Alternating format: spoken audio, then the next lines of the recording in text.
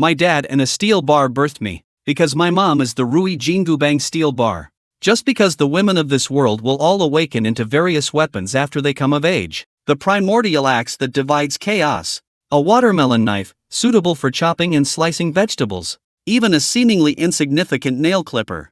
All are transformed from women who have awakened. And the males awaken to become monster hunters, entering into a mutual contract to resist the rampaging monsters that are terrorizing the world.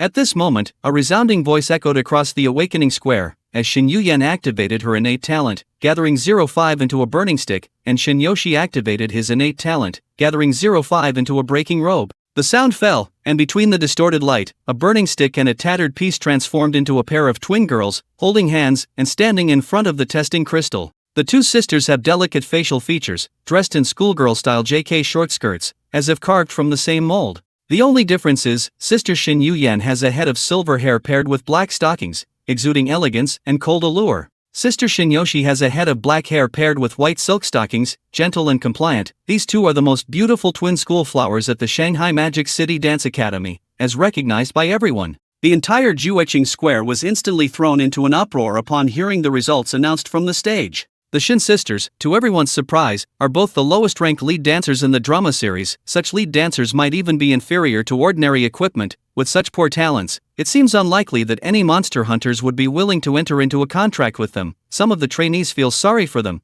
while others take delight in their misfortune. And in an instant upon hearing this result, I laughed out in a pig's squeal, ha ha ha. Found it, the twin lead dancer has finally been found by me. The students burst into laughter upon seeing me, and they began to discuss my past. Once, I was also a celebrity at the Shanghai Dance Academy. Even though I am just an F-class hunter-killer, my ultimate skills and unique understanding of the lead dancer have won me the favor of many girls. Later, he fell in love with Gu Qingning, a fellow F-level lead dancer, and entered into a vow of contract, becoming her exclusive guardian. However, when everyone thought that Gu Qingning and I, as a pair, would become a legendary love story in the academy, Gui Qingning's talent suddenly awakened for the second time, directly from F grade to F grade. To know in the Blue Star, the probability of a second awakening is extremely low. Anyone with the talent for a second awakening is hailed as a chosen one. The case of breaking through 6 talent levels consecutively is unprecedented and without a successor. This was originally a good thing, but it was from that time on that everyone thought I was holding back Gu Qingning's career. But no one knows that it was all because of me that Gu Qingning was able to awaken a second time. In the life and death divine trial, I gave him the opportunity to advance the divine blessing. Because in my view, the fact that two people can survive from the ruins is the greatest blessing from the gods. But it turned out to be just my one-sided wishful thinking, yet my sincerity was ultimately defeated. Guo Qingming is at the peak of his career now, renowned for his S-level dance talent, and has become the undisputed #1 dancer at the Shanghai Dance Academy. The reason I have not revealed the truth about the ruins is because I know that the truth itself is no longer important, and public opinion is always in the hands of the strong, but I will never let Gu Yunqing off. All along, I have been waiting for an opportunity, a perfect moment to make Gui Yunqing pay for his actions. At the Abyssal Relic, I also obtained a twin contract stone, which is said to be able to contract both twin spiritual weapons at the same time and bestow upon them the power of growth. Just because, the conditions for the appearance of the twin soul martial arts are extremely stringent, requiring a pair of twins who have simultaneously awakened their talents. You should know, only 1% of humans have the chance to awaken their talents. According to the historical records of the Blue Star for the past 5,000 years, there has never been a case of twins with awakened talents. That is to say, the so-called twin spirits may not exist at all, until today. With the appearance of the sisters Shin Yuyen and Shin Yoshi, I realized that the moment of my hunt has finally arrived. Until the awakening ritual concluded, the mentors began to explain, detailing the contractual relationship between slayers and spiritual martial arts. The contract is divided into 3 types: temporary contracts, solemn oaths, and eternal contracts. The temporary contract can unleash 0560% of its power and can be terminated at any time. After termination, a new contract cannot be formed within 24 hours. The oath contract can unleash 0580% of its power. The party that needs to be dissolved must renounce all spiritual powers in half of their lifespan. And the eternal contract can unleash the full power of the spiritual martial arts, binding the lives of the demon hunter and the spiritual martial arts together eternally. Should one party perish, the life of the other will also vanish. Now that everyone has just awakened their talents, it is best to use temporary contracts as much as possible. After listening to the teacher's explanation, around Shin Yuyen and Shin Yoshi, a crowd of monster hunters gathered. boasting that the sisters of Shin family were unwanted, yet their actions spoke louder. As soon as the stage of free contracts began, the hunters pushed and shoved, desperate to get close to the sisters. I didn't rush in response. Instead, I calmly waited by the side, although both of them had grasped the essence of the series. After all, looks do matter here. These people's thoughts, as well as those of Shin Yu-yen and Shin Yoshi, are well aware. After all, it's just a temporary contract, and there's no need to pay any price. The main goal is to get something for free. Temporary contracts, get out. We sisters only accept vow contracts. Older sister Shin Yu-yen coldly glanced at the crowd. This statement, once uttered, caused the hunters who had been rushing to hunt the demons to suddenly retreat. The vow and contract, as well as the series of Suzuki, would only drag them down for a lifetime. The key figures are Shin Yu-yen and Shin Yoshi. In the future, they will most likely become concubines for the senior demon hunters of the great family, entering into oaths and contracts with them. Will these senior demon hunters spare them? Shin Yu-yen's words sent all the hunters running. Even those who claimed to sincerely love them, including the hunters, all fled. Do we still need to continue our cultivation? Asked Shin Yoshi dejectedly, turning to his elder sister beside him. Yuzai's probability of awakening his innate talent is only 1%. From the moment we awaken our talent, we have already defeated 99% of people. Our academy used to have a guy named Yuzong, right? He was just a hunter with an F-grade talent, but he still made a name for himself through his own efforts. Suddenly, Shin Yu-yen remembered the common folk warrior of our academy. In those days when Yuzong was full of vigor, he was also a lowly talent hunter of demons, and a role model in Lin Wushart. When talking about Yuzong, Shin Yoshi felt his own future was even darker. Yuzong is indeed formidable, but the final outcome was too tragic. No one wants to enter into a contract with you. Several girls, accompanied by their newly contracted demon hunters, approached Shin Yu-yen and Shin Yoshi. After all, just now, Shin Yu-yen and Shin Yoshi almost attracted all the hunters, and it's natural for other girls to feel jealous. Shin Yoshi bit her lip, her small hands trembling as she clutched the hem of her skirt tightly, a crisp sound crackling as it did so. Shin Yoshi bit her lip, her small hands trembling as she clutched the hem of her skirt tightly, a crisp sound crackling as it did so. That girl who just insulted them had a bleeding scar appear on her face immediately. Shin Yu-yen, you dare to hit me. Do you know who my dad is? The girl who was hit was holding her fiery hot.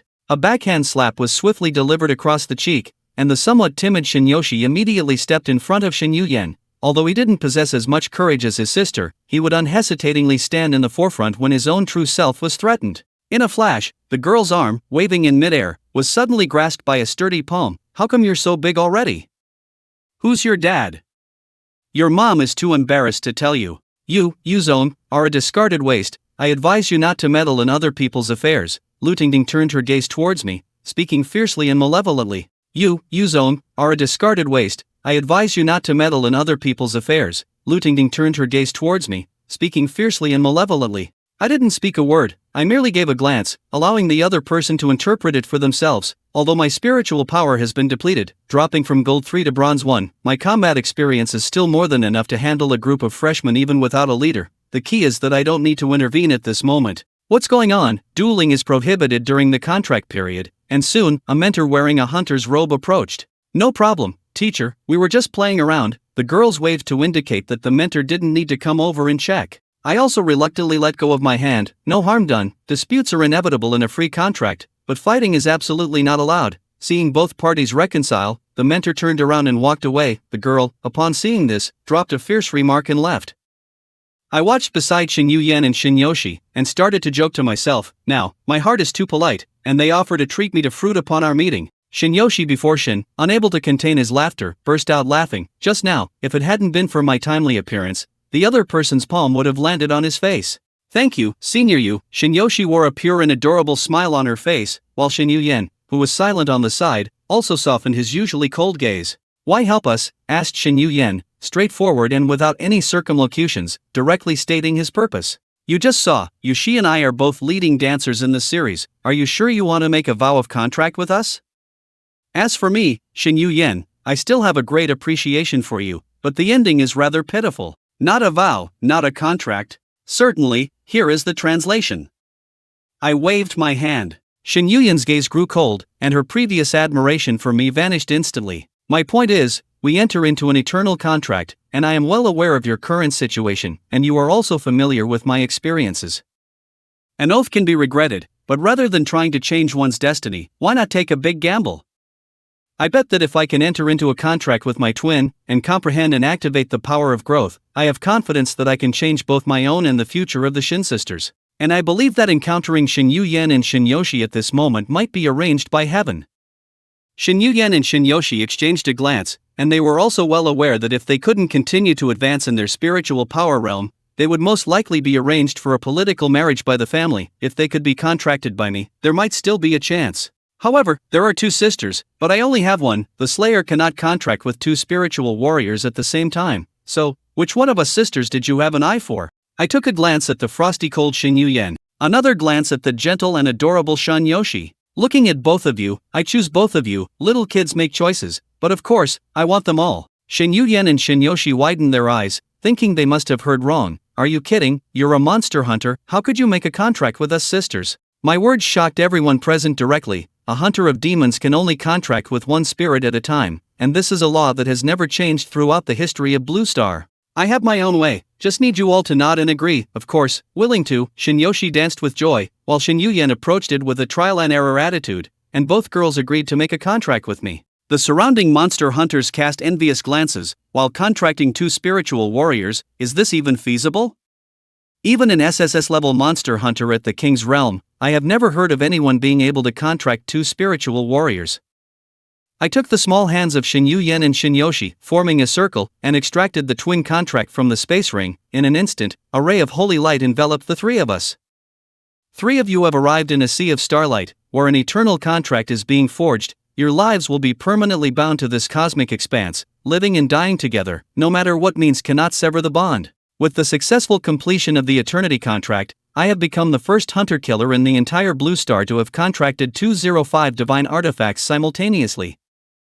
At the same time, a voice echoed in my mind, congratulating the host on obtaining the power of growth. With the system successfully activated, the twin cultivation system has been fully loaded. This system can inject its own lifespan into talent items for life prophecies.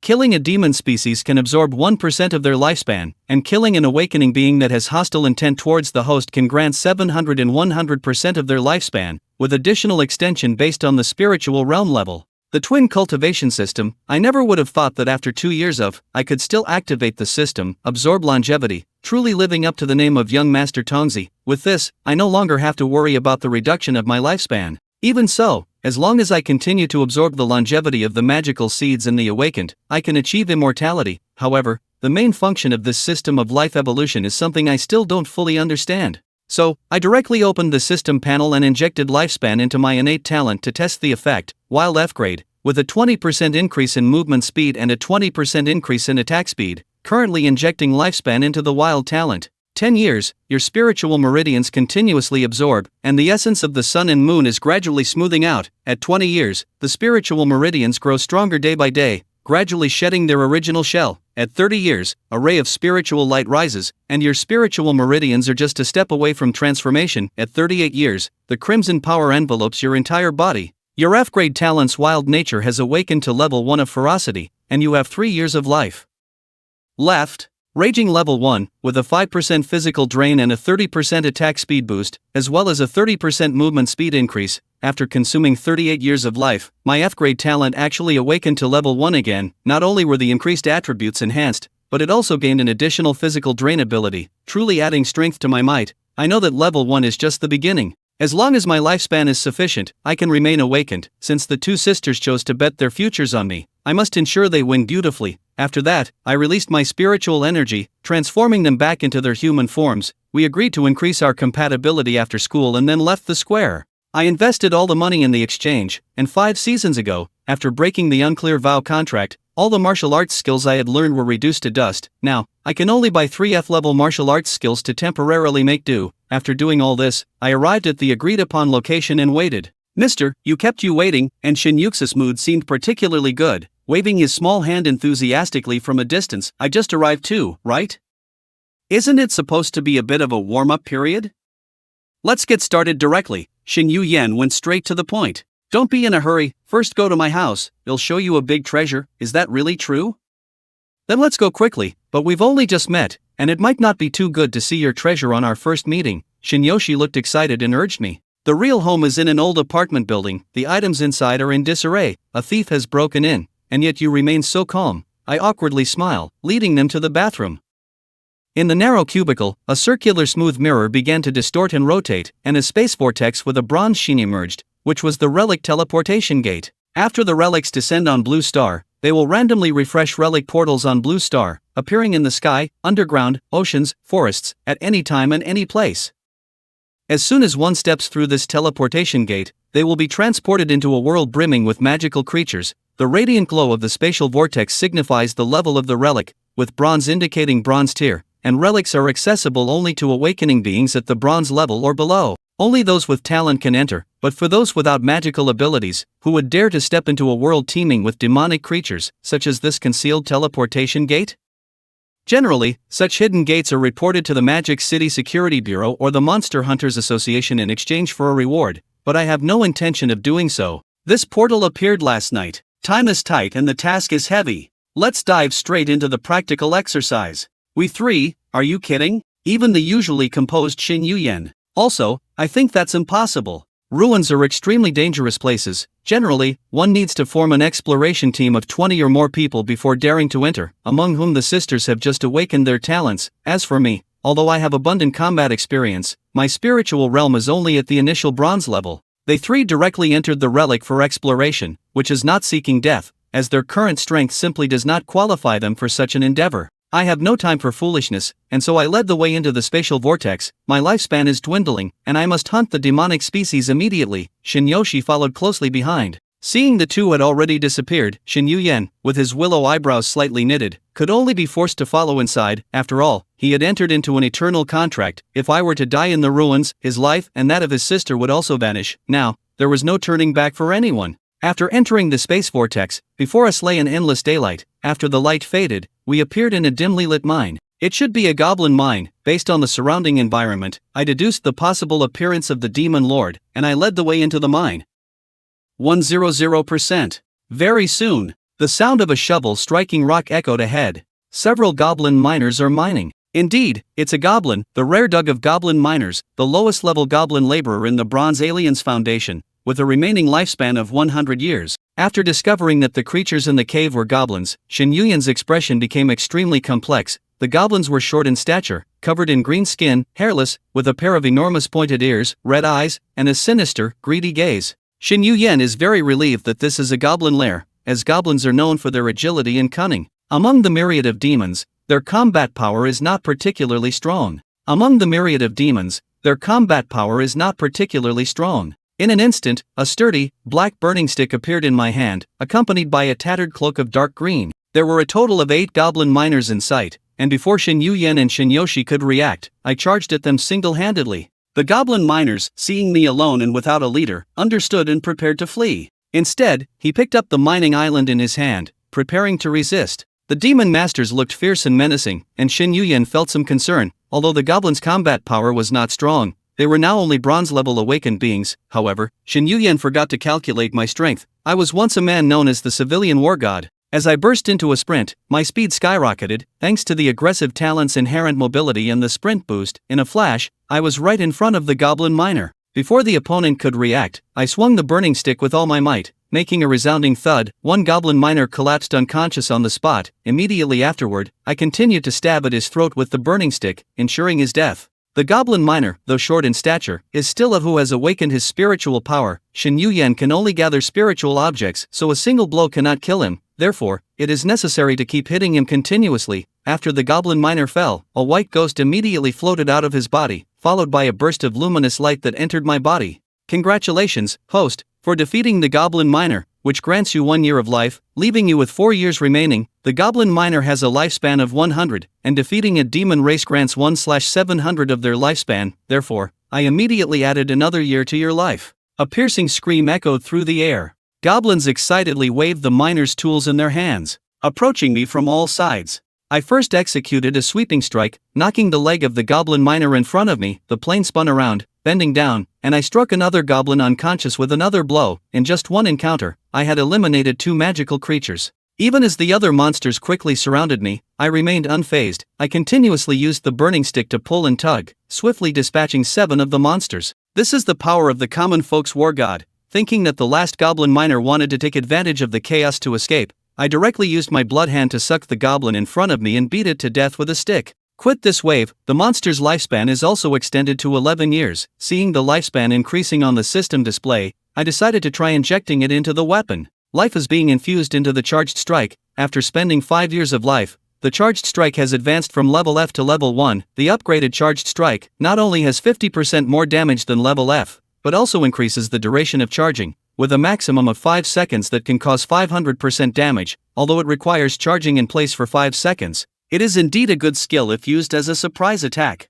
I am quite satisfied with this. Infusing longevity into weapons, as I had anticipated, accelerates advancement much faster than infusing talents. It took 38 years for an F-grade talent to level up, whereas an F-grade martial art technique only required 5 years to break through. After all, talent is an unchangeable permanent attribute, while martial arts are skills that can be learned later. With only 6 years left to live, I've decided to try and master another martial art. Infusing longevity into the swift walk, you have endured 2 years of relentless training, gaining insights into the swift walk. After 5 years, your swift walk has reached its peak. Warning.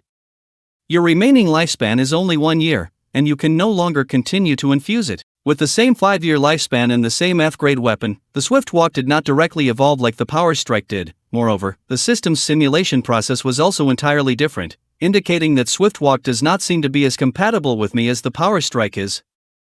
Subsequently, from among the 8 magical breeds, I extracted a magical crystal the size of a fingernail. The magical crystal is used to enhance the spiritual realm of the awakened ones and can only exist within ruins. Once it leaves the ruins, the magical crystal will automatically dissipate. It cannot be transferred to another person. At the moment of extraction, it becomes bound, and can only be wielded by the hunter and their contracted spirit.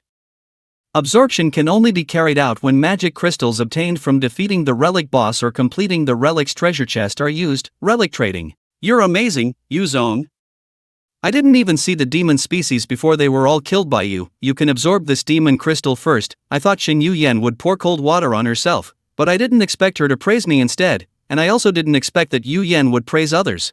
I didn't bother being polite with the 2 sisters, absorbed the magic crystal, and continued walking deeper into the mine. The traces of the magical creatures soon appeared again. At an open location, over 30 goblins were discovered, including not only goblin miners but also 2 goblin foremen. Goblin foreman rarity, spiritual realm bronze 2nd grade introduction, large goblin, skilled in using an iron whip for mid-range attacks, remaining lifespan of 200 years. The goblin foreman's physique is twice the size of a miner's, with a sturdy helmet on their head and an iron mask in hand. What should we do now? As Xin Yuyan once again poses a soul-searching question. This area is clearly not one they can entertain. I did a simple analysis of both sides' combat power, then I was pushed into a narrow passage and my fusion with Shinyoshi was dissolved. Yoshi, you lead these guys over here, and well, take them one by one. My plan is simple. Use Shinyoshi as a bait to lure the goblins into the passage and kill them. Even if there are a large number of demons, they cannot spread out in this narrow passage, especially the goblin foreman, whose iron whip cannot be swung at all. Goblins are extremely cunning, the messengers of the magical formation, and Xin Yuyan is so afraid of goblins that he never falls for their tricks. Being deceived by goblins is very dangerous, as they use tricks and traps to capture their prey. Goblins are indeed very cunning, the messengers of the magical formation, and Xin Yuyan is so afraid of goblins that he never falls for their tricks. Goblins are indeed highly intelligent, but even if they see through a trap, they would definitely come after it, he said with certainty. After all, when it comes to Xin Yuyan and Shinyoshi, whose looks don't leave anyone confused. Especially when it's a goblin whose mind is brimming with unimaginable scenes. After Shinyoshi left, I lay in wait at the junction of the corridor, waiting for the arrival of the prey. Watching his sister's departing figure, Chen Shen could clearly feel the fire stick in his hand begin to tremble slightly. His sister Xin Yuyan was still very worried about their younger sister's safety. Chen Shen, however, was not worried at all. He had seen how Shinyoshi dealt with Lu Tingting. What seemed like a simple prank was, in fact, meticulously planned and logically sound. Lu Tingting falling for it was not luck, but inevitable. Damn, I'm exhausted. These guys, clearly stronger than us, just stand back and do nothing. Who told us we were born with bad luck, being the lowest class goblins? As long as we get the nourishment from human females, we can evolve. The moment the human demon hunter's spirit weapons appear is when we change our fate. Damn! If we could just get one, we'd be set for life, no more work. I've waited 3 years for this opportunity. I want to prove myself, not because I think I'm great, but to tell everyone that what I've lost must be reclaimed. I have my principles. I don't want to be trampled on for life. A few dirty-faced goblin miners were cursing as they mined. Dig faster. No stopping. What are you all daydreaming about? Even if a human woman comes, it's not your turn. A burly goblin overseer approached, the iron whip in his hand striking the ground with a sharp sound. The goblin miners trembled in fear and immediately stopped their whispering. Suddenly, a soft, delicate voice broke the busy atmosphere. I'm lost, could you please tell me where the exit is? All the goblin miners put down their picks and turned to look at the entrance in unison. Speak of the devil, and he shall appear. With long black hair and pristine white thigh-high stockings, there stood a soft, cute, and pitiful human girl.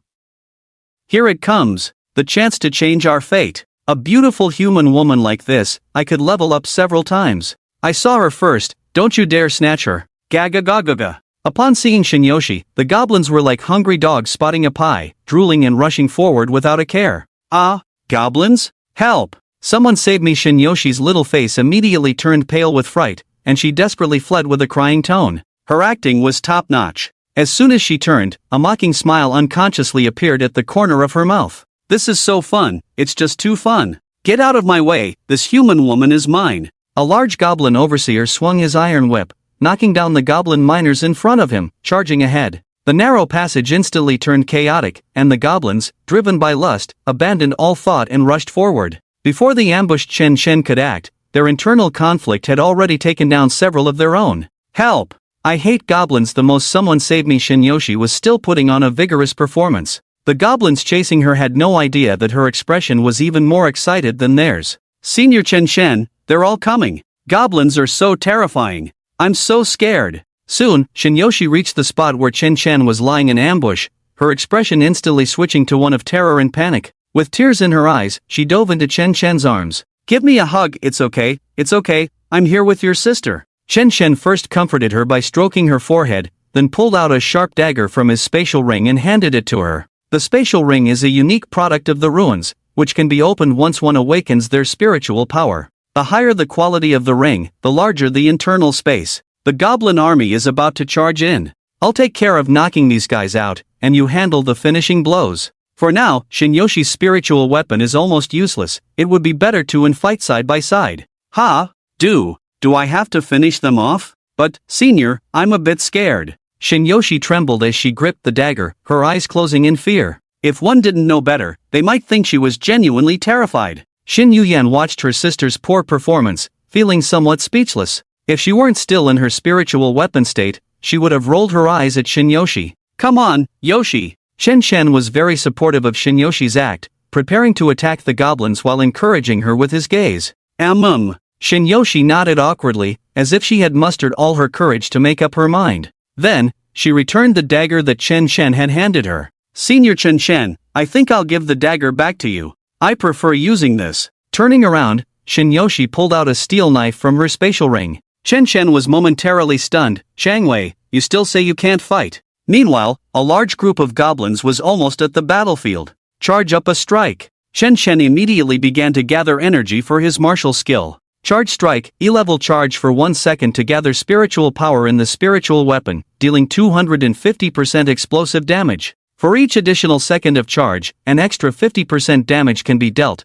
up to a maximum of 5 seconds. CD, 20 seconds. As the spiritual power continued to gather in the spiritual weapon, the makeshift club in Chen Chen's hand began to exude a tremendous aura. Gaga gaga gaga. Cute little sister, run. Don't let me catch you. If I catch you, you'll be in big trouble. The goblin overseer at the front, seeing Shinyoshi standing still, thought it was about to succeed. However, as soon as it showed its head, it was struck on the head by Chen Chen's fully charged club after 5 seconds. Boom! The goblin overseer's head burst open like a smashed watermelon, blood and brain matter flying everywhere. This strike dealt 500% damage. Congratulations, host, for killing the goblin overseer. You have gained 2 years of lifespan. Host's remaining lifespan, 3 years. The iron helmet on the goblin's head provided no protection at all, and it was instantly killed by Chen Chen's blow. After all, it was a fully charged strike for 5 seconds. Such damage to the head would be fatal even for a second-tier demon. After the goblin overseer was killed in one blow, the goblins following it rushed in like a swarm.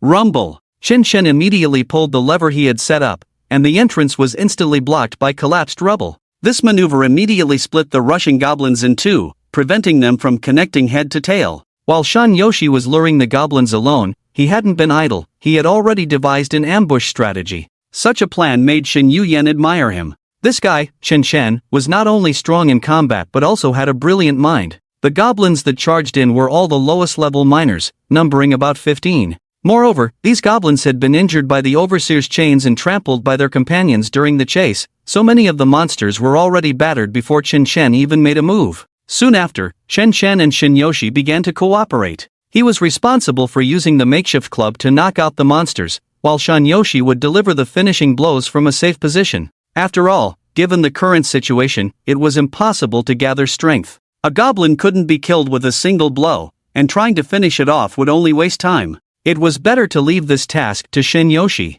Moreover, Chen Chen was doing this to test a certain mechanism of the twin growth system. Bang! Chen Chen swept his weapon horizontally, directly knocking out a goblin in front of him. The position where the goblin fell was calculated by him, landing right in front of Shin Yoshi. What should I do? Yoshi can't do it. Shin Yoshi said the most cowardly words, but the steel knife in her hand was deadly with every strike. Furthermore, Shin Yoshi didn't slash, instead, she stabbed directly at the goblin's heart like a street thug. Even after the goblin was dead, she continued to stab it several more times. Watching such a brutal act, Chen Chen couldn't help but swallow hard, feeling a chill run down his spine. He could even catch a glimpse of the smile almost spilling from the corner of Shin Yoshi's mouth out of the corner of his eye. Congratulations, host, for killing the goblin miner, gaining 1 year of life. Congratulations, host, for killing the goblin miner, gaining 1 year of life. Congratulations, host, for killing the goblin miner, gaining 1 year of life.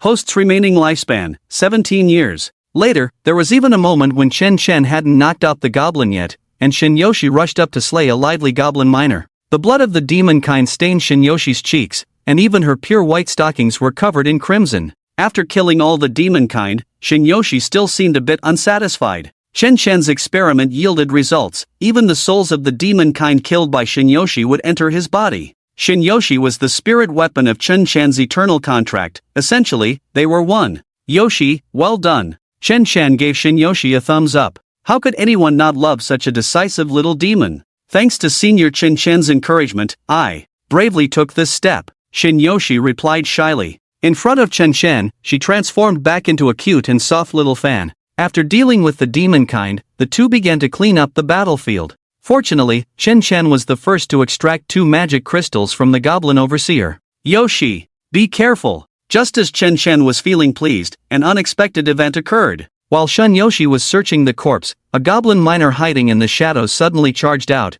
throwing its pickaxe fiercely at the back of her head. Yoshi! Luckily, Chen Chen reacted in time and tackled Shin Yoshi to the side at a critical moment. Even so, the flying pickaxe still sliced through a few strands of Shin Yoshi's hair. If he had been a moment slower, Shin Yoshi would have surely been knocked out by the goblin. While tackling Shin Yoshi, Chen Chen didn't remain idle. He threw the fire stick in his hand, piercing the goblin's throat. The goblin, pinned to the wall by its throat, was not dead yet, and Shin Yoshi immediately released her spirit weapon form to finish it off. Congratulations, host, for killing the goblin miner, gaining 1 year of life. Host's remaining lifespan, 18 years. You guys, are you okay? *** winky face. Shin Yoshi turned around, originally wanting to check on her sister and Chen Chen's safety, but upon seeing the scene before her, she froze. To her utter surprise, Chen Chen was lying on top of her sister Shin Yoshi, their mouths almost touching, their eyes locked. The system is pairing with the host's spirit weapon. Connection successful. Shin Yoshi. Gender, female. Age, 18. Remaining lifespan, 91. Talent, G. Breaking the cloak. Spiritual power level, bronze level 1. Enchanting, none. Quenching, none. Runes, none. Chen Chen was slightly taken aback. He never expected that he had accidentally connected with Shin Yoshi. Through the system panel, he could clearly see all of her information. Moreover, Chen Chen discovered that Shin Yoshi's lifespan could be shared with his. Slurp the host is absorbing the lifespan of the spiritual warrior Shin Yoshi. 1, 2, 3, 5, 10, 20, 30, 50. The numbers on the system interface kept jumping, and in just a few seconds, Chen Chen had taken 50 years of lifespan from Shin Yoshi. Now, if Chen Chen continued to enhance his strength, he would first borrow 50 years from his sister. Remaining lifespan, 68 years. Shin Yoshi's remaining lifespan, 41 years. Senior Chen Chen. At this moment, Shin Yoshi was still unaware that her lifespan had been taken by Chen Chen, her face full of shyness. Chen Chen was surprised to find that after the connection, Shinyoshi could also perform life deduction, injecting lifespan into the shattering cloak. On the first day, Shinyoshi's spiritual veins were in a state of false awakening. The shattering cloak was not her innate talent at all. On the third day, just by slightly absorbing the spirit of heaven and earth, Shinyoshi underwent a transformation, and her talent successfully awakened. Shattering cloak, G level, black robe, F level defense plus 20%, when attacked, inflicts 20% of her own dark attribute damage back to the enemy. 3 days. Chen Chen could hardly believe his eyes. Awakening a talent, Chen Chen thought 3 years was already terrifying, but Shinyoshi only took 3 days. This indicated that Shinyoshi was inherently gifted. The shattering cloak was merely an illusion. The golden scales are not mere fish in a pond. Once they encounter wind and clouds, they transform into dragons. The smile at the corner of Chen Chen's mouth gradually widened as he continued to use life deduction, wanting to see the limits of Shinyoshi's talent. Senior Chen Chen. Shinyoshi felt her heart race when she saw Chen Chen smile. Especially after her talent awakened, Shinyoshi could feel the surging spiritual power in her bloodline continuously rising. However, Shinyoshi did not realize that her talent had already awakened. She attributed all her feelings to Chen Chen's kiss. This feeling was simply too cool. Senior. So bad. I really like him. 1 year, Shinyoshi's spiritual veins grew like bamboo shoots after the rain. 5 years, as the night fell, Shinyoshi's spiritual veins underwent another transformation, successfully awakening. Black robe, F level, night cloak, E level defense plus 20% 30%, when attacked, inflicts 20% 30% of her own dark attribute damage back to the enemy. New, all attributes double at night. In just 5 years, Shinyoshi's talent awakened again, now on par with Chen Chen. Keep going. 10 years, the dark power within Shinyoshi gradually grew stronger. 18 years, Shinyoshi's spiritual veins stirred restlessly, and the dark power was on the verge of awakening again. 6 years, darkness enveloped all things, and Shinyoshi's spiritual warrior awakened again. Shinyoshi's remaining lifespan, 5 years. Night cloak, E level, Night King, D level defense plus 30% 40%, when attacked, inflicts 30% 40% of her own dark attribute damage back to the enemy, all attributes double at night. 3 awakenings only took 36 years. Chen Chen was somewhat shocked by Shinyoshi's potential. It should be noted that he himself only awakened once, taking over 30 years, and only reached E level. Is the gap between people really that big? Hey, is that enough, Boer? Seeing Chen Chen so reckless, Shin Yuyan couldn't bear to watch any longer. Although her sister didn't show any obvious signs of resistance and didn't have any futile or backward thoughts, at this moment, the situation was indeed a bit excessive. Ahem. Chen Chen coughed strategically a couple of times and quickly picked up Shinyoshi, who was on the ground. I'm sorry. The situation just now was too dangerous, and I didn't control my strength well. It's fine, Senior Chen Chen, Yoshi's first kiss. Let's just consider it a repayment for your life-saving grace. Shinyoshi, who had stood up, hurried to her sister's side, shyly exonerating Chen Chen while subtly expressing that this was her first kiss. Yoshi's kiss is very sweet. Chen Chen smiled knowingly. Thank you for the compliment, Senior. Hearing Chen Chen's praise, Shinyoshi's face turned from her neck to her ears, and she shyly buried her little face in her sister's chest. After cleaning up the battlefield, Chen Chen not only extracted 5 magic crystals but also obtained a martial skill. Greed, G level. When successfully extracting magic crystals from the corpse of a magic species, there is a 5% chance to gain an additional magic crystal. CD, 1 second. Not bad luck, and I even got a martial skill, but it's a pity the quality is too low. Shin Yuyan tossed the martial skill to Chen Chen with some regret. However, finding items on the corpse of a magic species is still a good thing. Having it is better than not having it. Greed, this martial skill is pretty good. Without any hesitation, Chen Chen began to cultivate it as soon as he got it. Being able to trigger additional rewards while cleaning up the battlefield was exactly the skill Chen Chen urgently needed. A 5% chance to gain an extra magic crystal means I need to successfully extract 20 times to get 1 more magic crystal, not counting the failures. What's the use of that?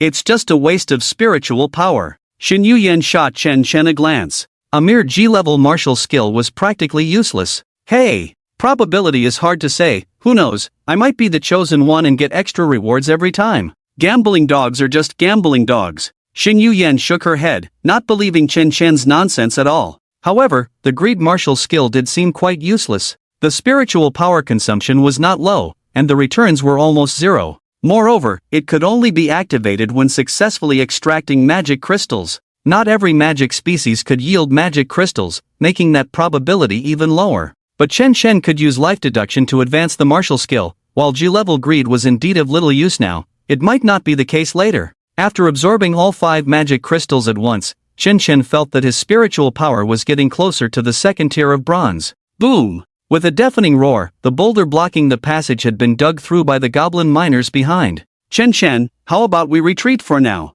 Xin Yuyan suggested. The number of goblins behind was about the same as the ones they had just eliminated. However, this time Chen Shen didn't have the opportunity to ambush the bronze second-tier goblin overseer. Xin Yuyan was worried about potential dangers, so she proposed a tactical retreat. Ha! Wasn't that a white silk just now? How did it suddenly turn into black silk? The white silk is over here, this is another one. They look exactly the same, they must be twins. Ha ha ha, this is just too great. Ha ha ha, if I can take them down, I'll be the new Goblin King. Upon seeing Xin Yuyan, the goblins' expressions became even more lewd, their eyes gleaming with a dark red light as they charged forward crazily. Chen Chen, if we don't leave now, it will be too late. Didn't you say you only gamble on winning hands? Xin Yuyan quickly grabbed her sister Shinyoshi's hand and shouted for Chen Shen to hurry.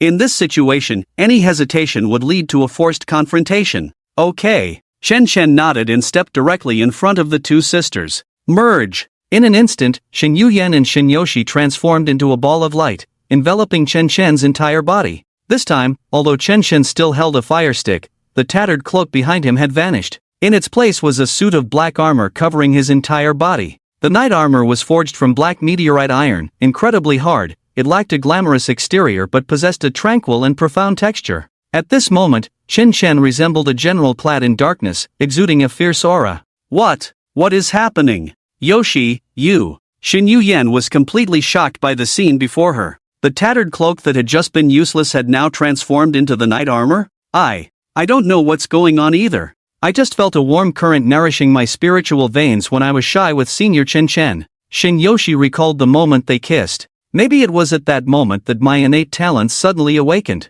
However, Chen Shen seemed to understand everything. Now, this is a guaranteed win. Chen Shen smiled faintly, wielding the fire stick as he charged directly at the goblin in front of him. How is this possible? This demon hunter can actually use 2 spirit weapons alone. This is unscientific. This kid is quite lucky. I really envy him. Have humans evolved to this extent now? Don't be afraid, the spiritual power radiating from this kid isn't strong. He's just a bronze-level demon hunter. He's all alone, do we really have to fear him? Take him down. Then take his spirit weapons. Ha ha ha. The goblins charging forward showed no signs of fear. The two sides clashed head-on. As Chen Chen's spiritual power erupted, the dark force emitted by the knight armor enveloped his entire body. Ah, it hurts. Now, every time Chen Chen was attacked, a fleeting black flame would appear on the attacker, causing 80% dark attribute backlash damage. The time in the ruins was synchronized with Blue Star. It was now 21:30. According to the time definition, from 18 to 6 o'clock is night, and from 6 to 1800 hours is day.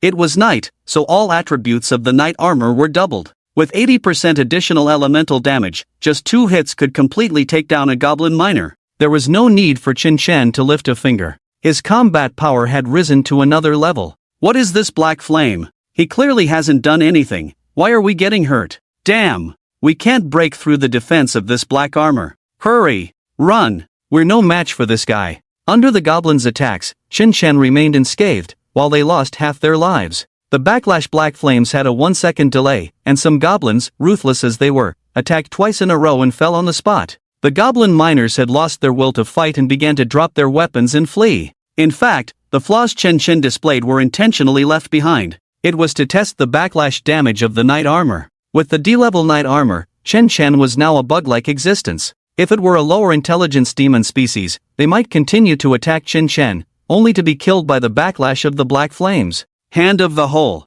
Chen Chen spread his palm, and a gust of wind appeared, pulling the fleeing goblin back. Want to run? That was absolutely impossible. Congratulations to the host for killing the goblin overseer and gaining 2 years of life. Host remaining lifespan, 86 years. With the second-tier bronze goblin overseer falling, Chen Chen took less than 5 minutes to kill all the subsequent goblins. Faced with the same combat power of the demon species, the previous Chen Chen had to rely on sneak attacks and pulling tactics. But at this moment, he had undergone a transformation. It was a complete crushing victory. Additionally, Chen Chen had gained 86 years of lifespan, and his strength could be raised several levels. However, Chen Chen was not in a hurry to conduct life deduction. Since he could borrow 50 years of lifespan from Shin Yoshi, he could also borrow another 50 years from Shin Yuyan. By the way, he could also enhance Shin Yuyan's talent. That fire stick needed an upgrade. Yoshi, what level has your talent awakened to now? This black armor is just too strong. After the battle, Shin Yuyan immediately returned to her human form.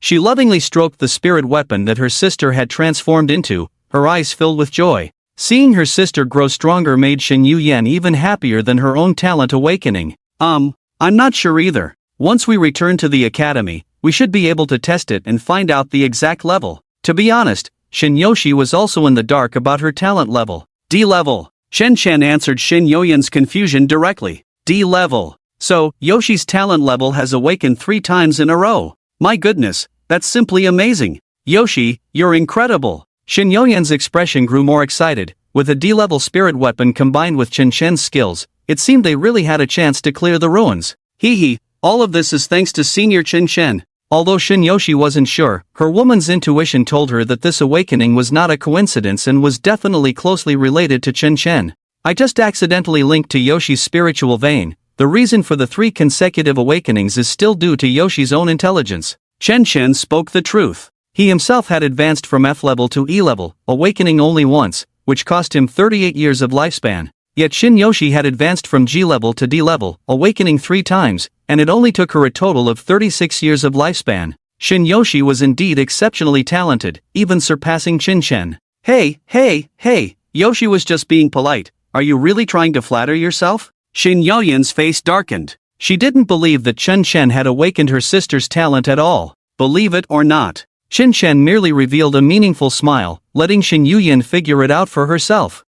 Of course I don't believe it. A second awakening means being the chosen one, for Yoshi's talent to awaken 3 times in a row, aside from Gu Qing. At first, Shin Yuyan's attitude was still dismissive of Chen Chen, but when the name Gu Qingning was about to slip from her lips, she seemed to realize something was off. Gu Qingning and Shin Yoshi had one thing in common. They were both Chen Chen's contracted spirit weapons. Such a miraculous event happening around the same person made it very likely that this person was, in fact, a being greater than miracles themselves. In just a moment, Shin Yuyan's earlier confidence was shattered. She looked at Chen Chen's inscrutable gaze, as if a magical force was gradually making her believe that he was indeed the one capable of creating miracles. Just like how Chen Chen could contract 2 spirit weapons at the same time. The 3 stars of the starry sky and sea were already a unique miracle. Chen Chen. Then, can I awaken too? Shin Yuyan's expression was filled with longing. Just now, when she killed those goblins, her fire stick had hardly played a role. It was entirely thanks to Chen Chen's skills and the powerful attributes provided by Shin Yoshi.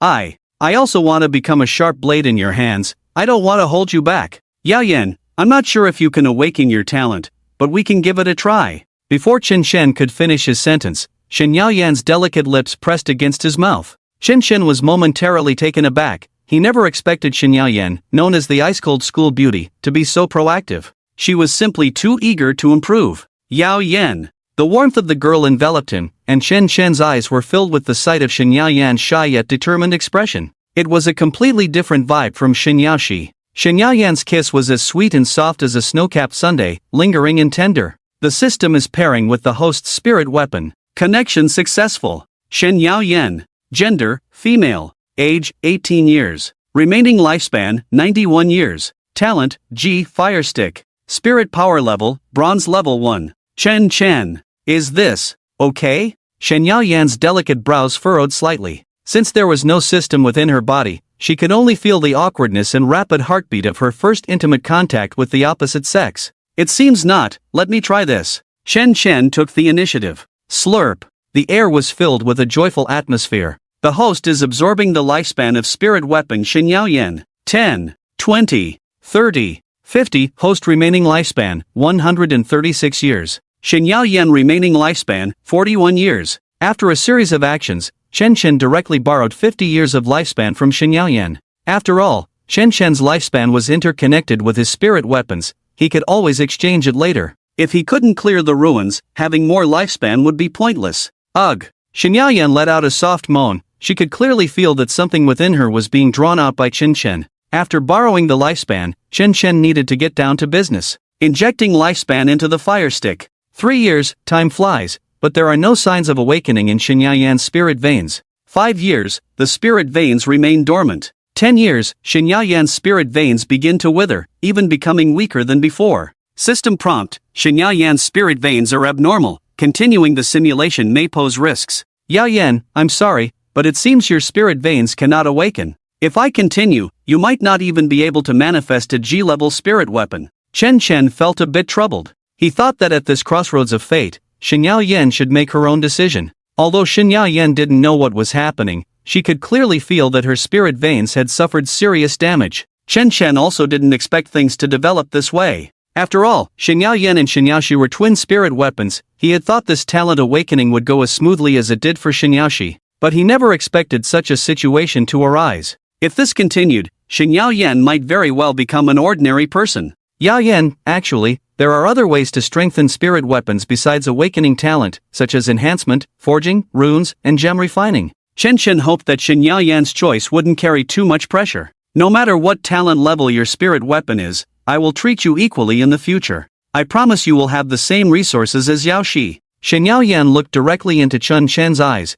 her shy expression gradually becoming resolute. A G-level spirit weapon, no matter how good the resources for cultivation, would not be on the same level as other spirit weapons. She understood Chen Chen's intentions, but precisely because of this, Shen Yuyan had to take the risk. Continue. Shen Yuyan's gaze was sharp, and she had made up her mind. Alright then. Chen Chen nodded. Since this was Shen Yuyan's own choice, he could only give it his all. Continuing to inject lifespan into the fire stick. 20 years, all efforts have sunk like a stone in the sea, not causing a single ripple. 40 years, perhaps this is Shen Yuyan's fate, ultimately unchangeable. Warning! Warning! Shin Yoshi's remaining lifespan is only 1 year, unable to continue the simulation. Lifespan, in the face of Shin Yuyan's talent, was like skipping stones on water. No matter how much was injected, there was no response. Helpless, Shin Chen could only pour his own lifespan into Shin Yuyan's body and continue the simulation. 50 years, Shin Yuyan's spiritual veins seemed to have died.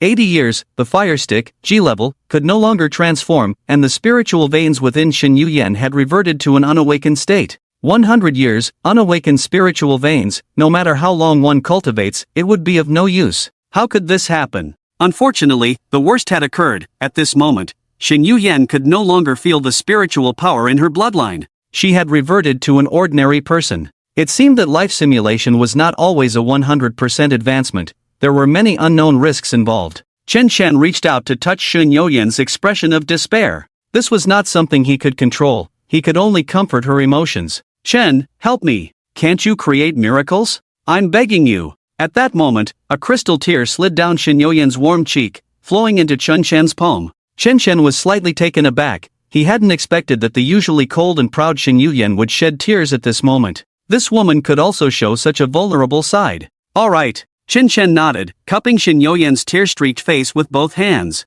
The tears fell into his mouth, carrying a salty taste, completely mixing with the girl's sweet fragrance. He hoped to change the simulation process through their resonance. 101 years, Shin Yuyan's spiritual veins were awakened by a drop of crystal-clear water. 130 years, the spiritual veins awakened, restoring to the fire stick, G-level. 150 years, a holy light descended, hard work pays off, and Shin Yuyan's spiritual veins finally awakened to Silver Spear, F-level. Host remaining lifespan, 26 years. Shin Yuyan's remaining lifespan, 1 year. After enduring countless hardships, Shin Yuyan's talent finally awakened successfully. Silver Spear, F-level attack adds 20% light attribute damage, 20% true damage. Shen, that's great. We did it. Shin Yuyan wrapped her arms around Chen Shen's neck, and as their lips parted, she lightly kissed his face like a dragonfly touching the water. At some point, Shin Yuyan's way of addressing Chen Chen had changed from calling him by name to simply one word. Between them, from strangers at the beginning, a unique bond gradually formed. Yes, we did it. Chen Chen also noticed Shin Yuyan's words. She said, "We succeeded, not I succeeded." Especially that last light kiss, its significance might even surpass the previous deep kiss. After all, the earlier kiss was driven by Shin Yuyan's desire to become stronger. The seemingly casual kiss that followed was her active emotional expression. Although it took 150 years for Shin Yuyan's talent to break through successfully, Shin Shin felt no heartache at all. Lifespan was something that could be taken from the demon seed later. Humph, sister is really too cunning, monopolizing Senior Chen Shen for so long. I said it before, all of this is Senior Chen Shen's achievement. Shin Yoshi looked a bit jealous, but her words were filled with blessings for her sister's breakthrough in talent. At this moment, Chen Shen, Shin Yuyan, and Shin Yoshi all shared the same goal: to become stronger through each other's efforts. Congratulations to the host for reaching a 10% synergy with the spirit weapon. The spirit weapon will unlock additional attributes. Shin Yuyan, 10% synergy, unlocks angel wings. When attacking and hitting an enemy, gain 1 layer of ascendant effect, lasting 5 seconds. Each layer of ascendant effect increases attack speed by 1%, stacking up to 100 layers. Ascendant effect cannot be cleared. Shin Yoshi, 10% synergy, unlocks fallen angel wings. When hit by an enemy attack, gain 1 layer of abyssal corruption effect, lasting 5 seconds. Each layer of abyssal corruption adds 1% backlash damage, stacking up to 100 layers. Abyssal corruption cannot be cleared. After entering the fusion state, a pair of angelic wings immediately blossomed behind Chen Chen. The angel wings were as pure as light, while the fallen angel wings resembled the night. A faint mist surrounded his body, as if it were the embodiment of chaos, appearing and disappearing. The host possesses both angel wings and fallen angel wings, unlocking the spirit weapon transformation function and gaining hidden attributes. After stacking ascendant effect to 100 layers, consuming 10 layers will summon a Wheel of Heaven sword, dealing 100% true damage and ignoring any block. After stacking abyssal corruption to 100 layers, all accumulated damage can be unleashed in the death domain. Spirit weapon transformation: the host's spirit weapon can choose any awakened form, affecting only appearance without altering true attributes. This effect is invalid for demon species. Chen Shen held the divine radiance silver spear, donned in dark knight armor, with a pair of black and white intertwined angel wings behind him. Once regarded as the useless twin school beauties, they had now undergone a transformation that left others in awe. Chen Shen's gaze alternated between the remnants of light and darkness, his eyes sharp as a rainbow. He could hardly wait to test Shin Yuyan and Shin Yoshi's new abilities. However, before testing the new abilities, Chen Shen needed to clean up the battlefield. At this moment, the value of greed was revealed, but it was after the advancement. Injecting lifespan into the greed martial skill. This martial skill is highly compatible with you, as if it were custom-made, successfully advancing in just 3 days. 1 year, the greater the desire, the closer you are to the boundary of martial skill advancement. 5 years, after confronting your desires, greed advances again. 15 years, the vortex of greed will not stop, you find your temperament beginning to change, gradually realizing the terror of this martial skill. 25 years, you are deeply trapped in the center of the vortex, successfully advancing greed. Greed, G level, F level, E level, D level. When successfully extracting magic crystals from demon corpses, there is a 5%, 15%, 30%, 50% chance to gain an additional magic crystal. CD, 1 second. Host's remaining lifespan, 1 year. After 3 advancements, the probability of greed had significantly increased. Moreover, the process of life deduction truly existed, it was just omitted by the system. After greed reached D level, Chen Shen could clearly feel his desires rapidly expanding. Perhaps, as the system said, this could be a dangerous martial skill. But now, Chen Shen couldn't care less. The ability to increase the speed of magic crystal acquisition was crucial. After using greed, Chen Shen collected 8 magic crystals from the goblin corpses on the ground. That was 3 more than last time, a significant improvement for Chen Shen. You see, Yu Yan, I told you. With my character, the probability of obtaining extra rewards is definitely high. Chen Shen held the magic crystal in his hand, showing it off to Shin Yuyan. It's just a magic crystal exchanged for lifespan, I'm not envious. Shin Yuyan naturally didn't know that Chen Shen's martial skills had already advanced, thinking he was just lucky. After absorbing the magic crystal, the spiritual power within Chen Shen erupted instantly, like a tangible dragon spiraling upwards. Congratulations, host! Your spiritual power realm has broken through to the 2nd stage of bronze. At this moment, Chen Shen's strength underwent a qualitative leap, stepping into the next stage. With both his lifespan and magic crystals depleted, Chen Shen decided to venture deeper into the ruins. He flapped the black and white wings on his back, slightly lifting his body as he slowly flew through the passage. At first, Chen Shen, who was not yet accustomed to using the angelic wings, resembled a fledgling learning to fly for the first time. He stumbled along the way, facing teasing from Shin Yoshi and mockery from Shin Yuyan. However, Chen Shen's adaptability was strong. As he became more skilled in controlling the wings, his flying speed increased. In the blink of an eye, they arrived at the goblins' next stronghold. Attention! A demon hunter has invaded. Put down your current tasks and prepare to fight. Only one demon hunter. It should be a warrior from the outskirts who has killed all his companions, right? This time, facing a greater number and stronger goblins than before, Chen Shen did not choose any strategy but appeared directly before the horde of magical creatures. According to the basic characteristics of the ruins, the deeper one explored, the stronger the overall strength of the magical creatures would be. The goblins at this stronghold far outnumbered those they had just encountered. First, there were hundreds of goblin miners, plus 5 second-stage bronze goblin overseers. Particularly at the center of the goblins, there were 2 goblins capable of controlling magical elements. Such a powerful lineup was far beyond what a demon hunter of the same rank could handle. To kill these magical creatures, at least a reasonably matched exploration team was needed. Flame Goblin / Ice Goblin. Rarity, F, Spiritual Power Realm, 3rd Stage Bronze. Description, Goblin mages capable of using elemental attacks. Remaining lifespan, 300 years. Although their size was similar to the lowest tier goblin miners and even smaller than the 2nd Stage Bronze Goblin Overseers, their skin colors were completely different. The Flame Goblin was crimson, while the Ice Goblin was azure. The 2 goblin mages immediately commanded the horde of magical creatures to attack Chen Shen.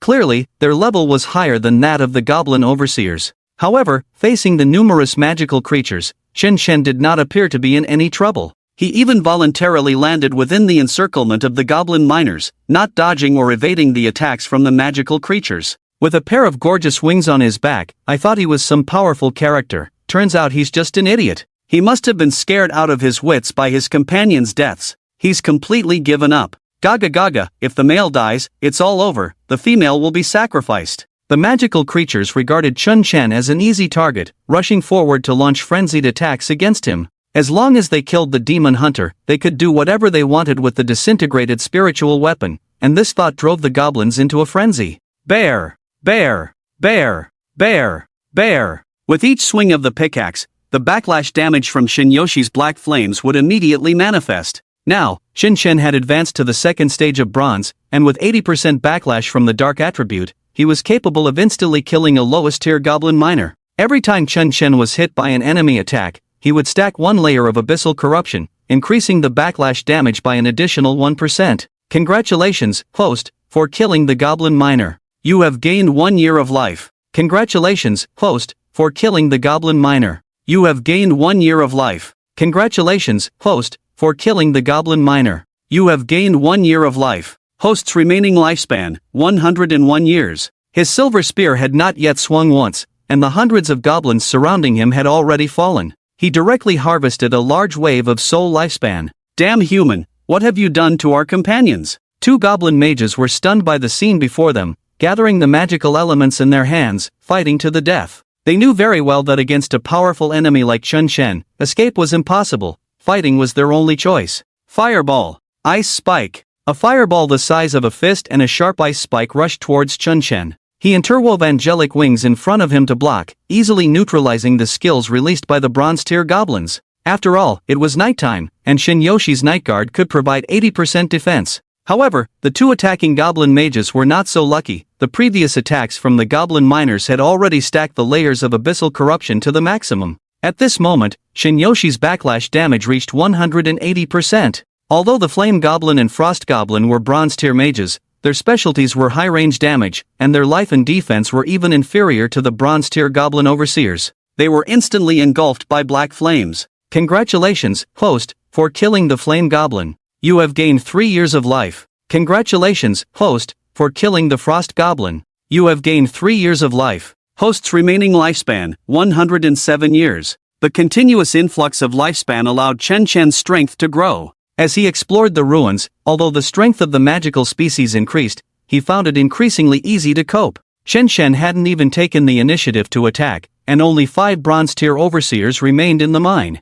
Death Domain. At this moment, the abyssal corruption had reached its maximum, and Chen Shen directly unleashed the ultimate skill of the fallen angel wings. A massive necromantic array appeared centered around Chen Shen. The deathly aura, shrouded in swirling black mist, rolled out, forming a gigantic abyssal maw that devoured the remaining 5 goblins. What? What is this? Hell! This must be hell. It's terrifying. Someone save us. Aha! Before they even suffered an attack, the goblins were already terrified and paralyzed by the sight before them. The oppressive breath from hell was deadly even for magical species. However, what they never expected was that the death domain did not inflict any damage on them, and the dark array beneath their feet vanished. No damage at all? Yoshi, what's going on? Shin Yuyan expressed her confusion. Such a powerful dark skill could not possibly have no effect. I don't know either.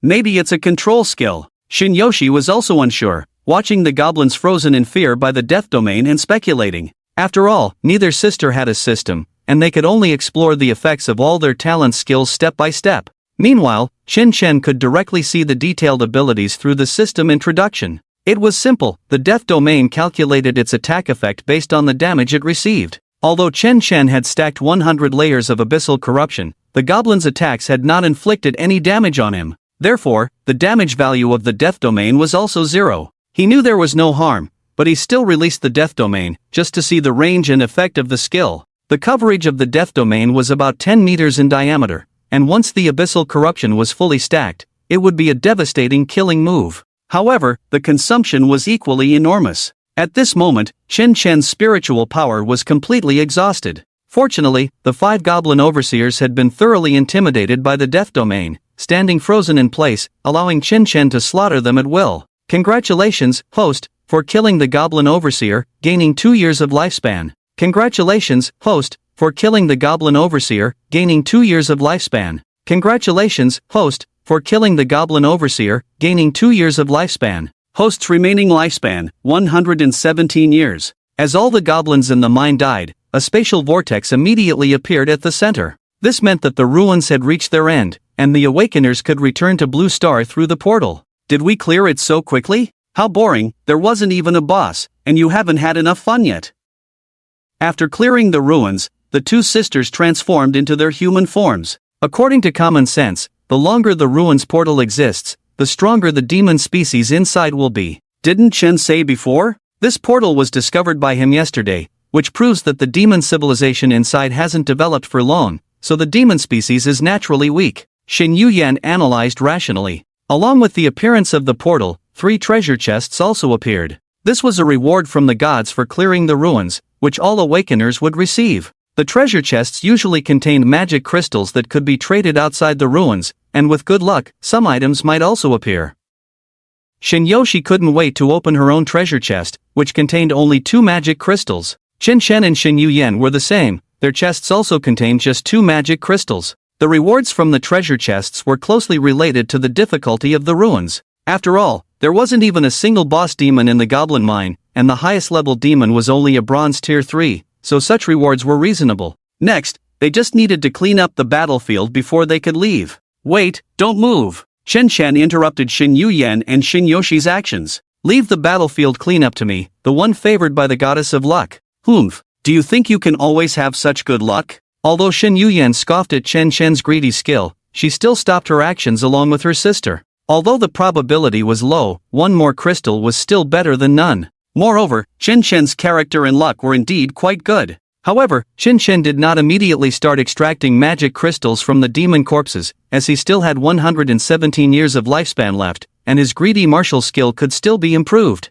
Injecting lifespan for greed. 10 years, your desire swells rapidly like a balloon. 33 years, in endless desire, greed successfully advances. 40 years, your desire shows no restraint, beginning to spiral out of control. 62 years, desire starts to become uncontrollable, greed successfully advances again. Greed, DCB. When successfully extracting magic crystals from demon corpses, there is a 50% 80% 100% chance to additionally obtain 1 magic crystal. New addition, there is a 5% 10% chance to obtain double magic crystals. After advancing to sea level, greed no longer only grants an additional magic crystal, it can also double the number of magic crystals obtained. After advancing to B level, the probability of doubling also increases. 80 years, you are surprised to find that greed can actually harm your body. 100 years, you begin to advise yourself to stop cultivating greed, but the desire within tells you that the greater the storm, the more valuable the fish. In the 108th year, desire surpassed the control of thought, and greed began to mutate, advancing twice in succession. Awakening is the cauldron of greed. Greed, B rank, greed, A rank, Cauldron of Greed, S rank. When successfully extracting magic crystals from the corpses of demon species, there is a 100% chance to additionally obtain 1-3 magic crystals. There is a 10% 20% 30% chance to receive double magic crystals. New addition: when obtaining items in ruins, it will summon the Cauldron of Greed, which can consume lifespan to double the quantity of items or advance them. CD, 1 second. Remaining lifespan of the host, 9 years. S rank. Chen Shen did not expect that the advancement of the Greed martial skill would be so successful, advancing to S rank in just 108 years. Just as the system predicted, this martial skill was practically tailor-made for Chen Shen. What does S rank mean? In Blue Star, the average price of an S rank martial skill is around 1 billion, equivalent to 100,000 magic crystals. Moreover, resources like the Cauldron of Greed could be worth even more. With the advancement of the Greed martial skill, the spiritual power consumed was also continuously rising. After cleaning the battlefield, it took Chen Shen a full 8 hours. Each use of the Cauldron of Greed required some time to recover spiritual power. This caused Xin Yuyan and Xin Yoshi, who had nothing to do, to fall asleep. Chen Shen kindly built a campfire for them. The soft young girls intertwined and hugged each other, draped in Chen Shen's coat, looking very cute. Fortunately, Chen Shen's busy night was worth it. With the enhancement of the Cauldron of Greed, he obtained 224 magic crystals. Under normal circumstances, 100 goblin miners, 5 goblin overseers, and 2 goblin mages would yield about 40 magic crystals. Chen Shen's earnings directly multiplied by more than 5 times. Take a single ordinary goblin miner, for example. When successfully extracting magic crystals, it yields 1 crystal, and the additional bonus from the Cauldron of Greed is 3 crystals. If the 30% chance of doubling is triggered, that would be 8 magic crystals, equivalent to hunting a bronze 8th tier demon species. Congratulations, host, your spiritual power realm has broken through to bronze 3rd tier. Congratulations, host, your spiritual power realm has broken through to bronze 4th tier. Congratulations, host, your spiritual power realm has broken through to bronze 5th tier. After absorbing 224 magic crystals, Chen Shen's spiritual power rose through 3 ranks in succession. As his realm continued to rise, the magic crystals required for breakthroughs also increased. Although there weren't many demon species in the goblin mine, they were all hunted by Chen Shen alone, and with the bonus from the Cauldron of Greed, his spiritual power increased rapidly. In addition to magic crystals, Chen Shen also obtained a first-grade detoxification pill from the Frost Goblin. The moment the item dropped, a ceramic pot wrapped in mist immediately appeared before Chen Shen. The pot was embedded with various precious gems, ancient and mysterious. Its surface was engraved with complex alchemical patterns, many of which combined to form a large, laughing, and twisted human face, which was quite unsettling. Master, I only need to absorb 2 years of your lifespan to advance or double the item you just obtained. Come on, let me serve you, said the twisted human face on the Cauldron of Greed. Sure. Chen Shen nodded without hesitation. 2 years of lifespan might be precious to others, but for Chen Shen, who could absorb the lifespan of demon species, it was nothing at all. Generous master, then let's begin. Ah ha ha ha ha. The smile on the face of the Cauldron of Greed became increasingly sinister, and the surrounding mist gradually enveloped Chen Shen, then drew a portion from his soul. Host lifespan minus 2 years. Remaining lifespan of the host, 7 years. After taking away Chen Shen's lifespan, the greed pot consumed a first-grade detox pill in front of it. The alchemical array on its surface began to emit a strange glow, and the entire ceramic pot operated rapidly, continuously releasing steam. After a long while, the greed pot directly spat out a second-grade detox pill. The value of a second-grade pill far exceeded that of a first-grade pill by several times, which was much more profitable than simply doubling the quantity. Master, your luck is really quite good. Would you like to continue? Next time, you might obtain 2 second-grade detox pills or 1 third-grade detox pill. Can we continue? Chen Shen was overjoyed. Of course, but the lifespan required for the second time will be 20 years. I see, then let's wait for next time. Since Chen Shen no longer had any extra lifespan to pay, he could only let the greed pot leave. However, facing the greed pot's demand for 10 times his lifespan, Chen Shen felt no worry, only anticipation. This greed pot is indeed a good thing. Perhaps even Chen Shen himself did not realize it. In that moment, a smile similar to that of the greed pot appeared at the corner of his mouth. After cleaning up the battlefield, it was time to leave the ruins. At this moment, Xin Yuyan and Xin Yoshi were still sound asleep, the sisters cuddling closely together. Let's go, Chen Xin gently called out, trying to wake the 2 sisters. Xin Yuyan and Xin Yoshi sensed the external disturbance, their delicate bodies shivering slightly, and they snuggled even closer to each other. If he called a few more times, they would wake up. But just as the words were on his lips, Chen Shen changed his mind. The warm and beautiful scene before him made him reluctant to disturb it. Chen Shen walked in front of Shin Yuyan and Shin Yoshi, gently picked them up, and stepped into the spatial vortex together. After returning to Blue Star, the teleportation portal behind them immediately vanished, as if it had never existed. Chen Shen placed the two girls on his bed, then comfortably took a hot bath and lay down on the sofa in the living room. The soft sensation instantly brought sleepiness to his mind. After not having closed his eyes for a day and night, Chen Shen quickly fell into a deep sleep. He didn't know how long he had slept. When he regained consciousness, he stretched lazily, feeling himself enveloped by a rich fragrance. "Senior Chen Shen, you finally woke up." Before he could react, Shin Yoshi, wearing a pink rabbit pajamas, pounced on him like a mountain pressing down. Whoa! Although Shin Yoshi's body was soft, she was so excited that she jumped a bit too high, making Chen Shen feel as if he had been hit in the face by a train. "Yoshi, stop messing around. You're not a child anymore." Soon, a stern voice from Shin Yuyan came from the side. Chen Shen struggled to open his eyes. She was wearing a green dinosaur pajamas and cooking in the kitchen. Shin Yoshi's mountain-like pounce forcibly awakened Chen Shen's consciousness. He smelled the rich aroma in the room. It was braised pig trotters. "Senior Chen Shen, are you surprised?" Shin Yoshi was still lying on Chen Shen's chest, blinking her bright eyes, her smile as warm and healing as ever. Just now, I think I saw my great-grandmother." Chen Shen helplessly touched Shin Yoshi's forehead, wanting to be angry, but seeing her innocent appearance made her seem like his own daughter. Suddenly, he really wanted to experience it all over again. "Chen, it's time to eat." At the same time, Shin Yuyan came out with steaming dishes. The green dinosaur pajamas added a touch of playfulness to her cold and elegant appearance. "Yoshi, hurry up and get down. You're already 18, stop acting like a 3-year-old. Do you know how heavy you are?" Shin Yuyan first scolded her sister, then looked at Chen Shen somewhat shyly. "Are you okay?" I'm fine. Yuyan, let me help you with the dishes." Chen Shen quickly got up, went to the bathroom to wash his face, and hurried to the kitchen to help. When he entered the kitchen, he secretly tasted a bite. The flavor was surprisingly good, even forming a strong contrast with Shin Yuyan's appearance. "My goodness, the cold and aloof school beauty can cook just like my mom. What's wrong? Afraid I'll poison you?" Shin Yuyan walked in to grab some bowls and chopsticks, just catching Chen Shen in the act of sneaking a bite.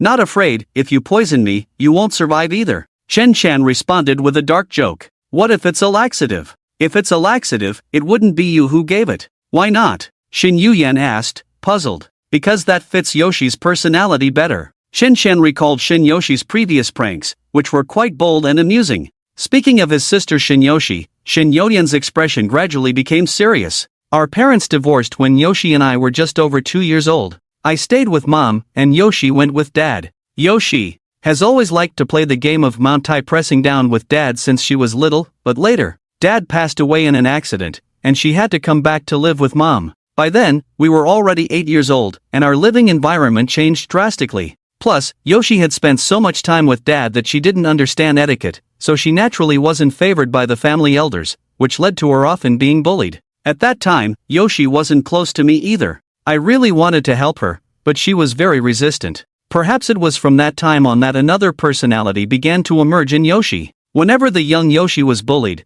that little devil personality would come out to protect her. However, the habit of Mount Tai pressing down never changed for Yoshi. When she meets someone close, she likes to wake them up in that way.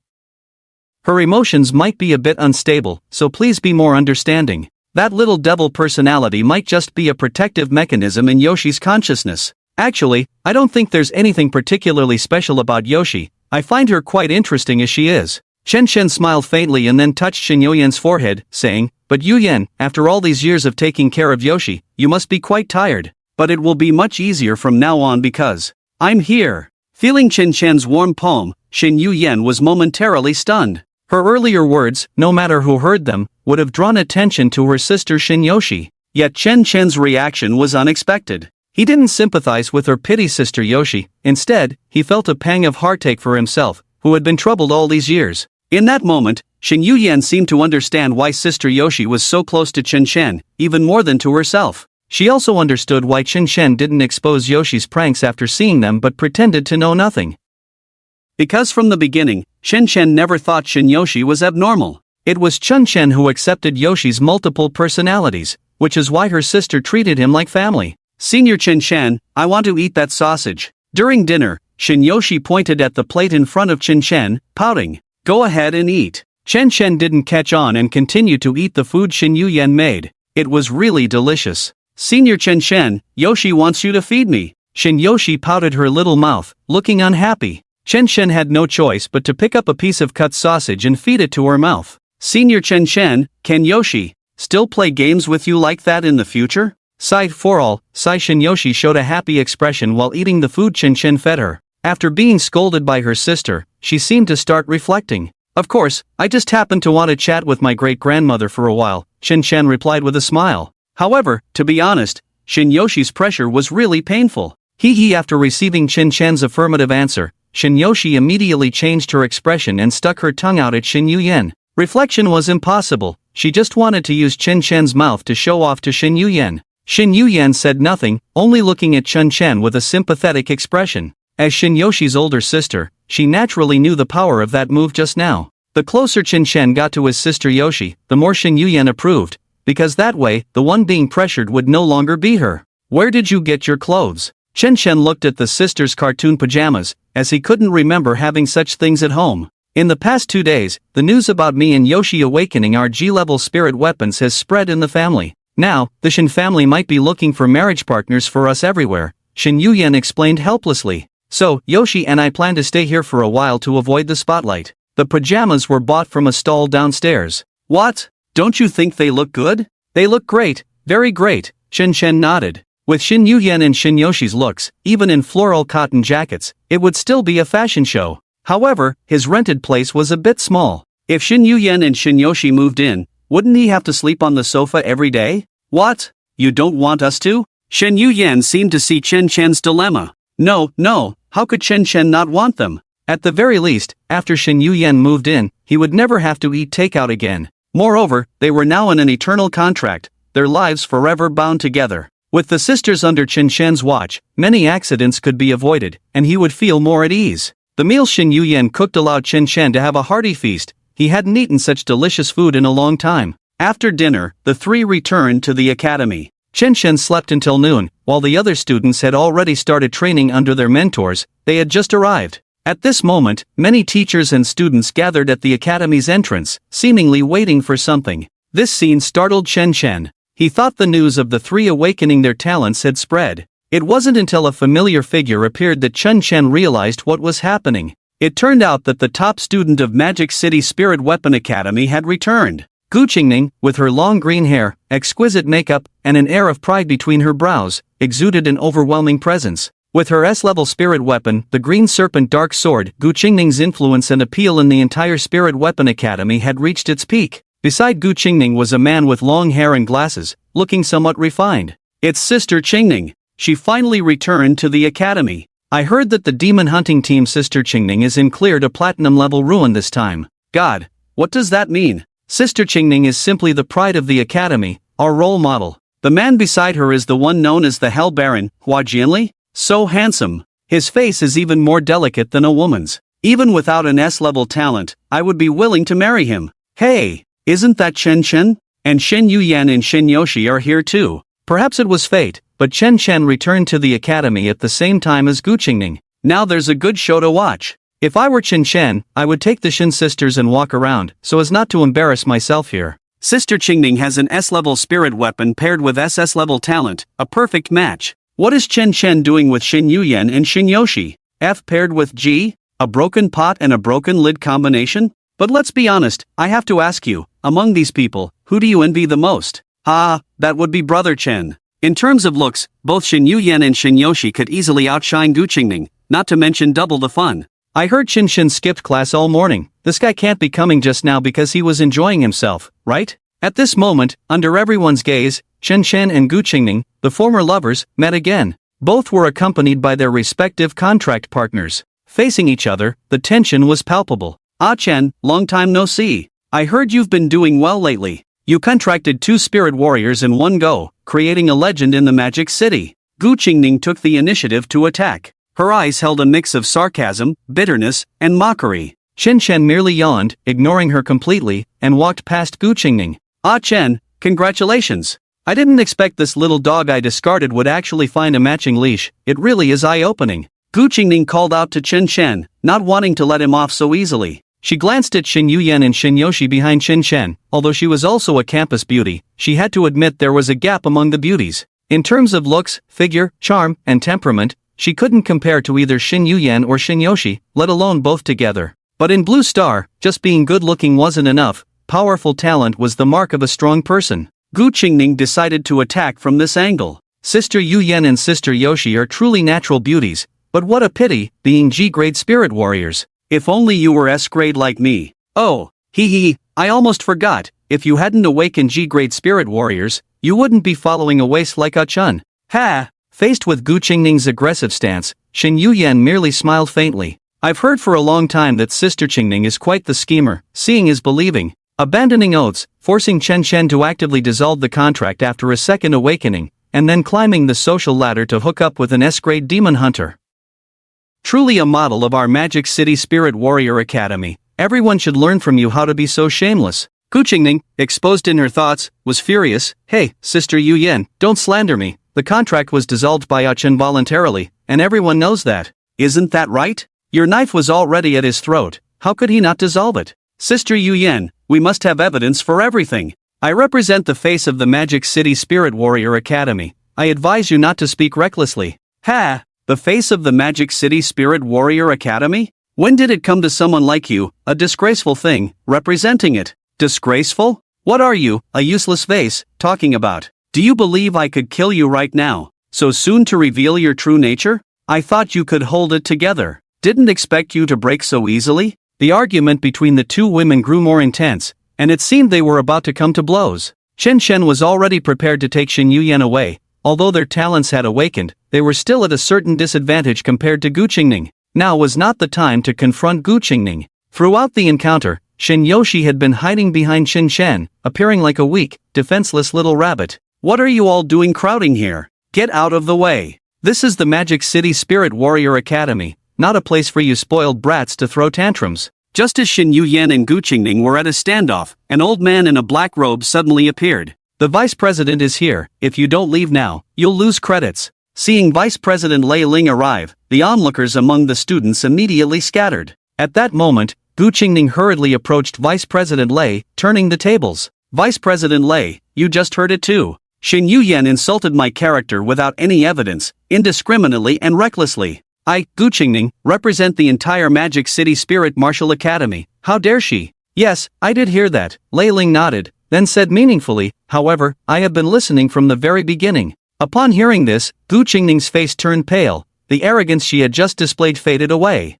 Thank you, old Lei, for helping us out, Chen Shen said gratefully. He was not unfamiliar with Vice President Lei Ling. 6 months ago, Lei Ling was not the vice president but the head of the Magic City Spirit Martial Academy. Although Chen Shen's talent was not high, he was diligent and often offered unique insights that surprised Lei Ling. Some of his suggestions even made their way into the Academy's teaching plans. When Chen Shen was full of ambition, Lei Ling had provided him with considerable help and convenience. They were both teacher and friend. Chen Shen, I owe you an apology for what happened back then, but you must believe that I have my own difficulties. Rest assured, as long as you are in the academy, I can still protect you. Lei Ling recalled the pressure the academy had put on him when Chen Shen was forced to terminate his contract. Although he held the title of president, some matters were not solely his decision. That was a decision made by the Academy Council, and he had no way to change it. Thanks. I have never blamed you for my issues with Gu Qingning. Old Lei, it was I who caused you trouble, Chen Shen said sincerely.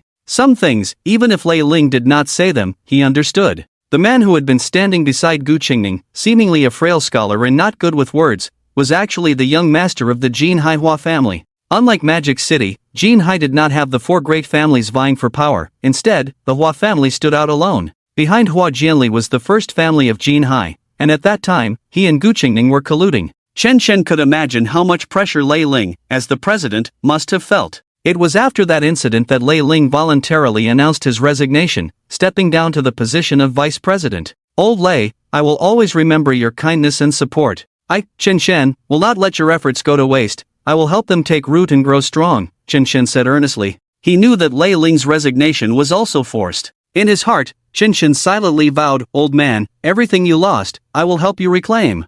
Lei Ling nodded, with a hint of consolation in his tone. Living well is more important than anything else. In this life, nothing is more precious than life itself. With that, Lei Ling turned and vanished before everyone. This was the extraordinary realm of a demon hunter, just a step away from the highest kingly realm. Chen Shen understood Lei Ling's intention. He did not want Chen Shen to fight with Gu Qingning, especially since Gu Qingning was no match for him, even when he was the academy president. How could Chen Shen, who was alone and without any backing, possibly compete? However, when Chen Shen glanced at Shen Yuyan and Shen Yoshi beside him, a relaxed smile appeared on his face. Yuyan, just now. What thanks? That's so pretentious. I love to confront despicable people. If something like this happens again and you don't call me, then you're treating me like an outsider. Shen Yuyan directly interrupted the thank you that Chen Shen had yet to say. He is no longer a person now. Yuyan, Yushi, let's go. Anyway, in the academy, Gu Qingning didn't dare to do anything to them, so Chen Shen swaggered away with the two girls. From beginning to end, Chen Shen never glanced at Gu Qingning. This made her very unhappy. Seeing Chen Shen getting along so well with the Shen sisters, Gu Qingning grew angrier the more she thought about it. Not wanting to retort them anymore, Gu Qingning felt like there were 1,000 ants crawling on her, estimating that she wouldn't be able to sleep all night and would wake up in the middle of the night. Chen Shen wouldn't pay her any attention, which was boring. Shen Yuyan was a tough nut to crack, and she couldn't win against her. So why not target that seemingly harmless younger sister? Gu Qingning followed behind Chen Shen, grabbing Shen Yoshi and smugly whispering in her ear, "Your senior Chen Shen used to play with me often. I'm not bragging, but your skills might not be as good as mine." At this moment, Gu Qingning was looking in the direction Chen Shen had left, as if plotting some scheme. Huan Jianli, who was beside her, had remained silent the entire time and did not set any example. It was as if all of this had nothing to do with him. Arriving at the academy's training ground, Chen Shen seemed a bit distracted. After all, he had already awakened for 2 years, and now training with these newly awakened students felt like a waste of talent. The Spirit Martial Academy did not have grade divisions, only level divisions. There were no first, second, or third years, only bronze class, silver class, gold class, and platinum class. Anyone who had been in school for more than 5 years or whose realm exceeded platinum and reached diamond was considered to have graduated successfully. However, reaching the diamond realm within 5 years was extremely difficult. Besides having exceptional talent, one also needed strong backing. Currently, among the entire Magic City Spirit Martial Academy, the one most likely to achieve this was Gu Qingning. After forming a vow contract with Huan Jianli, she gained access to the powerful resources of the Huan family, and her current spiritual power realm had already reached gold level 9. Her strength was terrifying. Meanwhile, Chen Shen was still in the bronze class, attending classes with newly awakened students. In the combat class, the instructor demonstrated fighting techniques that even included some of Chen Shen's core ideas. Chen Shen had incorporated some free fighting techniques from Earth into the students' combat curriculum. Since no one on Earth awakened spiritual power, they focused more on techniques in close combat, which led to Chen Shen's ideas receiving strong support from Lei Ling at the time. It was these fighting techniques that made the Magic City Spirit Martial Academy famous in Long Country for a time. However, at that time, Chen Shen was very low-key, and Lei Ling was very efficient in course reform, so no one knew that the term free fighting came from Chen Shen's mouth. Everyone thought it was just that Chen Shen had strong learning abilities and worked hard, so he mastered it quickly. In fact, even the things the instructor taught were conceived by Chen Shen. During this week, Chen Shen basically slacked off in class. However, privately, he provided special guidance to Shen Yuyan and Shen Yoshi. Besides free fighting, Chen Shen also integrated Chinese martial arts into his private teaching. During this time, Shen Yuyan and Shen Yoshi's close combat abilities had significantly improved. Although combat ability was the main course for demon hunters, spirit martial arts also had to be mastered. After all, in ruins, demon hunters and spirit martial artists were not always in a state of fusion. Sometimes, cooperating in battle would be more efficient. During this time, besides training the sisters' close combat abilities, Chen Shen experimented with the spirit martial transformation function unlocked by the system.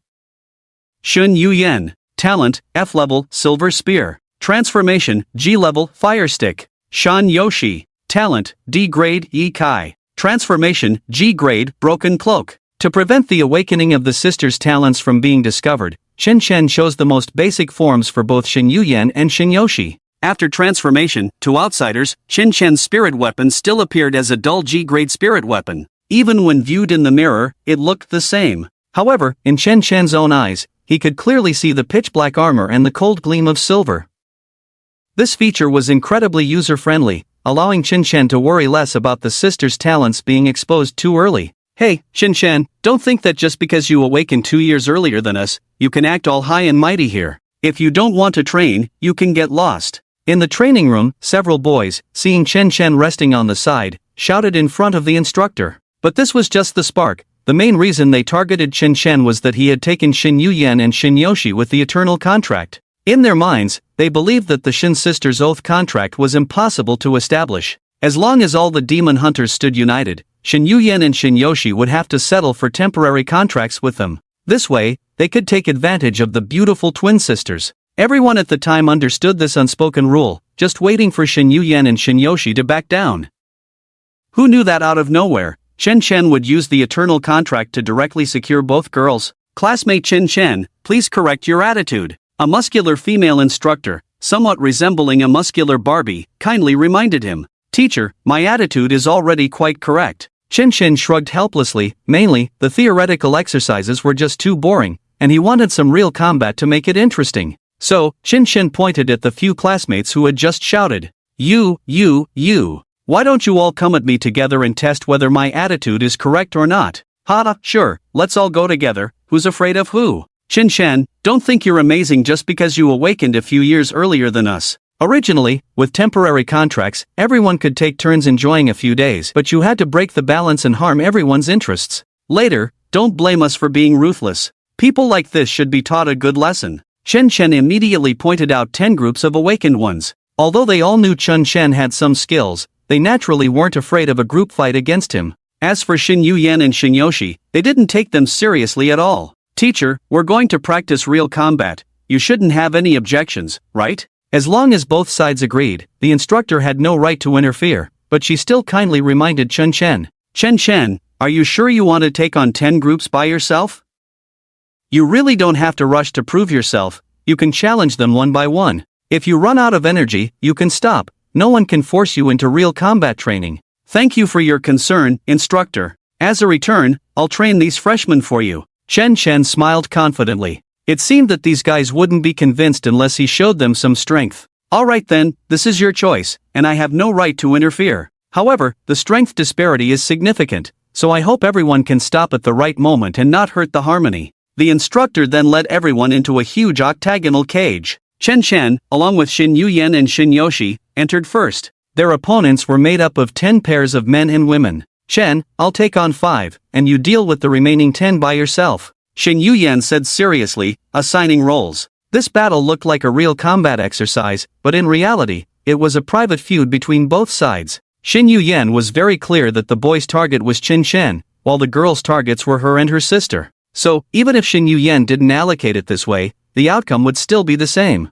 Ha! Do we have to fight 5? Yoshi, I can't win. Xin Yoshi tugged at Qinshan's shirt, speaking timidly. On the surface. In reality, oh don't worry, Yoshi's sister, we just want to teach that arrogant Qinshan a lesson. You can just stand aside, we won't hurt you. That's right, sticking with someone like Qinshan will only make your already miserable fate even more desperate. I think you should face reality. Relying on a bit of ability to challenge Sister Qingning is simply asking for death. If you don't want to bring disaster upon yourself, it's better to stay away from Qinshan. Eternal contract? Just pretend it never existed. After Qinshan, his opponents also entered one after another. Everyone entering the octagonal cage wore a spirit power detector around their necks. As long as an awakener used spirit power, the detector would light up and emit a current. To ensure fairness, the use of spirit power was not allowed during the combat training. Although everyone was a newly awakened student, due to different backgrounds and varying cultivation resources, their spirit power levels were not on the same level.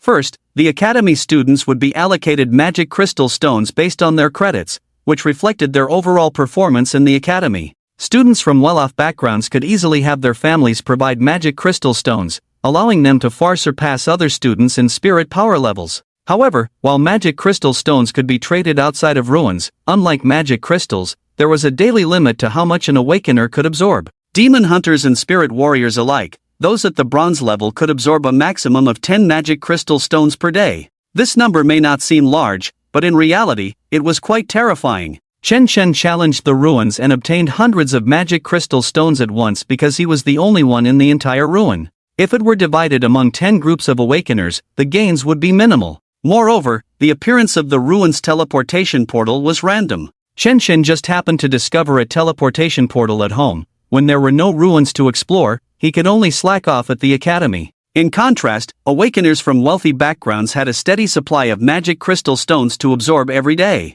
Even awakeners from large families, even if they had just gained spirit power, could explore ruins like Chun Chen. They could spend a fortune to form an exploration team, allowing other team members to fight around them. However, even so, the benefits would definitely not be as high as Chen Chen's solo challenges. Because in the ruins, magic crystals could not be taken out, and only the killer could extract them from the bodies of the magic species, and they could not be transferred. Some support or damage-absorbing awakeners relied on their teammates to get the kills or to get a larger share of magic crystal stones from the treasure chests to balance things out. Therefore, the requirements for leveling up with others were very strict. The life of a magic species did not have a health bar displayed. Even if everyone followed orders, it was impossible to guarantee that the employer could kill the magic species every time. There was even a possibility of being ambushed by a cunning magic species pretending to be severely injured, leading to loss of life. The boy who had just provoked Chen Chen was named Wu Kai. Although his parents were not from a prominent family, they were well-known merchants. He had 10 magic crystals to absorb every day, and his spirit power level had reached the 3rd stage of bronze. Students like Wu Kai, who came from affluent families, naturally gathered a large group of followers around them, and perhaps one day he would feel generous enough to reward them with a magic crystal stone. Chen Chen, is your eyesight still good? Wu Kai asked provocatively before the practical training began. Are you trying to say that in a moment you will beat me to the ground, and if I say my eyesight is good, you'll say that's convenient for me to look for my teeth on the ground, and if I say my eyesight is bad, you'll say you'll help me find them? Chen Chen directly predicted the other party's moves and said with a smile, "What kind of harsh words are these from? Can't you come up with something fresh?" Then you say something fresh? Wu Kai, having his thoughts guessed by Chen Chen, looked displeased. I'm not the type to chatter before throwing a punch. I prefer to speak after knocking my opponent down and stepping on their head. Humph, do you have that ability? Everyone, come at me. Whoever can land a punch on Chen Chen's face, I'll give them a magic crystal stone. Wu Kai shouted loudly. With a generous reward, upon learning that there was a magic crystal stone for hitting Chen Chen, everyone surged forward as if they had been injected with adrenaline. Even a few girls, wanting the magic crystal stone, joined the boys' ranks. Faced with the aggressive opponents, Chen Chen shook his head helplessly. Their steps are chaotic, not a single one is decent. As they took their first step, Chen Chen already knew the outcome of this battle. He saw through all their attacks. In fact, at the beginning, Chen Chen didn't even attack. Instead, he used a butterfly step and a pendulum-like head movement to continuously dodge. His movements were agile and hard to decipher. These students who had just awakened their spiritual powers couldn't even touch a hair on him. This guy. Even the instructor outside was captivated by Chen Chen's footwork. She felt that Chen Chen's steps were even more agile than what she taught. Asking herself, even if she were in the octagonal cage facing a dozen attackers, if she only dodged without attacking, she wouldn't be able to move as freely as Chen Chen did. Meanwhile, under Chen Chen's careful guidance, Xin Yuyan, who had mastered Wing Chun's inch punch, was wreaking havoc. Xin Yuyan was calm and restrained, perfectly suited for this kind of counterattack martial arts. She faced 3 girls, and in just a moment, they were left bruised and battered. Wing Chun's inch power seemed to lack opening and closing, but it actually contained hidden strength, with tremendous lethality. The girls had never seen such a strange technique and were momentarily at a loss, completely unsure how to respond. Although Chen Chen had let Lei Ling incorporate free fighting from Earth into the combat class, it was like teaching a tiger to catch mice. He still held back. That was the traditional Chinese martial arts. It seemed flashy, but those who truly understood national martial arts knew that Chinese martial arts were all about killing techniques. How could the girls, who only had a little knowledge of free fighting, possibly be Xin Yuyan's opponents? It was a complete dimensionality reduction attack. On the other hand, Xin Yoshi, who trained against Xin Yuyan, never fell behind, but seemed unaccustomed to real combat. Facing the same 3 girls, she was pushed back step by step. Soon, she was cornered in the octagonal cage. Chen Chen, stop just running away. If you have the guts, face us head on. Come hit me. You coward. Wu Kai saw that Chen Chen only knew how to dodge left and right and thought he didn't dare to fight back at all. He had no idea that being able to defend against 14 attackers without taking a hit was a remarkable feat.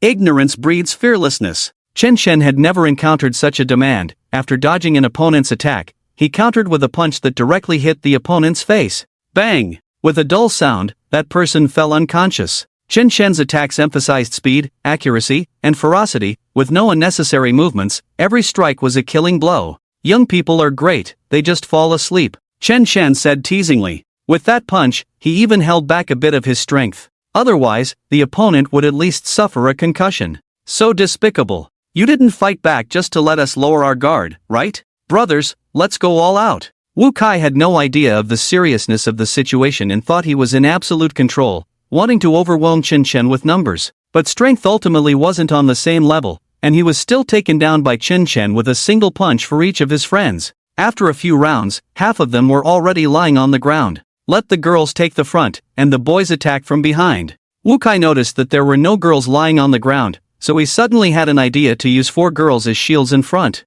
He planned to exploit Chen Shen's chivalrous nature to strike him hard. Woo! But what Wu Kai never expected was that Chen Shen was also quite skilled at dealing with women. He knocked out the boys with 1 punch each. For the girls, Chen Shen would hold them by the waist and add 2 knee strikes as a bonus. This made the girls in front burst into laughter, rolling their eyes on the ground. I really am not used to hitting women, but if you all try to use that to threaten me, I don't mind getting used to it. Chen Shen looked at his opponents with disdain. He could be a gentleman, or he could be a ruthless thug. Chen Shen, we were wrong, we are not your opponents, we concede. A few remaining people directly admitted defeat. This was just a practical exercise, and according to the Academy's rules, if the opponent concedes, they cannot continue to attack. Chen Shen, no matter how strong you are, what does it matter? You still can't touch a single hair on me. Seeing Chen Shen stop, Wu Kai provocatively said with a smug look, let me tell you, you can only dominate in this octagonal cage. What good is your fighting skill? If we were outside and I unleashed my spiritual power, I would beat the crap out of you, and you can consider yourself lucky if you don't mess yourself. Hearing this, Chen Shen naturally didn't let Wu Kai off the hook. He dashed forward, first landing a punch directly on his opponent's face, making his head buzz. Then he followed up with a series of flying knee strikes to Wu Kai's abdomen. With a rush of air escaping from Wu Kai's pants, a yellow, unidentified liquid began to seep from his pockets. He had lost control. Before you say such things, it's best to clean yourself up first. With that, Chen Shen covered his nose and shook his head as he walked away. Such ruthless tactics scared the few boys present so much that their legs went weak, collapsing to the ground. When others say they'll beat you to the point of messing yourself, it might just be a joke. But this guy, Chen Shen, was very likely serious. Chen Shen, the opponent has already conceded, why do you continue to attack? Although Chen Shen's actions were satisfying, as an academy instructor, she had to curb such behavior. Ha! Wasn't it only these few junior brothers who just conceded? Did this guy concede too? I didn't hear that, I only heard him say he would beat the crap out of me. Chen Shen shrugged and then looked innocently at the few boys who were already scared out of their wits. Did you hear him say he concedes? No, no. The few of them shook their heads repeatedly, indicating they hadn't heard anything. With their testimony, Chen Shen didn't technically violate the Academy's rules. Alright then, this is a one-time exception. The female instructor was originally on Chen Shen's side, and since there were other students to testify, she naturally wouldn't say anything. We also concede. At the same time, the girls who were attacking Shin Yuyan also announced their surrender. In the entire octagonal cage, only Shin Yoshi's side was still fighting. At this moment, she was being overwhelmed by several girls, unable to defend herself and desperately trying to protect herself. Shin Yuyan wanted to go help but was stopped by Chen Shen. Yoshi, go for it. Senior is watching you. He knew that at this moment, Shin Yoshi wasn't showing her true abilities and planned to awaken the little devil persona within her through encouragement. Senior Chen Shen, are you watching me fight? In an instant, a smile that shouldn't exist appeared at the corner of Shin Yoshi's mouth. The 3 girls surrounding her thought they were seeing things, because in everyone's eyes, Shin Yoshi had always been a cute little girl who only knew how to act adorable. Teacher, focus your attention, don't get distracted. Chen Shen noticed that Shin Yoshi's personality had switched and immediately reminded the instructor outside the ring. Shin Yoshi's strikes were neither light nor heavy. At that moment, the female instructor also sensed a wave of killing intent. Unlike Chen Shen's ruthlessness, what emanated from Shin Yoshi was the aura of slaughter. Rampant and frenzied. Shin Yoshi seemed like a different person, using her elbow to block the opponent's punch, then turning around to deliver a powerful elbow strike to the opponent's temple. The expression on the girl's face was still one of pain from hitting a hard bone, unaware that Shin Yoshi's lethal move was already closing in on her vital point. The human ulna is extremely lethal. Based on the personalities of Shin Yuyan and Shin Yoshi, Chun Chen had set different training programs for them.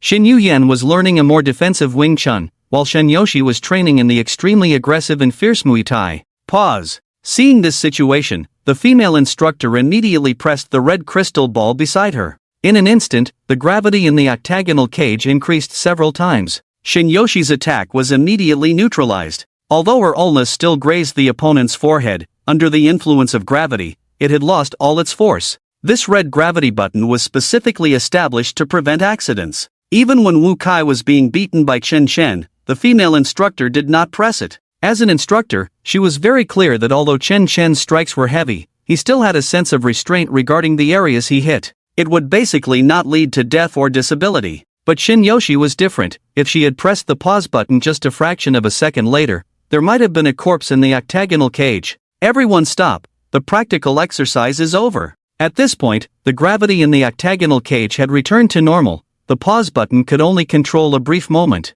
To prevent Shin Yoshi from making another mistake, the female instructor quickly halted this thrilling exercise. The female instructor breathed a sigh of relief, realizing how important Chun Chen's earlier reminder had been. In this practical exercise, the truly dangerous person was not Chen Chen, but the one who appeared the weakest and most helpless, Shin Yoshi. Teacher, why did you stop the exercise? We were just in an absolutely overwhelming advantage. You can't be biased. After the exercise was forcibly terminated, the three girls were rather unhappy. In their eyes, Shin Yoshi was the Achilles heel between Chen Chen and Shin Yuyan. They were so close to teaching her a harsh lesson. From today onwards, no one is allowed to engage in practical exercises with Chun Chen or Shin Yoshi. The female instructor did not respond to the girls' protests but announced a fact. This is for your own good. After saying that, the instructor ended the combat class, allowing everyone to have free time, and then called the class monitor to notify the infirmary to take away the unconscious student for treatment.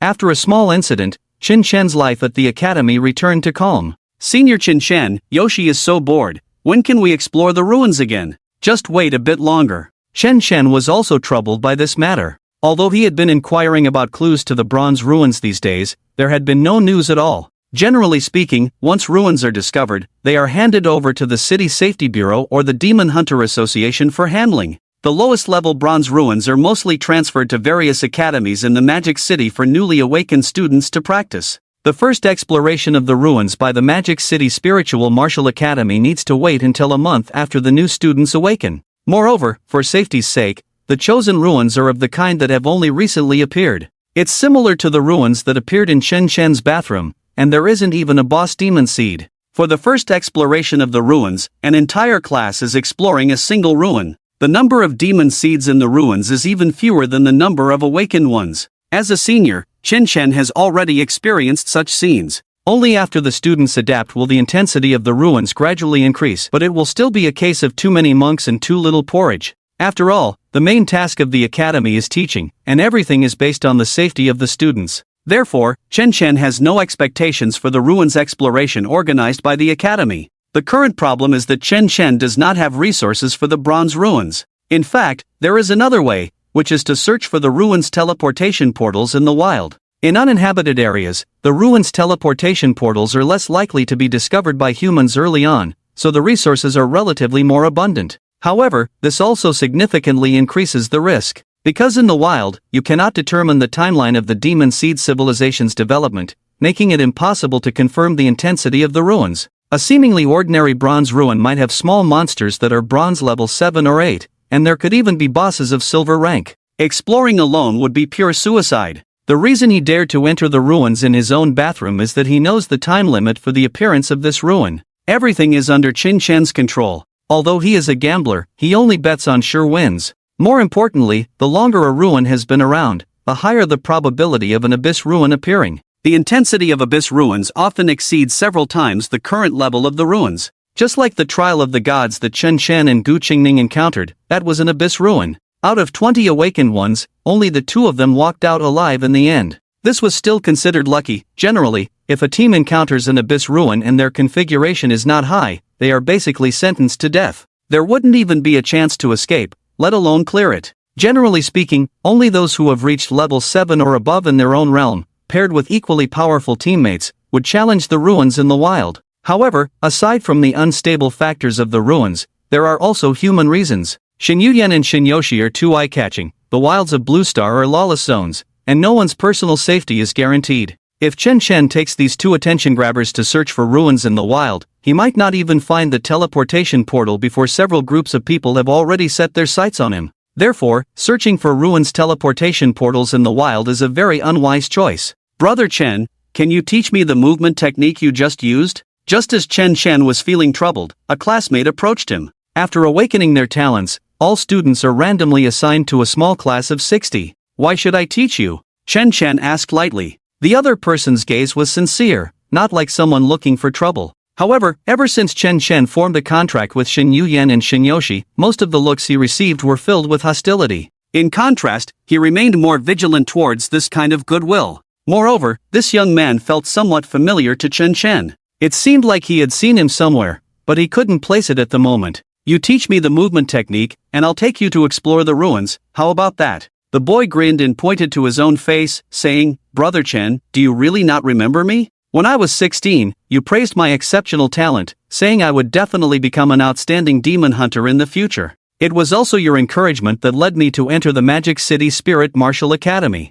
I never expected to be in the same class as my idol. It's truly a stroke of luck. Chen Chen frowned. Did I praise you? He racked his brain but ultimately couldn't remember who the other person was. After all, he had said such polite phrases countless times before. However, the familiarity the boy gave him was indeed real. Perhaps they had crossed paths before. I'm Ma Fei's younger brother, Ma Jun. Seeing that Chen Chen still had no impression, the other party could only introduce himself. Oh.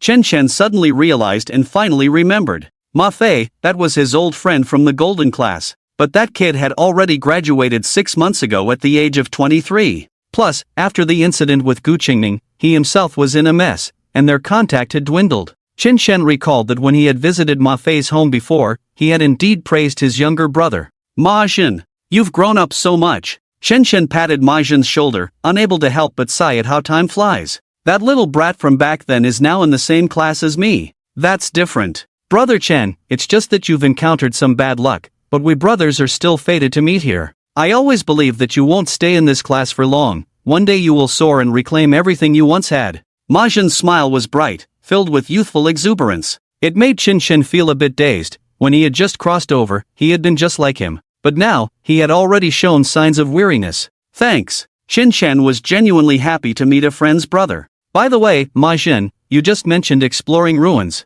What's that about? Brother Chen, isn't it fate? Ma Jun said excitedly. After my brother graduated, he joined the Demon Hunter Association. Now he's a regional captain, and someone reported a bronze ruin in his jurisdiction. I just awakened my talent, and my brother thought of me and quietly intercepted this news. This bronze ruin is in the northern suburbs of Magic City. No one knows how long it has been there. But my brother spent a lot of money hiring a team of explorers around the 9th tier of bronze to escort me. Anyway, whether it's one person or two, Brother Chen, let's go together. The more Ma Jun spoke, the more excited he became. He truly regarded Chen Chen as his role model. How lucky it would be to explore the ruins with his idol. Moreover, he might even team up with Chen Chen to take on challenges in the future. Just thinking about it was thrilling. However, after hearing Ma Jun's story, Chen Chen felt troubled. It should be known that intercepting ruin information was a major taboo for the Demon Hunter Association. If the news leaked, it would be bad. At the very least, Ma Fei, as a regional captain, would be in trouble.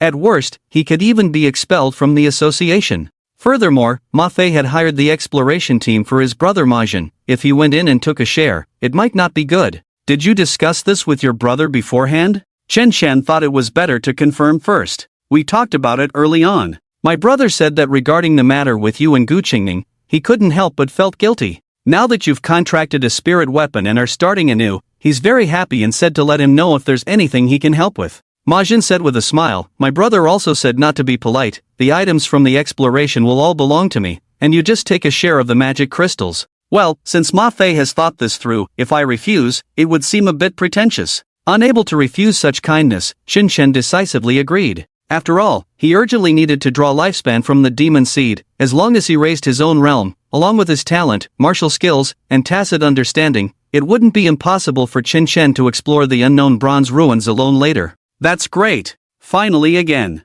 Upon learning that she could explore the ruins, Shinyoshi was so happy that she danced with joy. But just as she was about to speak, her sister Xin Yuyan covered her mouth. The fact that Chen Shen's spiritual power had reached the 5th level of bronze, as well as the awakening of the sister's talents, was still a secret. Xin Yuyan was worried that Gu Qingning would forcefully take action under the pressure of Vice Dean Lei if these matters got out. This was not an exaggeration. Back then, Gu Qingning was able to drive Lei Ling from the position of dean, and now she had the ability to ignore her. It was just that she was unwilling to tear their relationship apart. Although the system had a transformation function that wouldn't easily expose them, it was still wise to be cautious in everything. This is. Ma Jin glanced at the two sisters. Don't mind them, I'll personally teach you the movement technique. Chen Chen quickly changed the subject. In return, Chen Chen devoted himself to teaching Ma Jin many things that he couldn't learn from his mentor. Brother Chen, what you just taught me is even better than what the mentor taught. Ma Jin's expression grew more shocked. He firmly believed that as long as he learned by Chen Chen's side, he would definitely become a powerful demon hunter.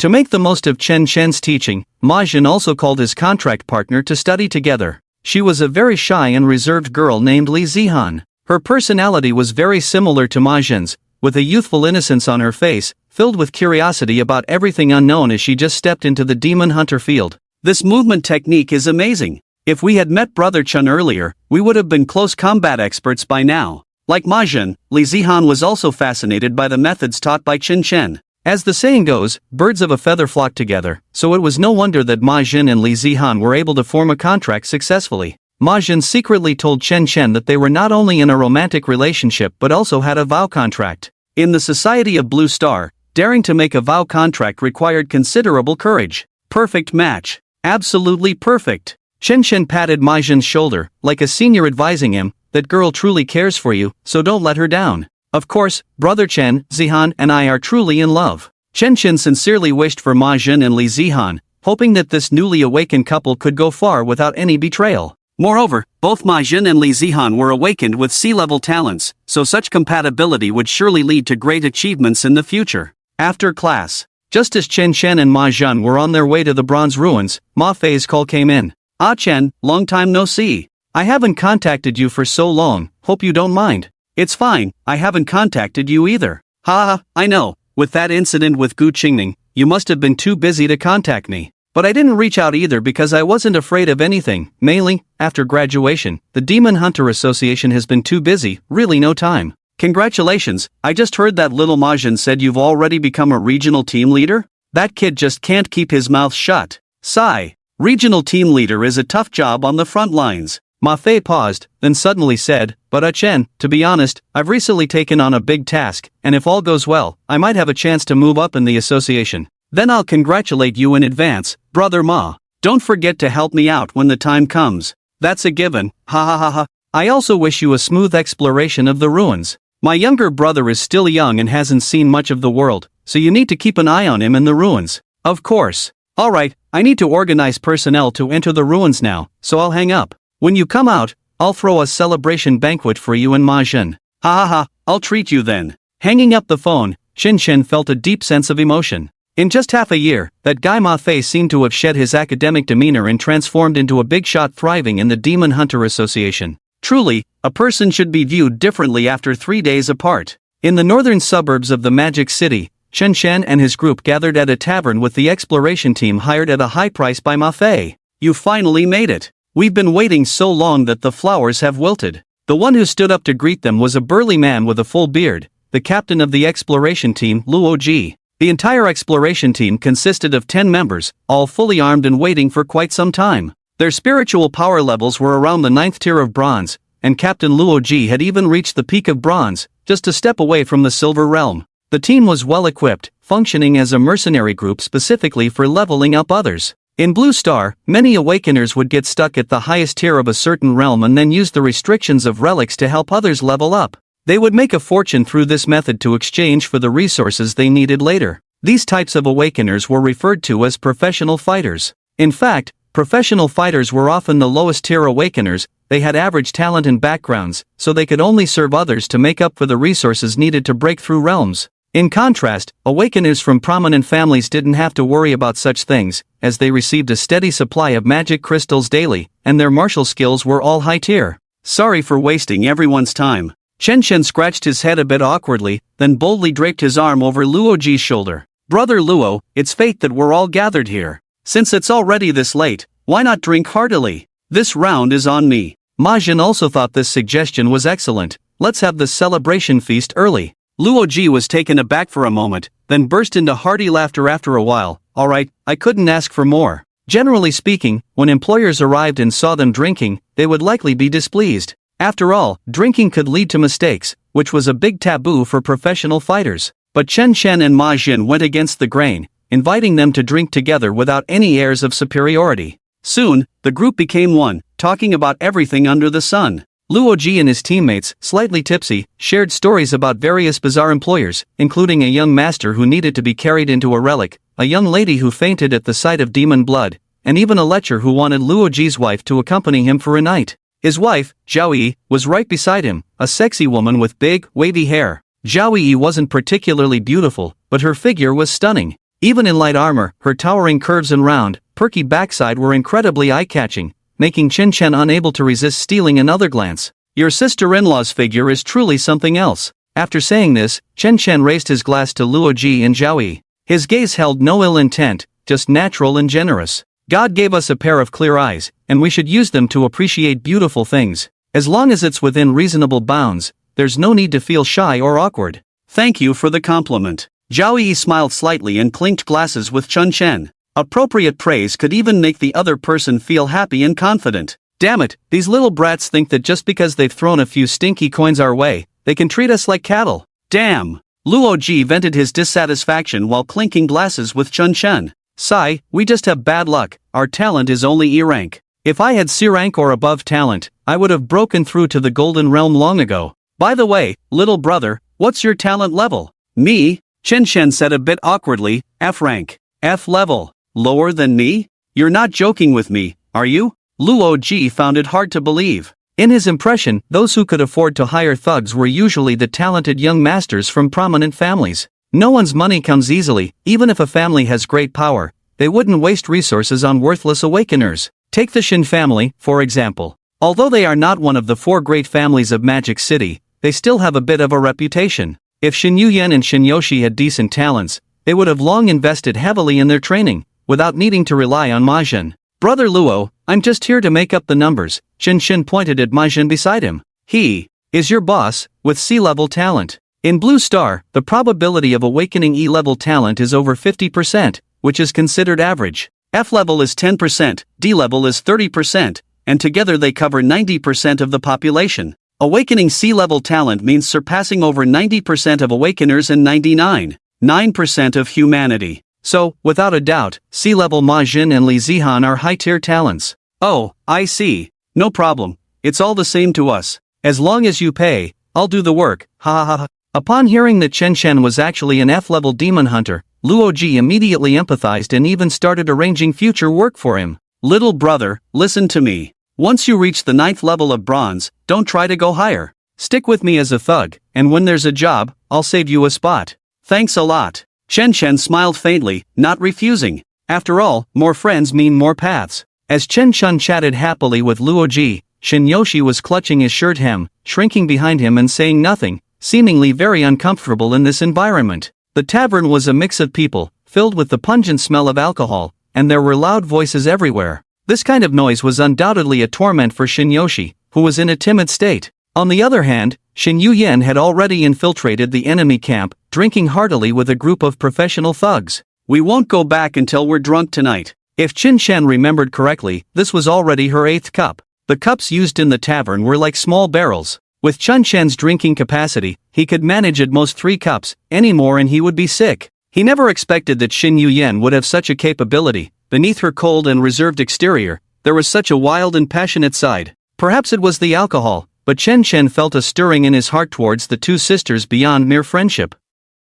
He looked at the carefree Shin Yuyan and then at the timid Shin Yoshi. One was stunning enough to make him want to dance with her, while the other was so adorable that he wished he could tuck her away in his pocket. Maybe it was the influence of the alcohol, but a restless feeling stirred within Chen Chen. To be honest, the pair of sisters, Shin Yuyan and Shin Yoshi, had given him too many surprises. From the very beginning, Shinyoshi's explosive reveal had made Chen think that this seemingly harmless little girl had been captured. Later, he learned that Shinyoshi had directly dealt a fatal blow to her opponent. He had been at the academy for so long and hadn't seen Lu Tingting. He didn't know where she was now, perhaps in some sanatorium. He didn't know if she was healing from internal or external injuries, or if her mental state was normal or not. Shin Yuyan gave Chen a different impression. She wasn't as abrupt as Shinyoshi, but there was contrast everywhere. Clearly a cold beauty, yet her online name was Flower Blooms with Wealth. Clearly a high cold goddess, yet her cooking was better than that of a housewife. Her words were sharp and biting, yet her heart was soft and delicate.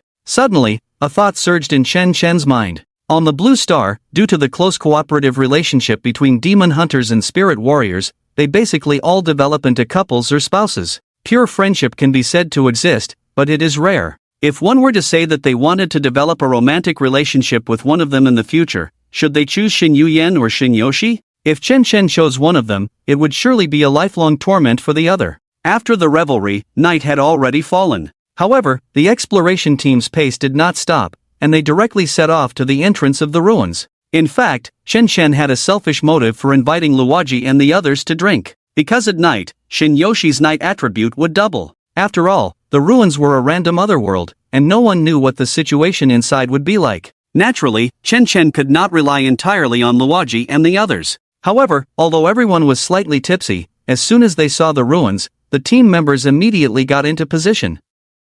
They were professionals at leveling up with others, and they were also professionals at drinking. This little bit of alcohol would not affect their combat effectiveness. For seasoned fighters, having a little drink before entering the ruins could even help them perform better. The portal was not too hidden, located in a farmer's wine cellar. This cellar hasn't been managed for over a decade. We stumbled upon it by chance, said the leading farmer. Places like wine cellars are generally not entered by anyone, so we couldn't be sure when the ruins were generated. However, it could be confirmed that the ruins would not exist for more than 20 years. Let's go. Let's take a look inside. Luoji's expression was serious as he took the lead, exuding the aura of a battlefield veteran. Once inside the ruins, the exploration team immediately formed a formation and entered a state of readiness. Chen and his group were surrounded in the center, comfortably playing the role of the benefactor. What came into view was an endless expanse of sand dunes. Under the moonlight, the silver sheen seemed to be covered by a layer of gauze, rippling subtly. The soft sensation underfoot still carried the warmth of the midday sun.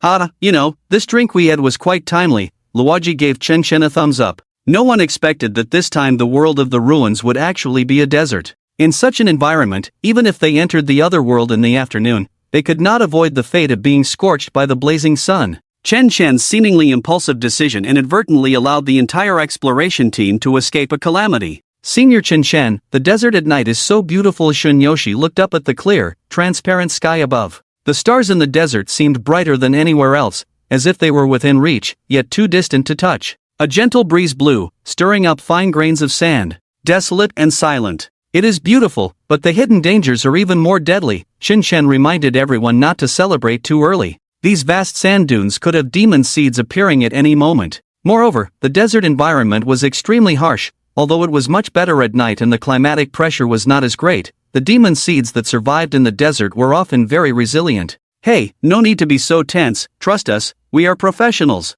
Luoji patted Chen's shoulder, signaling him to relax a bit. Soon, everyone in the exploration team entered a fusion state, equipping their spirit weapons and starting to walk deeper into the desert. Chen and Ma Jin also entered the fusion state. This would reduce the targets for the demon seeds attacks, especially for Chen, who had formed an eternal contract with Shin Yuyan and Shinyoshi. The three lives were bound together. If one died, all three would be in danger, so they should definitely enter the fusion state. I didn't expect such beautiful two girls to be G-class spirit warriors. What a pity, such a pity. Logitech looked at Chen's dull fire stick and tattered cloak, unable to help but sigh. Perhaps it's fate playing tricks on us. Chen smiled lightly. The dual spirit martial system had a transformation function, and since Chen had set the initial appearance, no matter how the spirit martial forms of Shin Yuyan and Shinyoshi awakened, what others saw were just the fire stick and the tattered cloak. This included the angelic wings behind Chen, which they could not see. Only Chen and the two sisters, as well as the demon species in the ruins, could see their true forms. The group moved cautiously, and before long, they spotted a campfire beneath a sand dune. From a distance, it looked like a few fish-headed creatures were roasting something to eat. They had long limbs, and the entire fish head served as their body. How can there be fish people in the desert? The experienced Logitech immediately recognized this type of demon species. There weren't many, only a dozen or so. However, this puzzled Logitech. Amphibious fish people typically appeared in swamps or lowlands, so how could they survive in the desert? Desert fish people. Rarity, E, spirit power level, bronze tier 5. Description: fish people living in the desert, able to breathe freely in sand and even traverse sand dunes as if they were oceans, skilled in ambush as assassin-type demon species. Remaining lifespan, 500 years. The first wave of demon species was already at bronze tier 5, indicating that the strength of this ruin was not low. It's the desert fish people. They can burrow into the sand and ambush, so be careful, Qin Shen reminded immediately after checking the attributes of the demon species through the system. At the same time, Zhou Guang, responsible for ranged attacks, had already drawn his bowstring. His spirit weapon was called the Silver Moon Bow, which, after shooting an arrow, could automatically generate 2 splitting arrows. Although they only dealt 30% of the main arrow's damage, they would automatically target the enemy. 3 arrows fell towards the position of the fish people, but they seemed very alert. The moment the arrows landed, they directly burrowed into the sand dune and disappeared. Brother, have you seen this type of demon species before? Logitech was somewhat shocked to see that Qin Shen had completely described the characteristics of the demon species. After all, even for them, these scientifically unexplainable demon species were a first encounter. There are detailed descriptions of desert fish people in the demon species catalog at the Academy Library, Qin Shen casually explained. Although the ruined civilization had developed for thousands of years on Blue Star, and there were many detailed records about demon species in books, it was hard to find documentation on anti-human creatures like the desert fish people. However, Qin Shen's words made Ma Zhen beside him feel greatly enlightened. Is this the gap? Zihan, it seems I need to burn the midnight oil and read more demon species catalogs to catch up with Brother Chen. Yes, we need to work hard too. Their admiration for Qin Shen grew even more. Immediately take defensive positions. After understanding the characteristics of the desert fish people, Logitech chose not to continue the attack but instructed the exploration team to stand closely together, relying on each other for defense. The fish people that had been attacked had all burrowed into the sand dunes and were now swimming towards them. Defensive stance. The team leader Logitech's spirit weapon was a massive steel shield. Once he entered a defensive stance, a honeycomb-shaped protective shield immediately formed, enveloping him, Qin Shen, and Ma Zhen behind him. Don't worry, with me here, these demon species can't harm you at all. Logitech was a peak bronze-tier demon hunter, and the steel shield in his hand was like his wife, with his spirit power also reaching peak bronze.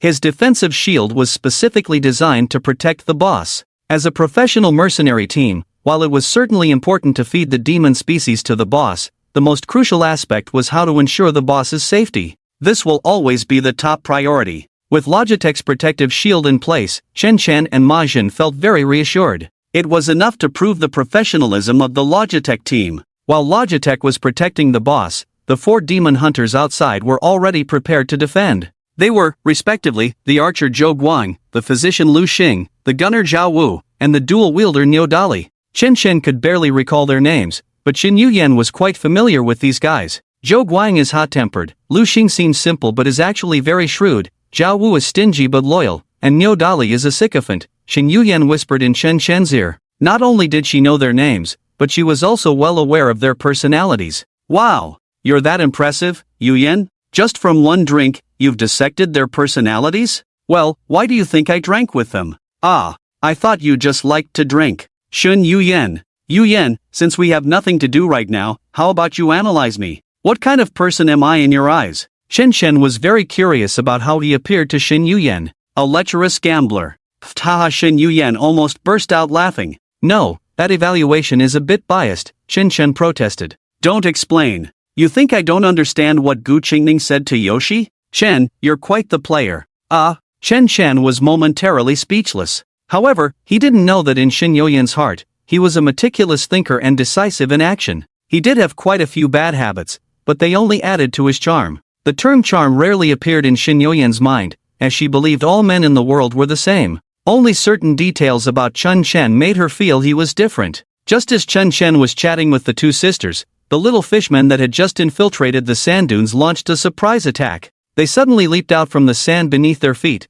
their fishbone knives aimed straight at the demon hunters' chests. Such an unpredictable ambush method could catch even the most experienced demon hunters off guard. But Logitech's exploration team was already on guard. With Chen Chen's warning, Physician Lu Xing pressed his ear to the surface of the sand dune, using the underground movements to determine the positions of the little fishmen. Immediately, as the little fishmen broke through the sand to attack, they launched a counterattack. When the ambush was anticipated, it turned into a lineup for beheading. The little fishmen were caught completely off guard and suffered heavy blows as soon as they showed their heads. Dual wielder Niu Dali attempted to sever the limbs of the demon species, preparing to feed the boss. However, unfortunately, even without limbs, the little fishmen could still dive into the sand after making contact with the dune. The vast desert beneath their feet was like an ocean to the little fishmen. Once they touched the sand, they could disappear without a trace. Even after losing their limbs, the little fishmen could still leap out of the sand dune and attack again using their sharp fish teeth. After several encounters, although the exploration team consisted of bronze level 9 demon hunters, they failed to capture any of the demon species. Instead, they were repeatedly ambushed and injured by the little fishmen. After all, the exploration team's mission was not to kill the little fishmen but to capture them alive. However, the little fishmen in the desert were as elusive as loaches in the fields, making it impossible for anyone to take action. These guys aren't suitable for feeding the boss, just kill them. Seeing that the situation was untenable, Logitech had no choice but to order the team members to eliminate the little fishmen. Feeding referred to a term in the underworld, meaning to incapacitate the demon species and present them to the boss for killing and extracting the magic crystal. After all, according to the rules of the ruins, magic crystals cannot be taken out of the ruins or transferred to others. They can only be extracted by the one who kills the creature. The team members, under orders, no longer held back, and soon a dozen small fishmen were killed. After all, this was a fully equipped exploration team at the bronze 9th rank, and without restrictions, killing creatures of this level was quite simple. What a pity, these are all bronze 5th rank creatures, Luoji said as the first wave of creatures was completely eliminated, withdrawing from a defensive stance. The ground was littered with the corpses of small fishmen, but Chen Chen and Ma Zhen were unable to extract anything, which meant their efforts were in vain. However, it wasn't entirely fruitless. Sorry, these creatures are just too cunning. The team's losses are too great. If we drag this out any longer, it might affect the subsequent exploration. Gunner Zhao was skewered a small fishman and walked over to Chen Chen and Ma Zhen. I only caught one alive. Who wants to kill it? Let Xiao Ma do it. Chen Chen decisively stepped back. After all, Ma Zhen was the boss of the fighters, and he was just a freeloader. Then I won't be polite. Ma Zhen punched the small fishman on the head. His spirit weapon, Li Zihan, was a pair of armor. Although the small fishman was pierced through the chest by Zhao Wu's spear and was battered and unable to move, even so, Ma Zhen, with only bronze 2nd rank spirit power, still unleashed 4 or 5 punches before the small fishman finally died. The recent battle had caused varying degrees of injury to the exploration team, and they could only rest in place, waiting for the healer Lu Xing to restore everyone's condition before continuing. However, Ma Zhen was quite lucky. Even though he only killed one creature, he successfully extracted 5 magic crystals. Not bad. Xiao Ma, your performance has directly multiplied our gains by 10 times. Awesome, this wave is not a loss, haha. It's better to have the boss's luck than to feed well. Ma Zhen's incredible luck added some vitality to the exploration team, which had faced a rough start. After a brief rest, everyone set off again. As the exploration team delved deeper, they encountered 3 more waves of desert fishmen. Each wave had more creatures than the last, but they were mostly killed off by the exploration team, with Ma Zhen and Chen Chen each only managing to kill 5 small fishmen. Ma Zhen's luck wasn't as good this time. Out of the 5 small fishmen, he didn't extract a single hair. Chen Chen's situation was completely different. Congratulations, host, for killing a desert fishman. You have gained 5 years of life. Congratulations, host, for killing a desert fishman. You have gained 5 years of life. Congratulations, host, for killing a desert fishman. You have gained 5 years of life.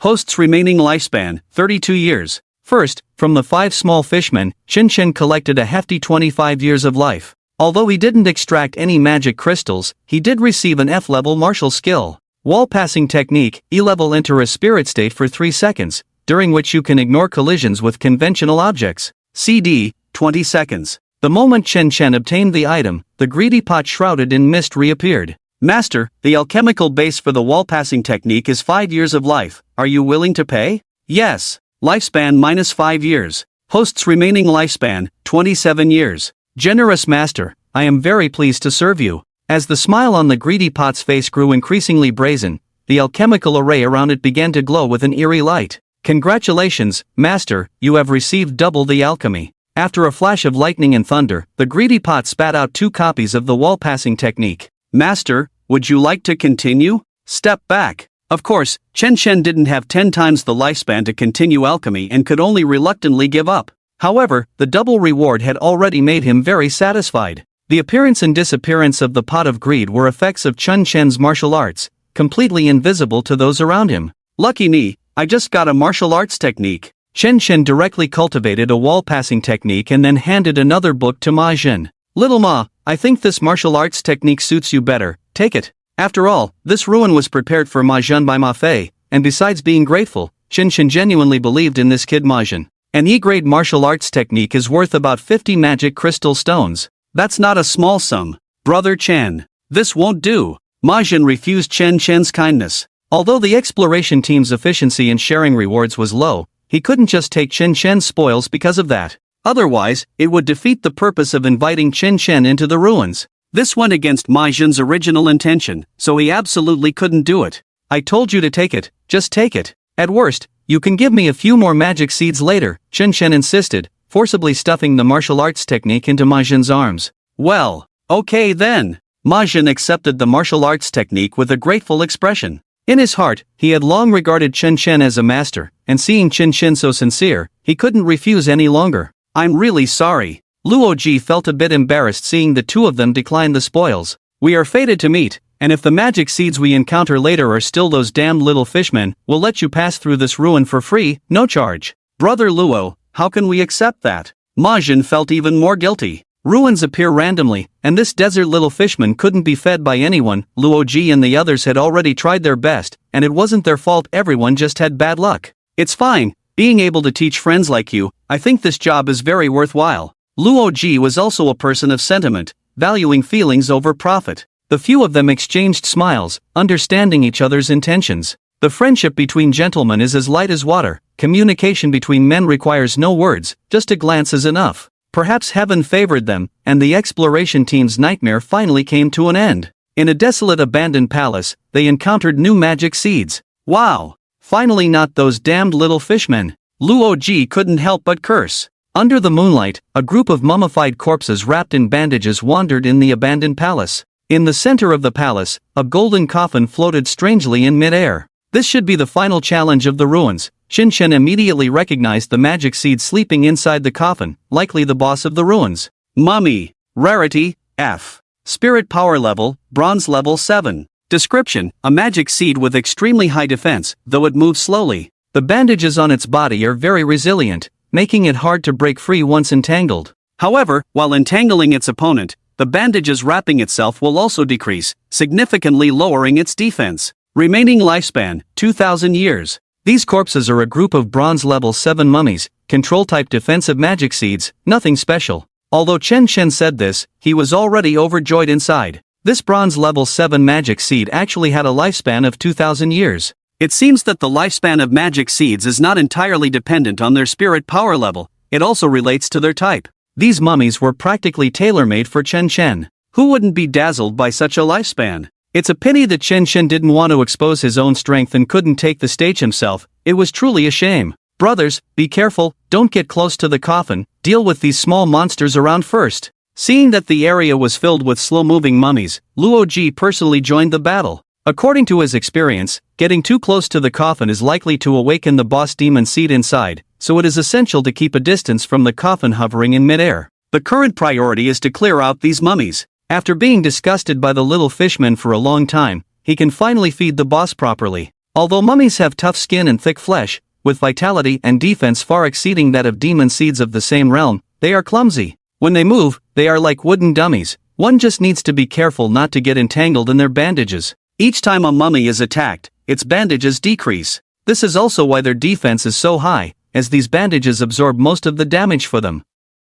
Although it requires a bit more effort, they are much easier to deal with than the cunning little fishmen. With the cooperation of Logitech and the others, one by one, the severely injured corpses were thrown in front of Chen Shen and Ma Jin. Their bandages were all gone, and some even had their hands and feet chopped off, completely losing their ability to move. This is textbook feeding. It's not that Logitech and the others are incapable, it's mainly that the little fishmen are too hard to catch. Shen Gu, it's your turn. Ma Jin had just taken Chen Chen's martial skill and promised to share more of the demon seeds with Chen Chen later, so he naturally wouldn't go back on his word. Okay. Seeing the 2,000-year-old mummy, Chen Chen's eyes turned green. Congratulations to the host for killing a mummy, gaining 20 years of life. Congratulations to the host for killing a mummy, gaining 20 years of life. Congratulations to the host for killing a mummy, gaining 20 years of life. Watching his lifespan rise rapidly, Chen Chen's smile was harder to suppress than an AK. There were probably over 100 mummies around the entire abandoned palace.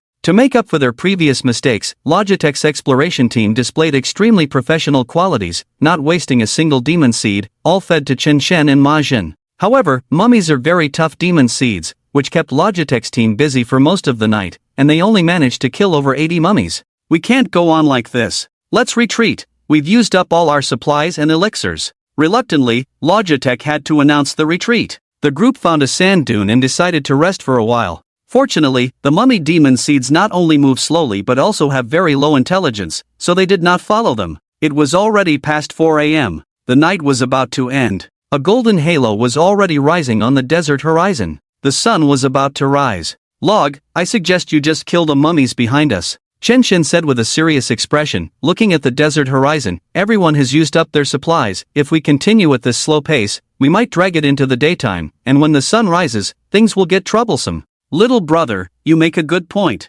Logitech agreed with Chen Chen's plan, as fighting the boss after the sun rises would significantly increase the difficulty. In the desert, once the temperature rises, it can be deadly. Shama, what do you think? However, before implementing the plan, Logitech still sought Ma Jin's opinion. After all, he was the one truly spending the money. I'll follow whatever Chen Gu says. Ma Jin had no objections. He had just extracted over 50 magic crystals from the corpses of more than 30 mummies, which was a decent haul. Chen Chen naturally had no need to say much. From 50 mummies, he directly gained 1,000 years of life and over 280 magic crystals. However, to avoid raising suspicions from others, Chen Chen falsely claimed he had only extracted over 80 crystals. The magic crystals didn't matter much, it was mainly the 1,000 years of life that made Chen Chen very satisfied. This time, the relic exploration had yielded an incredible amount. While the exploration team was recovering, Chen Chen was using life deduction to enhance himself. Although the entire relic exploration was going very smoothly, the smoother things went, the more vigilant one should remain. This 1,000-year lifespan was crucial, and Chen Chen had to make good use of it. Injecting lifespan for talent Fury, E-level. 10 years, your spiritual vein is growing, but the speed is extremely slow. 50 years, the spiritual vein finally shows some signs of change. 120 years, spiritual light surrounds you, your spiritual vein is not far from transformation. 300 years, hard work pays off, after your continuous efforts, the talent finally awakens. The process of life deduction was similar to what Chen Chen had anticipated. The higher the talent level, the more lifespan was required. Cases like Shinyoshi, who awakened from G-level to D-level in just a few decades, were merely exceptions. Fury, E-level, Blood Chi awakening, D-level physical lifesteal plus 5% 5%, attack speed plus 30% 40%, movement speed plus 30% 40%, new, attacks cause a bleeding effect on enemies for 10 seconds, dealing 5% damage per layer, stacking up to 10 layers. Remaining lifespan, 727 years. It took a full 300 years just to awaken from E-level talent to D-level talent. The next stage would definitely require more, and it was very likely that 700 years would not be enough. Therefore, Chen Chen gave up on further enhancing his talent and allocated his lifespan to martial skills that were easier to advance. Lifespan minus 182 years. Dash, F-level, E-level, D-level, C-level. Wrap the power of the gale around your legs, increasing movement speed by 30%, 50%, 70%, 100% for 10 seconds, CD, 120 seconds. Lifespan minus 54 years. Vacuum palm, F-level, E-level, D-level, C-level. Create a vacuum in the palm, causing suction. New, upon hitting an enemy, deal 50%, 100%, 150% damage, with an additional 10%, 20%, 30% armor breaking effect, lasting 5 seconds. CD, 20 seconds. Lifespan minus 80 years. Charged strike, E-level, D-level, C-level. Charge for 1 second, gathering spiritual power in the spiritual weapon, dealing 250%, 300%, 350% explosive damage. For each additional second of charge, deal an extra 50%, 60%, 70% damage, with a maximum charge time of 5 seconds. CD, 20 seconds. Lifespan minus 101 years. Wall passing technique, E-level D-level C-level. Enter a spiritual state for 3-4-5 seconds, during which you can ignore collisions with regular objects. New, spiritual body passes through living beings, dealing 100% to 0% attack damage.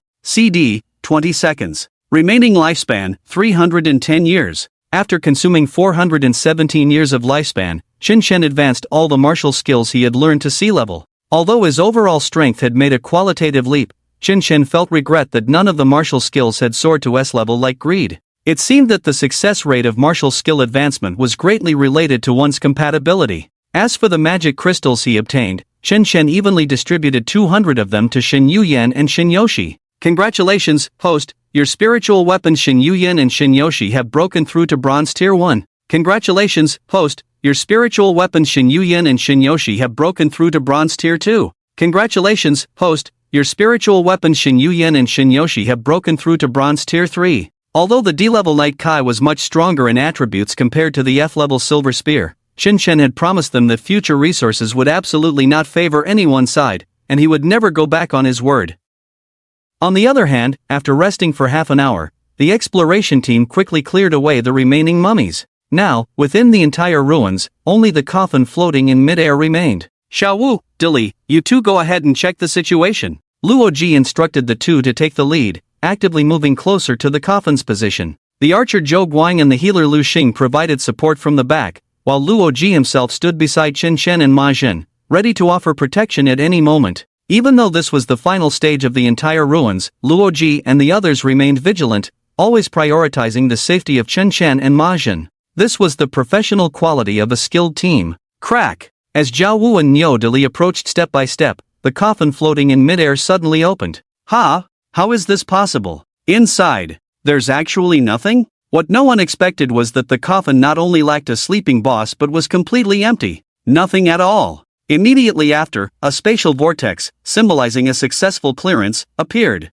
Golden treasure chests fell at everyone's feet. Is it cleared? Everyone looked at each other, bewildered. Although it was hard to believe, the treasure chests and spatial vortex had appeared, so the ruins must have been cleared without a doubt. However, Qin Shen felt something was off and remained highly alert. He took a bun from his spatial ring and threw it towards the nearby spatial vortex. The bun, upon contact with the vortex, was not sucked in but bounced back out. It was clear that this portal was fake. The real ruins boss must be hidden nearby and had not been defeated. TCH, I thought this coffin had some powerful boss, but it turns out we cleared it so confusingly. Sigh, another boss reward lost, what a pity. Damn, this ruins is really strange. The earlier murlocs were hard to catch, and the final boss turned out to be a blunder. After saying this, Luo Ji and the others were about to open the treasure chests in front of them. Wait, something seems off. I think everyone should be more cautious, watch out for traps. Qin Shen's warning came just a bit too late. Before he finished speaking, everyone had already opened their treasure chests.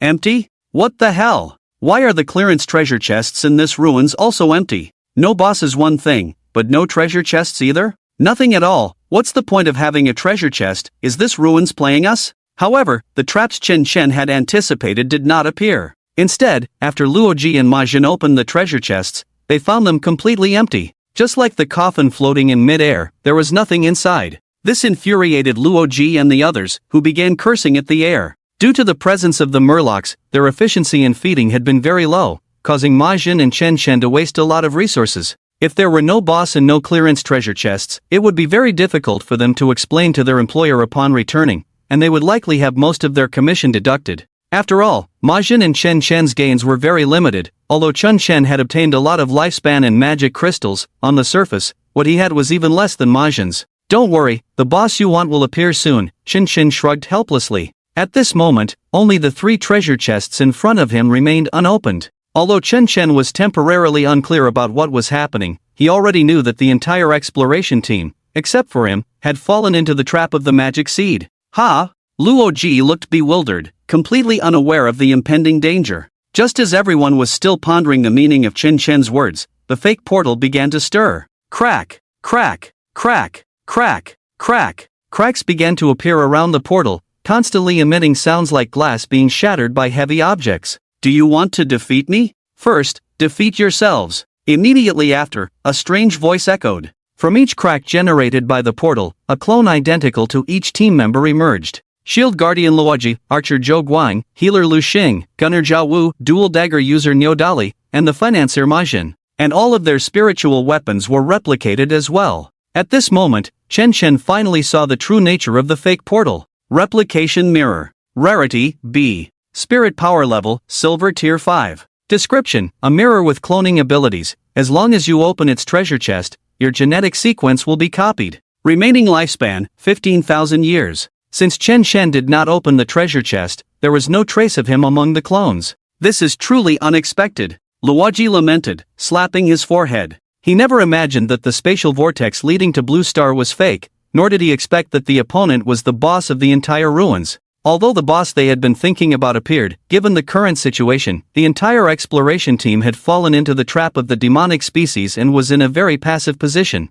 Good news, there's still one person among us who hasn't fallen for it. Bad news, that person is me. Ha ha ha ha ha ha. At this point, to lighten the mood, Chen Chen made a self-deprecating joke. Because in everyone's eyes, the weakest in the team was undoubtedly Chen Chen, who had a low level, poor talent, and wore 2 G-grade spiritual weapons. It seemed that even if this boss replicated Chen Chen, it would be useless. But in fact, it was fortunate that Chen Chen saw through the mechanism of the demonic species. Otherwise, the consequences would be unimaginable. The current Chen Chen was not weak at all. In fact, he was even stronger than any member of the exploration team. Bro, your joke is really cold. Luoji urged everyone to get their spirits up and prepare to fight. At this point, there's no turning back. It's just a bunch of clones. What's there to be afraid of? That's right, no one knows us better than ourselves. Healer Lu Xing had a flash of inspiration in his mind, seemingly finding a way to defeat the boss. Luoji was also inspired by Lu Xing's words and immediately commanded the exploration team to engage in battle. First, Luoji instructed Archer Zhou Guang to hold back the clone of Luoji. As Zhou Guang's rain of arrows was unleashed, the clone Shield Guardian entered a defensive stance to block ranged attacks for the other clones. Meanwhile, Luoji himself used a taunt technique to force the clone Dual Dagger user and the clone gunner to attack him. After attracting all the frontline clones, Niu Dali and Zhao Wu immediately cut in to take down the rear clones, the archer and the healer. Without the ranged output and healing from the backline, the remaining clones were left with little strength. They were easily taken down in a 5v3 situation. As for the clone Ma Jin, to be honest, Chen Chen didn't even see clearly. At some point, he was taken down by the exploration team's unknown AoE. It seemed that the strength of the clones was proportional to the copied genetic sequence. Ma Jin's current strength was indeed not on the same level as a professional fighter. After eliminating all the clones, everyone began to unleash a frenzied attack on the boss. Do you want to defeat me? First, defeat yourselves. But after only reducing the boss's health by a third, the replication mirror shattered again. From the spatial cracks, all the clones were summoned once more. Damn! Is this boss ever going to end? Captain, what do we do now? What else can we do? Let's do it again according to the previous plan. With no other choice, Logitech and the others had to give up on killing the boss and continue attacking the clones. Although these clones were quite foolish, the exploration team's movements were much slower compared to the first round of hunting. After all, their stamina and spiritual energy were being consumed heavily. This situation was to be expected. After wiping out the clones, everyone was exhausted, and since they had already consumed all their supply potions earlier, the team's condition could not be restored. Hurry up and attack. Otherwise, that damned boss will summon more clones. Even though the exploration team had very little spiritual energy left at this moment, they still launched an attack on the boss. If they didn't take advantage of this moment to attack, all their previous efforts would be in vain. Even though the current situation was grim, Logitech and the others could only grit their teeth and press on. With the exploration team's efforts, the health limit of the replica mirror finally dropped to the last third. But despairingly, those damned clones appeared again. Do you want to defeat me? First, defeat yourselves. No way? They're back? Damn, I really can't take it anymore. If I had known, I wouldn't have picked up that box. Otherwise, we wouldn't be in such a mess. It's useless to say anything now. Let's keep fighting. This should be the last wave of clones. As long as we get through this, we can clear the ruins. Seeing the clones appear again, Logitech's exploration team fell into panic. At this moment, their spiritual energy was completely depleted. They could no longer perform any martial arts. In such a situation, the healer Lu Xing was unable to provide any assistance to the team. He even disengaged from his fusion state with the spirit weapon and took out crossbow arrows from the spatial ring to assist in the battle from the back. Without the support of spiritual energy, even the best battle plan could not be implemented effectively. The current situation of the exploration team was extremely dire, as they were being pushed back by the fully energized clones, unable to fight back at all. Faced with this situation, Ma Jin and Chen Shen, who had been watching from the back, could only feel anxious and were of no help. Due to the first half of the ruins exploration not going smoothly, Ma Jin and Li Zihan's current spiritual energy level was only at the second stage of bronze. They wanted to help, but they simply didn't have the strength. Even if they bravely charged out, it would only increase the burden on Logitech and the others. It would purely be counterproductive. Chen Shen also just watched from the back and did not lend a hand. Even though the system had the spirit weapon transformation function, others could not see Yikai and the silver spear, only the firewood stick and the tattered cloak. However, once they entered combat mode, it would definitely be noticed by others. Fortunately, the exploration team led by Logitech was very resilient. In the constant tug-of-war with the clones, even if they only recovered a tiny bit of spiritual energy, Logitech seized this rare opportunity and, together with Niu Dali and Zhao Wu, killed the clone healer once again. Without healing and supplies, the combat power of the clones greatly diminished. Good. Well done, brothers, victory is within reach. After dealing with the most troublesome healer, Logitech and the others seemed to see the dawn of victory. However, to kill the clones in the backline, the exploration team also paid a considerable price. Not only were the team members battered and bruised, but healer Lu Xing's wife was also hit in the chest by an arrow from the archer clone while in human form, her life hanging by a thread. Damn it, my spiritual energy is all gone. Looking at his wife's increasingly weak vital signs, Lu Xing, as a healer, felt powerless. Wife, hold on. Just wait a little longer, just a little longer, and my abilities will recover. I can save you, don't close your eyes, think of our child. He is about to turn 18 and will awaken his talent, becoming an excellent demon hunter. I beg you, don't die, please. At this moment, Lu Xing didn't even have the spiritual power to stop his wife's bleeding. He could only watch helplessly as she drifted away from him. As a doctor, not being able to save the person he loved most was a profound sorrow. With the death of a member in the exploration team, the atmosphere fell into a dead silence. Even Ma Jin, who had been watching from the back, clenched his fists tightly. If he were just a bit stronger, he could step up and contribute to the team instead of watching his teammates die before his eyes. In the face of this scene, Chen Shen appeared remarkably calm. As a former demon hunter who had once elevated his spiritual power to the Golden Realm, he had experienced such scenes countless times. This was the fate of the low-level thugs like Luoji. To lead and protect the benefactor meant that the risks for the entire exploration team would multiply. But for those like them, who had no background in average talent, becoming professional thugs seemed to be the only choice. Very few ordinary people could emerge from this stage.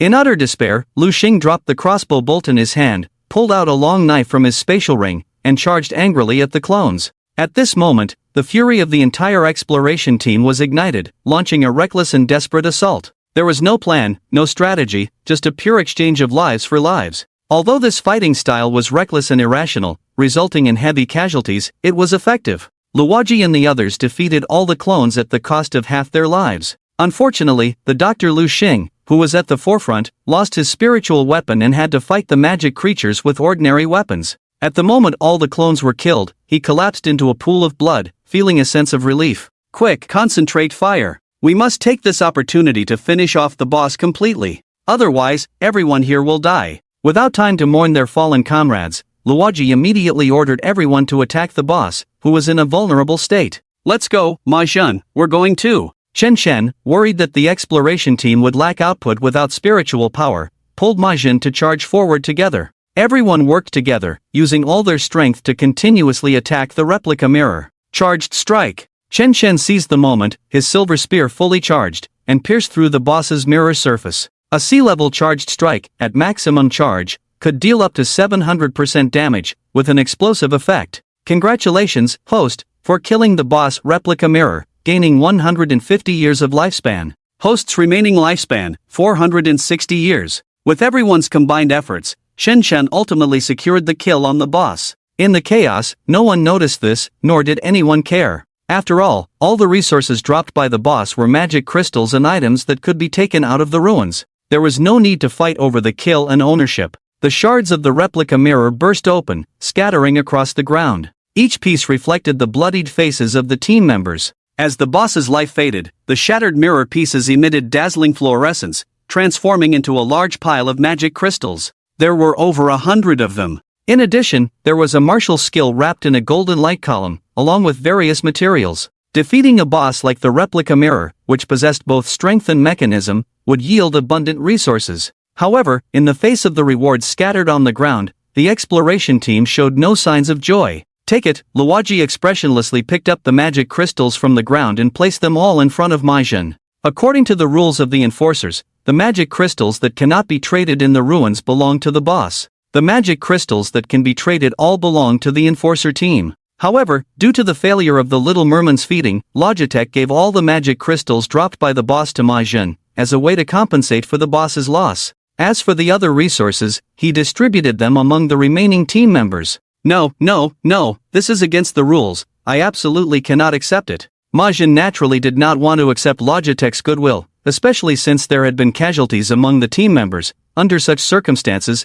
he felt even less inclined to take it. "Let this 100 magic crystals be a relocation fee for Brother Lu Xing," Logitech said, slightly taken aback. He looked at Maijin, then turned back to glance at the teammates who were still grieving. "Thank you on behalf of Lu Xing's family." Logitech and all the members of the exploration team bowed to Maijin, their eyes filled with gratitude. The enforcers at the bottom level, whose lives were often treated as insignificant, felt a warmth from Maijin's actions. With the boss replica mirror completely defeated by the exploration team, the True Ruins portal finally appeared before everyone. At the same time, a golden treasure chest for clearing the level also appeared. The difficulty of the ruins was not low, so there would definitely be no shortage of magic crystals inside. 20 magic crystals. I'm stronger than you, I'll take 22 magic crystals. Damn, why does this treasure chest always target me? Why do I only have 18? It's a luck issue, who told you to be so stingy usually? After clearing the ruins, everyone released their fusion state and opened the treasure chests in front of them.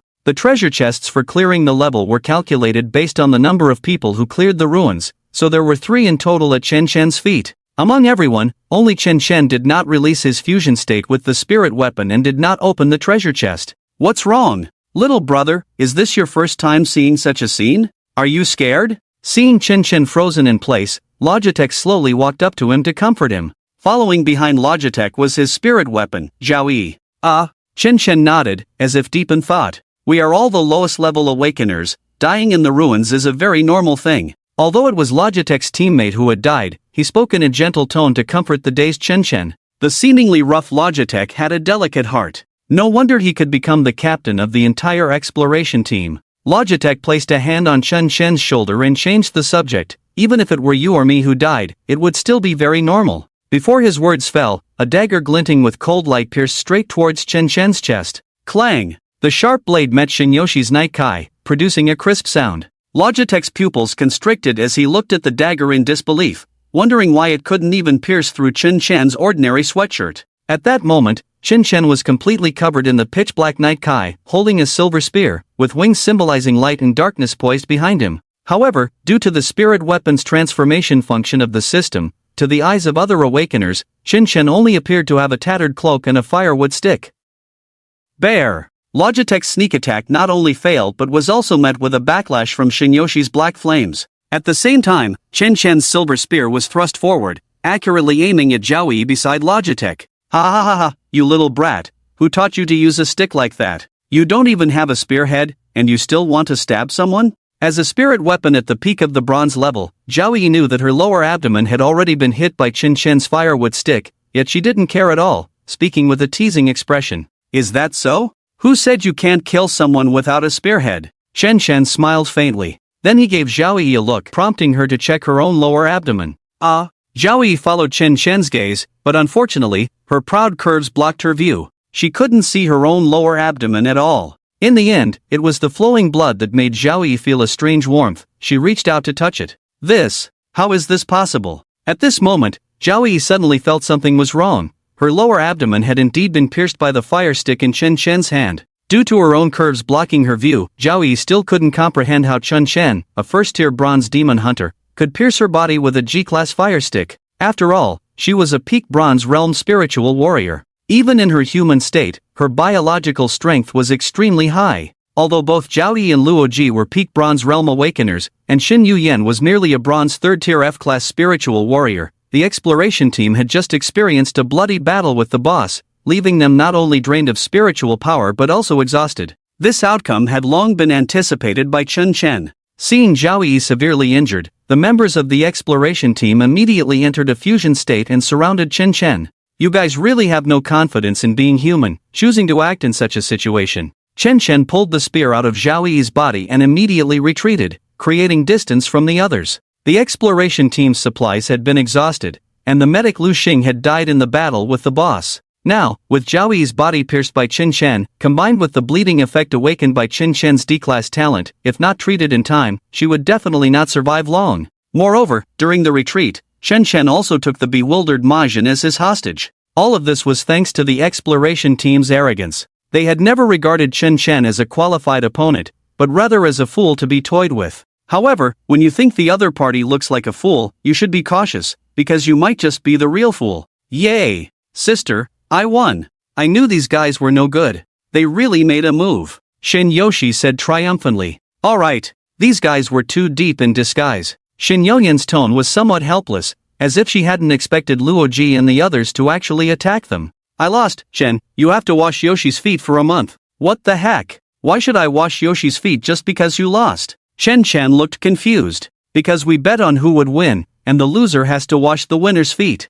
Shin Yuyan said seriously, as if there was nothing wrong with this logic. Did you even ask for my opinion? You weren't there when we made the bet, so it wasn't convenient to ask you. Besides, if this good thing fell on you, you'd actually be overjoyed, don't deny it. This has nothing to do with whether I'm happy or not. You guys betting on me should at least ask for my opinion. That's the most basic respect between people. Chen Chen argued. Although he had long wanted to pinch Shin Yoshi's delicate little feet, that was beside the point. Brother Chen, what exactly is going on? Ma Jin looked at Chen Chen in confusion, not understanding why things had suddenly turned out this way. They had just been good friends sharing life and death. What had caused this sudden change? You might as well ask them what they want to do. Chen Chen did not answer Ma Jin but instead turned his gaze to Luo Ji and the others across from him. As Chen Chen's hostage, Ma Jin questioned Luo Ji, Brother Luo, what exactly happened? Why did you and sister attack Brother Chen? Can't we just sit down and talk things over? If it's a matter of, I can give you all the resources I have, just stop fighting, okay? The naive Ma Jin still thought that the conflict between Chen Chen and Luo Ji was due to Chen Chen, impressive, you've been playing the pig to eat the tiger, we underestimated you. Luo Ji looked at the blood hole in Zhao Yi's abdomen, which was clearly not something that could be caused by a first-tier bronze spirit power and a G-level spirit weapon. At this moment, he realized Chen Chen's true strength was far from what the intelligence had suggested. However, Zhao Yi was not really his wife, she was just a temporary contract spirit weapon partner. If she died, so be it, there was nothing to mourn. As for Chen Chen, even though he had been outsmarted, Luo Ji did not appear flustered. After all, to enter this bronze relic, Chen Chen's spirit power level was at most peak bronze. Luo Ji had a professional team, although they didn't have a doctor, they were enough to deal with a lone Chen Chen. Chen Chen, when did you see through our flaws? With the situation exposed, Luo Ji stopped pretending. Chen Chen smiled, you have too many flaws, I can't finish listing them all in a short time. Desert relic. Our plan is flawless, a young punk like you couldn't possibly see through it. Luo Ji still couldn't believe that Chen Chen had seen through their scheme, looking suspiciously at his teammates. Who leaked the information? Luo Ge, why are you looking at me? I've followed you for so many years, how could I betray you? We're all working for that lord, if we leak information, wouldn't that be seeking our own death? Right, Luo Ge, the urgent matter is to catch this kid Chen Chen.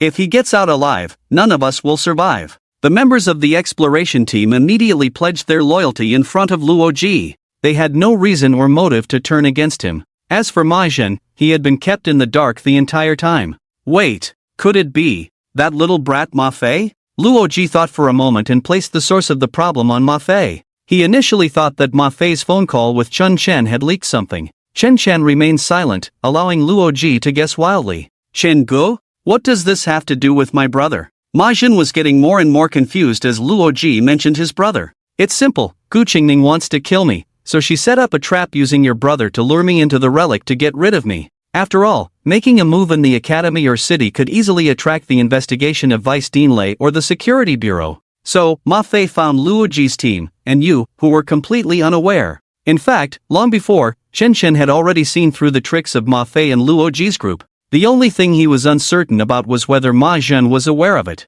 But it seemed that Ma Zhen truly knew nothing and was just being used by Ma Fei. When Ma Zhen found him, Chen Chen had already kept a wary eye. Sometimes, the more well-meaning the contact, the more one should remain vigilant. Ma Zhen indeed regarded Chen Chen as an idol, and the people behind him were precisely using this to try to lure Chen Chen into their trap. He had a good relationship with Ma Fei back in the golden class, but how could someone who avoided you in your most difficult time possibly extend a helping hand now? Ma Fei had said on the phone that he had a big task recently, and after completing it, he might be promoted to a high position in the Demon Hunter Association. Chen Chen had long guessed what this big task was. It was about him. Good things don't just fall from the sky. Chen Chen naturally understood this principle. The reason he dared to follow Luo Ji and the others into the relic was to turn the tables and eliminate these guys. After all, killing a demon seed only grants 1% of its lifespan, but killing an awakened one who harbors killing intent towards oneself allows one to absorb 100% of their life, with additional benefits based on one's spiritual power level.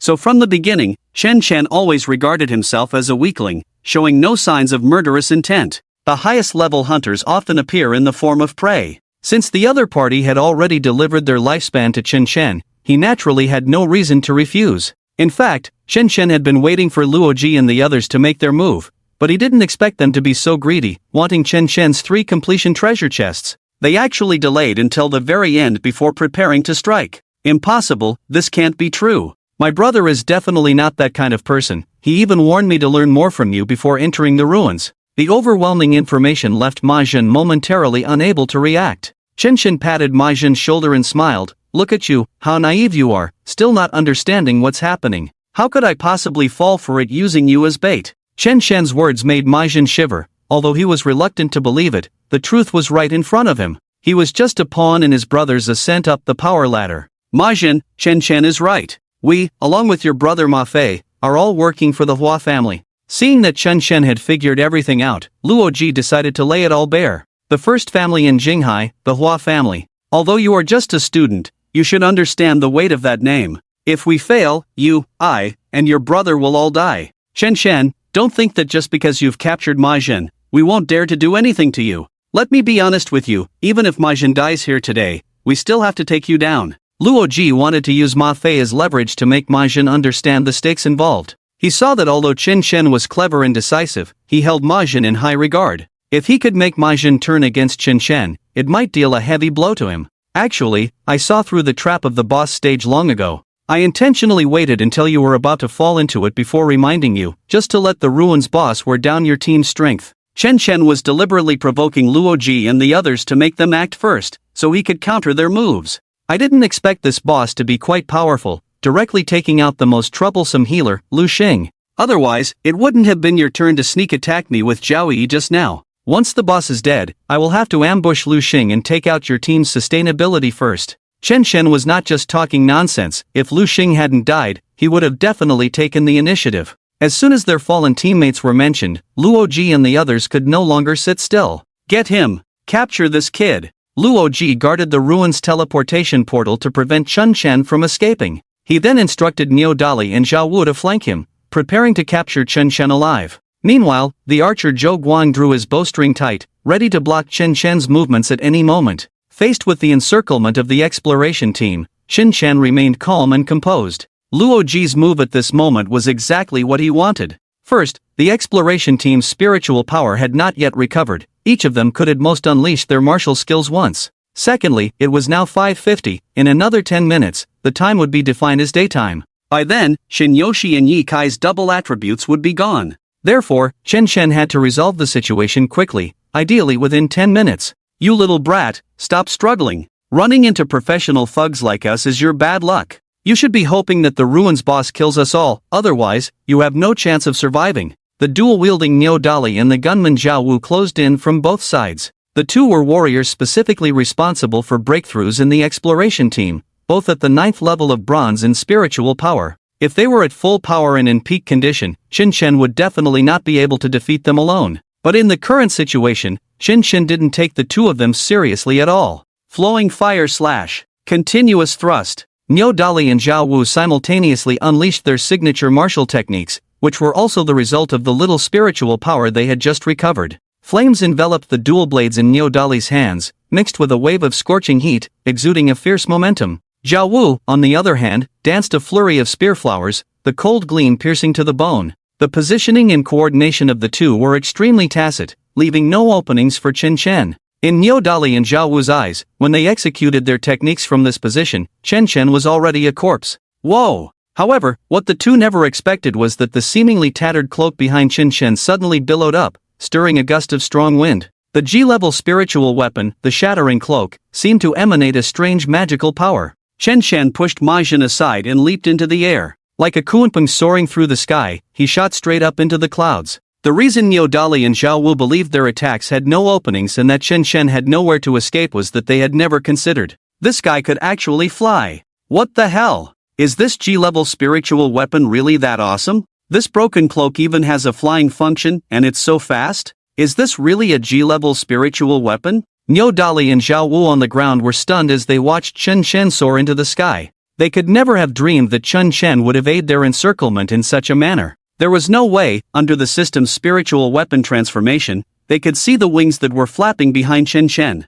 If the wings of the angel, symbolizing light, and the wings of the fallen angel, symbolizing darkness, had appeared before everyone, perhaps they would understand why Chen Chen could fly into the sky in an instant. By that time, maybe Logi and his group would revere Chen Chen as a deity, not daring to confront him. The Awakener Zhao Yi, who harbored murderous intent towards you, has been killed by you. The host gains a basic lifespan of 52 years, receiving a 100% bonus based on their spiritual power level, and additionally gains 52 years of lifespan. Host's remaining lifespan, 564. As Chen Chen flew into the sky, Zhao Yi, who had been pierced through the abdomen by him, had already perished, and Chen Chen gained another 99 years of lifespan. This level of lifespan absorption was already quite impressive. After all, he had only gained 150 years of lifespan after just killing the boss replica mirror. One could only say that all of this was thanks to the boss. Otherwise, Chen Chen wouldn't have been able to so easily kill an Awakener at the peak of the bronze level. Don't be deceived by the illusion before you.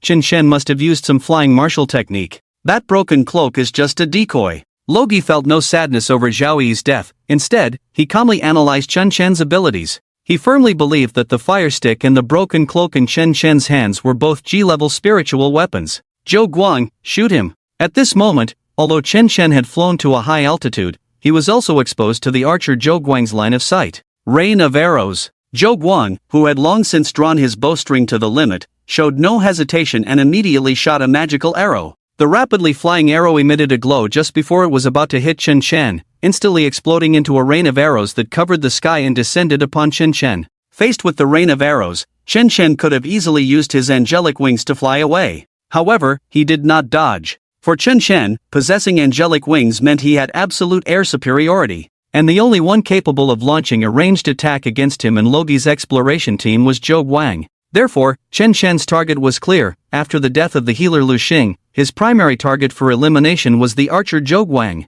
Chen Chen blocked the angelic wings and the fallen angel wings in front of him, preparing to directly withstand Zhou Guang's rain of arrows. I guessed it right. Chen Chen's flying martial arts can only hover in the air, unable to fly freely. Now that he's in the air, he's just a live target. Ha ha ha ha. Luo Ji laughed wildly. He felt he had made the right bet, as true flying abilities in martial arts were extremely rare. Even if there were any, they would have to be around A grade. Below A grade, they were generally just pseudo-flying martial arts. They could only help demon hunters ascend into the sky but could not soar freely through the skies. You little brat, you really underestimate my strength. Trying to block my rain of arrows with a tattered cloak is simply asking for death. Zhou Guang scoffed. In his eyes, what stood in front of Chen Chen was not the black and white angelic wings, but a tattered cloak. Whoosh whoosh whoosh whoosh whoosh whoosh whoosh whoosh. At the same time, the rain of arrows fiercely pierced Chen Chen's body. The angelic wings and fallen angel wings were special attributes unlocked after achieving a certain level of synergy. Their existence was also a part of Chen Chen's body.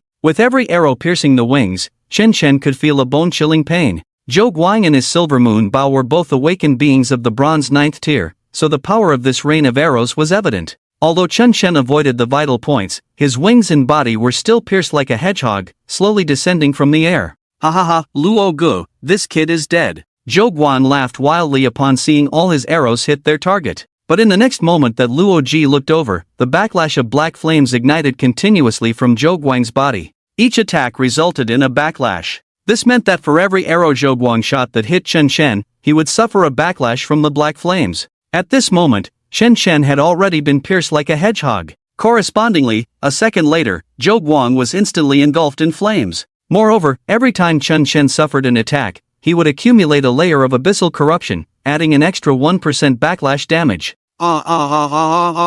What's happening?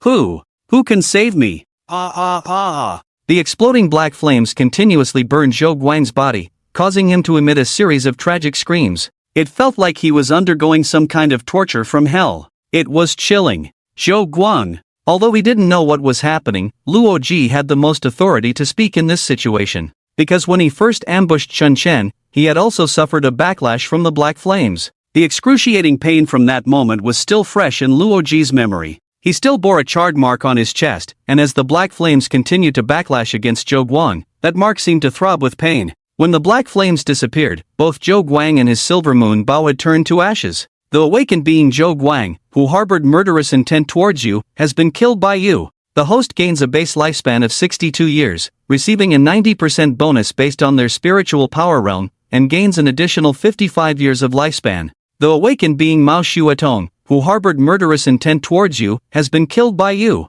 The host gains a base lifespan of 66 years, receiving a 90% bonus based on their spiritual power realm, and gains an additional 59 years of lifespan. Host's remaining lifespan, 806 years. Through the backlash damage from Night Kai, Chen Chen successfully killed the archer Zhou Guang and his spirit weapon once again. This dense multi-target attack was practically delivering heads to Chen Chen. Just now, Chen Chen had been hit by a total of 105 arrows, and Shen Yoshi would deal 80% backlash damage to Zhou Guang each time. The base damage reached an astonishing 8,400%, not counting the effects of 100 layers of abyssal corruption. Damage backlash. It's damage backlash. Until Zhou Guang's death, Luo Ji only then realized the mechanism of Yi Kai. Xiao Wu, De Li. Aim for Chen Chen's landing point and finish him off with one blow, no continuous attacks. Luo Ji immediately devised a counter-strategy. At this moment, Chen Chen, hit by the rain of arrows, was still falling through the air. Niu Deli and Zhao Wu had already positioned themselves at the landing spot, ready to deliver a fatal blow. But Luo Gu, didn't we receive orders to capture Chen Chen alive? Shouldn't we enjoy those twin school beauties first before striking? Yeah, we've all seen Xin Yuyan and Xin Yuxi, their little faces, their petite figures, they're just so charming. If we kill him directly, what a waste. It was clear that Niu Deli and Zhao Wu were already aware of Chen Chen's eternal contract with the sisters. If they killed Chen Chen, Xin Yuyan and Xin Yuxi would also die. That would be such a pity. What time is it, and you're still thinking about this? Chen Chen is not as simple as we imagined. If we hold back now, we'll all die. Luo Ji nearly roared. Having witnessed Zhou Guang's death right before his eyes, Luo Ji was acutely aware of Chen Chen's terror. If Zhao Yi's death was due to her being severely injured in the previous battle with the boss, Zhou Guang, as an archer, was completely different. As a rear-line damage dealer, Zhou Guang had indeed exhausted his spiritual power, but he hadn't sustained much damage. However, the black flames just now had directly consumed Zhou Guang and his spirit weapon, which was enough to prove Chen Chen's strength. Now, with the exploration team suffering heavy casualties, Luo Ji's spirit weapon was also dead, leaving only Niu Deli and Zhao Wu with combat capability. Yet these two old fools were still thinking about the school beauties, simply refusing to see the reality. Luo Ge, have you been scared silly? Chen Chen is already half dead and unable to move. He'll probably die from the fall without us lifting a finger. Besides, didn't we put a slow-acting aphrodisiac in the wine? If we don't use it well, wouldn't that be a waste? This kid Chen Chen does have some tricks, but it's only because we were worn down by the boss that he got the chance to counterattack. Otherwise, he wouldn't be our match. Watching Chen Chen continue to fall, Niu Deli and Zhao Wu were already reveling in their joyful time with the school beauties. As for Luo Ji's earnest persuasion, they simply wouldn't listen. At that moment, the two looked like goblins, their faces filled with lewd smiles. It was at this time that Chen Chen realized he had been drugged with a type of aphrodisiac in the drinks he shared with Xin Yuyan. It was a slow-acting drug, colorless and tasteless, undetectable. Only when spiritual power was activated would the drugged person feel something unusual. No wonder Chen Chen felt a surge of energy in his body, he had been drugged at the tavern. Sometimes, you really should listen to the captain. Seemingly unconscious, Chen Chen suddenly opened his eyes, his gaze sharp as he looked at Niu Deli and Zhao Wu. Death God's domain. In an instant, the angelic wings behind Chen Chen were eroded by dark energy, transforming into fallen angel wings. As a pair of pitch-black wings unfurled, a massive necromantic array appeared. The deathly aura, shrouded in swirling black mist, rolled outwards. Two abyssal jaws leaped out from the necromantic array, devouring Niu Dali and Zhao Wu. Compared to the death god's domain Chen Chen had released in the goblin mine, this time the abyssal jaws carried the damage Chen Chen had sustained from the rain of arrows. Ah! What is this? A demon! It's a demon! Ah! With the wretched screams of Zhao Wu and Niu Dali, they witnessed the most terrifying scene of their lives. The necromancer's array was like a vast, pitch-black ocean, and the abyssal maw resembled a shark lurking at the ocean's depths. Niu Dali and Zhao Wu were like small boats adrift in this dark sea, facing endless dangers with no way to escape. The Awakened one, Niu Dali, who harbored murderous intent towards you, has been killed by you. The host gains a base lifespan of 39 years, receiving a 90% bonus based on their spiritual power level, and an additional 35 years of lifespan. The Awakened one, Jiang Fongfong, who harbored murderous intent towards you, has been killed by you. The host gains a base lifespan of 72 years, receiving a 90% bonus based on their spiritual power level, and an additional 65 years of lifespan. The Awakened one, Zhao Wu, who harbored murderous intent towards you, has been killed by you. The host gains a base lifespan of 59 years, receiving a 90% bonus based on their spiritual power level, and an additional 53 years of lifespan. The Awakened one, Zhang Chang, who harbored murderous intent towards you, has been killed by you. The host gains a base lifespan of 80 years, receiving an 80% bonus based on their spiritual power level, and an additional 64 years of lifespan. Host's remaining lifespan, 1,273 years. I have to say, the power of the rain of arrows is quite impressive. Chen Chen, having landed steadily, pulled the arrows from his body. He had taken the rain of arrows from a bronze-tier demon hunter head-on. If it weren't for Shin Yoshi providing double defense at night, with Chen Chen's physique, he would have been in serious trouble. Niu Dali and Zhao Wu needed no further mention. Along with their spiritual weapons, they had all been taken down. Chen Chen. Who exactly are you? At this moment, Luo Ji's exploration team had dwindled down to just him. He slumped to the ground, completely devoid of the courage to resist. Chen Chen, holding a silver spear, slowly approached Luo Ji. You don't need to know who I am, because I don't like to chat with a corpse. Ha! Just as Chen Chen passed by a wall, Luo Ji, sitting on the ground, suddenly revealed a mocking smile. Wall passing technique. Chen Chen immediately entered a state of spiritual form, ignoring physical collisions, and sidestepped, unexpectedly passing through the wall beside him. Within the wall, a glint of cold light flashed, and Chen Chen's silver spear pierced through Ma Zhen's chest. Chen, brother Chen. At that moment, Ma Zhen had also entered a spiritual state, preparing to sneak attack Chen Chen through the wall. It turned out that Luo Ji had not given up on killing Chen Chen but had colluded with Ma Zhen to set up an ambush. However, Luo Ji could never have imagined that Chen Chen had actually detected Ma Zhen's presence the moment he fell, merely pretending not to know. Although the spiritual state allowed one to ignore physical collisions, when both parties entered this state, they could still attack each other. Chen Chen took advantage of this, eliminating Ma Zhen before he could strike. Ma Zhen never expected that Chen Chen had gifted him a wall-passing technique, but he had actually held back. Chen Chen's own wall-passing technique had even advanced to C rank.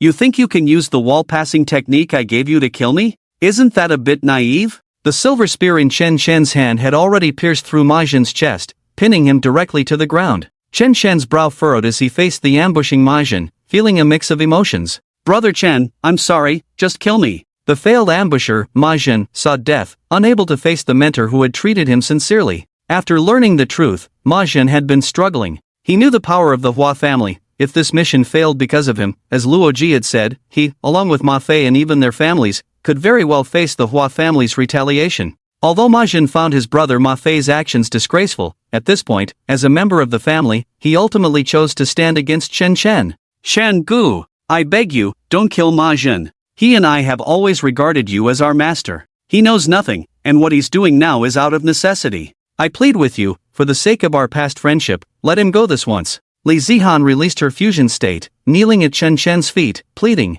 Chen Gu, I'm willing to trade my life for his. Can I? No. Chen Chen took one last look at Ma Zhen, pulled out the silver gun from his chest, and once again pierced through his throat. Though it pained him, it was unavoidable. The person who once idolized him had drifted further away. Ma Zhen, Chen Chen, you have a cruel heart. I'm willing to give my life for his. Why won't you agree? Seeing her beloved die before her, Li Zihan's eyes turned blood red as she drew a dagger, ready to fight Chen Chen to the death. Are you joking? Why should I agree? Chen Chen fiercely questioned Li Zihan in return. What reason do you have for me to agree? Did he not strike first and ambush me? What leverage do you have for me to agree? Your life and his life, can they be the same? What strength do you have for me to agree? Just because you say trade, it has to be done. Chen Chen's soul-searching questions made Li Zihan realize her own position completely. So, she could do nothing now. The only thing she could do was choose to die with Ma Zhen.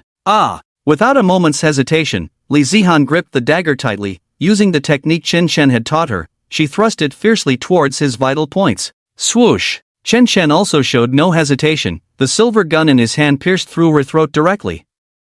Their bodies fell into the same pool of blood. The pair who once received Chen Chen's heartfelt blessings as contract partners were now buried by his own hands. With a heavy heart, Chen Chen walked towards Luoji. The less than 10-meter distance felt incredibly long to him. Because Chen Chen had been waiting, he wanted to hear a system notification sound, to prove that Ma Zhen and Li Zihan harbored murderous intent towards him. Unfortunately, everything went as he expected. Until Chen Chen stood before Luoji, he still did not hear the sound of Ma Zhen and Li Zihan's lifespans being absorbed by him. In fact, Chen Chen had long sensed that although Ma Zhen had ambushed him, there was no killing intent in his eyes, and Li Zihan was only seeking death. Neither of them had truly considered killing him. After all, Chen Chen was their idol, their master, and their friend. Chen Chen, you're strong, we lost. At this moment, facing the determined Chen Chen, Luoji, who had lost his spirit weapon, had completely given up. This guy before him was simply too terrifying. Even when ambushed by a friend, he could still gain the upper hand. Luoji had originally thought about whether to use the magic crystals outside his warehouse to lure Chen Chen, to trick him into retrieving them and then kill him. But after seeing Chen Chen's decisiveness and ruthlessness, he thought better of it. The success rate was 0, it wasn't worth it. But someone as powerful as you, being targeted by Gu Qingning and Hua Jianli, your future fate will probably be similar to mine. Luoji threw a string of keys hanging from his neck at Chen Chen's feet. These are the magic crystals our team has saved over the years. After I die, no one will probably go to the bank's vault to retrieve them, so I can't let them go to the capitalists. Consider it a gift, as a token of mutual respect between heroes. Before Luoji could finish his sentence, the silver gun in Chen Chen's hand pierced through his throat. You, of all people, dare to call yourself a hero? Immediately, Chen Chen vented all his anger onto Luoji, the silver gun continuously piercing his body until it was a bloody mess. The awakened one, Logitech, who harbored murderous intent towards you, has been killed by you. The host gains a basic lifespan of 18 years, with a 100% bonus based on their spiritual power level, receiving an additional 18 years of lifespan. Remaining lifespan of the host, 1,309 years. With Logitech's death, the sun in the desert began to rise. In the entire ruins, only Chen Chen and the two sisters remained. Chen, Ma Zhen, and Li Zihan. You really don't need to feel guilty. Death was their own choice. You've already given them many opportunities, Xin Yuyan said, noticing Chen Chen's current mood and offering comfort. Chen Chen nodded. Now was not the time for confusion. Although they had achieved a temporary victory, Gu Qingning and Hua Jianli had already revealed their murderous intent.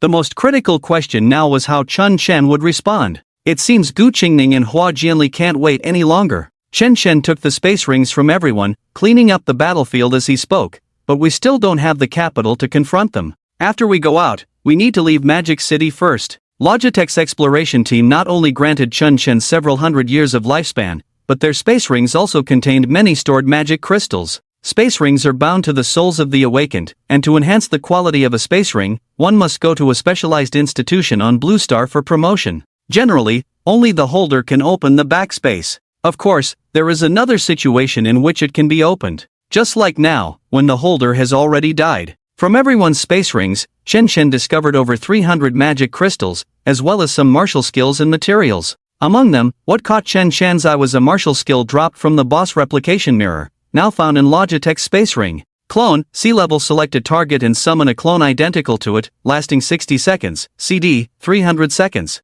The clone's spiritual power level cannot exceed that of the host and cannot release martial skills. Chen Chen found this martial skill quite good and directly began to cultivate it. As for the magic crystals, Chen Chen did not absorb them. After all, they were preparing to leave Magic City, and magic crystals could be traded and would be useful on the way. Release. Next, Chen Chen was about to start using the lifespan he had just obtained. After, Chen Chen first gave a kiss to Shin Yuyan and Shinyoshi, one each, equally. Along with that, he transmitted some things to the two sisters. Lifespan minus 99 years. Shin Yuyan's remaining lifespan, 100 years. Lifespan minus 96 years. Shin Yoshi's remaining lifespan, 100 years. Remaining lifespan of the host, 1,116 years. As the saying goes, what is borrowed should be returned. Borrowing again is not difficult. Chen Chen first returned the lifespan he had borrowed from Shin Yuyan and Shin Yoshi. After all, the sisters' lifespans had already reached a critical point.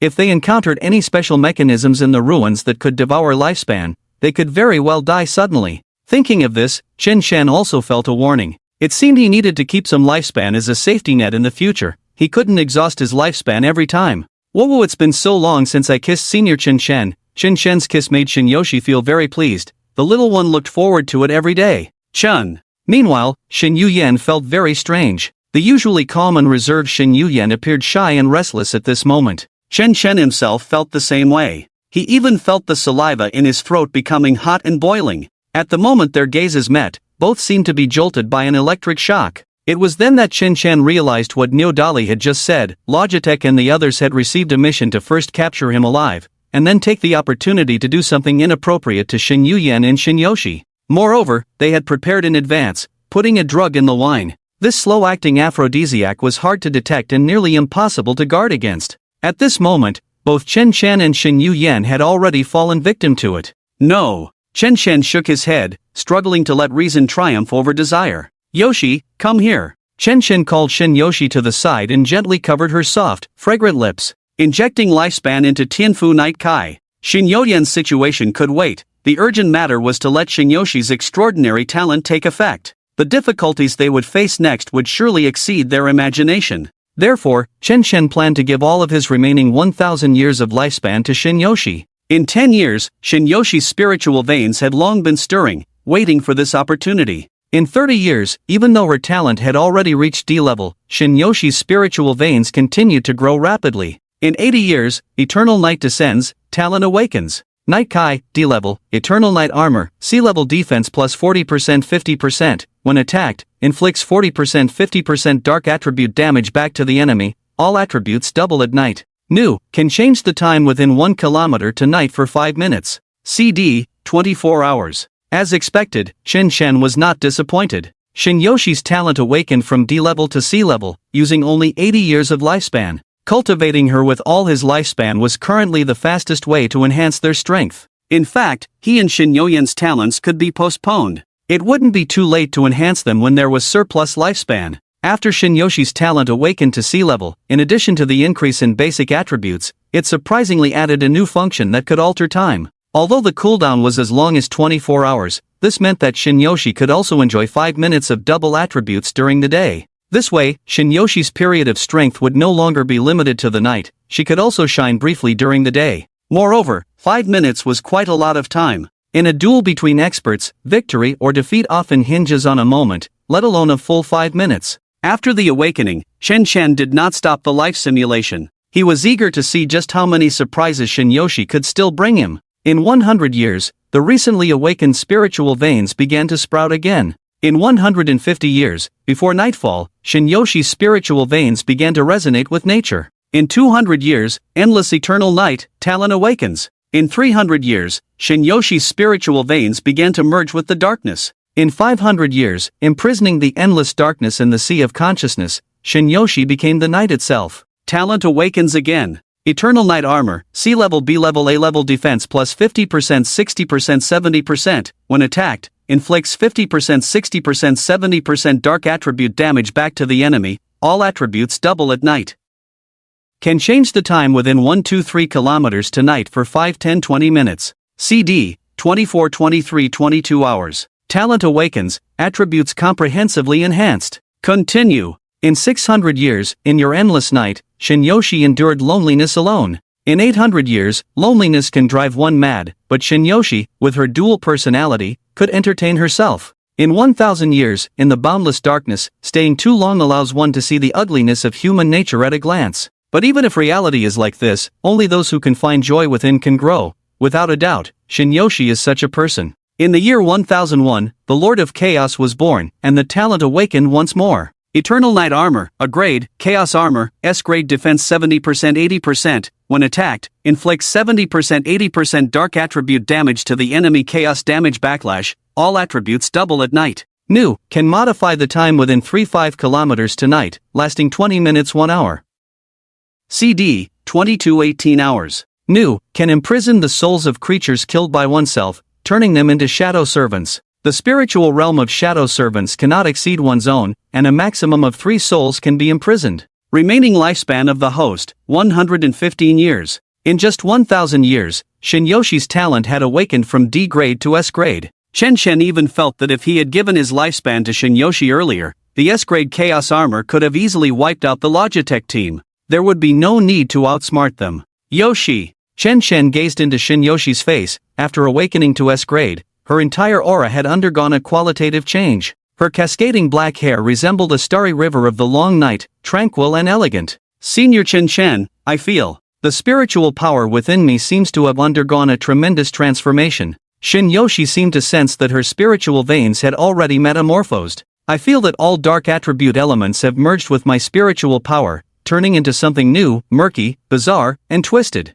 Yoshi, that is chaos, your talent has advanced to S-grade Chaos Armor, and you are the Lord of Chaos. Shen Shen excitedly pinched Shinyoshi's little face, her lips still moist from their recent kiss. Crystal clear, making one unable to resist wanting to taste it again. Under the influence of the aphrodisiac, Shen Shen's gaze began to become dreamy. Every inch of Shinyoshi's skin seemed to be glistening with beads of sweat, her rising and falling bosom heaving with each breath. He couldn't tell if it was because the desert sun had risen. Chen Shen felt everything around him becoming unbearably hot. This feeling was suffocating, he wanted to breathe. However, the urgent matter was to leave the demon city as soon as possible. Since Gu Qingning and Hua Jianli had already made their move, they would definitely not let it go easily. If Chen Shen returned alive with Xing Yuyan and Shinyoshi, they would surely face even more vicious retaliation. Lei Ling could indeed temporarily protect Chen Shen within the academy from threats, but what about outside the academy? Moreover, Lei Ling had already been demoted to vice president because of Chen Shen's issues. He didn't want to add trouble for his friend.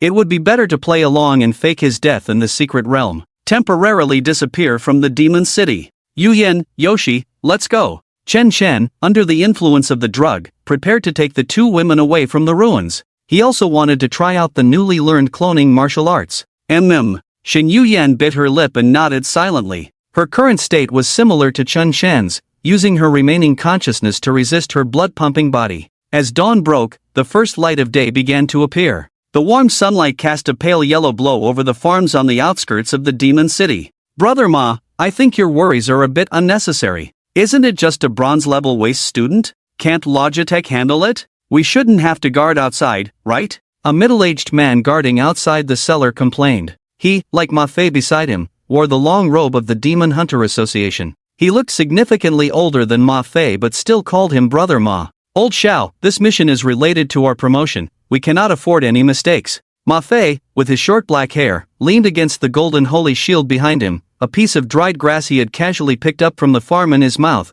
recalling the appearance of his old friend Chen Shen, the man who once fought alongside him, known as the God of War for commoners by the Academy. Moreover, our mission target this time is not as simple as it seems. You may not know how strong Chen Shen is, who has not been forced to break his oath contract.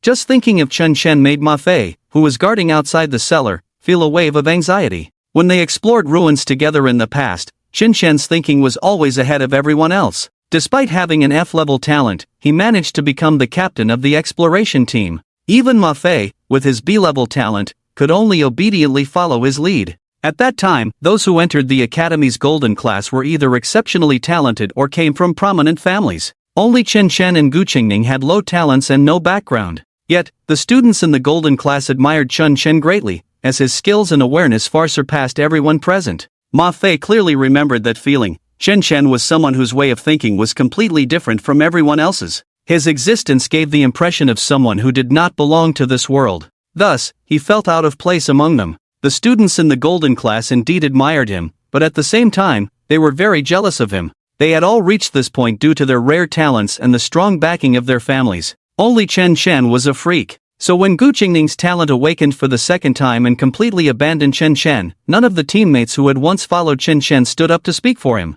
Not even Ma Fei. He not only did not feel that Chen Shen was unfortunate but rather thought it was a natural outcome. This world is like that. When someone tries to break the class system with personal strength, those deeply entrenched in the class are always waiting for his downfall. The past is the past, and the present is the present. No matter how strong or powerful he is, his spiritual power level is there, and he can't stir up any big waves. Lao Sha took a puff of his cigarette, looking at the sun rising on the horizon, disdainfully saying, "Back when we just graduated from the academy, who among us wasn't ambitious, thinking the world was still undecided, that you and I were both dark horses? And what happened? After leaving the academy, we realized the world was already decided, and you and I are just cattle and horses. Tasks like these, where we serve as lackeys for big families, I have always looked down upon. Yet here I am, obediently staying in this godforsaken place. Only by leaning against a big tree do we have a chance to advance." Ma Fei naturally understood Lao Zhao's words. Otherwise, he wouldn't have used his brother as a pawn to lure Chen Shen into the game.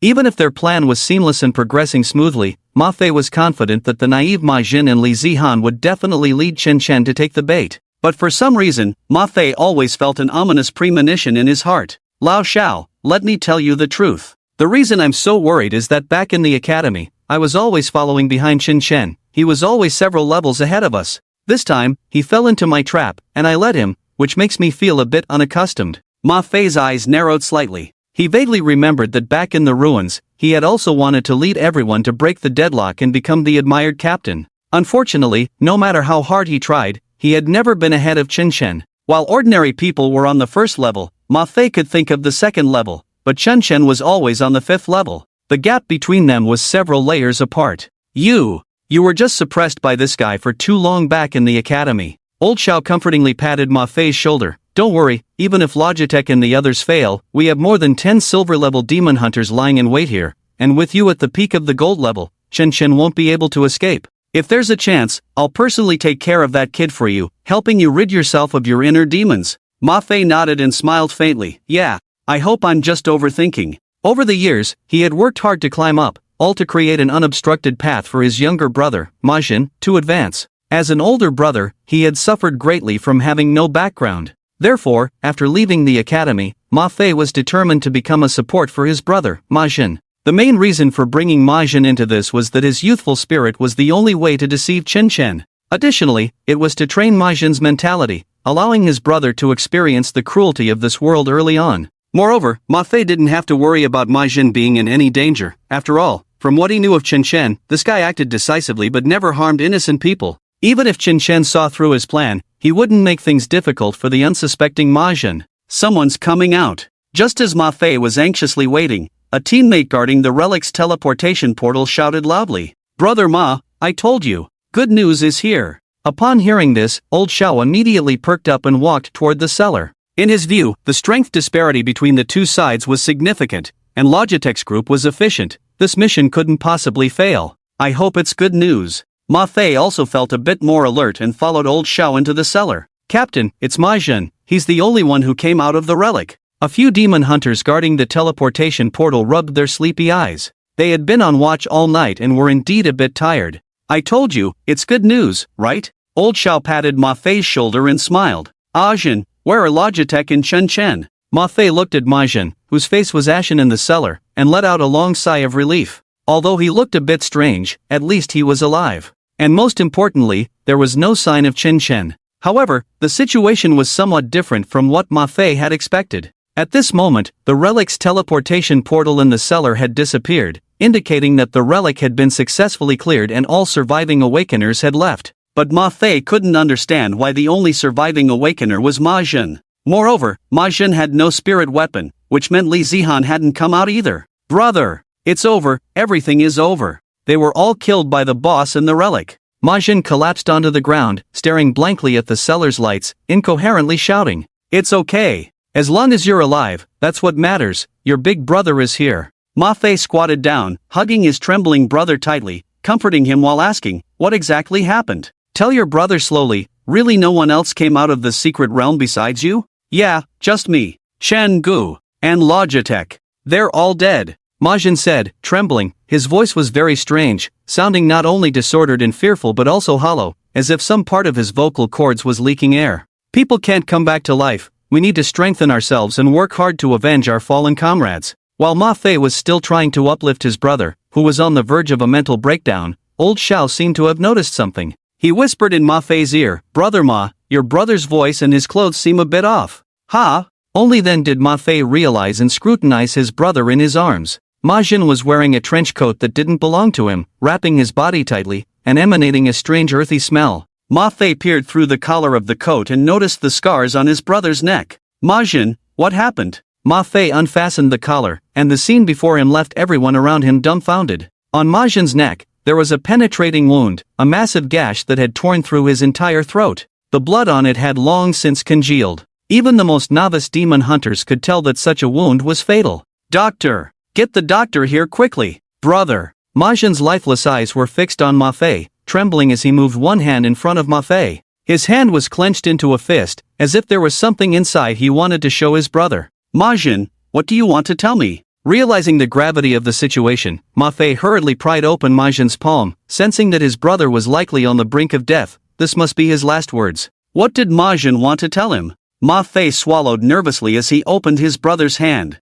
Inside. At that moment, everyone's gaze was focused on Ma Jin's hand. As his tightly clenched fist was slowly pried open, inside was intersection and upright middle finger. "Chen Chen!" Ma Fei's furious roar echoed in the cellar. In that instant, he finally realized that he had been completely played by Qin Chen. Ma Jin was merely a clone created by Qin Chen using martial arts. Once the 60 seconds were up, the spiritual energy dissipated, and Ma Jin's body scattered like the wind. At that moment, Qin Chen had already used Ma Jin's cover to directly use wall-passing techniques to escape into the wall. He even heard the conversation between Ma Fei and Lao Xiao. After the two entered the cellar, Qin Chen had directly spread his angelic wings and flown away. "Ah Jin." Ma Fei looked at the fading shadow of his brother in the cellar, his heart aching. The injuries on the clone made it clear that his brother, Ma Jin, could basically be confirmed dead. Recalling his brother's innocent face and the bright future he had envisioned for the two of them, Ma Fei finally broke down. Tears streamed from his bloodshot eyes.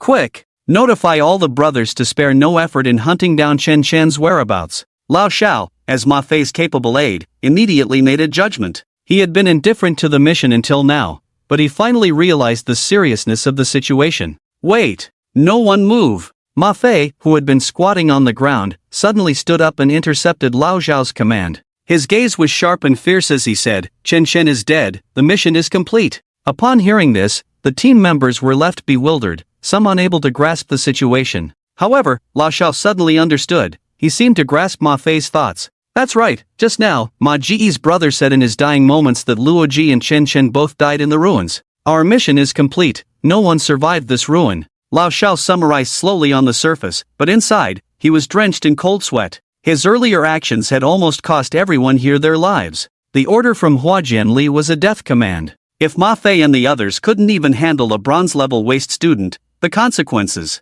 were unimaginable. "Everyone, prepare for a celebration banquet. We have accomplished a major task, and Captain Ma will surely be promoted." Lao Xiao organized the team members to go out. At this moment, everyone was still a bit confused. After all, Ma Fei's biological brother had just died, and was it really appropriate to prepare for a celebration banquet now? "Brother Ma, we offer our condolences. Every mission carries risks. The ruins are an unknown otherworld, no one can predict what lies within. At least we managed to complete the mission." However, after guarding the cellar all night, everyone was exhausted. After comforting Ma Fei a few times, they left. Once the team members had departed, Lao Xiao lit a cigarette for the still-standing Ma Fei. "Brother Ma, it was good that you reacted quickly just now, otherwise, our heads would have been on the line." Lao Xiao then lit one for himself, speaking with lingering fear. "But Chen Chen has indeed escaped. If he returns to the academy, won't we be exposed? Do you think we should guard near the Lingwu Academy in Magic City?" But operating within Magic City carries significant risks. If the Security Bureau and the Association find out, we could be in serious trouble. Ma Fei silently took a drag from his cigarette, trying to calm his emotions. He gazed at the light in the cellar surrounded by moths and slowly spoke, "We have failed. Hua Jianli will definitely find someone stronger and more ruthless to handle this. Don't worry, with Chen Chen's intelligence, he absolutely cannot stay in Magic City. But he just gave you the middle finger. Isn't that a declaration of war against us? If he wanted to leave Magic City quietly, why provoke us? If we report his escape to the Hua family, then he..." As he spoke, Lao Shao seemed to come to a realization. The reason Chen Chen dared to provoke Ma Fei was that he was certain they wouldn't dare to act. Rather than saying Ma Fei had a moment of inspiration and saved his brothers with a lie, it was more accurate to say this was the only way Chen Chen left him. It wasn't that Ma Fei guessed Chen Chen would leave Magic City, it was that Chen Chen guessed Ma Fei would keep his secret. Chen Chen anticipated Ma Fei's anticipation.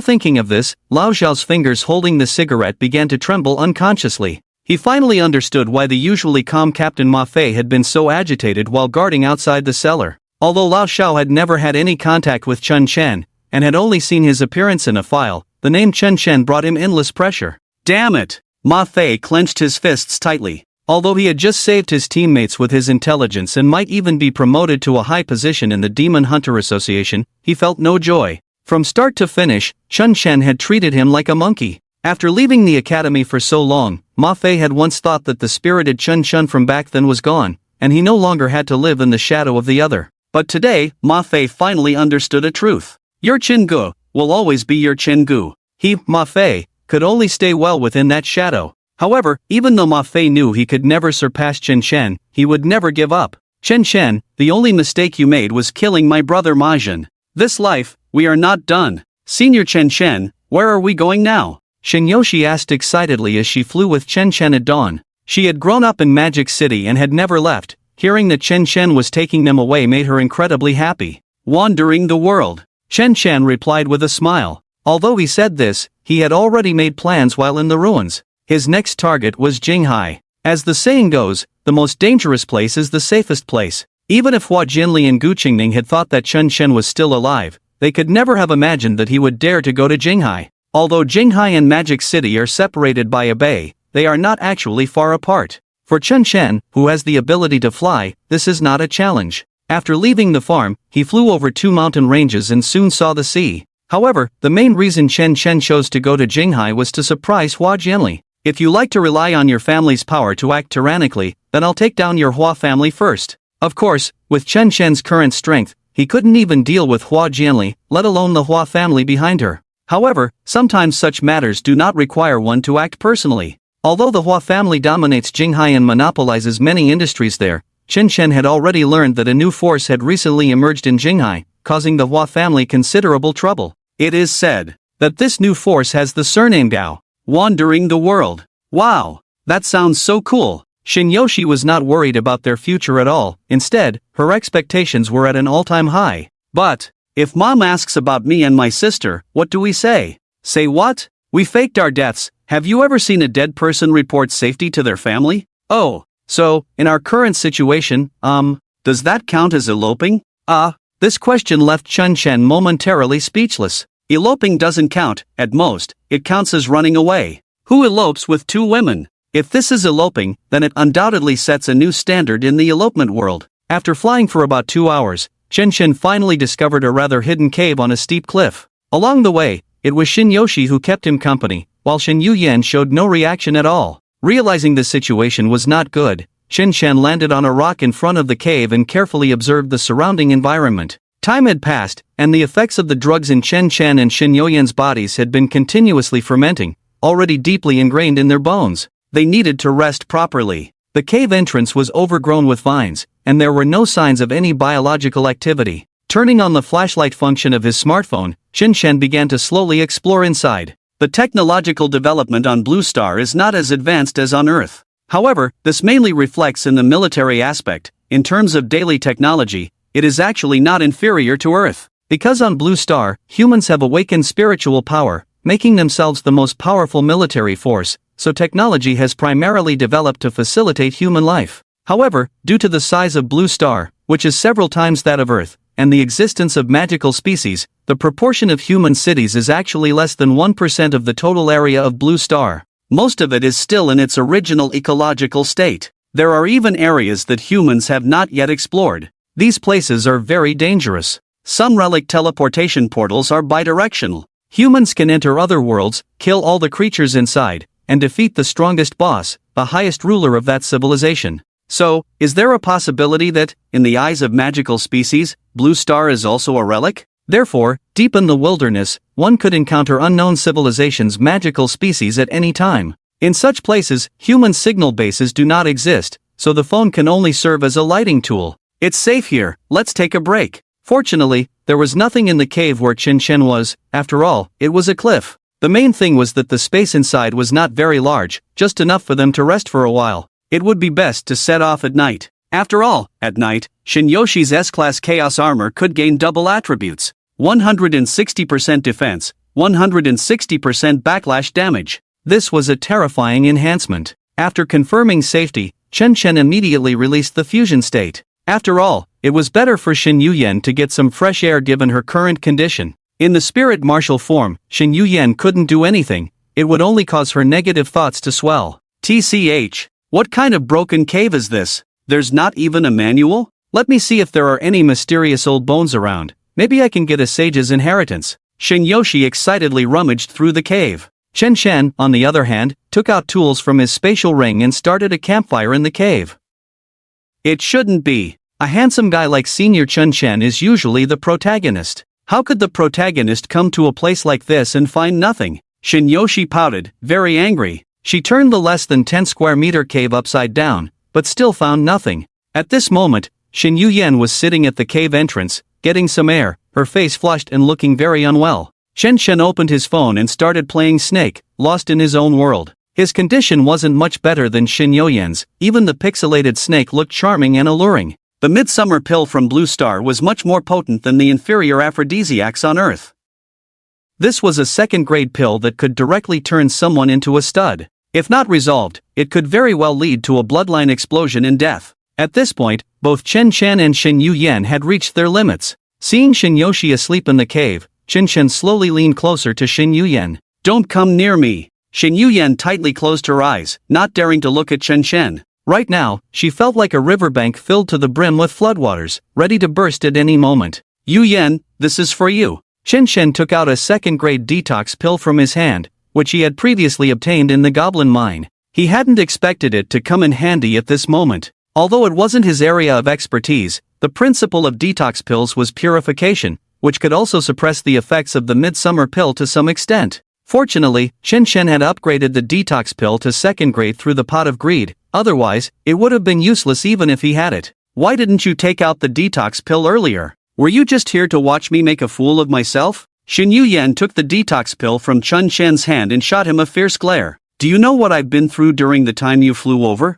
I had a hard time too. 2 hours. A full 2 hours. Do you know how I spent those 2 hours? Do you know? Shin Yuyen almost shouted. During the 2 hours that Chen Chen was flying, she had a long dream, in which This fantasy was incredibly awkward for the usually calm and reserved Shin Yuyen. Sorry. Chen Chen, although unaware of the specifics, still spoke with a hint of guilt. Indeed, he was a demon hunter and could move freely, alleviating his discomfort by doing other things. As a spirit martial artist, Shin Yuyen was even worse off than he was. But, there's only one detox pill. I was originally planning to eat it myself since I was facing both of you sisters alone. I really felt I couldn't hold on. If I didn't take the detox pill, I would definitely make a mistake. Chen Chen paused and continued, but when I looked at you, I suddenly remembered an expert saying, a woman's lust is 6 times that of a man's. I'm already feeling this bad. You, who are 6 times more lustful than me, must be feeling worse. So, Yuyen, I've decided to give the detox pill to you.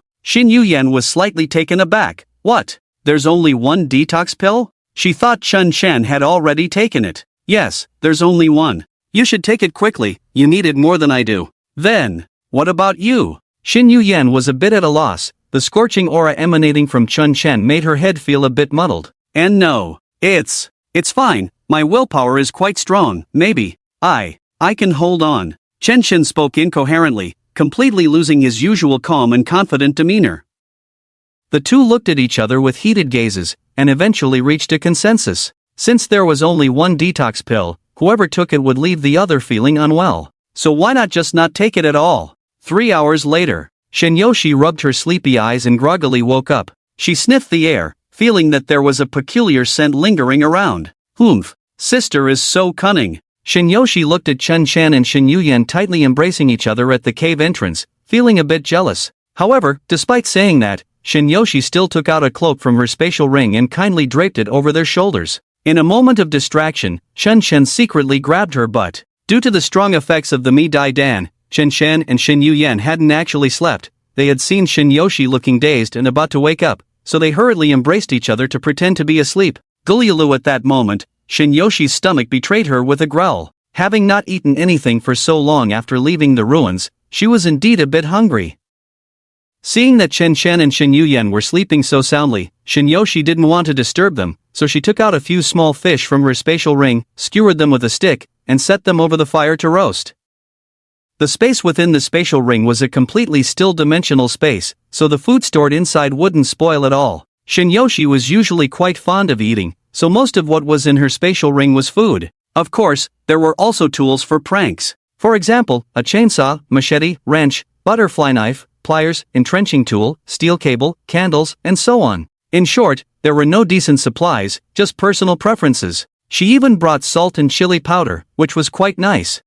So fragrant, sigh, the fish became more and more delicious as it roasted, making the pretending to sleep Chen Chen and Shin Yuyan's stomachs growl. Like Shinyoshi, they hadn't eaten anything for a long time, and after just experiencing an indescribable battle, their physical strength was greatly depleted. They were already starving. Ha! Yoshi, you're awake? This fish is roasted well, let Senior have a taste. So, the two stopped pretending. Although Chun Chen and Shin Yuyan woke up very abruptly, without any transition, Shinyoshi didn't notice their poor act at all and happily handed the roasted fish to them. Sister, Senior Chen Chen, hurry and eat. The fish Yoshi roasted is so delicious. Chen Chen and Shin Yuyan gladly accepted, thinking to fill their stomachs first before resting properly. With each other's help, the effects of the Mi Dai Dan had dissipated, and the waves in their hearts had long since faded, replaced by a bit of fatigue. Sis, what's up with your socks? They're all torn and frayed? Where did you get that? Shin Yuyan had just stood up, preparing to lie down nearby, when her sister happened to see her somewhat damaged black stockings.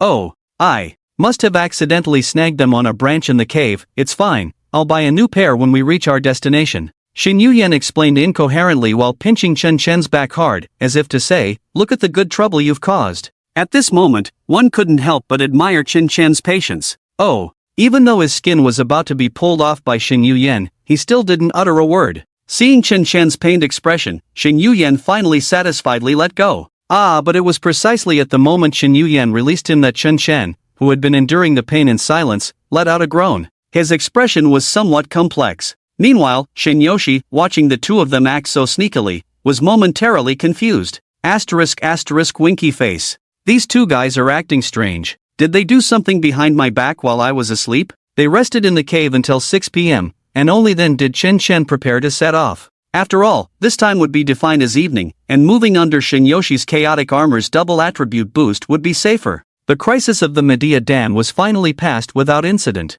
Although the process was very tortuous, the gains were not small. First, with the efforts of Chun Chen and Shin Yuyan, they saved a second-grade detoxification pill for emergencies. Secondly, during their mutual assistance and exploration, their tacit understanding actually improved. Shin Yuyan, Angel's Wing, tacit understanding 10% to 0% when attacking and hitting an enemy, gain one layer of Ascending God Stage effect for 5 seconds. Each layer of Ascending God Stage increases attack speed by 1%, stacking up to 100200 layers. The Ascending God Stage cannot be cleared. After the tacit understanding increased, the maximum layers of the Ascending God Stage rose to 200 layers. Previously, stacking to the maximum only provided 100% attack speed. Now it could go up to 200%. This greatly enhanced Chen Chen's potential. Since he had been flying in the sky, Chen Chen's journey went quite smoothly, and he encountered no dangers. After 3 days of travel, they were finally nearing the strait opposite Jinghai City. As long as they crossed the sea in front of them,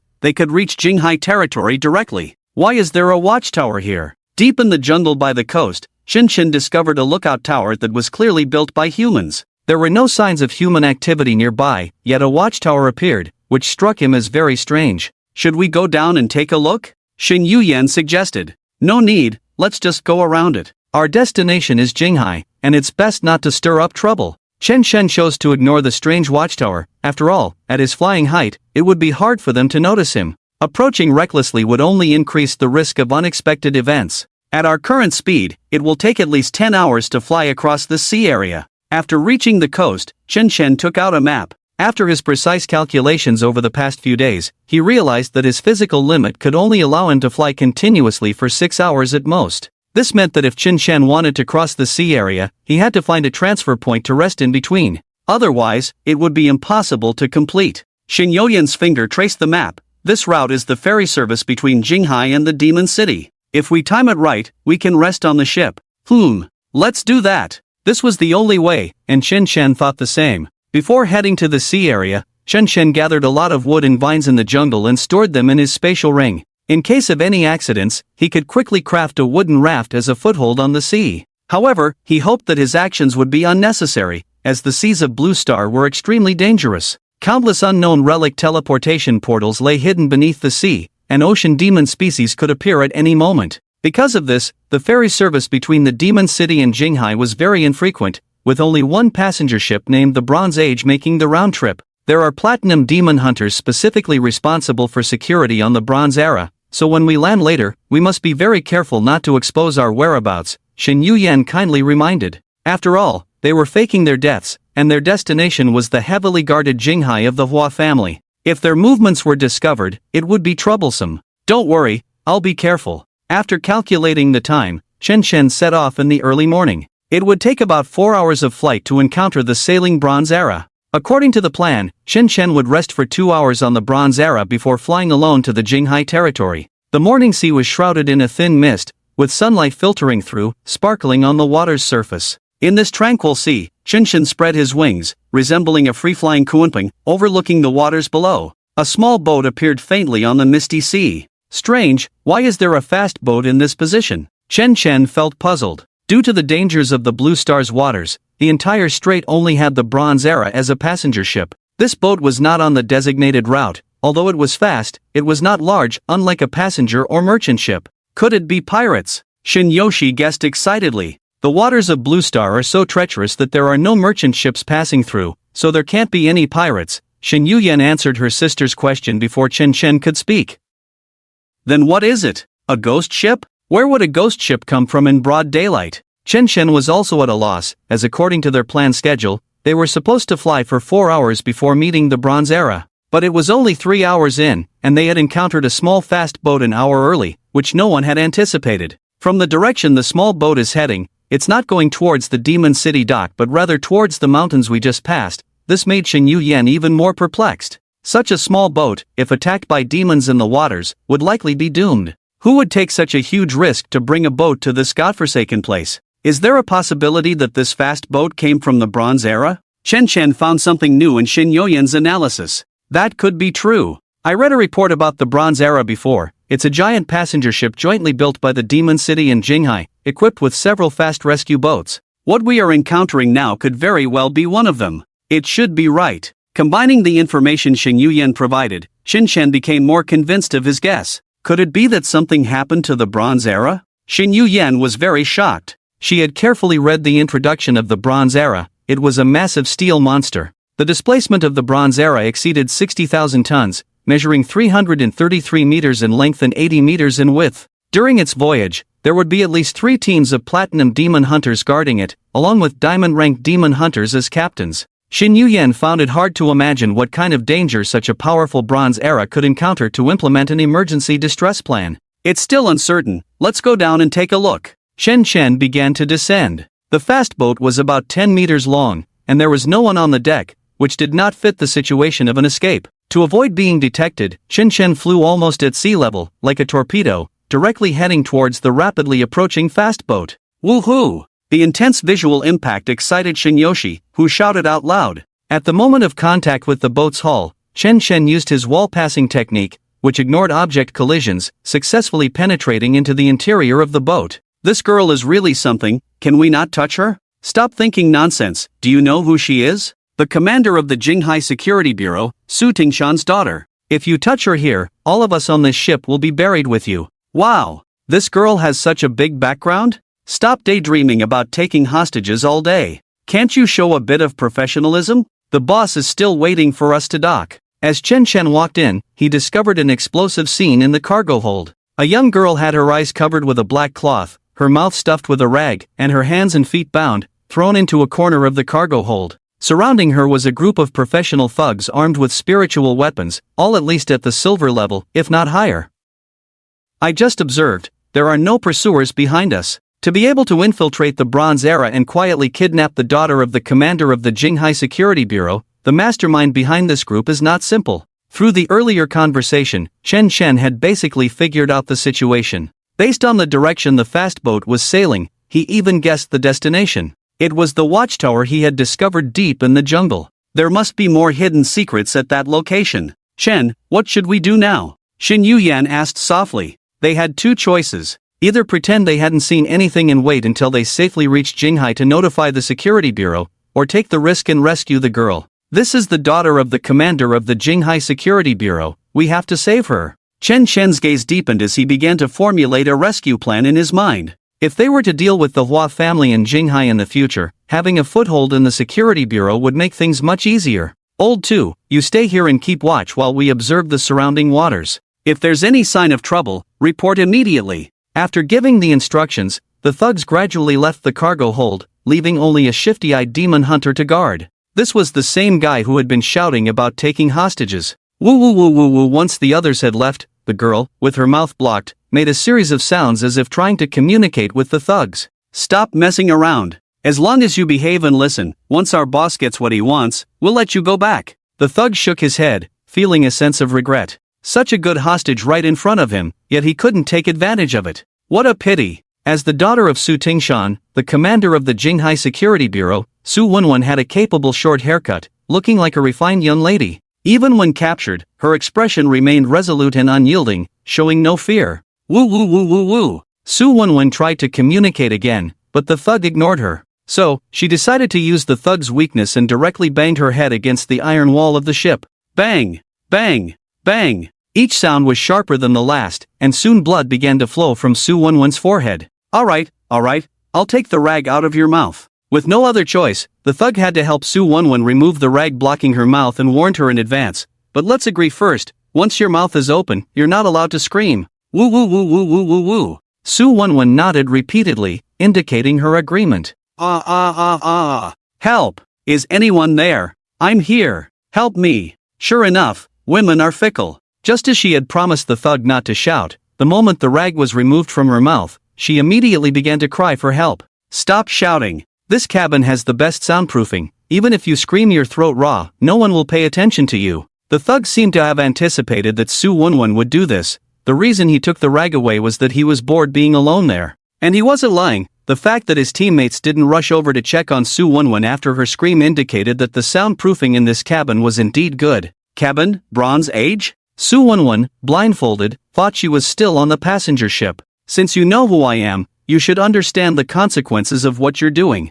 I now command you to release me immediately, or the entire Jinghai Security Bureau will not let you off. Bronze Age? Ha! If we only had that little ability, how would we dare to kidnap you? The bandit deliberately tried to scare Su Wenwen, saying, even if I were to unlock all the shackles on you right now, you wouldn't be able to go back. To tell you the truth, you've been unconscious for 3 days, and we've long since left the waters of Longhua. Jinghai Security Bureau? You might as well have your dad notify the Longhua Security General Bureau to come and catch us. Ha ha ha ha ha, we're no longer in Longhua's waters? How is that possible? You are spies from an enemy country? Su Wenwen clearly realized the other party was bluffing, but still pretended to be very scared. Ha! To be honest, I am a very high-level agent. As long as you behave, I won't make things difficult for you. Seeing that the girl was already intimidated, the bandit became even more arrogant. I'm a bit scared alone right now. Can you come sit with me? Su Wenwen bit her lip and said with a gaze full of emotion. Ha! Of course, I can. The bandit, seeing Su Wenwen like this, certainly wouldn't refuse. Although she was the daughter of the commander of the Jinghai Security Bureau and he couldn't act excessively, as a professional bandit, it was very necessary to calm the hostage's fearful emotions. Besides, what threat could a blindfolded girl with her hands and feet bound pose? Brother, if I give myself to you, will you protect me? The bandit had just sat down next to Su Wenwen when she suddenly leaned her head on his shoulder. The girl's fragrance wafted from her short hair, refreshing and delightful. The bandit was momentarily stunned. He never expected Su Wenwen to be so proactive, leaving him at a loss. Of course, as long as Wenwen behaves, I will definitely not let you come to any harm. The bandit eagerly took Su Wenwen's hand, smiling as if basking in spring breezes. But just as he was about to take further action, a flash of cold light appeared first, followed by a gunshot like a dragon. Chen Chen used his wall-passing technique to slip through the nearby cargo and launched a surprise attack while the bandit was flirting, his silver gun piercing directly through the bandit's throat. But Chen Chen knew very well that a silver-level demon hunter's biological strength had long surpassed human limits. Even with such an injury, it wouldn't be fatal.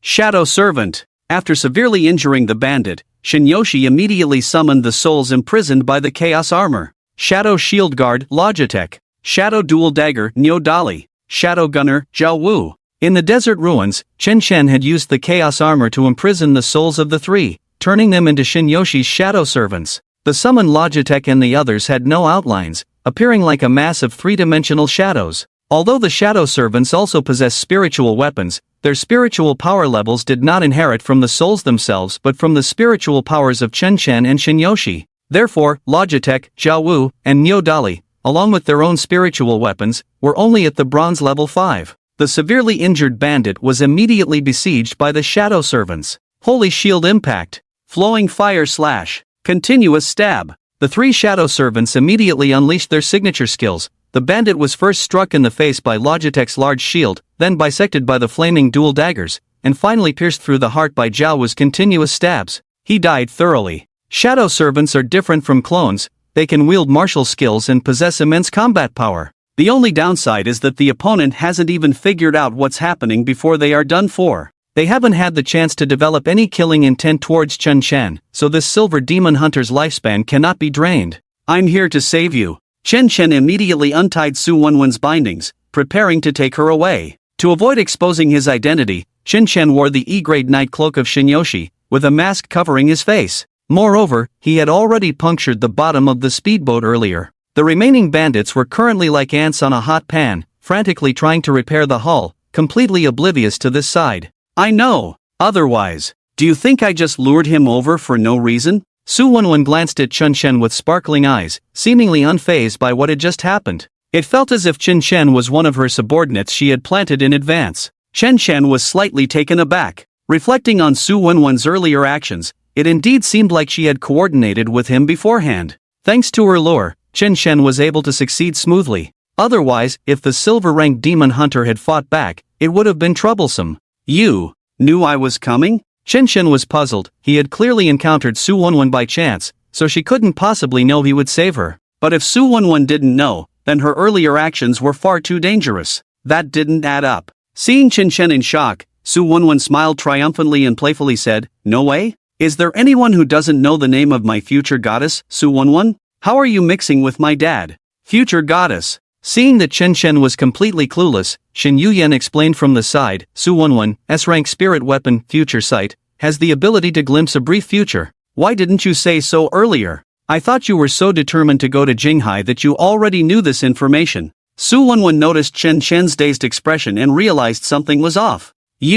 Aren't you a spy my dad planted beside the enemy? Chen Chen didn't answer. Instead, he gathered energy on the spot, infusing his silver spear with spiritual power, preparing for the next move. Hurry! That person's spirit weapon will trigger the cabin alarm in 3 seconds. We must stop her. Su Wenwen once again used her future sight to see what was about to happen. Although Chen Chen's ambush was successful, the bandit demon hunter had died before they could retaliate, but their spirit weapon was still alive. This meant Su Wenwen was not yet saved and was still in a very dangerous situation. The speedboat had an entire squad of silver-ranked awakeners, and judging from Chen Chen's earlier attack on the bandit, his spiritual power was clearly inferior to theirs. If the cabin alarm was triggered now, summoning other awakeners for support, things would get troublesome. It's fine, let her trigger it. In the face of Su Wenwen's warning, Chen Chen appeared confident. He knew very well that the opponent's reinforcements wouldn't arrive anytime soon. Soon after, what Su Wenwen had warned about truly happened. The dagger at the bandit's waist transformed into a humanoid figure, a middle-aged woman with long hair, who took advantage of the shadow servant's positioning gap to directly trigger the cabin alarm. This scene surprised Chen Chen greatly. Although this was within his expectations, even without Su Wenwen's future sight, he knew the bandit's spirit weapon was still alive. That was basic knowledge. However, there was an essential difference between the two. What Su Wenwen saw was a real future, while what Chen Chen anticipated were his subjective guesses. This feeling made Chen Chen feel very peculiar. Ding-ling-ling-ling-ling-ling. In an instant, the piercing alarm sounded, pulling Chen Chen's thoughts back to reality. "Humph, you can't escape now." With that, the woman smiled confidently, directly using a key to unlock the cabin door and strode away. Although the woman was also a silver-level spirit warrior, the demon hunter she had contracted with was already dead. While Su Wenwen and Chen Chen's spiritual power levels were not particularly high, their innate abilities were quite tricky. One could appear and disappear at will, summoning shadow warriors, while the other could capture the future and provide early warnings. It was very unwise for her to think she could stop Su Wenwen and Chen Chen by herself. So, the woman simply opened the cabin door and fled, prioritizing her own safety, planning to capture the two once her teammates arrived for support. After all, the fast boat was sailing on an endless sea, and Su Wenwen had no way to escape. "It's over, you've messed up big time." Su Wenwen looked at the shimmering sea surface outside the cabin, feeling a sense of foreboding. "Why didn't you listen to my orders just now? Now look, when the enemy's support arrives, we're done for." Chen Chen ignored the panicked Su Wenwen. Once the cabin door opened, he gave up on launching a charged attack and recalled all the shadow servants, swaggering out of the cabin. Chen Chen had originally planned to use a charged attack to create a big hole in the cabin and then escape with Su Wenwen. But now, it was no longer necessary. "Where's our support?" Faced with such an urgent situation, Su Wenwen tried to remain calm. She observed her surroundings while asking Chen Chen beside her. "No support, just me," Chen Chen replied honestly. "What? Just you?" Su Wenwen looked at him in disbelief. "At a time like this, don't joke around. If it's just you, how can you save me?" Chen Chen's strength was evident, he was probably only at the mid-level of bronze. Meanwhile, there was an entire team of silver-level awakeners on this fast boat. With such a disparity in strength, what could they use to fight back? In Su Wenwen's view, if Chen Chen really came alone to save her, that would undoubtedly be a death wish. "Aren't you able to see the future? Why not take another look at how I will respond?" Chen Chen teased. Compared to Su Wenwen's panic, Chen Chen appeared calm and composed, as if everything was under his control. Future sight consumes a large amount of spiritual power and can only see brief moments. Why waste spiritual power on something you can just tell me? Su Wenwen was quite puzzled. Chen Chen was clearly a bronze-level demon hunter, and the spirit weapon in his hand didn't seem very rare. Where did his confidence come from? This was still based on the fact that Su Wenwen saw the spirit weapon as a silver spear, not a firewood stick.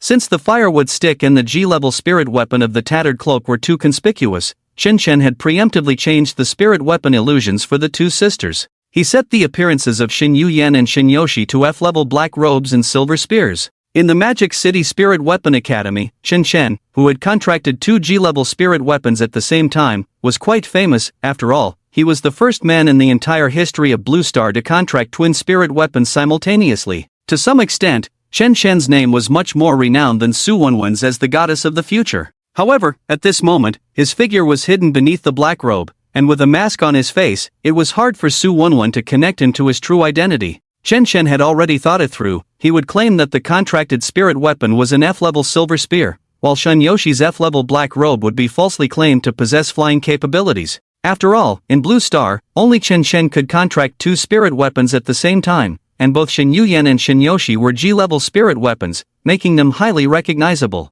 This made it difficult for Chen Chen to be identified after a little disguise. Strange, the alarm has been ringing for so long, why hasn't the other side's support arrived yet? Su Wenwen suddenly felt something was off. Such a piercing alarm should have been heard by anyone in any corner of the cabin the moment it went off, yet no one had come. "They're busy right now, they won't be able to make it for a while." Chen Chen smiled faintly. Su Wenwen probably guessed that this was yet another of his schemes. The man before her, though his spiritual power seemed weak, gave her an impression of being unfathomable. Thus, driven by her curiosity, Su Wenwen activated her future sight again. She wanted to see how he would manage to rescue her in this situation. "Wow! Finally fixed the hull, good thing our third has a repair attribute, otherwise, we would all be doomed." At the bottom of the cabin, the busy bandits finally worked together to repair the hull beneath their feet. The incoming seawater had already submerged half of their bodies, and the surrounding cargo was floating everywhere, making the entire cabin a mess. Fortunately, there was a demon hunter with repair skills in their team, temporarily sealing the leaks. "Myling, you just said a bronze-level awakener ambushed the second?" "Yeah, the second didn't even react before he was taken out. But that person is definitely not strong, and when I ran over, I observed on the deck that he had no accomplices. Big brother, I checked the surveillance room, There was just one person, no anomalies elsewhere. Ha! Su Tingshan is really foolish, sending a bronze demon hunter to rescue his precious daughter. Isn't that underestimating us too much? The bandit leader said disdainfully. Fourth, go to the control room and stop the ship. We're going to meet this fearless guy. Under the bandits' control, the ship quickly came to a halt. This also meant they had dealt with the current tricky situation and were about to start hunting Su Wenwen and Chen Chen. You can actually fly. At the same time, Su Wenwen, through her future sight ability, saw what was about to happen next. She stared at Chen Chen in shock, suddenly realizing something. This group of bandits' speedboat was sailing on the sea, and there were no other boats in sight, so where did this guy come from? At first, Su Wenwen thought Chen Chen had been hiding on this speedboat from the beginning, but after seeing the upcoming scene through her future sight, she dismissed that idea. A wild speculation surfaced in her mind. He flew over. Why did she feel this thought was crazy? Because on Blue Star, there are very few martial arts capable of true flight, and at least A-level martial arts are required to fly. Even so, this ability has time limits and consumes a lot of spiritual power. This was clearly an ability that a bronze-level demon hunter did not possess. It seems you really can see the future. Chen Chen, from the shock in Su Wenwen's eyes, seemed to imagine everything she had seen. Su Wenwen had activated her future sight several times in front of Chen Chen, and he roughly understood the logic behind it. Chen Chen had always been curious about how Su Wenwen, who clearly had the ability to know the future, was captured. Now he understood, because future sight required the Awakener to actively consume a large amount of spiritual power to divine the future, and it could only see brief moments. It was not a passive skill that could be used anytime and anywhere, and the foreseeable future was very short. So without actively using future sight, Su Wenwen was no different from an ordinary person. Moreover, relying on this ability for a long time would lead to a decline in one's subjective judgment and analytical skills, even resulting in their loss. Chen Chen preferred to use his own brain to calculate. After all, directly seeing the future was simply too boring. Hold on tight. Since Su Wenwen had already seen him, Chen Chen decided to stop pretending. He immediately spread his angel wings behind him, lifted Su Wenwen, and flew straight into the sky. Of course, what Su Wenwen saw through her foresight and what was happening now was that a cyclone appeared on the dark night cloak behind Chen Chen, lifting them high into the air. So stable. Even more stable than my dad's air control technique. After personally experiencing Chen Chen's flying ability, Su Wenwen felt that his flying skills even surpassed those of her father. It should be noted that Su Wenwen's father, Su Tingshan, was a transcendent-level demon hunter. Of course, in terms of speed, he couldn't compare, as the difference in spiritual power was evident. But in the rhythm of flying, Su Wenwen felt that Chen Chen was superior. How to describe that feeling? It was as if he truly had a pair of wings on his back. Who on earth are you? Su Wenwen was completely conquered by Chen Chen's abilities. No wonder he was so confident. Even with only a bronze-level power, he didn't take the opponent seriously. Because in the vast ocean, being able to dominate the airspace meant having absolute authority. Right now, Chen Chen could even fly away directly, and the other party had no way to stop him. I am. When Su Wenwen asked about his identity, Chen Chen was clearly taken aback. Not having thought of a name in advance was truly a blunder. His name is Snake. Fortunately, Shen Yuyan timely saved the situation by giving Chen Chen a temporary code name. Snake? Thank you for saving me. After witnessing Chen Chen's extraordinary flying ability, Su Wenwen's attitude became noticeably more humble. The name Snake also added a layer of mystery to Chen Chen's new identity. Su Wenwen admitted that she had just barked like a dog. Mr. Snake, why are you here? Su Wenwen asked curiously. Just passing by. Chen Chen couldn't even be bothered to come up with a reason. But that was the truth, he was just a passerby. Then Mr. Snake, what should we do now? Should we fly back to Jinghai City? If we fly back, I might not have enough stamina. I plan to rest on the bronze-class ship for a bit to recover my strength, and then I'll just throw you back. Really? That would be great. The thought of being able to return to the bronze-class ship soon made Su Wenwen very happy.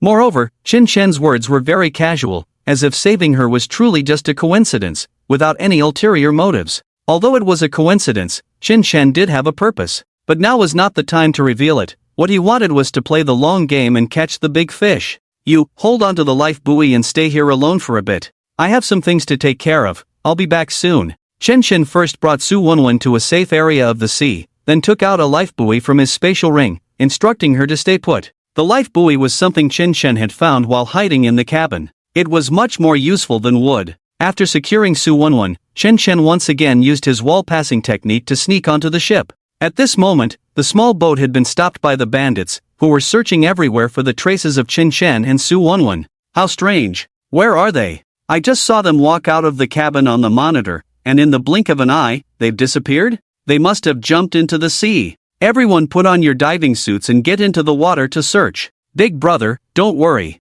The sea area we are in is far from the demon city in Jinghai, and there are no ships around. They can't escape. The surveillance on the ship only captured the perspectives inside the various cabins, so it didn't record Chen Chen flying away. After searching the ship several times without finding anyone, the bandits assumed the two had dived into the sea and jumped in to pursue them. Third brother, stay on the ship and keep looking. Maybe these two guys are hiding in some corner of the ship. Before going into the water, the bandit leader was still cautious. If they all went into the sea to chase, and if Su 11 was still on the ship, she could just drive the ship away, which would be disastrous. At this moment, Chen Chen had just finished destroying the surveillance room and had also made a larger hole in the ship's bottom that the bandits had painstakingly repaired. Within half an hour, this ship would turn into a pile of steel junk and sink to the bottom of the sea. By then, these guys would completely lose their foothold at sea, leaving Chen Chen free to deal with them. Seeing that all the enemies had gone into the water, leaving only the demon hunter third brother and the second brother's Lingwu Miling on the ship, Chen Chen couldn't help but smile faintly.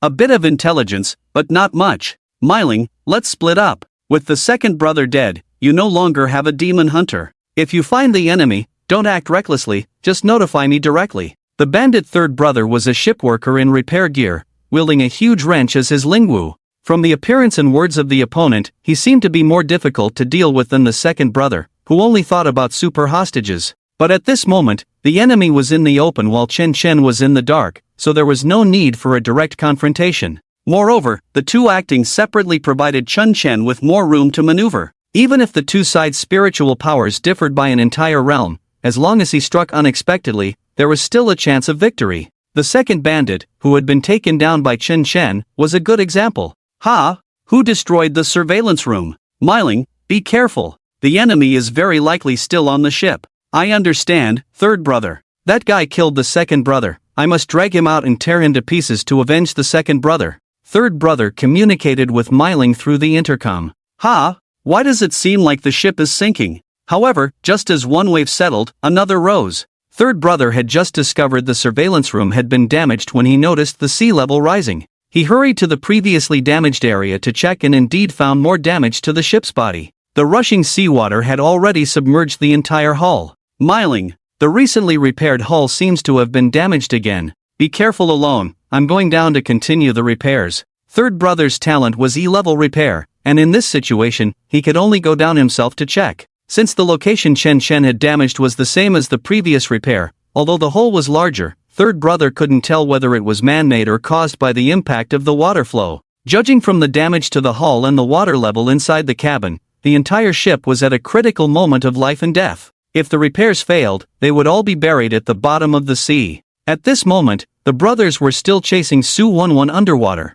If they were chasing and suddenly found their ship sinking, they wouldn't know what to think. To prevent such a situation, the spiritual power within third brother erupted, and he did his utmost to repair the hole in the ship's bottom. He was now the hope of the entire team. Phew! Finally caught up. 10 minutes later, after third brother's relentless efforts, the large hole in the ship's bottom was finally repaired. At this moment, third brother lay exhausted on the deck. The two repairs had drained all his spiritual power and physical strength. Fortunately, the ship was successfully saved. Miling, are you there? How's it going on your side? No problems, right? Relieved, third brother quickly contacted Miling through the intercom. After all, Miling's demon hunter had already been taken out. She was just a spirit warrior without a contract. Lao San thought that if he were the enemy, he would definitely target Miling first. Lao San, I'm here. That kid should have jumped into the sea. I've searched the ship a few times and found no trace of him. We might as well wait for news from the boss.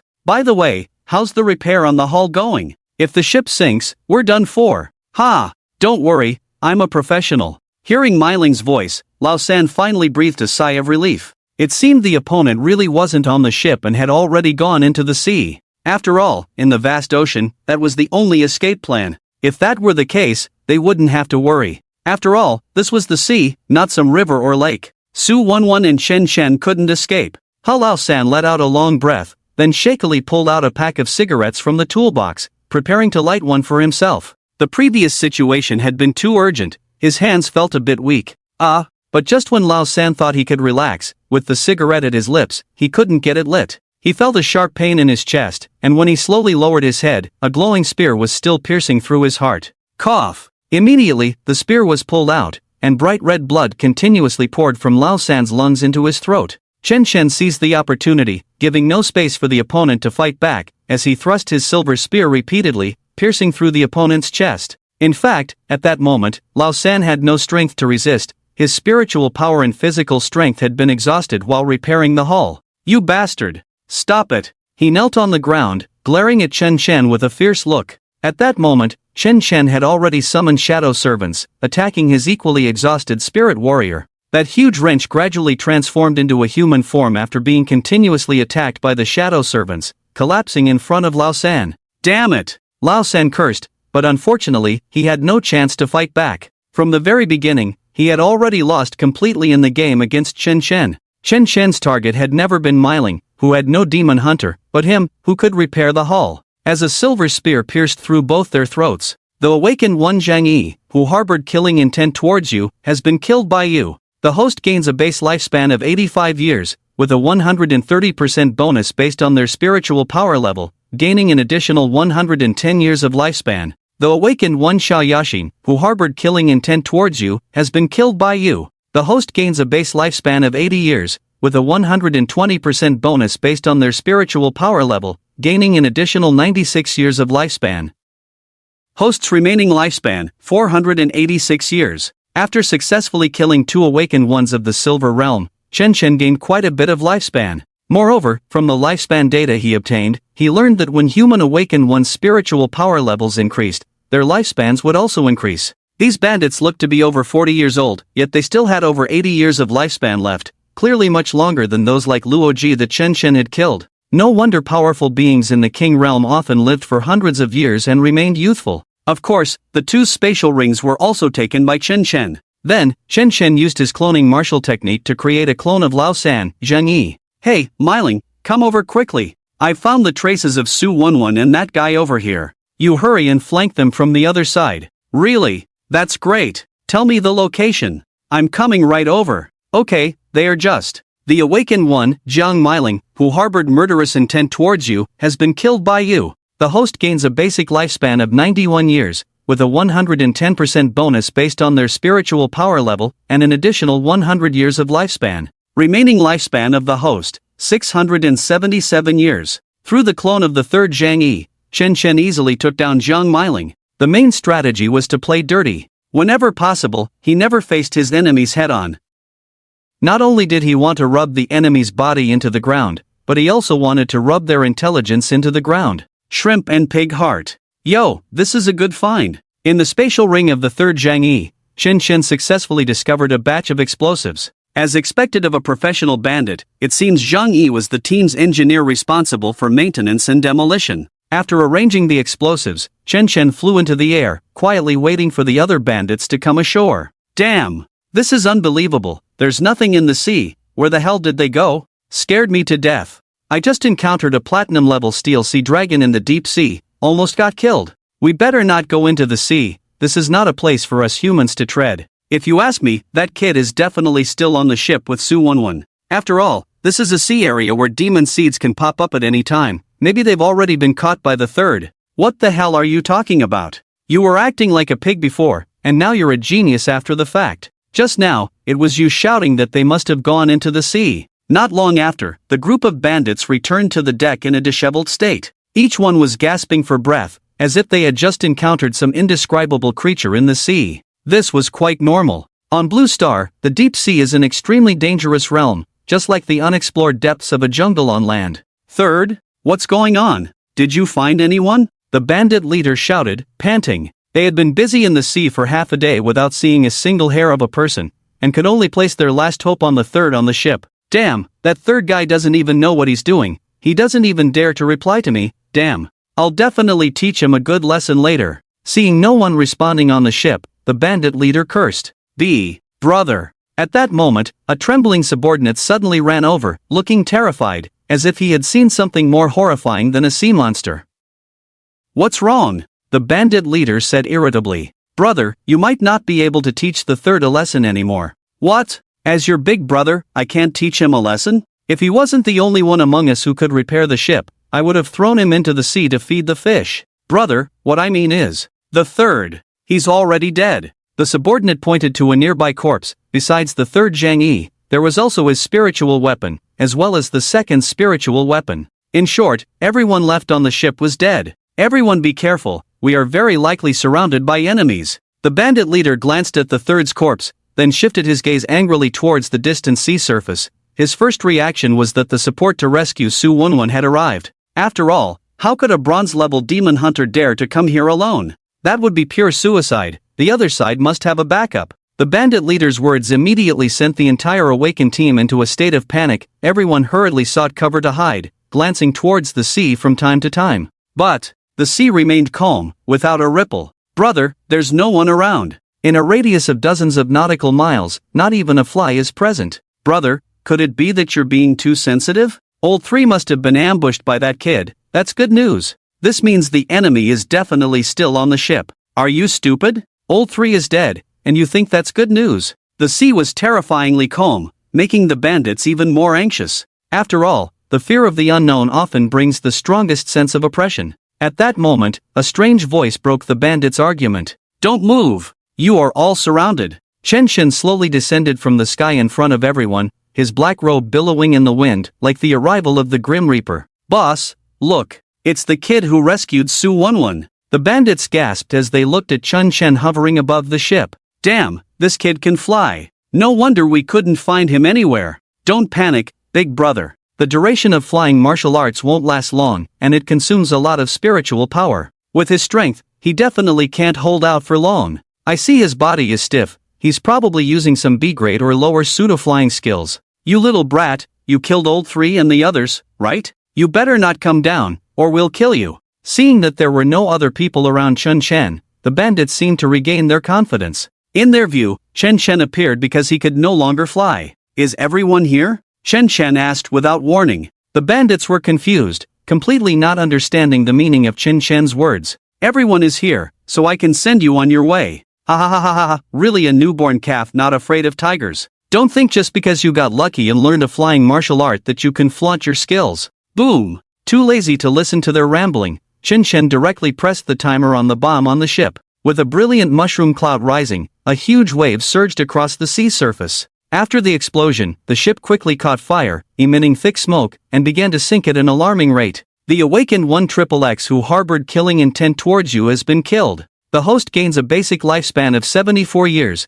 with a 130% bonus based on their spiritual power level, gaining an additional 96 years of lifespan. Host remaining lifespan, 847 years. After a long time, only the shattered wreckage of the ship floated on the sea. During this process, Chen Shen only received one piece of information about the lifespan he absorbed from an Awakened one. This indicated that the recent explosion was not enough to wipe out the enemy. The others should still be clinging to life. However, it was certain that even if they didn't die, being caught in such a massive explosion would have left them severely injured. Now, soaked in seawater, they wouldn't last long. Chen Shen wasn't in a hurry, he just stayed at the sea surface. Holding his silver spear, he would stab anyone who showed their head. The Awakened 1XXX who harbored killing intent towards you has been killed. The host gains a basic lifespan of 66 years, with a 130% bonus based on their spiritual power level, gaining an additional 85 years of lifespan. The Awakened 1XXX who harbored killing intent towards you has been killed.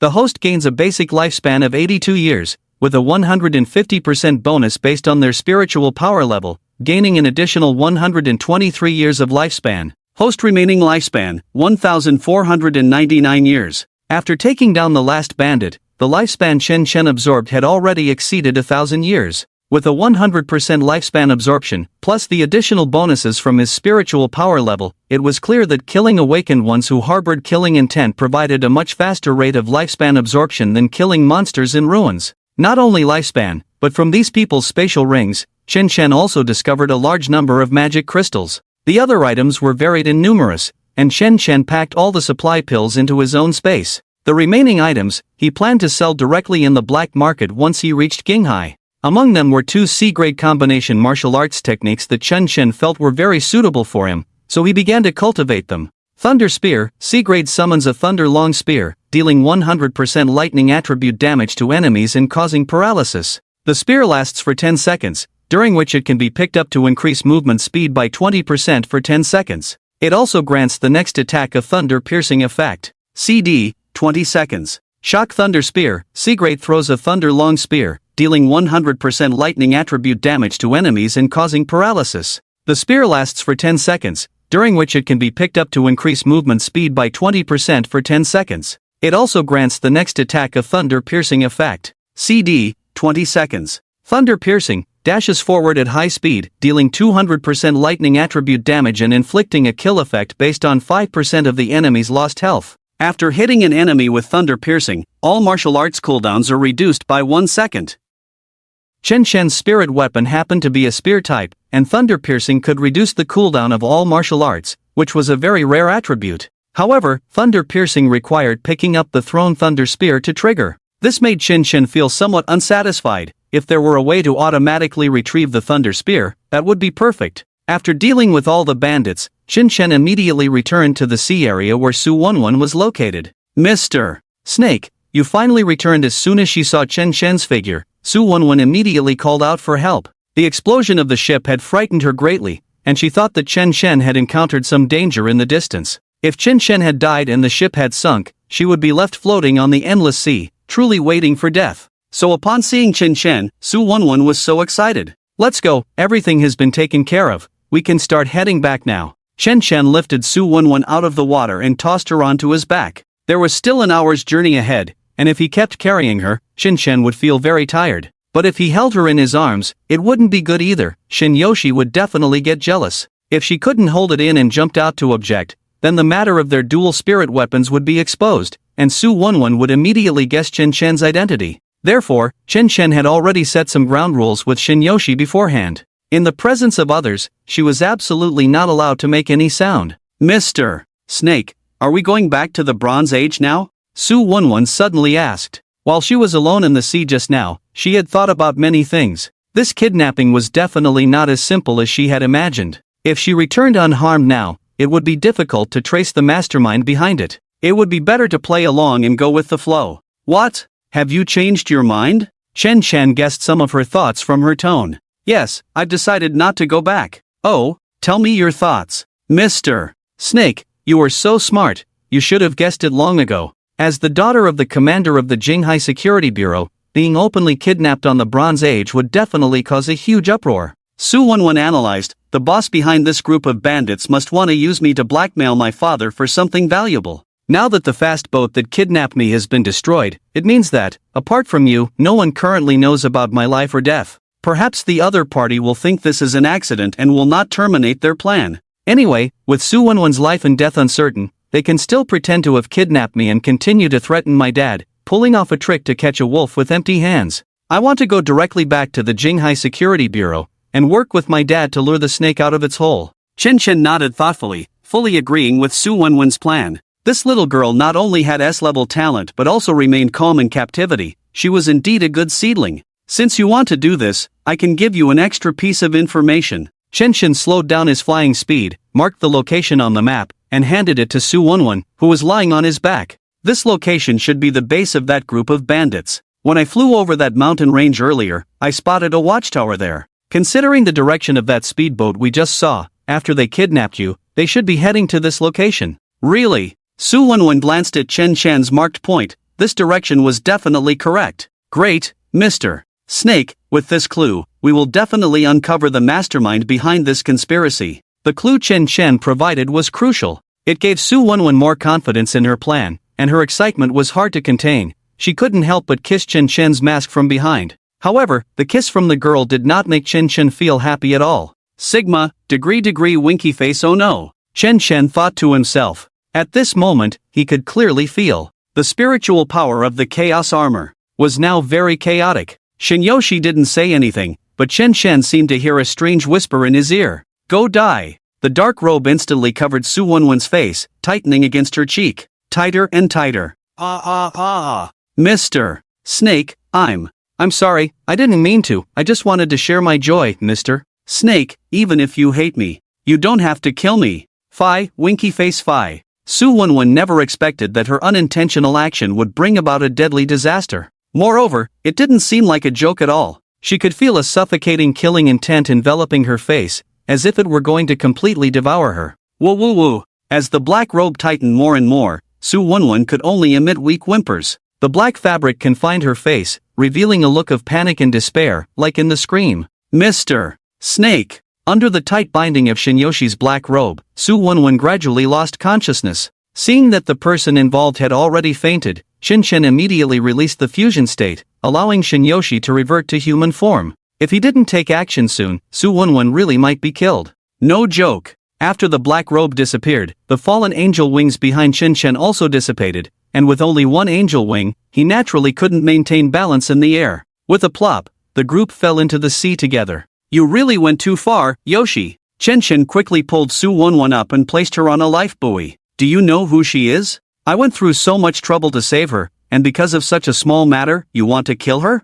I don't care who she is. Only Yoshi and my sister can do naughty things with Senior Shinshen, no one else can. Not even the King of Heaven. Shinyoshi's face was dark, her gaze still fiercely fixed on Su Wenwen beside Shinshen. You really are my living father. She just kissed my mask, that's a mask. Humph. If she dares to kiss Senior Shinshen's mask today, tomorrow she'll dare to kiss Senior's face, the day after she'll dare to have a child with Senior, and the day after that she'll use Senior's child's life to threaten us to break up. Shinyoshi's imagination ran wild. Even though Su Wenwen had only impulsively kissed Shinshen's mask, she had already envisioned many subsequent developments. Yoshi, this was just an accident. We just met. Su Wenwen doesn't have those kinds of thoughts, and Senior, I promise you, no matter what happens in the future, I will never leave Yoshi and sister. Seeing Shinyoshi's eyes brimming with tears, Shinshen hurriedly stepped forward and hugged her tightly, gently patting her forehead with his sturdy palm while comforting her. Shinshen suddenly realized his mistake. Shinyoshi's thoughts were different from those of ordinary people,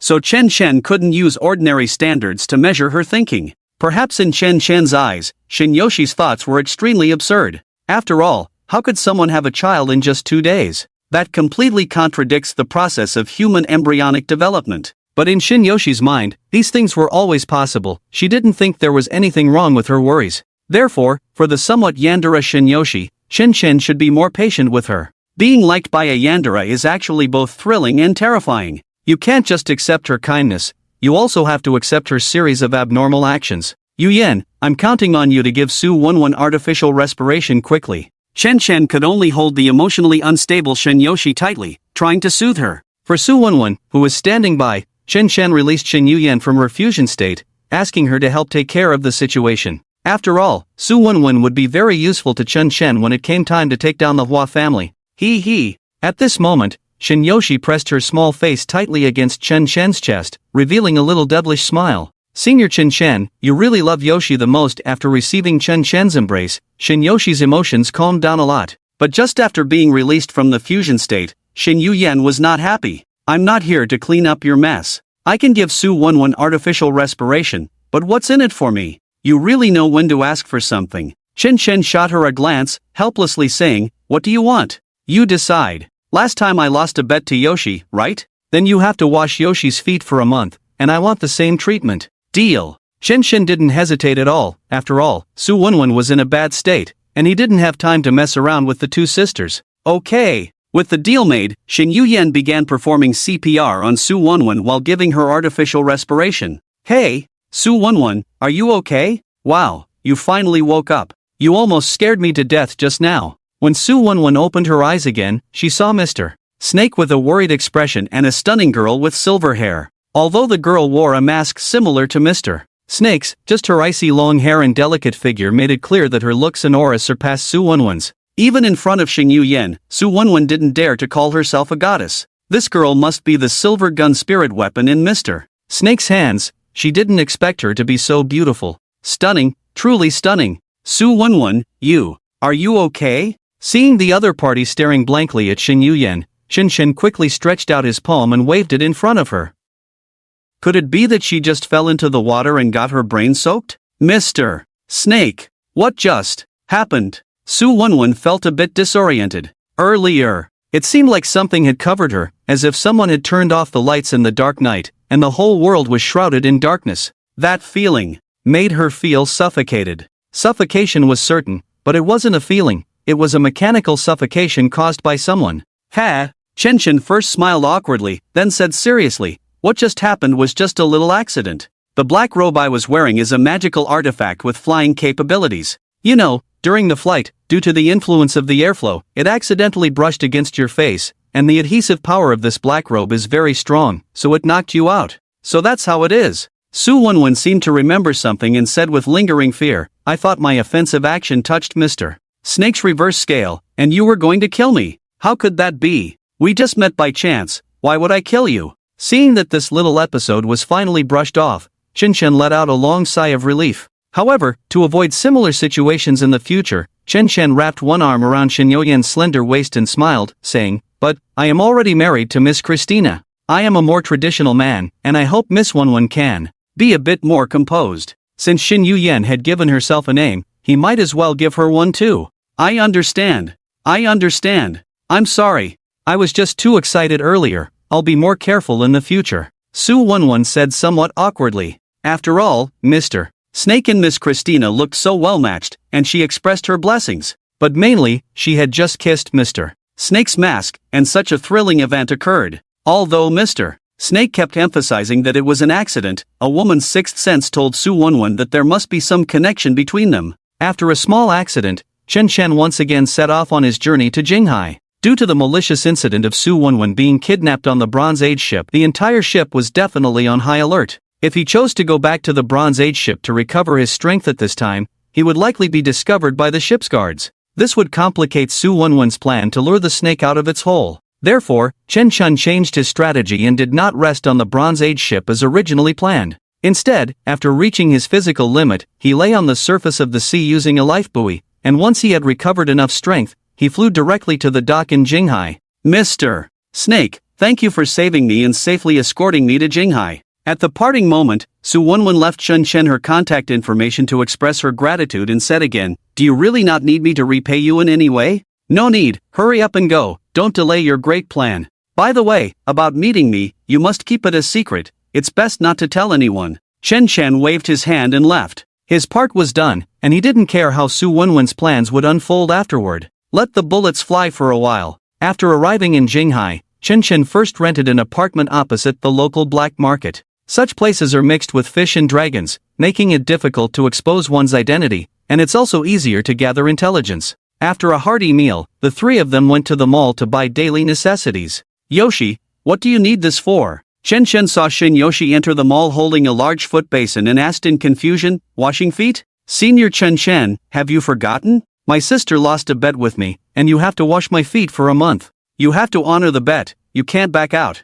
"No, honoring the bet is one thing, but I didn't bet with you, so why should I back out?" "But Yoshi and my sister are just being kind, hoping that Senior Chen can feel a bit involved. Please sisters, buy it." Faced with Shin Yoshi's cute attack, Chen surrendered without a fight. "It's just washing a foot, it's not a big deal." After buying daily necessities, Chen spent over 18,000 yuan. This was still under the condition that Shin Yuyan and Shin Yoshi were already being very restrained. If it were just Chen alone, he could have managed with at most 180 yuan. Fortunately, after taking down the Logitech and the pirates at sea, Chen had over 1,000 magic crystals in his pocket. In Blue Star, one magic crystal is worth 10,000 yuan. He could still afford this expense. After all, Shin Yuyan and Shin Yoshi were once school beauties and young ladies. Although the sisters didn't ask for anything, they shouldn't suffer while following him. As for the remaining magic crystals, Chen planned to buy the ownership of a bronze relic in the black market. Although he had the S-level Chaos Armor enhancement, Chen own talent level and spiritual power realm were quite low, making it too dangerous to search for portals in the wild. Moreover, portals in the wild are not that easy to find. After the relic descends, although portals can randomly appear in any corner of Blue Star, the locations where portals refresh are often in populated areas. According to big data, 90% of relic portals are distributed around cities. Wild portals are not only scarce and hard to discover but also extremely dangerous. Therefore, until his own talent and Shin Yuyan's spiritual martial arts are upgraded to S-level, Chen does not plan to go into the wild.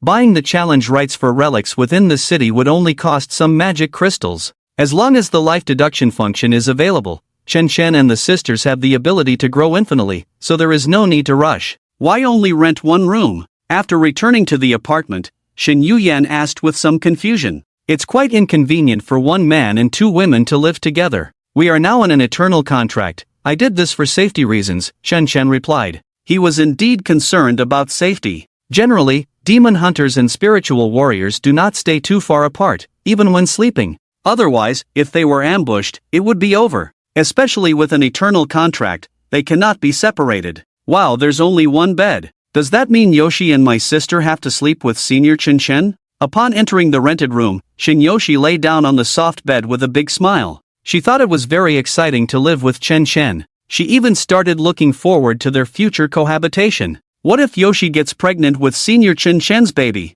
What should we do? Whoa, thinking of this, Shin Yoshi buried her shy little face in the pillow. I'm going to take a shower first. Yoshi, keep an eye on him, don't let him peek. Shin Yuyan took out her change of clothes, preparing to enjoy a nice hot shower. After all, her previous clothes were soaked in seawater, and although they dried in the high-altitude flight, they were still itchy and uncomfortable due to the sea salt. Do I look like that kind of person? Chen Chen scoffed at Shin Yuyan's behavior. What about the basic trust between people? Yes. Shin Yuyan took off the black stockings from her legs and threw them directly at Chen Chen's face. Who broke it? Who goes to buy a new pair? After saying that, he turned and walked into the bathroom. This pair of black stockings recorded the mutual understanding between Chen Chen and Shin Yuyan, raising their compatibility to 20% first. Chen Chen felt that these black stockings were very meaningful, so he couldn't bear to throw them away and stored them in his space ring. This was not an ordinary pair of black stockings. It was a great achievement. It's just a pair of stockings, I'll buy it, Chen Chen declared, stating that he was already an adult and could spend his own money on his own toys. Say it again, no. Peeking. Before long, the sound of water splashing echoed from the bathroom. Chen Chen smiled faintly, finding it very pleasant to hear. Yu Yan, you underestimate me too much. At my level, do you think I need to peek? Just by listening to the sound, I can already eat 3 bowls of rice. Shun Yu Yan. The facilities in the rental house were quite simple, and through the bathroom curtain, Chen Chen could clearly see Shin Yuyan's curvaceous figure. Accompanied by the girl's fragrance and the sound of flowing water, she was wiping herself in the warm steam. That feeling was like a shadow play in a midnight theater. It was pure and primitive art. Shin Yuyan's graceful figure inspired countless ideas in Chen Chen's mind, making his artistic cells boil with excitement. This scene could only be described in 2 words. Silky. Too silky. Senior Chen Chen, who do you think has a better figure, me or my sister? At this moment, Shin Yoshi suddenly linked her arm with Chen Chen's, her soft touch stirring his heartstrings. Different tunes, yet with the same craftsmanship. Chen Chen analyzed from an artistic perspective. Shin Yuyan and Shin Yoshi were like the same body, but with completely different souls. After saying that, Chen Chen suddenly felt something was off. Because at that moment, he realized that Shin Yoshi was sent by her sister Shin Yuyan to monitor him and prevent him from peeking. Yoshi, I just want to take a look, don't tell Yuyan. It's fine, senior, feel free to look. However, Shin Yoshi had no intention of telling on him. Instead, she encouraged Chen Chen to appreciate the beautiful scene before him. Don't be afraid, because Yoshi is always on Chen Chen's side. Yoshi, you really understand me too well. Chen Chen sighed. Perhaps this was the virtue exclusive to a Yandere girl. Sometimes, Shin Yoshi could indeed be a bit crazy, but no matter when, her stance was always on your side. Senior Chen Chen, have you heard of telepathy? Shin Yoshi suddenly asked in a low voice. Her shy little face inexplicably flushed at that moment. Yoshi, are you talking about telepathy or the feeling of a spiritual connection? In that case, people who have been together for a long time have some degree of it. Between twins, it might be even stronger. Chen Chen stroked his chin, admiring Shin Yuyan's delicate body while analyzing Shin Yoshi's question. He was a very principled person. When he said he would only take a look, he truly meant just that. He kept his word. So, from now on, Chen Chen wouldn't even blink. Senior Chen Chen, the telepathy I'm talking about isn't like that. Shin Yoshi bit her lip, shyly continuing, telepathy, spiritual connection, heart-to-heart understanding, these are all just vague feelings from the heart, but the telepathy I'm talking about is a real physical perception. Oh, Chen Chen seemed to become a bit interested. For example, when Senior Chen Chen is looking at my sister, Yoshi can also feel that someone is watching her. Moreover, since my sister is in the bathroom, she will have the same telepathic feeling. So, there's no need for me to tell on you, in fact, my sister already knows inside. This, Chen Chen expressed deep skepticism. If the two sisters really had such a genuine telepathic connection, then at this moment, Chen Chen's actions were tacitly approved by Shen Yuyan. She knew he was watching, so was she deliberately showing off so smoothly? That was simply impossible. How could the proud and aloof Shen Yuyan have such a quirk? It was unscientific. Ouch, it hurts, senior. What are you doing? Chen Chen stared at the shower curtain while reaching out to pinch Shin Yoshi's cheek. He wanted to test if the telepathy Shin Yoshi mentioned was real. In the bathroom, although Shin Yuyan didn't cry out in pain, her movements clearly paused for a moment, and she gently touched her cheek. Damn! Chen Chen exclaimed in surprise. The sickly sweet girl was not lying, this was indeed true. Humph. Senior, how could you doubt Yoshi? That's the most basic trust between people. Shin Yoshi pouted. She had shared her little secret with Chen Chen, but unexpectedly, this guy had such a face. Yoshi, I'm sorry. I just suspected you with a petty mind. Chen Chen sincerely apologized. He was used to being cautious, always questioning things first before verifying. But anyone could be questioned. To doubt a lovesick girl who liked him was rather unnecessary. Humph. That's more like it. Yoshi, when did this telepathy between you and Yu Yan start? Chen Chen suddenly asked. In the last few years, I only discovered it when I was inseparable from my sister. Moreover, the closer we are, the stronger the telepathy becomes. Shin Yoshi answered seriously, especially after forming the eternal contract with Senior Chen Chen, this feeling became clearer. After my sister and I reached a 10% tacit understanding with Senior Chen Chen, this telepathy upgraded. I see. Chen Chen nodded silently. In other words, Shin Yuyan and Shin Yoshi had this telepathy long ago, but it became even stronger after meeting him again. Rip! The sound of water abruptly stopped. Shin Yuyan pulled back the curtain, wrapped in a bath towel, drying her damp silver hair while waiting for the two. What are you two whispering about? Shin Yuyan glared at them, steam rising from her body. Nothing. Chen Chen felt a bit guilty. However, judging from Shin Yoshi's earlier words, she probably didn't know about the cave incident. After all, she had really fallen asleep, and the telepathy had even reflected into her dreams. Didn't you say that someone of your level doesn't need to peek? Seeing Chen Chen go back on his word, Shin Yuyan grabbed his little braid, her gaze gradually filled with disdain. As if looking at trash. Just a glance, I only peeked once. Chen Chen scratched his head, explaining a bit awkwardly. But compared to Chen Chen's broken promise, the seemingly elegant and proud Shin Yuyan was even more worthy of scrutiny. Clearly enjoying Chen Chen's gaze, she still had to put on an air of superiority and disdain when they met. A glance? Do you think I would believe that? You only looked once and got caught by me? Is there such a coincidence? The more Chen Chen tried to argue, the more arrogant Shin Yuyan's gaze became. This time I really didn't argue, I didn't just get caught after looking once. What I mean is, from start to finish, I only looked once. Chen Chen said seriously with a smile, just one glance, I didn't even blink.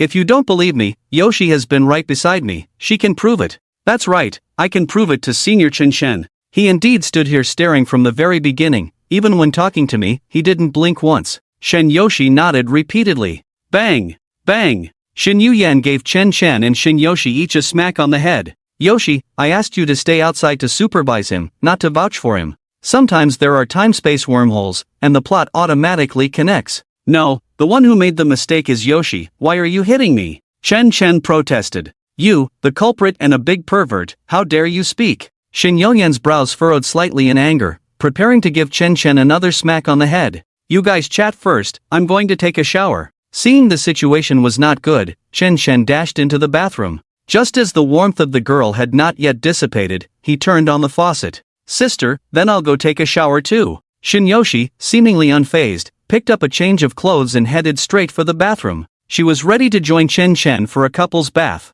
Come back here. But at the last moment, Shin Yoshi was pulled back by her sister Shin Yuyan. Sister, what are you doing? Yoshi wants to take a shower with Senior Chen Chen. I advise you not to meddle. Ouch, that hurts. Shin Yoshi pouted, wanting to force her way in, but was still suppressed by bloodline and received another smack on the head. Even with her little devil persona, she dared not act recklessly in front of her sister Shin Yuyan. After everyone finished their hot showers, the time had just reached 1800 hours, marking the night defined by the chaos armor. Let's go! After Chen Chen and the sisters entered a fusion state, they went out to gather intelligence. The matter regarding Su Wenwen was already causing a stir throughout Qinghai. However, the people outside did not know exactly what had happened, as much of the information had been sealed by the Security Bureau. Meanwhile, Su Wenwen had been secretly in contact with Chen Chen, indicating that her plan was very successful. The group of bandits still did not know that Su Wunwun had returned to the security bureau and was pretending to be a hostage in their hands,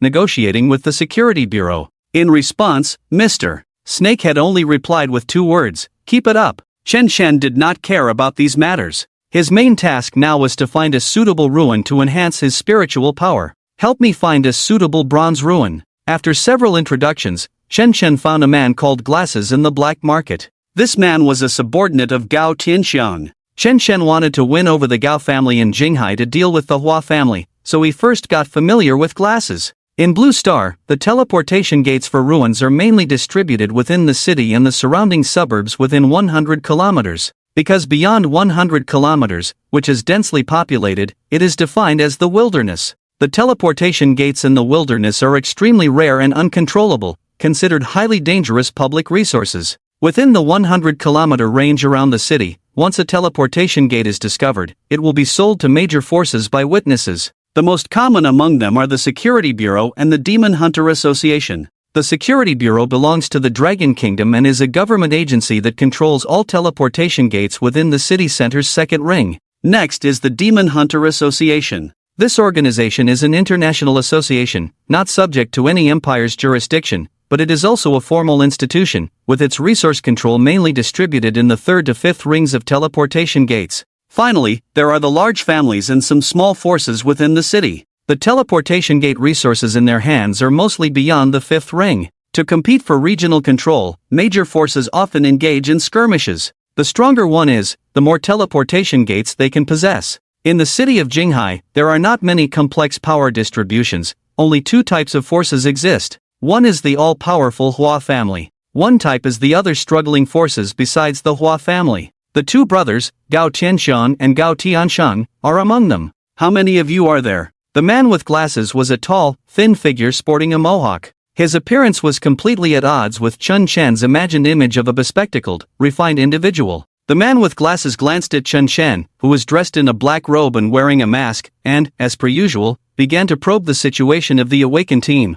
1. Ha ha ha ha ha, kid, do you know where this place is? Are you trying to make a fool of me with those glasses? You must be tired of living. The man with glasses glared fiercely at Chun Shen. He had never seen anyone challenge a relic before, and it was clear this was just looking for trouble. I pay, you provide resources, we cooperate for mutual benefit. Why do you care how many people I have? Although this was the man with glasses territory, Chun Shen showed no signs of backing down and instead forced a wave of pressure onto him. After all, his boss, Gao Tianxiang, was merely a small force trampled under the Hua family's feet. Such people only pick on soft targets. The more assertive you are, the more they will think you have a significant background and will hesitate to act rashly. Ha ha ha ha ha ha, good. As long as you have money, everything is negotiable. The man with glasses masked his inner turmoil with laughter and then gave Chun Shen a QR code. Ding! After scanning the QR code, an app immediately appeared on Chen Shen's phone. Strong Prosperity Guild. There are some resources controlled by our guild on it, from bronze to gold level relics, all the prices are there, you can choose for yourself. Chen Shen glanced at the homepage information. Although the selection of relics was limited and the resources were not abundant, the prices were indeed cheaper than those on the market. After all, these small forces made their money this way. If the prices were higher than the Hua families, who would still be willing to trade with them? This one. Chen Shen chose the bronze relic with the highest difficulty among all the resources. The information showed that 3 exploration teams had already perished in that relic. Perhaps due to the high difficulty, the price for the teleportation portal to this relic was much cheaper than other bronze relics, only requiring 300 magic crystals. Ha! Seeing Chen Shen heading straight for a dead end, the man with glasses laughed outright. Good. Place the order directly, and when you're ready, I'll send someone to take you there. The man with glasses did not refuse this deal because it was practically handing him money. One person going to challenge a relic that had already claimed 3 exploration teams was essentially seeking death. If someone died, the relic would continue to be sold. Pure profit of 300 magic crystals. Such a freebie business was simply too enticing. Right now, it was nighttime, the perfect opportunity for Chen Shen to actively challenge the relic. Alright, the man with glasses couldn't help but laugh. Generally, people know that humans are at a disadvantage at night, while magical creatures are not. Very few people explore relics at night. Even if they are delayed in a relic, they usually set up camp at night and wait until daybreak to continue the challenge. Chen Shen wanted to explore a relic alone at night right from the start. This move made the man with glasses laugh. In his eyes, this kid was just an inexperienced fool. Ha ha, the god of wealth has descended. Such a customer, please bring me a dozen more. Ding, 300 magic crystals received by the guild. After completing the transaction, the man with glasses waved his hand, signaling his subordinates to start preparing. Moments later, an old van pulled up outside. What are you still dawdling for? Get in. The driver was a big bearded man wearing a lotus leaf hat, reeking of alcohol, urging impatiently.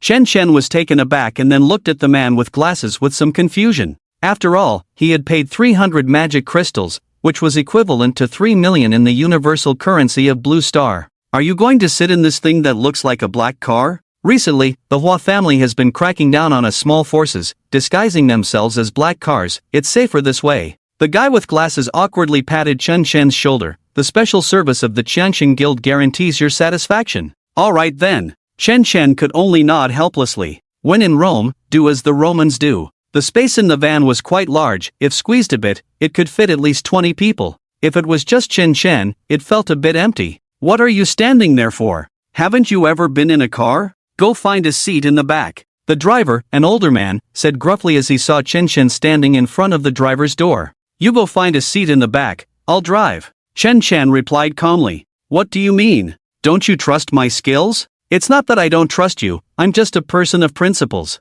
What principles? Drink and drive, don't drink, drive and don't drink. Chen Chen handed the driver a cigarette. As a law-abiding citizen who followed traffic rules, he always remembered that there are countless roads, but safety comes first. Ha! Then you drive. The driver took the cigarette from Chen Chen's hand without a word, directly climbing from the driver's seat to the passenger seat, then said, even though I'm not working, you still have to pay me. Let's get the unpleasantness out of the way. If anything happens, like damage to the car, you have to compensate me at market price, plus my mental distress fee. What? I have to pay? Chen Chen looked towards the guy with glasses not far away.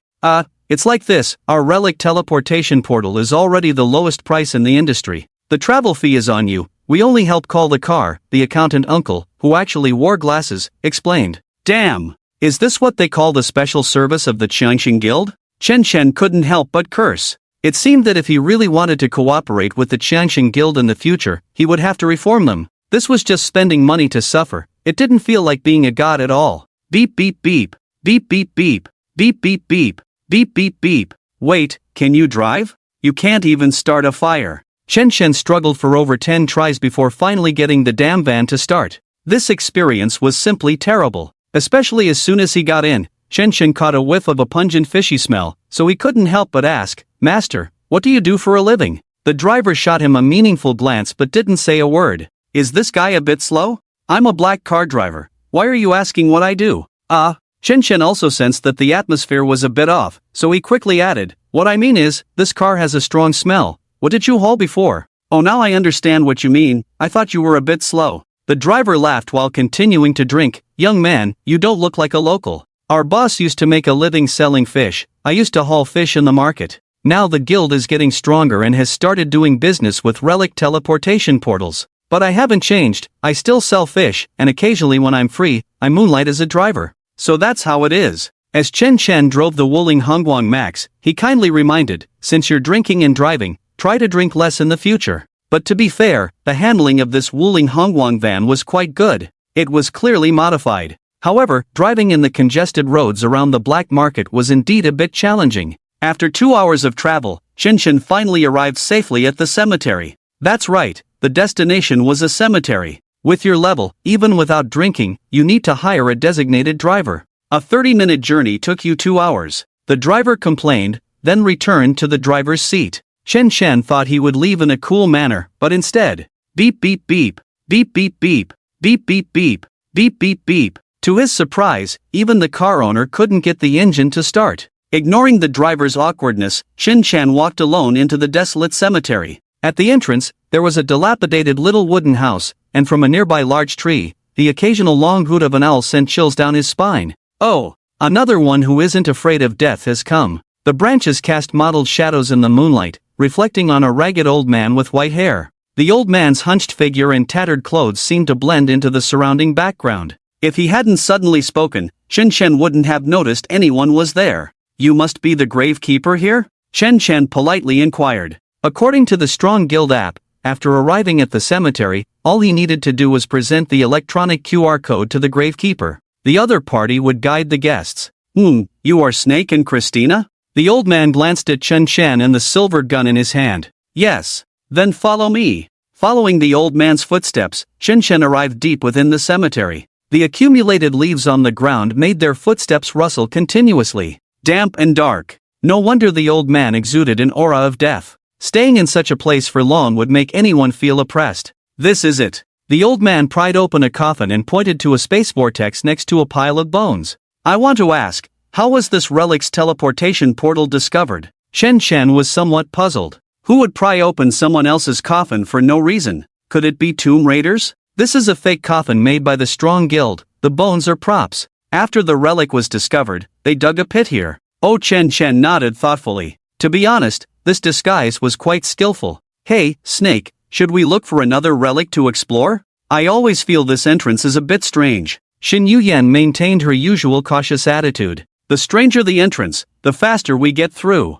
Chen Chen responded with a popular saying among the exploration team. Can I take a look at your true face? The hunched old man brought his face closer to the oil lamp so that the other could see his eyes clearly. He seemed very interested in Chen Chen's appearance beneath the mask. You can, but may I ask why you want to see my face? Chen Chen shrugged. His face had long been altered by Xin Yuyan and Xin Yoshi's makeup techniques, transformed into another appearance, comparable to disguise. A meticulous person like him would never have just one layer of protection. This mask was merely to maintain an air of mystery. Perhaps because this is the last time, I want to remember your appearance.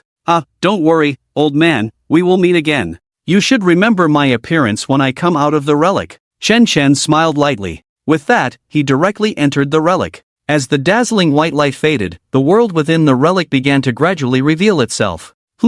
Chen Chen was slightly taken aback. The surroundings were still a gloomy and desolate cemetery. If he didn't look closely, he would have thought he had failed the teleportation. The silvery moonlight spilled over the barren tombstones, reflecting a faint glow, like ghostly eyes peering into the world from the darkness. The surroundings were eerily silent, and the howling wind was shrouded in a strange atmosphere. The tombstones were arranged in a scattered yet orderly manner. Some were already covered in moss, while others had been erected not long ago, their inscriptions still clearly visible. They stood silently in the night, making the surrounding trees appear particularly gloomy. Interesting, the entrance is a graveyard, and inside is also a graveyard, Xin Chen exclaimed. If the entrance to the relic's teleportation portal was already eerie, then the inside of the relic was truly the underworld. Because all the tombstones Chen Chen had just seen were not beneath his feet, but above his head in the sky. Is this a hidden underworld? Even Xin Yuyan couldn't help but marvel at the chaos within the relic. But one person had a different opinion. Wow! This is so cool. Senior Chen Chen, look, above us is an endless graveyard, and the moonlight reflecting off the tombstones looks like twinkling stars. It's so beautiful. The scene before her made Xin Yoshi incredibly excited. For a little demon, this was simply paradise. Do you have some misunderstanding about beauty? Chen Chen couldn't help but ask. How is this related to beauty? There's a graveyard above my head. I feel like a zombie could fall down at any moment. No sooner had she spoken than a strange shouting sound came from the sky formed by the graveyard. UN% and at %, UN hashtag. Asterisk and hashtag at UN. One by one, grotesque zombies wearing iron buckets on their heads burst forth from the graveyard and then fell from the sky. Damn! Words become spells. Senior Chen Chen, you're so handsome. Xin Yoshi looked at the zombies falling like raindrops from above, her excitement growing. Chen, be careful. Although it's night and Yoshi's chaos armor has double attribute bonuses, these dark attribute creatures are also accustomed to fighting at night, Xin Yuyan reminded. Yeah, I know. Chen Chen immediately retreated, creating distance from the main area where the zombies were falling to avoid being surrounded by them. Thud, thud, thud, thud, thud. The zombies that fell from the sky crashed heavily onto the ground, and after a long while, they slowly crawled up in an extremely eerie manner. Iron Bucket Zombie. Rarity, F, Spirit Power Level, Bronze Level 8. Description, no sense of pain, slow moving, but with extremely strong defense, and attacks carry corpse poison, causing continuous toxin damage. Weaknesses are light attribute attacks and true damage. Remaining lifespan, 800 years. This relic is indeed not simple, starting off with Bronze Level 8 demon species. Chen Chen couldn't help but exclaim. Just at the entrance of the relic, over 100 Bronze Level 8 demon species fell from the sky. this intensity was simply outrageous. Chen, be very careful. This relic is not simple. Didn't 3 exploration teams already get wiped out before? With this level of intensity, there should be remains of the exploration teams found at the entrance. Yeah, indeed, no remains have been found. Chen also carefully observed the ground environment. Even if the corpses of awakened humans were eaten by zombies, some armor and weapons should have been left behind. They must have seen the strength of the relic and directly given up resisting, running away. Starting off with hellish difficulty is not something an ordinary exploration team can handle. Even a professional team like Logitech would likely suffer heavy losses in this first wave of demon species. However, even if they ran, there would only be a dead end. Because the safest place in the entire relic was the entrance. Other areas would only have more powerful demon species. Chen, this relic is too sinister. We should use the return stone to go back as soon as possible, Xin Yuyan suggested. Even in the relic, there are ways to leave without defeating the boss. All you need to do is kill 20% of the demon species in the ruins alone to activate the return stone you carry and go back to Blue Star. No rush, Yuyan, these guys' weaknesses are light attribute attacks and true damage. This time, we are in your home ground. Shen smiled faintly. Xin Yuyan's spirit weapon attribute is perfectly suited for this ruin. Silver Spear, F-grade attack adds 20% light attribute damage and 20% true damage. Moreover, Chen still has 1,499 years of lifespan left to continue life deduction. Taking advantage of the zombies on the ground just getting up, Chen immediately released the fusion state with Xin Yuyan. He wrapped one hand around her slender waist and, before she could react, sealed her warm lips, accompanied by the sweetness from the girl's mouth. Life deduction begins. Injecting lifespan into F-grade spirit weapon Silver Spear. 100 years. Although Xin Yuyan's spirit veins continuously absorb the essence of the sun and moon, there is no sign of improvement. As expected, Xin Yuyan's spirit weapon talent is still like a bottomless pit. The first wave, directly 100 years of lifespan gone. Moreover, the deduction prompt from the system indicates no improvement at all. This put Chen in a bit of a dilemma. But given the current situation, Chen could only grit his teeth and enhance Xin Yuyan. After all, Xin Yoshi's talent had already reached S grade. It wasn't that he was afraid Xin Yuyan would say he was biased, it was mainly that the higher the talent level, the more lifespan was required. Even though Xin Yoshi was exceptionally talented, Chen couldn't guarantee that 1,499 years of lifespan would allow her to awaken to SS grade again. It was still more reliable to enhance Xin Yuyan, whose attributes were more compatible. 200 years, Xin Yuyan's spirit veins showed a slight abnormal movement, seemingly growing continuously. They had already started to grow, which was definitely good news for Chen. 500 years, starlight descends, Xin Yuyan successfully awakens. 800 years, diligence can make up for clumsiness. Even though Xin Yuyan's spirit veins absorb spiritual power very slowly, they are still thriving with the passage of time. 1380 years, shattering darkness with light, Xin Yuyan's talent awakens again. Silver Spear, F-grade, Cold Moon, E-grade, Star Radiance, D-grade attack adds 20%, 30%, 40% light attribute attack, 20%, 30%, 40% true damage. New, all attacks have a chance to cause a holy sanction effect. 1% for 3x critical, 3% for 2x critical, 10% for 1. 5x critical, 30% for 1. 2x critical. And all critical damage is true damage. Host remaining lifespan, 119. Although she only broke through twice, Xin Yuyan consumed 1,380 years of lifespan, but the D-grade Star Radiance is indeed strong. It actually possesses different tiers of true critical effects, which is simply outrageous. This would multiply Chen output by an unknown factor. Fusion. After the awakening, Chen immediately entered a fusion state with Xin Yuyan. It was a spear shining with the brilliance of the sun, moon, and stars. Every time it swung, the surrounding air lit up, forming dazzling light trails, as if forged from the purest light and shadow between heaven and earth. Get ready to strike. At this moment, Chen donned the armor of chaos, wielding the sun, moon, and star radiance, with angelic wings unfurling behind him, ready to show his skills. Brother, run! I'll hold them off for you. Just then, a middle-aged man in heavy plate armor, carrying a huge cross, rushed out.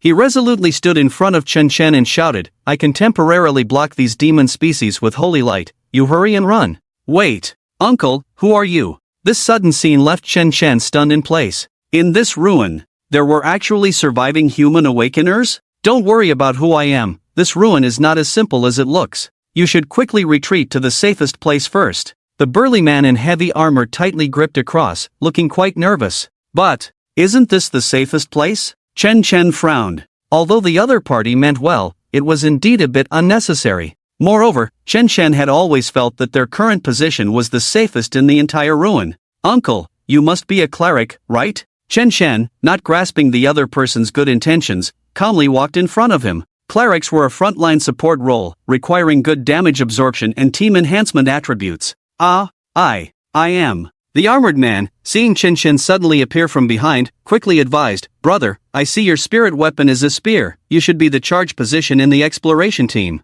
These bucket zombies in front of us are definitely not something you can handle. Take my advice and retreat quickly. By the way, I'm not an uncle. My name is Chun, and I'm only 20 this year. I just developed faster than others." The armored man lifted the visor of his helmet, revealing a face that was somewhat immature and did not match his physique. Standing over 2 meters tall, with a robust build, he surprisingly had a youthful face, which was quite absurd. "My name is Snack. Since you're playing the cleric role, assist me, and let's deal with these guys together." Chen Chen planted his spear, Starry Light, into the ground and began stretching in front of the densely packed army of bucket zombies. "Brother Snack, you can't be joking, right?" De Chun was clearly stunned by Chen Chen's words. He had planned to lead the newcomer to escape, but had never thought of confronting these zombies head-on. "I don't have a habit of joking." Seeing that the other party hadn't cast a single support skill on him, Chen Chen knew he hadn't yet convinced him. So, he held the Starry Light and charged into the horde of corpses in a single leap.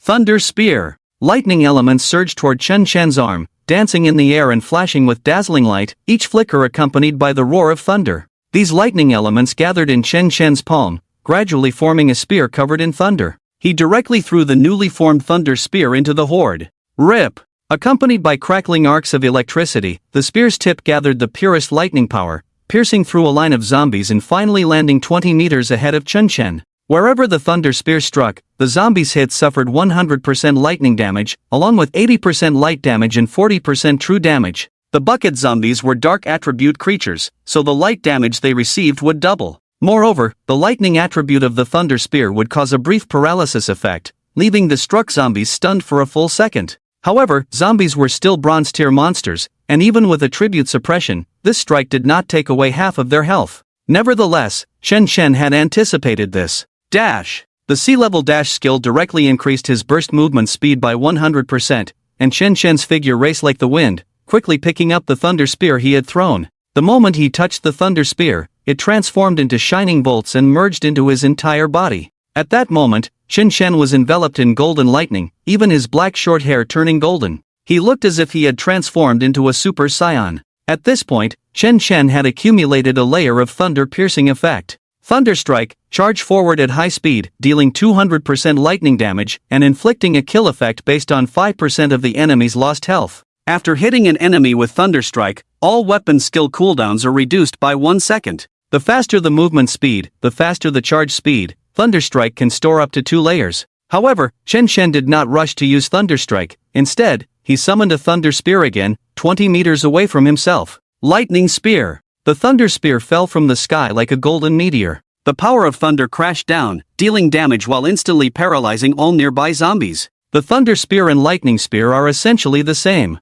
The difference is that the Thunder Spear is thrown from hand, while the Lightning Spear is summoned directly nearby. Both are combination skills, leaving a Thunder Element Spear at the original location after use. When the user of the weapon skill touches the Thunder Spear again, they enter the Thunder Strike state. At this moment, Chen Chen had picked up a Thunder Spear and summoned another one not far away. This way, he could initiate the combination skill. Thunder Strike! In an instant, Chen Chen, holding the Starry Light, lunged forward at high speed, piercing through all the zombies in a straight line like a scene from an Aurora movie. This strike dealt 200% lightning damage, 80% light damage, 40% true damage, and a kill effect based on 5% of the zombies' lost health.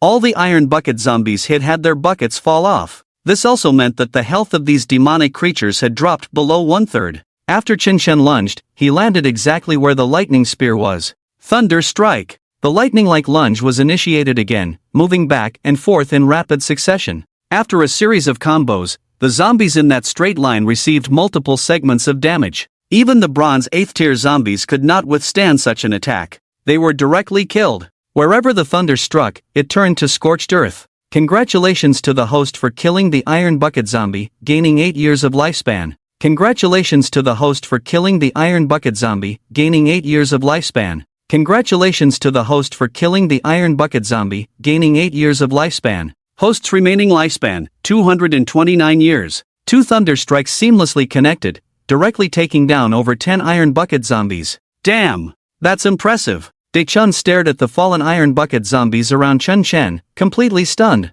He had seen the power of these Iron Bucket Zombies. Not only were they absurdly defensive, but their attacks also carried toxins. Once caught by these creatures, one could neither fight nor outlast them, only passively escape. De-chun's exploration team had been wiped out in such a helpless situation. Except for him, who had the Holy Light attribute, everyone else had died. That was why he had been guarding the entrance of the ruins, waiting for a new exploration team to come in and lead them to escape. Because the initial exploration teams often, like De-chun, failed to grasp the situation and charged headlong into these Iron Bucket Zombies, leading to a disastrous start. De-chun had been in these ruins for 2 years, eating food from his teammates' spatial rings when hungry, and gnawing on tree bark when it was gone. He had gone on adventures with 3 different exploration teams. Finally, he had accumulated the energy of the return stone to 18%. Once it reached 20%, he could successfully leave. Today, he was, as usual, lurking at the entrance of the ruins until he discovered Chen Chen's presence. He had thought that if he could just mix in with another batch of exploration teams, he could fill the energy of the return stone,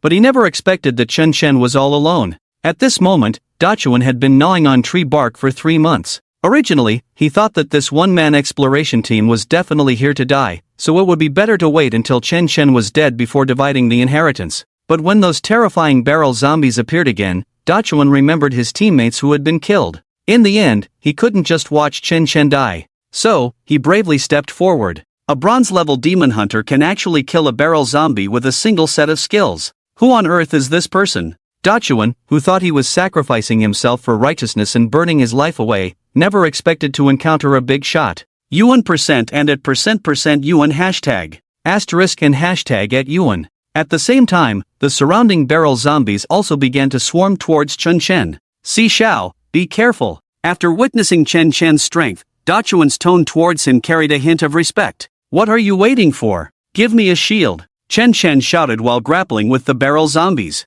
Got it. Si Xiao. Holy shield. Dachuan raised the cross in his hand, casting a beam of holy light onto a few barrel zombies behind Chen Chen. The barrel zombies illuminated by the holy light were immediately enveloped in a protective shield. Holy Shield, sea level grants a shield that increases the maximum health of creatures in a designated area by 18%, and during the shield's existence, damage taken is reduced by 18%, lasting for 120 seconds. CD, 120 seconds. Wait, Brother Chun, what are you doing? Are you TM in cahoots with the zombies? Seeing Dachuan's actions, Chen Chen was left speechless. Since when do holy practitioners give shields to demon species? Si Xiao. It was a misunderstanding, your positioning was too flashy, and I didn't react in time. Dachuan scratched his head, feeling a bit embarrassed. But he couldn't be entirely blamed. Chen Chen's movements were excessively agile, and he indeed had trouble keeping up. Holy Light Enhancement. Besides casting shields, Dachuan had other buff skills.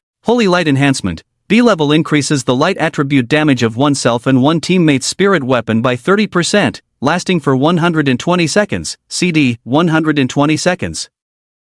As Dachuan raised the cross again, a brilliant halo appeared around the star brilliance in Chen Chen's hand. This was the effect of Holy Light Enhancement. At this moment, Chen Chen's light attribute damage received an additional 30% boost. As a result, his attacks could deal an extra 140% light attribute damage. After all, barrel zombies were dark attribute creatures and would suffer double light attribute damage. Hee Si Xiao, this is a directional martial skill, I absolutely won't mess it up. Dachuan grinned. With the B-level martial skill Holy Light Enhancement, Chen Chen swung the star brilliance continuously, piercing through the barrel zombies' bodies with the significantly boosted light attribute damage. His attacks became faster and faster. With each attack, he gained a layer of Divine Ascension effect, continuously stacking his attack speed. The trajectory of the star brilliance cut through the air with a sound like breaking through the void, the gun shooting out like a dragon. Yuan % and at and % Yuan hashtag. Asterisk and hashtag at Yuan. However, Dachuan's actions also attracted the hatred of several demon species, who began to swarm him.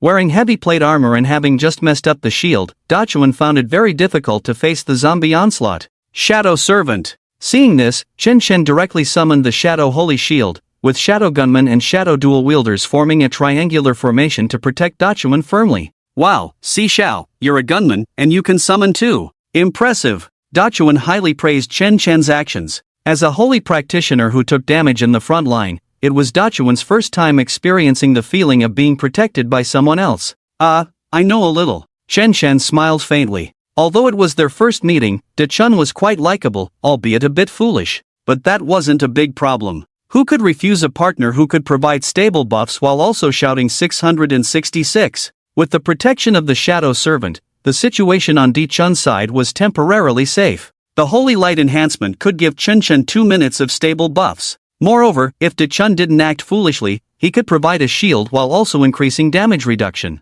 With the ability to enhance light attribute attacks, Dachun had a unique advantage in a relic filled with dark attribute monsters. If Chen Chen wanted to improve the efficiency of clearing the relic, it was essential to ensure Dachun's safety. With Dachun's assistance, Chen Chen also gained a new idea. It would be best for Shin Yoshi's shadow servants to also imprison a few souls with supportive talents, preferably those with buff and healing attributes. Thunder Spear. As the process of stacking the Ascension long stage continued, the cooldowns for the Thunder Spear and Lightning Strike were ready again. Chen Chen decisively summoned the Thunder Lance in his hand and threw it into the horde of corpses. Rip! With a crack of thunder and lightning, the golden lightning shot through the iron barrel zombie before him like a swimming dragon. This strike triggered the effect of Holy Judgment, dealing lightning damage while forming a Sword of Judgment above the iron barrel zombie's head. The Sword of Judgment suddenly fell, causing 3 times the true critical damage once again. With just one strike, it swept away all the iron barrel zombies in front of him.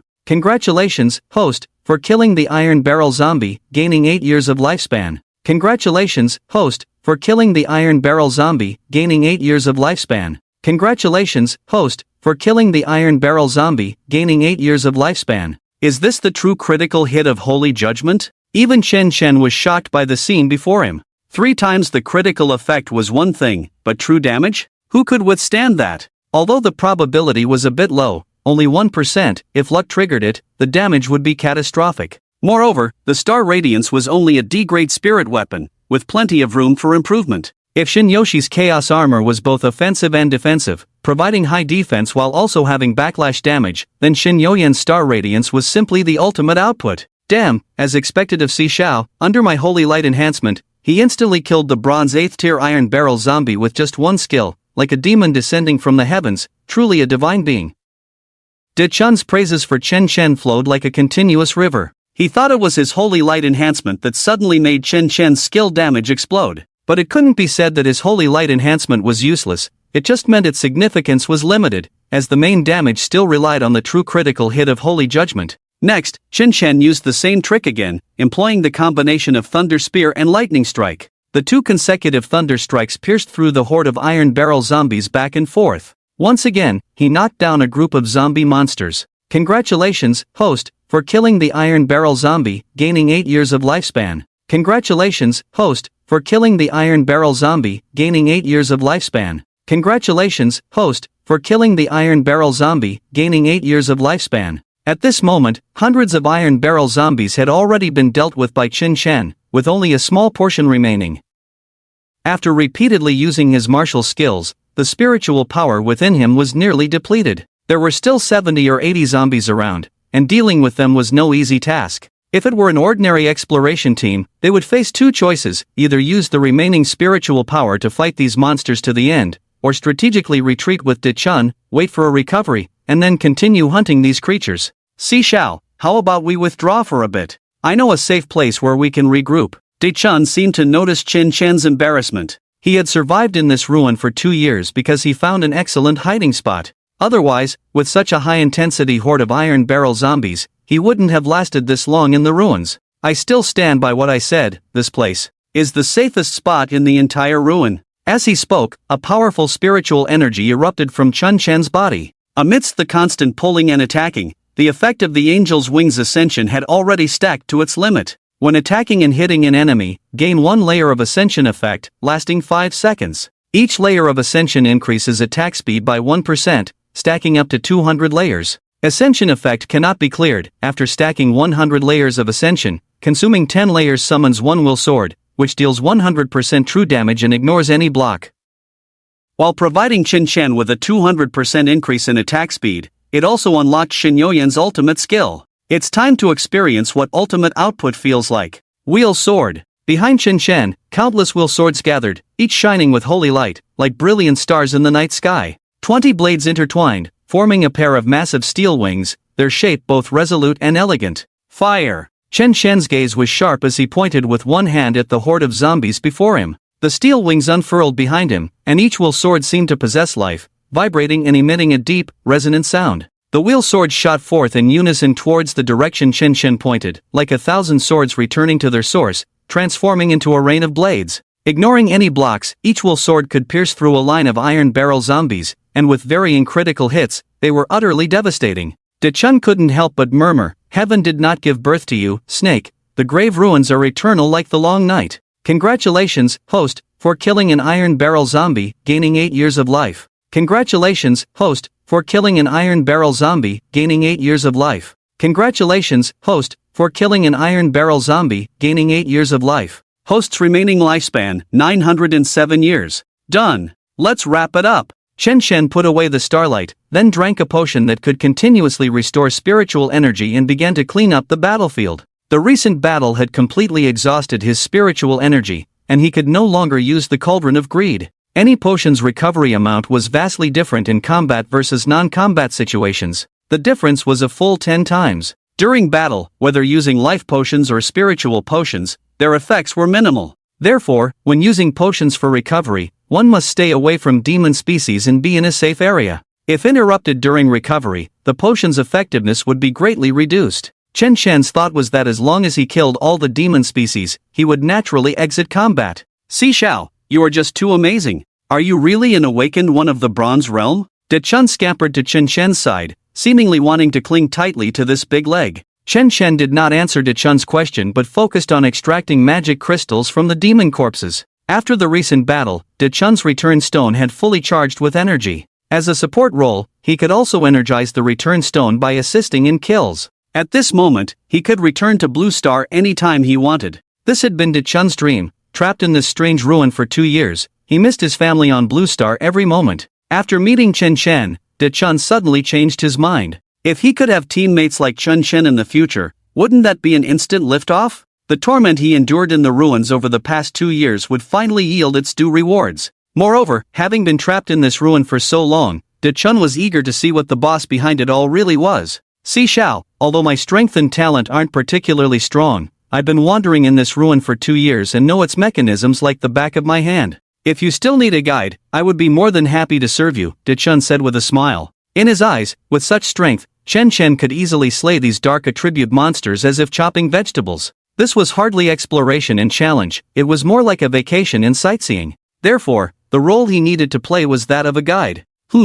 You've been in this ruin for 2 years? Qin Shen, while extracting magic crystals with the Pot of Greed, looked at Dichun in surprise. A human could actually stay in a ruin for that long? Well, it's a long story. Then make it short. I see. After listening to Dichun's tale, Qin Shen couldn't help but feel a bit sympathetic towards this big guy. Alright, then you can lead the way. Seeing that Dichun wanted to team up with him, Qin Shen didn't refuse. He even took out some food from his spatial ring to share with Dichun. Eat up, don't worry. With me around, you'll definitely make it through this ruin. Thank you, Si Xiao. Dichun released the fusion state of his spirit weapon, and the two of them devoured the food Qin Shen had brought. Food was a very precious resource during the exploration of ruins. After all, every awakened person had limited storage space and had to allocate resources wisely. Qin Shen didn't bring much food and generously shared it with the newly acquainted Dichun. For Qin Shen, only prolonged tug-of-war battles required food supplies. He didn't like that way of clearing levels. His goal was to completely break through this ruin before 6 a.m. So, he only brought a portion of supper. However, he did bring plenty of spirit pills. After all, cleaning up the battlefield required constant use of the Pot of Greed, which consumed a lot of spirit power. Once Dichun finished his meal, Qin Shen successfully extracted the magic crystals. With the Pot of Greed's enhancement, he obtained a total of 1,699 magic crystals from over 100 iron barrel zombies.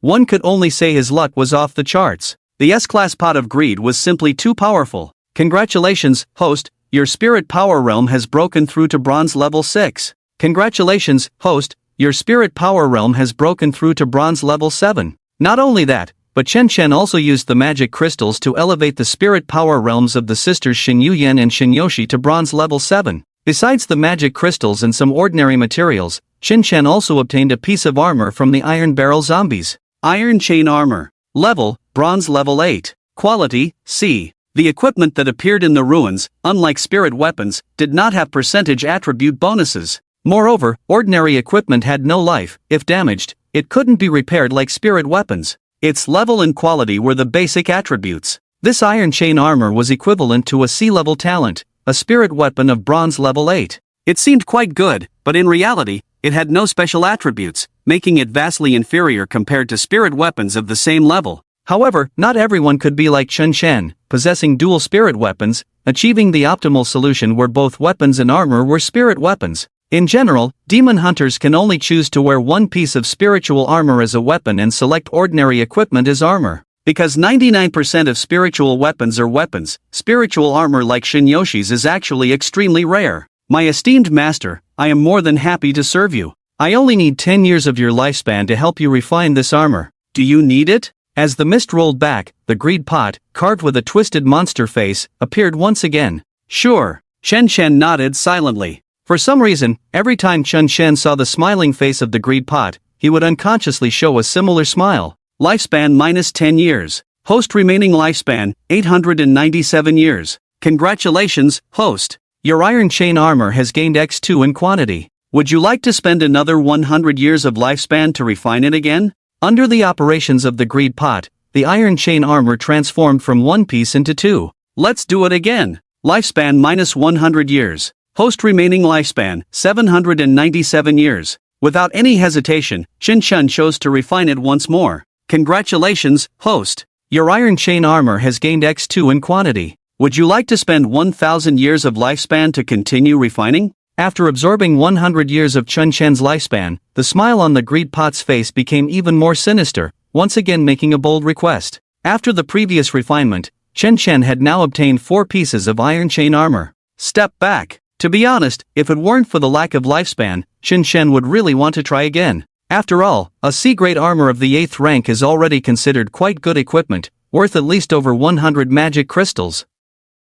4 pieces would be over 400. Chen Chen had only spent 300 magic crystals to buy the challenge rights to this ruin. Now he had already recouped his investment. Moreover, this was under the circumstance of Chen Chen having very poor luck. After all, a B-grade armor is worth much more than 2 C-grade armors. Item upgrades will always outweigh quantity doubling. Dachuan, I see your armor is in such bad shape. Here, let me give you a piece. Chen Chen directly handed one piece of Iron Chain Armor to Dachuan, while the others were stored in his spatial ring, ready to be sold after returning. Although Chen Chen had just met Dachuan not long ago, he felt that this person was reliable, especially after Dachuan had rushed out to cover him when he was unaware of the situation. Moreover, one piece of equipment was nothing to Chen Chen. Besides, Dachuan had indeed provided him with quite a few extra attribute bonuses. It was very necessary to give some resources to support. How can I accept this? Although Dachuan said this, as soon as Chen Chen took out the equipment, he threw away all the scraps he had on him.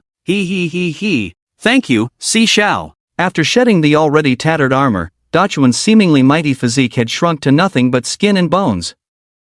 It gave the impression of a massive water buffalo that had been stripped of its flesh, leaving only a skeleton and a withered hide. Chen Chen had not noticed this before, covered as he was by the heavy plate armor. It was hard to imagine how such a frail body could survive in such harsh conditions. Although Dachuan's body showed severe malnutrition, the spiritual weapon contracted with him appeared to be in much better shape. Dachuan, let's head back first. With your current physical condition, I'm afraid staying in the ruins could be life-threatening. Maya advised Dachuan, fully aware of his state as his spiritual weapon. Maya, trust me, I'm fine. In this ruin, we have experienced so many teammates together, all of whom met tragic ends before our eyes. We finally waited for a true god to lead us through, and I don't want to give up this excellent opportunity. Dachuan tightly grasped Mia's hand, his gaze resolute as he said, I want to see what lies at the end of this ruin for those fallen comrades.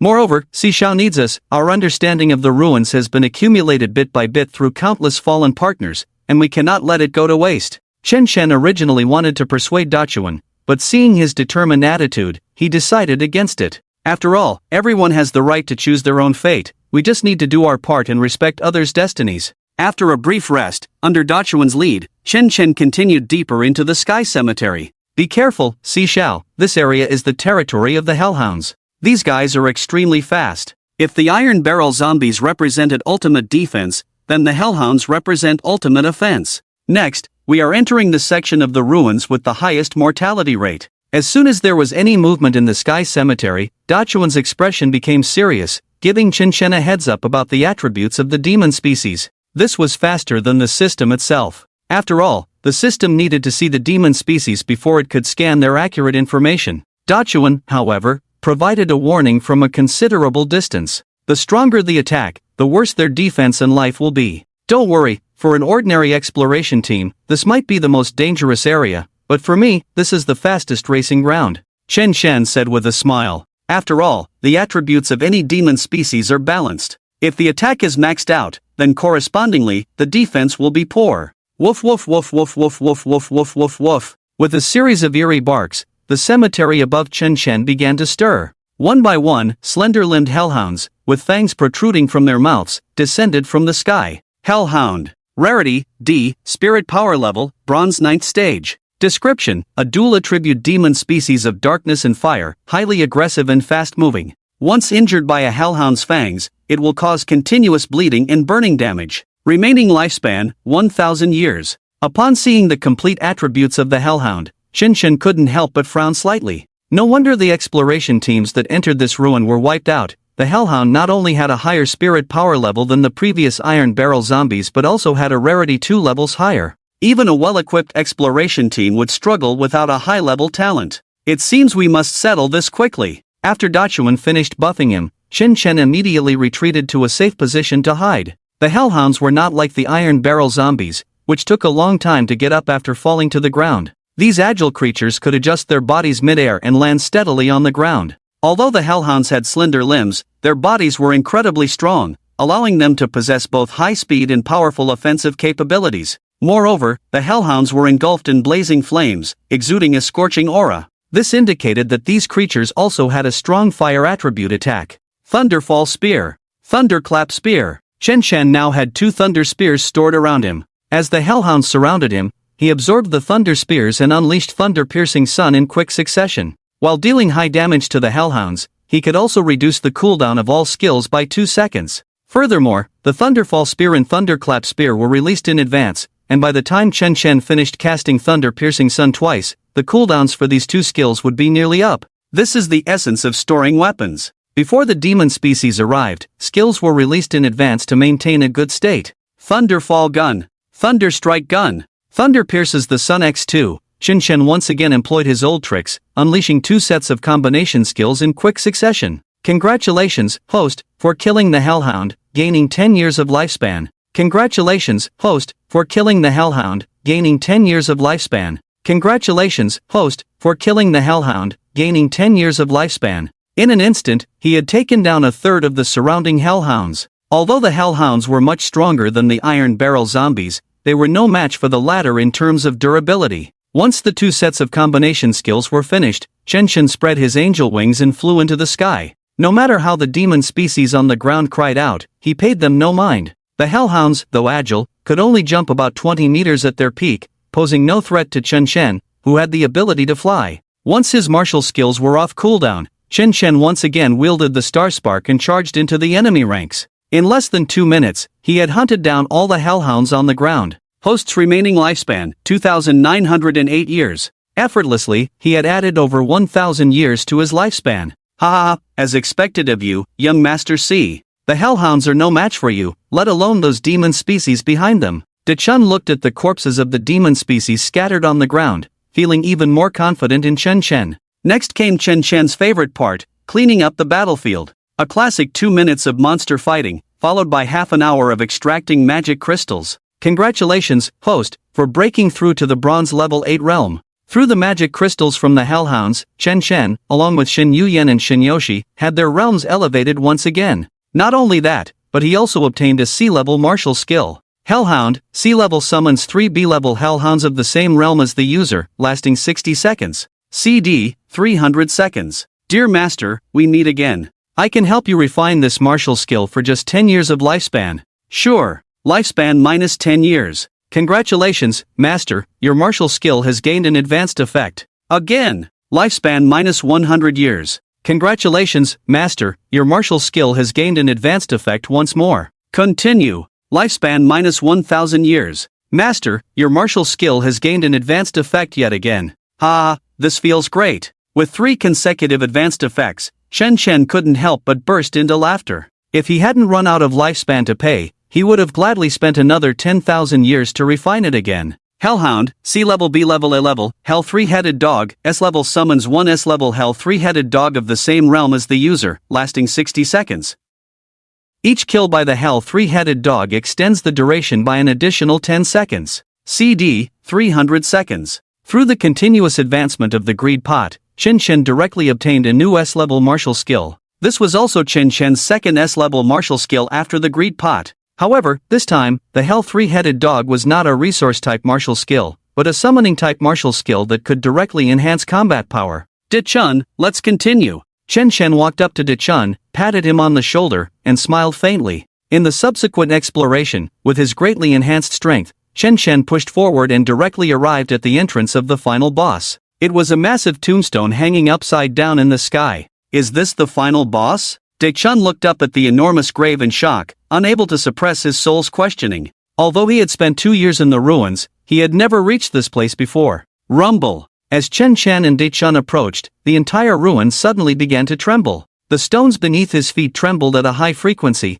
as if the entire world was shaking. Abyss Relic activated. With the sound of a familiar voice, dazzling red light began to flicker around. It was the unique alarm of the Abyss Relic. This immense sense of oppression reminded Chen Chen of the past, when he and Gu Qingning had triggered the Abyss Relic and the Golden Relic. Moreover, it was the highest level of Demon God Abyss. Dichun, you go out first, I'm not joking. Chen Chen urged Dichun to use the return stone to leave immediately. After all, triggering the Abyss Relic was no laughing matter. Si Shao, if it's the Abyss Relic, you should leave too. Dichun fumbled to pull out the return stone from his spatial ring, urging Chen Chen to leave while he teleported. Although he knew Chen Chen was strong, this was the Abyss Relic, and it required a top-tier exploration team to cooperate in order to clear it. It was simply impossible for one person to clear the Abyss Relic. The continuously flashing deadly red light inside the relic was a reminder to all Awakeners to use the return stone to leave the relic as soon as possible. If they missed this last opportunity, they would be permanently buried here.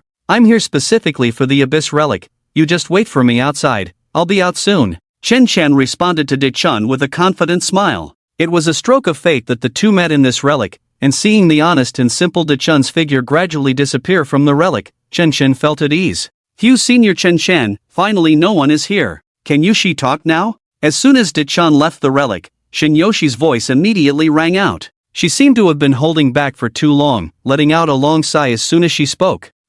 Yushi, but you already started talking before asking me, Shinshin said helplessly. Shinyoshi seemed to be asking him, but in reality, she was just notifying him. Chen, are we really going to challenge the Abyss Relic alone? Shin Yuyan looked at the continuously flickering red light around and couldn't help but feel worried. This was the Abyss Relic, after all, and it was no joke. Moreover, the flashing red light in the relic was the final warning. Once this opportunity was missed, there would be no way to use the return stone. Actually, I noticed something was off with this relic early on. I didn't expect we would actually stumble upon the Abyss Relic, Chen Shen said with a faint smile, showing no intention of leaving. Back when he was just an F-rank demon hunter, he had once challenged the Abyss Relic. And at this moment, Chen Shen was no longer the same. Not only did he possess D-rank talent Blood Awakening, D-rank Spirit Weapon Star Radiance, and S-rank Spirit Weapon Chaos Armor, but he also had the dual spirit weapons unlocked, Angel Wings and Fallen Angel Wings. He wasn't afraid before, and he certainly wasn't afraid now. Moreover, after continuous battles, Chen Shen's spiritual power had reached the 9th level of bronze, and he had absorbed over 3,000 years of lifespan. Even in the Abyss Relic, he wanted to give it a try alone. Boom! As the flickering red light faded, the entire relic trembled even more violently. The surroundings began to spin, and on the ground, Chen Shen could hardly maintain his balance. In desperation, he could only flap his angel wings and fly into the air, waiting for the final boss to descend.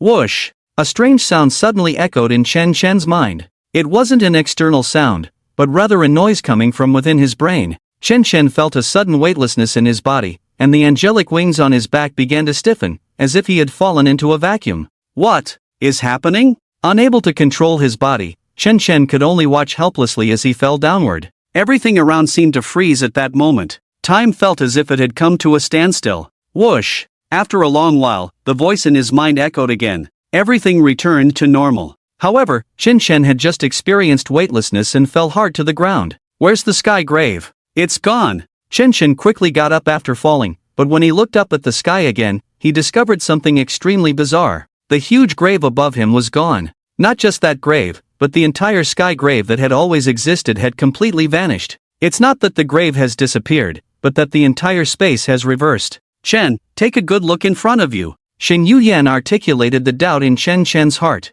Chen Chen suddenly realized that the missing grave was right in front of him at that very moment. It wasn't that the sky grave had disappeared, he was now standing in the midst of this graveyard. A two-level reversal. I understand now, this is actually the normal space, and the grave in the sky is the real ground. Chen Chen had always felt that the ground beneath his feet was like a void illusion. Until the Abyss Secret Realm was activated, the sky and the ground underwent a two-level reversal, and everything returned to normal. So that's how it is. Shen Yuyan also suddenly understood, which explained the anomaly of the ruins and why a grave had always been suspended above everyone's heads. In other words, the sky was the ground, and the ground was the sky. Welcome to my tomb. In the midst of silence, a strange and eerie voice suddenly echoed, reverberating through the empty tomb. As the voice faded, a cold wind howled past, stirring up a cloud of dust. When the dust settled, a massive figure slowly emerged from the depths of the tomb. He was tall and imposing, like a mountain, his entire body wrapped in pitch-black chains that clinked against the ground, producing a crisp sound. Gravity Demon King. Rarity, S. Spirit Power Level, Silver Peak. Description: a demon king capable of controlling gravity, a dark attribute magic species, possessing not only extremely strong attack power but also very high defense, along with great speed and a powerful control effect, with almost no weaknesses. Remaining lifespan, 200,000 years. I never expected that a human awakener of the bronze level would actually come to my territory. The Gravity Demon King slowly walked forward, the surrounding air seemed to be distorted by his power, forming a strange aura. It was an invisible force that attracted all nearby objects towards him. The entire tomb was under his control. How many of you are there? Come out! The Gravity Demon King said disdainfully. In his mind, he had never thought that a mere bronze-level awakener could reach this place. 1. Oh, is it true that only one is left alive? Such a little brat, being so heavy-handed, having only one person is really too boring. The Gravity Demon King didn't regard Chen Chen at all, lazily yawning, and even wanted to go back to sleep. It seemed that seeing only one person upon waking was quite disappointing. It's not that only one is left alive, it's that there was originally only me. However, Chen Chen merely smiled faintly. Oh, the Gravity Demon King raised an eyebrow, seemingly intrigued by this audacious human awakener before him. Come on, boy, let me see your strength. The Demon King spoke again, his voice deep and hoarse, like a roar emanating from the abyss, instilling an involuntary sense of fear and awe. It was now serious. Chen Chen frowned slightly, not expecting that it would be an S-class demon seed boss at the peak of the Silver Realm. Not only was its spiritual power a whole level higher than his, but it was also a demon seed of extremely high rarity. It seemed that what had emerged this time would definitely satisfy him. Come forth, Cerberus! The soul formation beneath Chen Chen's feet manifested, and a powerful surge of spiritual energy erupted. Accompanied by the scent of flames and sulfur, a terrifying beast slowly appeared. Cerberus was huge and strong, standing 5 meters tall and over 10 meters long. Each of its 3 heads wore a steel collar, looking fierce and brutal, especially the sharp fangs that sent chills down one's spine. Oh, you can actually summon a dark attribute demon seed. The Gravity Ghost King glanced up at the Cerberus, which was several times its size, its pitch-black pupils filled with disdain. Despite the vast difference in size, in terms of aura, the Gravity Ghost King had the upper hand. Little red, little blue, little black, tear the sky apart. Chen Chen named each head of Cerberus. The leftmost head, with a flame attribute, was called Little Red. The right head, with an ice attribute, was called Little Blue. The middle head, with a dark attribute, was called Little Black. Woof woof woof. The 3 ferocious heads continuously howled, their voices deafening, echoing like thunder across every inch of hell. Cerberus seemed to really like the names given by Chen Chen, and after receiving the master's command, Little Red and Little Blue immediately excitedly launched their attacks. Flame Breath. Frost Breath. The two different attribute breaths surged towards the Gravity Ghost King, half ice and half flame, like a clash of ice and fire. Rashomon! The Gravity Ghost King crouched down, pressing its pitch-black palm against the ground, and powerful dark attribute spiritual energy instantly seeped into the earth. Accompanied by a loud rumble, a massive black iron gate suddenly rose from the ground. It stood like an invincible giant blocking the path of the Gravity Ghost King.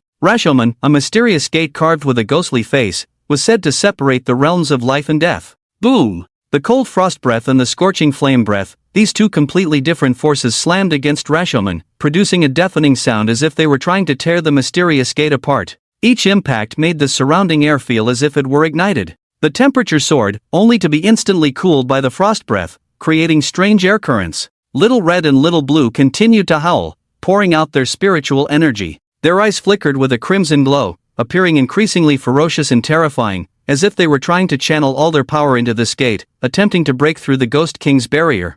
In the end, although Rashomon trembled violently under the attacks of Cerberus, it did not shatter. The Gravity Ghost King narrowly defended against the assault of Cerberus. Sit! With a roar from the Gravity Ghost King, a massive malevolent aura suddenly erupted from its body, sweeping across the entire graveyard like a raging hurricane. Under the influence of this malevolent aura, the gravity around Cerberus was instantly altered, forming an invisible force. This gravity seemed to possess endless power, directly pressing the massive Cerberus down to the ground. Roar! Cerberus let out a piercing sound, but no matter how it struggled, that gravity felt like an immovable mountain, firmly pinning it in place. The eyes of Cerberus flashed with unwillingness and anger, while Little Blue, Little Red, and Little Black continued to howl, trying to use their strength to break free from the shackles of gravity. However, no matter how hard they tried, they could not move an inch. At this moment, the entire graveyard fell into a deathly silence. The majesty and dominance of the Hellhound were completely stripped away. Although they were all S-class demon species,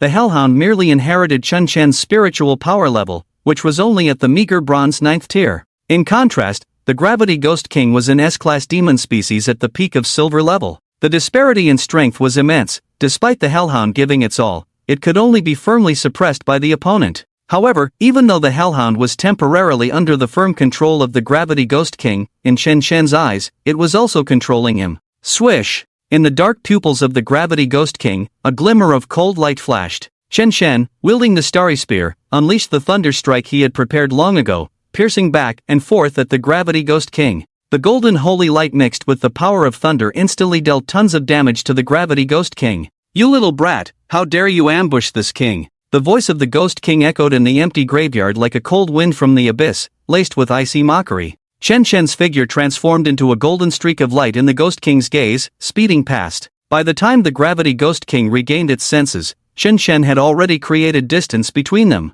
Although Chun Chen's attack did not inflict multiple blows, it left the proud Ghost King extremely displeased. Its face twisted in anger, and its tightly clenched wrist suddenly released a terrifying gravitational suppression, intending to bind Chen Shen as it had the Hellhound. Dash! However, Chen Shen was well prepared. A cyclone formed between his legs, marking the activation of his dash martial skill. With the enhancement of this skill, Chen Shen moved like the wind, instantly evading the Ghost King's gravitational suppression. Although the Ghost King's gravitational suppression was incredibly domineering, it seemed somewhat powerless in the face of absolute speed. I thought the Awakened ones who could break in here were some rare powerhouse, but I didn't expect it to be just a coward who can only run away. After being distracted by the Hellhound's feigned attack, the Gravity Ghost King was hit by a series of strikes from Chun Chen, its expression extremely displeased. Little Black! What the Ghost King did not expect was that Chen Shen's attack was actually a feint. The real killing move was the Little Black one among the Hellhounds. Black Flame Breath.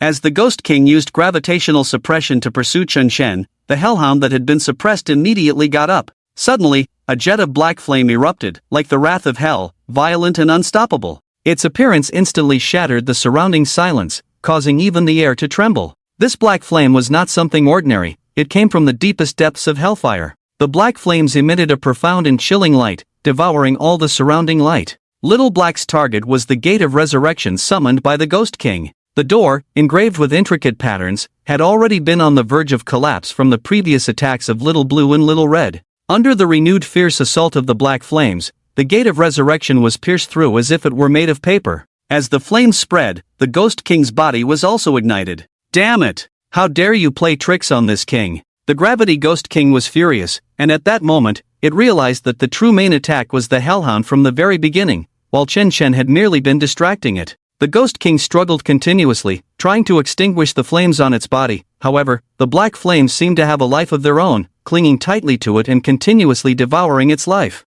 Black Flame Breath deals 500% attack damage to the enemy and ignites the enemy for 10 seconds, dealing 1% of maximum health damage per second. The damage does not exceed 200% of its own attack per second. Although most of the attack damage from the Black Flame Breath was blocked by the Demon King's Rashomon, the percentage damage based on maximum health was still absorbed by the Demon King. This was also Chen Chen's initial plan. Xiao Hong, Xiao Lan, and Chen Chen himself were all performing feigned attacks to attract the Demon King's attention. The real focus was on Xiao Hei's Black Flame Breath. The percentage damage based on maximum health was simply a godly technique for fighting bosses. Although there was a 200% attack limit, over 10 seconds, it would still amount to at least 2000% damage, which even a boss-level demon could not withstand. Hey, you little brat, you've successfully angered me, and now you will pay the price for your actions. The Gravity Demon King roared. 2-level reversal. Suddenly, the scene of the Abyss Ruins activating occurred again.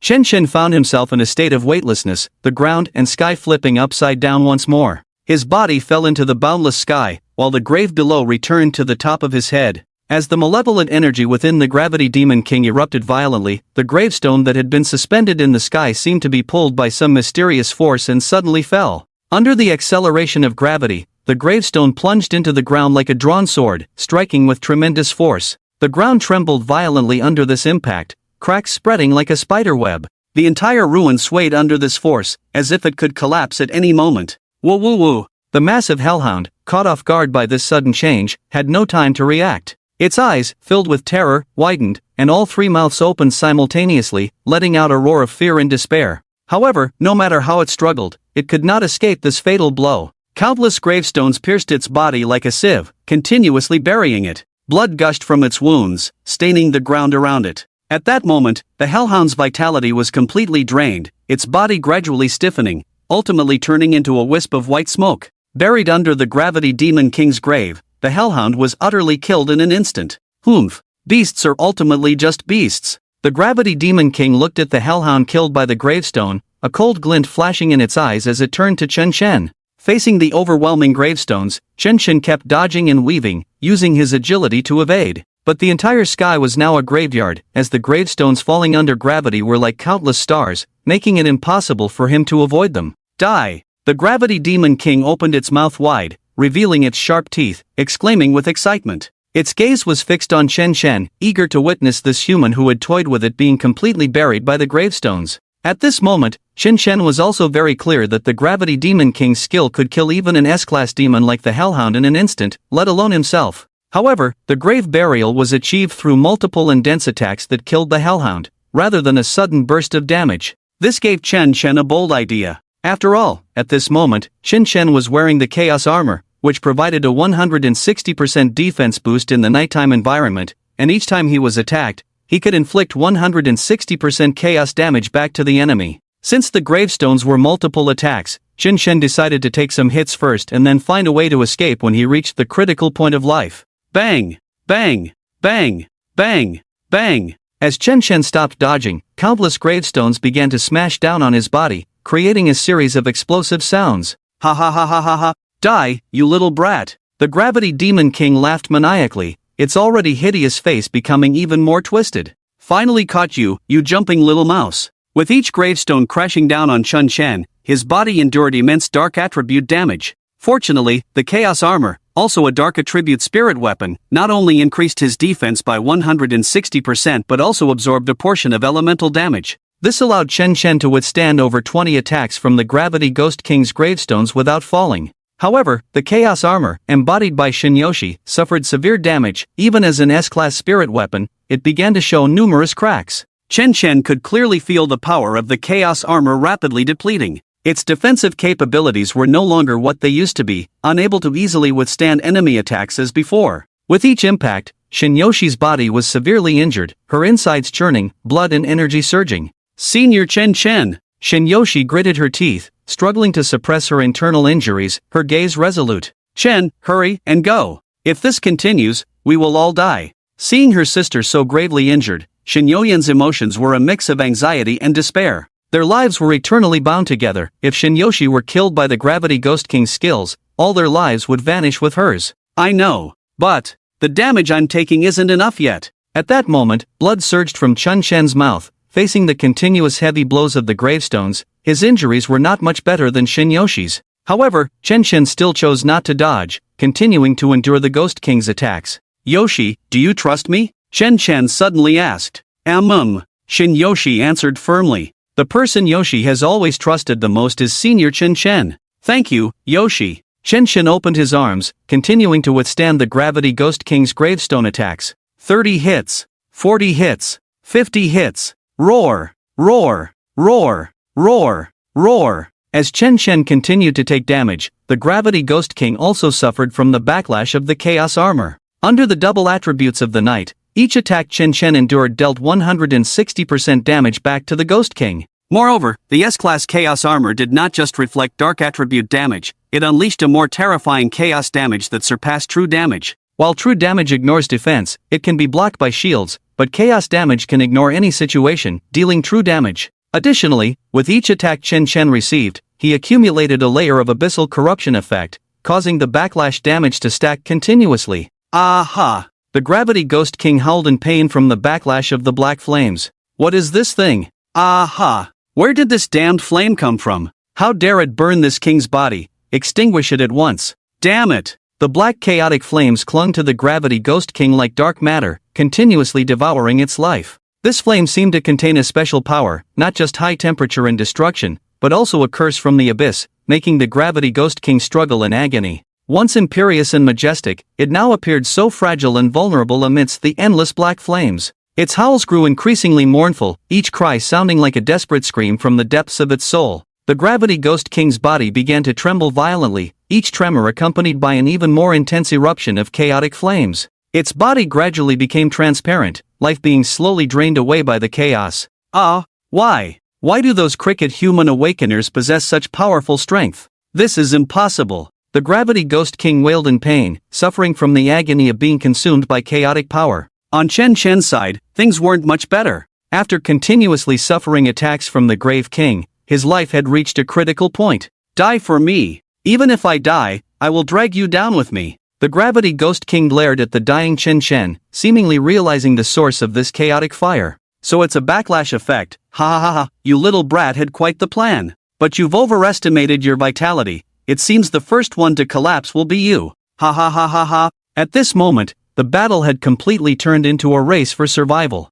Chen Shen wanted to use the backlash effect of multiple attacks to kill the Gravity Ghost King, while the Gravity Ghost King was betting that Chen Shen's vitality was inferior to his own, aiming to deliver a fatal blow. You little brat, I admit you have some strength, but do you know why you will lose? Because you are just as arrogant as I am. Seeing Chen Shen gradually falling into a disadvantage, the Gravity Ghost King's earlier look of terror vanished in an instant, replaced by arrogance once more. If you hadn't come alone, perhaps I would have truly fallen to your hands, but now, you, all by yourself, have no chance of defeating me. Although you are strong and the first human to make me feel threatened, you still lost. Even if you managed to leave me with a sliver of health, you are still a loser, just like all the awakened humans buried in this ruin. Once I absorb your spiritual power, I will lead the civilization of this ruin to ascend to new heights. I am glad for your arrival, as it has brought an opportunity for promotion to this ruin. I will remember you. Although the Gravity Ghost King was still engulfed in chaotic fire, he had already begun to celebrate his victory in advance. After all, in his eyes, Chen Shen was now at a dead end, doomed. Wall-passing technique. Seizing the moment, Chen Shen directly entered a spiritual state, sinking into the ground. This technique was something he had obtained after killing the desert fishman. At this moment, he was like a little fishman treating the desert as an ocean, swimming underground. Ha ha ha ha ha ha ha. Victory belongs to me, foolish and ignorant human. The Gravity Ghost King roared with excitement. Since Chen Shen was surrounded by indiscriminate attacks from the tombstones, the Gravity Ghost King could not see him at all and had no idea he had escaped. Oh, the flames have disappeared. Ha ha ha, the damned human has finally fallen. The Gravity Ghost King saw the chaotic fire on his body extinguish and knew that the backlash effect had stopped. There were only two possible outcomes: either Chen Shen was dead, or he had somehow managed to escape. However, in the Gravity Ghost King's eyes, there was no second possibility. After all, the countless tombstones in the sky provided a completely unyielding coverage attack, leaving no room for evasion. The disappearance of the chaotic fire meant that Chen Chen had lost his gamble. You think you can fight me with your life? You are not qualified. The Gravity Ghost King staggered a few steps toward the direction where Chen Chen had fallen. To have injured me to such an extent, you are indeed a talent.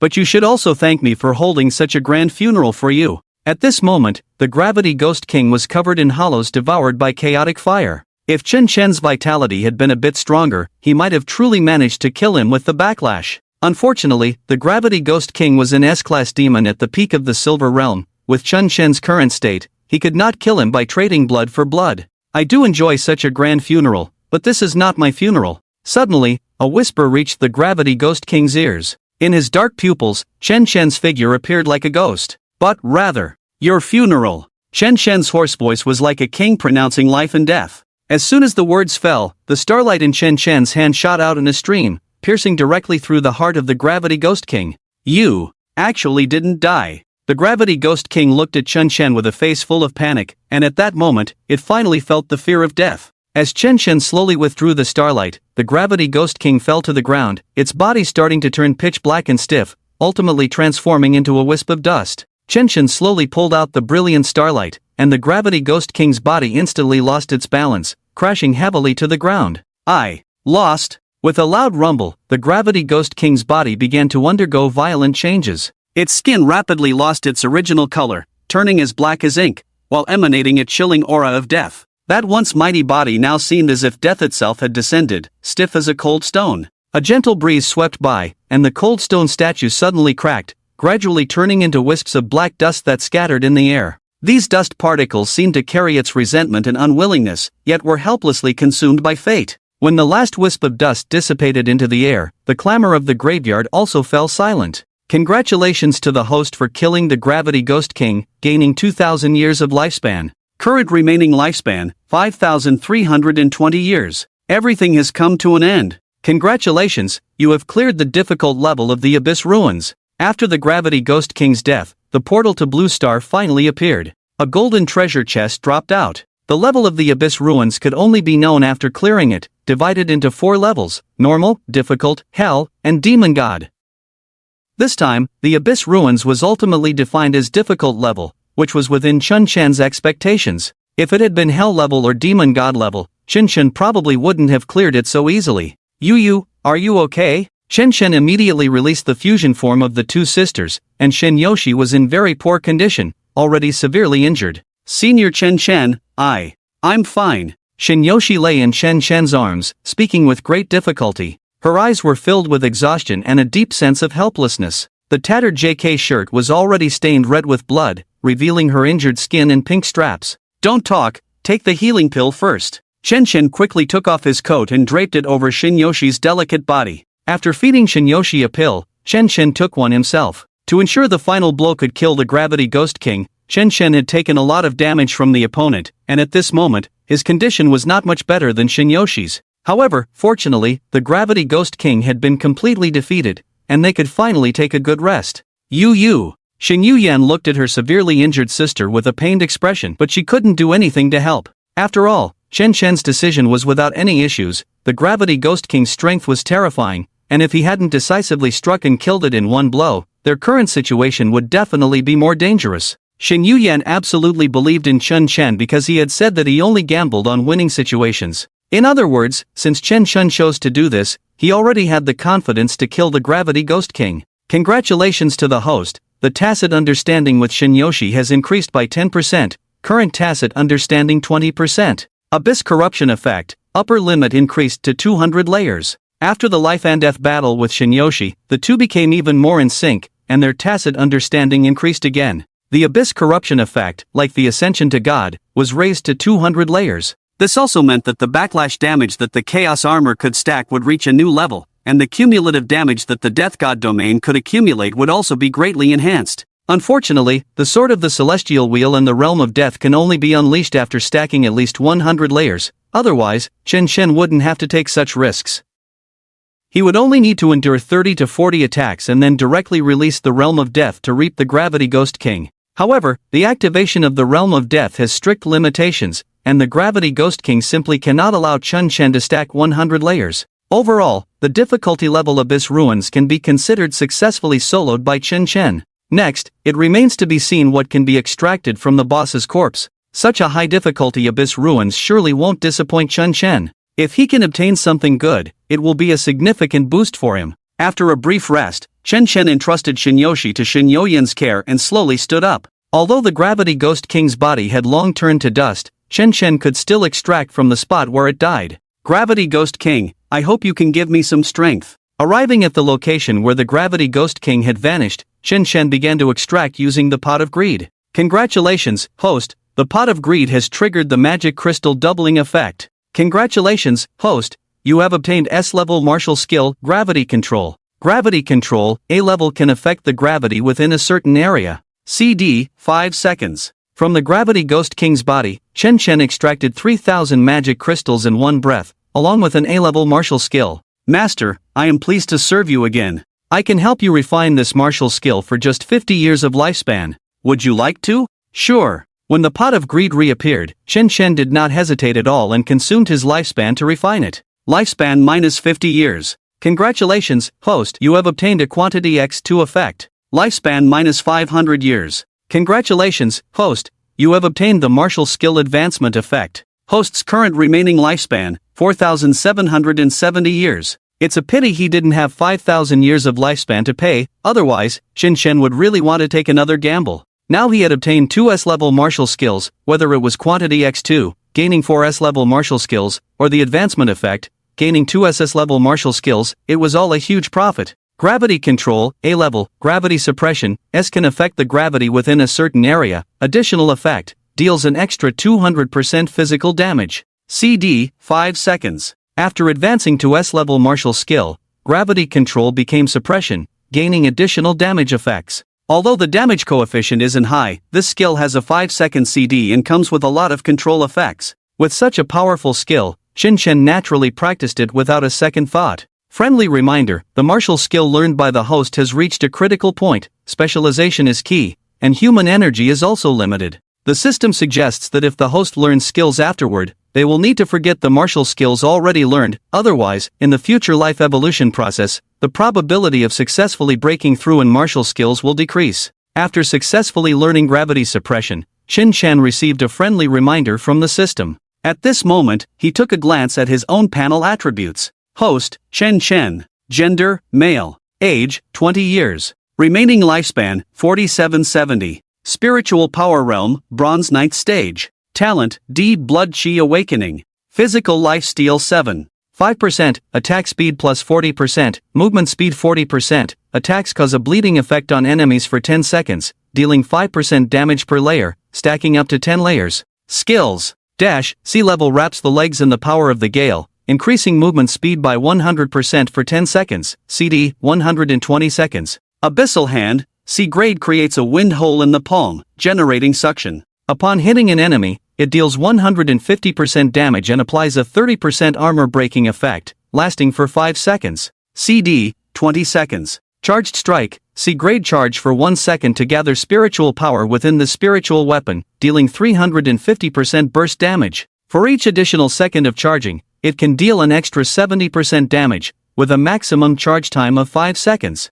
CD, 20 seconds. Wall Penetration Technique, sea grade enter a spiritual state for 5 seconds, during which you can ignore collisions with conventional objects, allowing the spirit to pass through living beings, dealing 200% attack damage. CD, 20 seconds. Thunder Spear, sea grade summons a thunder long spear, dealing 100% lightning damage to enemies and causing paralysis. The spear lasts for 10 seconds, during which it can be picked up to increase movement speed by 20% for 10 seconds, and grants the next attack a thunder strike effect. CD, 20 seconds. Lightning Spear, sea grade throws a thunder long spear, dealing 100% lightning damage to enemies and causing paralysis. The spear lasts for 10 seconds, during which it can be picked up to increase movement speed by 20% for 10 seconds, and grants the next attack a thunder strike effect. CD, 20 seconds. Clone, sea grade select a target to summon an identical clone that lasts for 60 seconds. CD, 300 seconds. Vessel of Greed, S grade when successfully extracting magic crystals from demon corpses, there is a 100% chance to gain an additional 3 magic crystals. There is a 30% chance to receive double magic crystals. Additionally, when obtaining items in ruins, it will summon the Vessel of Greed, which can consume lifespan to double the quantity of items or upgrade them. CD, 1 second. Hellhound, S-grade summons an S-grade Hellhound of the same realm as oneself, lasting for 60 seconds. Each kill by the Hellhound extends its duration by an additional 10 seconds. CD, 300 seconds. Gravitational suppression, S can affect the gravity within a certain area, additionally dealing 200% physical damage. CD, 5 seconds. Chen Chen received a notification from the system about the reduced probability of advancement when he learned his 10th martial skill. In other words, under perfect conditions, he could learn a maximum of 10 martial skills. If new martial skills appeared in the future, Chen Chen would have to painfully abandon one of the previously learned skills. If I learn a new martial skill, I'll forget about swift movement. Chen Chen was already prepared. Although this martial skill had accompanied him the longest, initially, he relied on swift movement to pull against the demon species. However, as Chen Chen grew, this skill clearly could no longer keep up with his pace. In terms of pulling, Chen Chen had gained the flying ability of angel wings and no longer relied on high-speed movement on the ground. Moreover, the spiritual state of wall penetration technique was better for pulling than swift movement. Chen Chen's talent Blood Awakening, D grade, was originally about high attack speed and high movement speed, and swift movement was merely an enhancement. With the combination techniques of Lightning Spear and Thunder Spear appearing, when picking up the Thunder Long Spear, Chen Chen could also gain an additional movement speed boost. The long cooldown of the swift movement skill meant that it would be the first skill he chose to forget. But for now, he had only reached a critical point, so it wasn't necessary to forget it yet. Next, Chen Chen opened the golden treasure chest for clearing the ruins. There were 3 in total, and all awakeners who participated in the boss kill would receive a chest. 300 magic crystals. Chen Chen shrugged, his luck was as terrible as ever. Magic crystals were the most common reward from ruins. Although 300 was a lot, this was a difficult level abyssal ruin. Simply receiving magic crystals was truly unfortunate. Magic scroll reusing old tricks. Xin Yuyan was quite impressive, having drawn a consumable item. Reusing old tricks, a great consumable item, after use, can release previously used martial skills again without consuming spiritual power. This is great. Yuyan, as expected of you, Mua Qinshan quickly stored the item away and excitedly planted a big kiss on Xin Yuyan's face. The only downside was that this item wasn't drawn by Qinshan himself. Otherwise, he could have refined it with the greed pot. Oh, already kissing? Senior Qinshan, then how many times should you kiss me for this? At that moment, Shinyoshi stood up beside them, smiling as she spoke. Oh, Chen Chen was overjoyed. Just from Shinyoshi's tone, he knew she must have drawn something incredible. Double magic crystal scroll. Shinyoshi proudly shook the scroll she took from the treasure chest. Although her injuries had healed significantly and she was no longer in life-threatening danger, her body was still very weak. Her torn clothes couldn't be restored, so she had to drape Chen Chen's coat over herself to avoid exposure. After all, the Gravity Demon King's ultimate martial skill had hit her hard, and even with the aid of pills, it would take time to recover. Double Magic Crystal Scroll, a great consumable item, after use, when extracting magic crystals, can obtain double the effect. Lasts for 1 hour. Yoshi, I really love you. Chen Chen excitedly cupped Shinyoshi's chubby little face and pecked her like a woodpecker. Moa moa moa moa. Although it was also a great consumable item, at this moment, Chen Chen's need for the double magic crystal scroll was much higher as he continued to elevate his spiritual power level. Whoa, Senior Chen Chen, hurry. Stop, Yoshi can hardly breathe. Although Shinyoshi said to stop, her expression was increasingly smug. Yoshi, next, I'll continue to enhance your talent. Chen Chen smiled lightly and sealed her soft lips. After this trip to the Abyss Ruins, Chen Chen had gained quite a lot.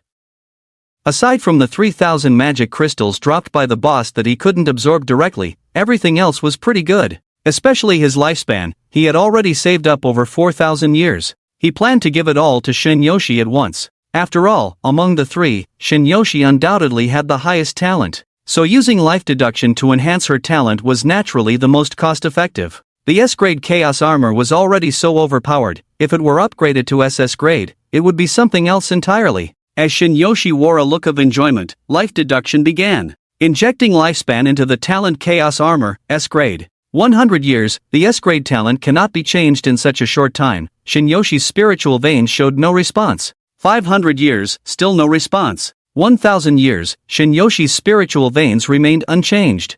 2,000 years, S grade was like an insurmountable chasm for Shinyoshi. 3,000 years, perhaps this was her endpoint. Seeing that Shinyoshi's talent showed no improvement even after injecting 3,000 years of lifespan, Shin decided to cut his losses and let her go. Senior Chen, what's wrong with Yoshi? She could awaken so easily before. Shinyoshi felt a bit guilty seeing Chen's failure to help her awaken. She could clearly sense that Chen was working hard to nourish her spiritual veins, but it felt like a bottomless pit with no response at all. It's okay, Yoshi, you're already amazing. This is an S-level talent, and it won't be awakened so easily like before. Chen comforted Shinyoshi while gently touching her cheek. Perhaps his expectations for her were too high, causing this little one to feel pressured. But, Senior Chen has already injected me with so much energy, and I still can't awaken. I really feel so useless. You shouldn't think that way, Yoshi. Not everything yields results just because effort is put in. Maybe the timing isn't right, and regardless of whether your talent awakens or not, you are still the person closest to your senior. Really? After Chen's guidance, Shinyoshi's dejected mood began to improve. Yoshi, you're already amazing. Among the three of us, only you have awakened to S-level talent. Chen and I are still only D-level. If you feel useless, then what does that make us? Seeing this, Shin Yuyan also joined Chen in comforting Shinyoshi. After all, Shinyoshi was a sickly girl with a dual personality, and she accumulated negative emotions very quickly. If not affirmed and helped to dispel them in time, it could lead to hidden dangers in the future. Sister and Senior Chen are not useless. Thank you both, it's just that Yoshi was too anxious. Shinyoshi finally revealed a happy smile, letting go of her recent defeat. After the recent consumption, Chen had only 1,770 years of lifespan left. It seemed that the plan to awaken Shinyoshi's talent to SS level was not feasible, as the results from the life deduction showed very clearly. This was almost identical to Shin Yoyan's previous situation. But at that time, Shin Yoyan's talent was very low, and the consumption was not much. Through Chen's relentless efforts, Shin Yoyan's talent eventually broke through.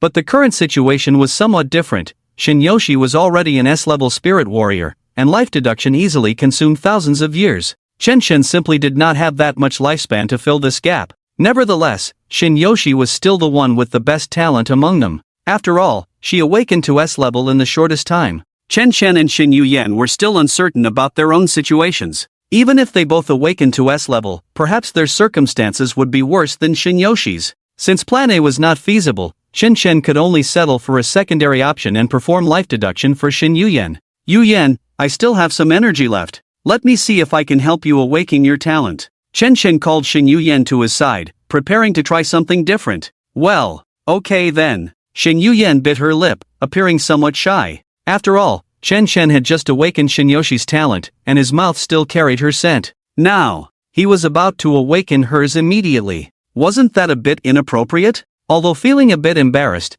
Shin Yuyan gritted her teeth and stomped her foot, still agreeing. Because she was still the same Shin Yuyan as before. She wanted to improve so much. Shin Yuyan's scent was completely different from Shinyoshi's. The kiss of a sickly girl was passionate and crazy, while the kiss of a tsundere girl was subtle and innocent. It was like a cup of sweet milk tea, with both soft, chewy pearls and crisp coconut jelly added. The two flavors mixed together, creating a fuller taste. Injecting lifespan for talent star radiance, D-level. 100 years, Shin Yuyan's spiritual veins are continuously absorbing the essence of the sun and moon, gradually clearing up. 300 years, Shin Yuyan's spiritual veins are growing stronger, gradually shedding their original shell. In 500 years, a wisp of spiritual light slowly rose, and Shin Yuyan was just one step away from her transformation. In 1,000 years, the starlight illuminated the earth, and Shin Yuyan's talent successfully awakened. Remaining lifespan, 770 years. Star Radiance, D-level, Star Shine, C-level attack adds 40% 50% light attribute attack, 40% 50% true damage.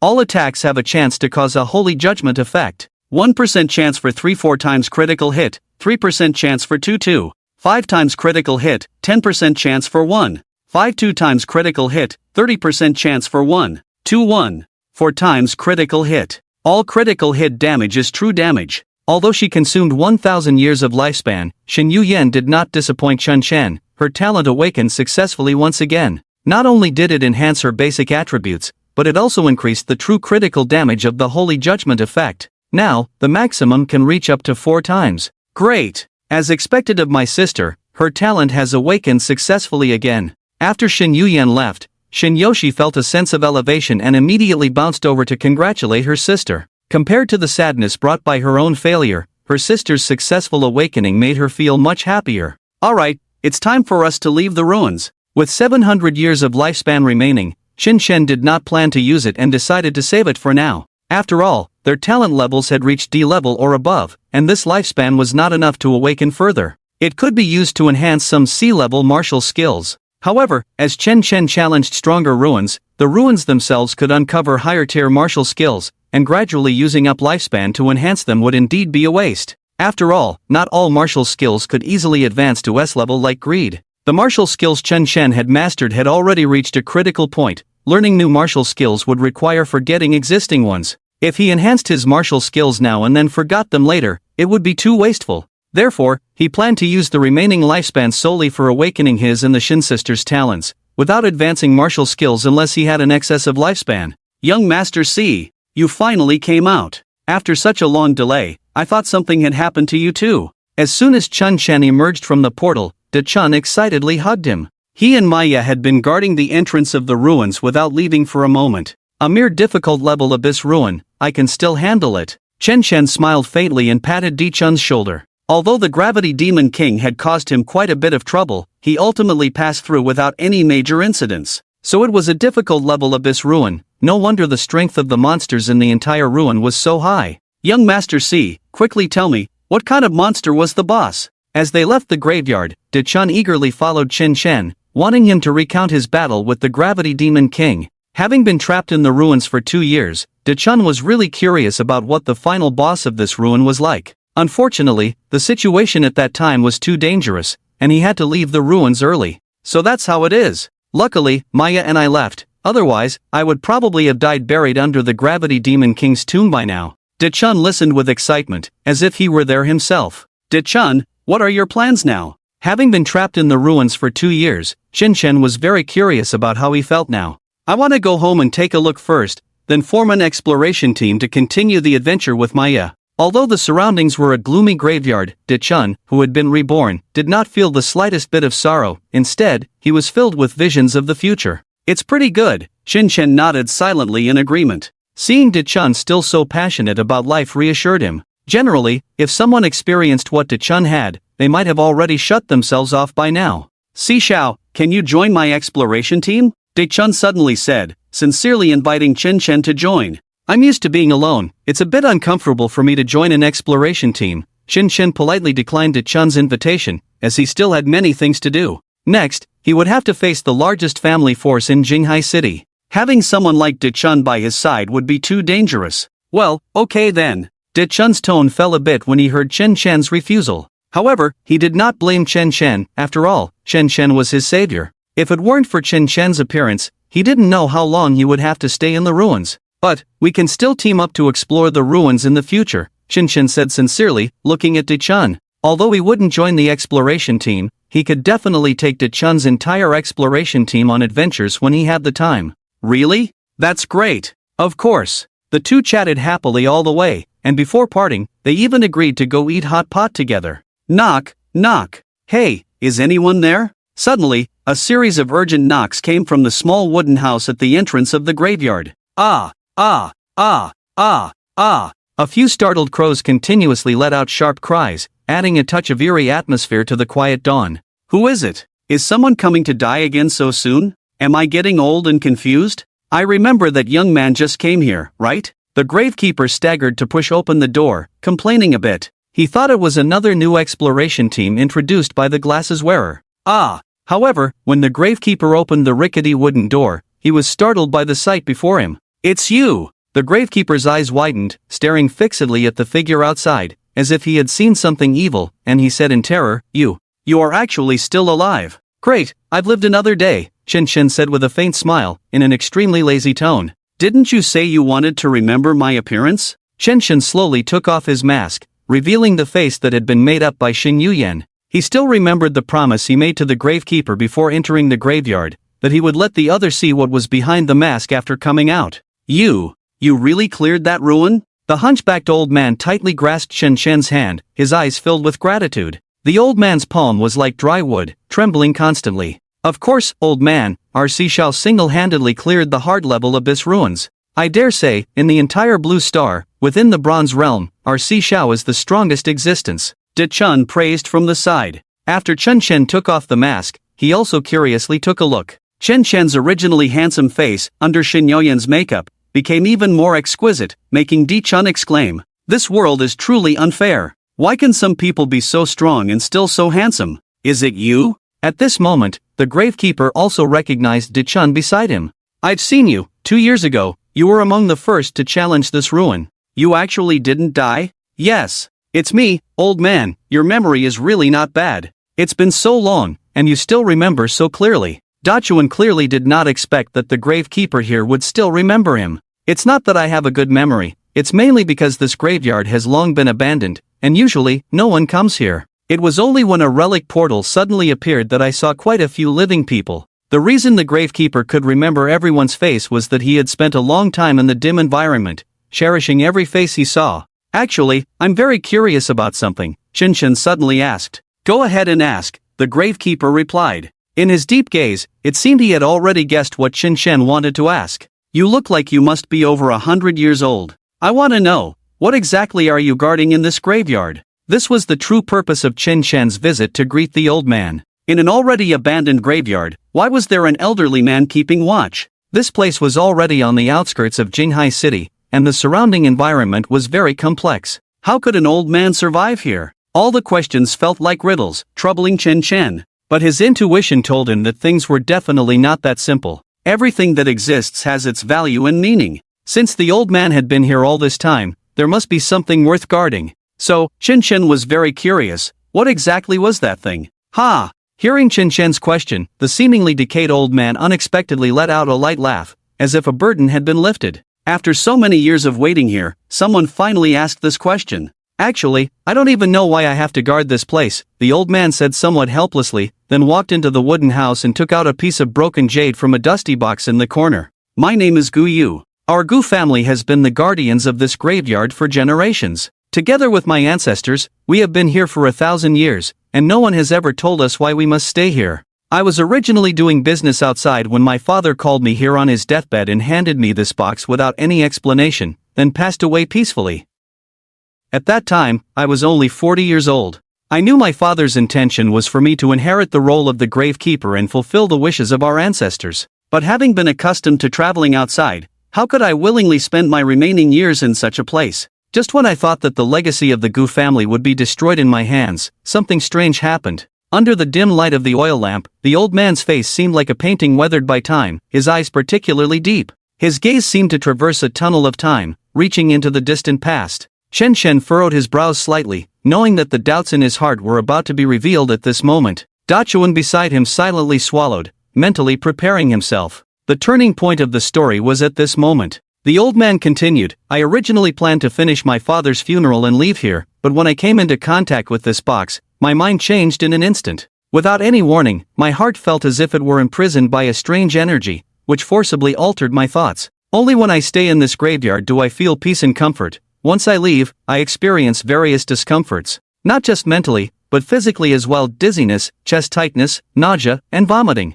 In short, as soon as I leave the graveyard, my body reacts with intense rejection. At first, I thought about committing suicide because I didn't want to pass this absurd fate of the Gu family onto my descendants. But every time this thought appears in my mind, a strange voice tells me that as long as I want, I can hand this box over to anyone I meet. It's just, no matter who I see, I have never had the thought of giving this box to them." At this point, I understood why my father, despite being a reckless wanderer, was willing to stay in this cursed place waiting to die. Why our Gu family has to guard this place for generations is to wait for the owner of this box. The old man looked at Chen Chen, his eyes filled with hope, as if he had been reborn. "Ah ha ha ha, now. I have finally waited for this moment. The long-cherished wish of our Gu family for thousands of years has finally been fulfilled, and my descendants will no longer have to endure the same confinement as I did. Young man, this box belongs to you." Hearing the old man's somewhat mad words, De Chun quickly took Maya a step back, avoiding the old man's gaze. Although he knew the person the old man had chosen was Snake, he was truly scared.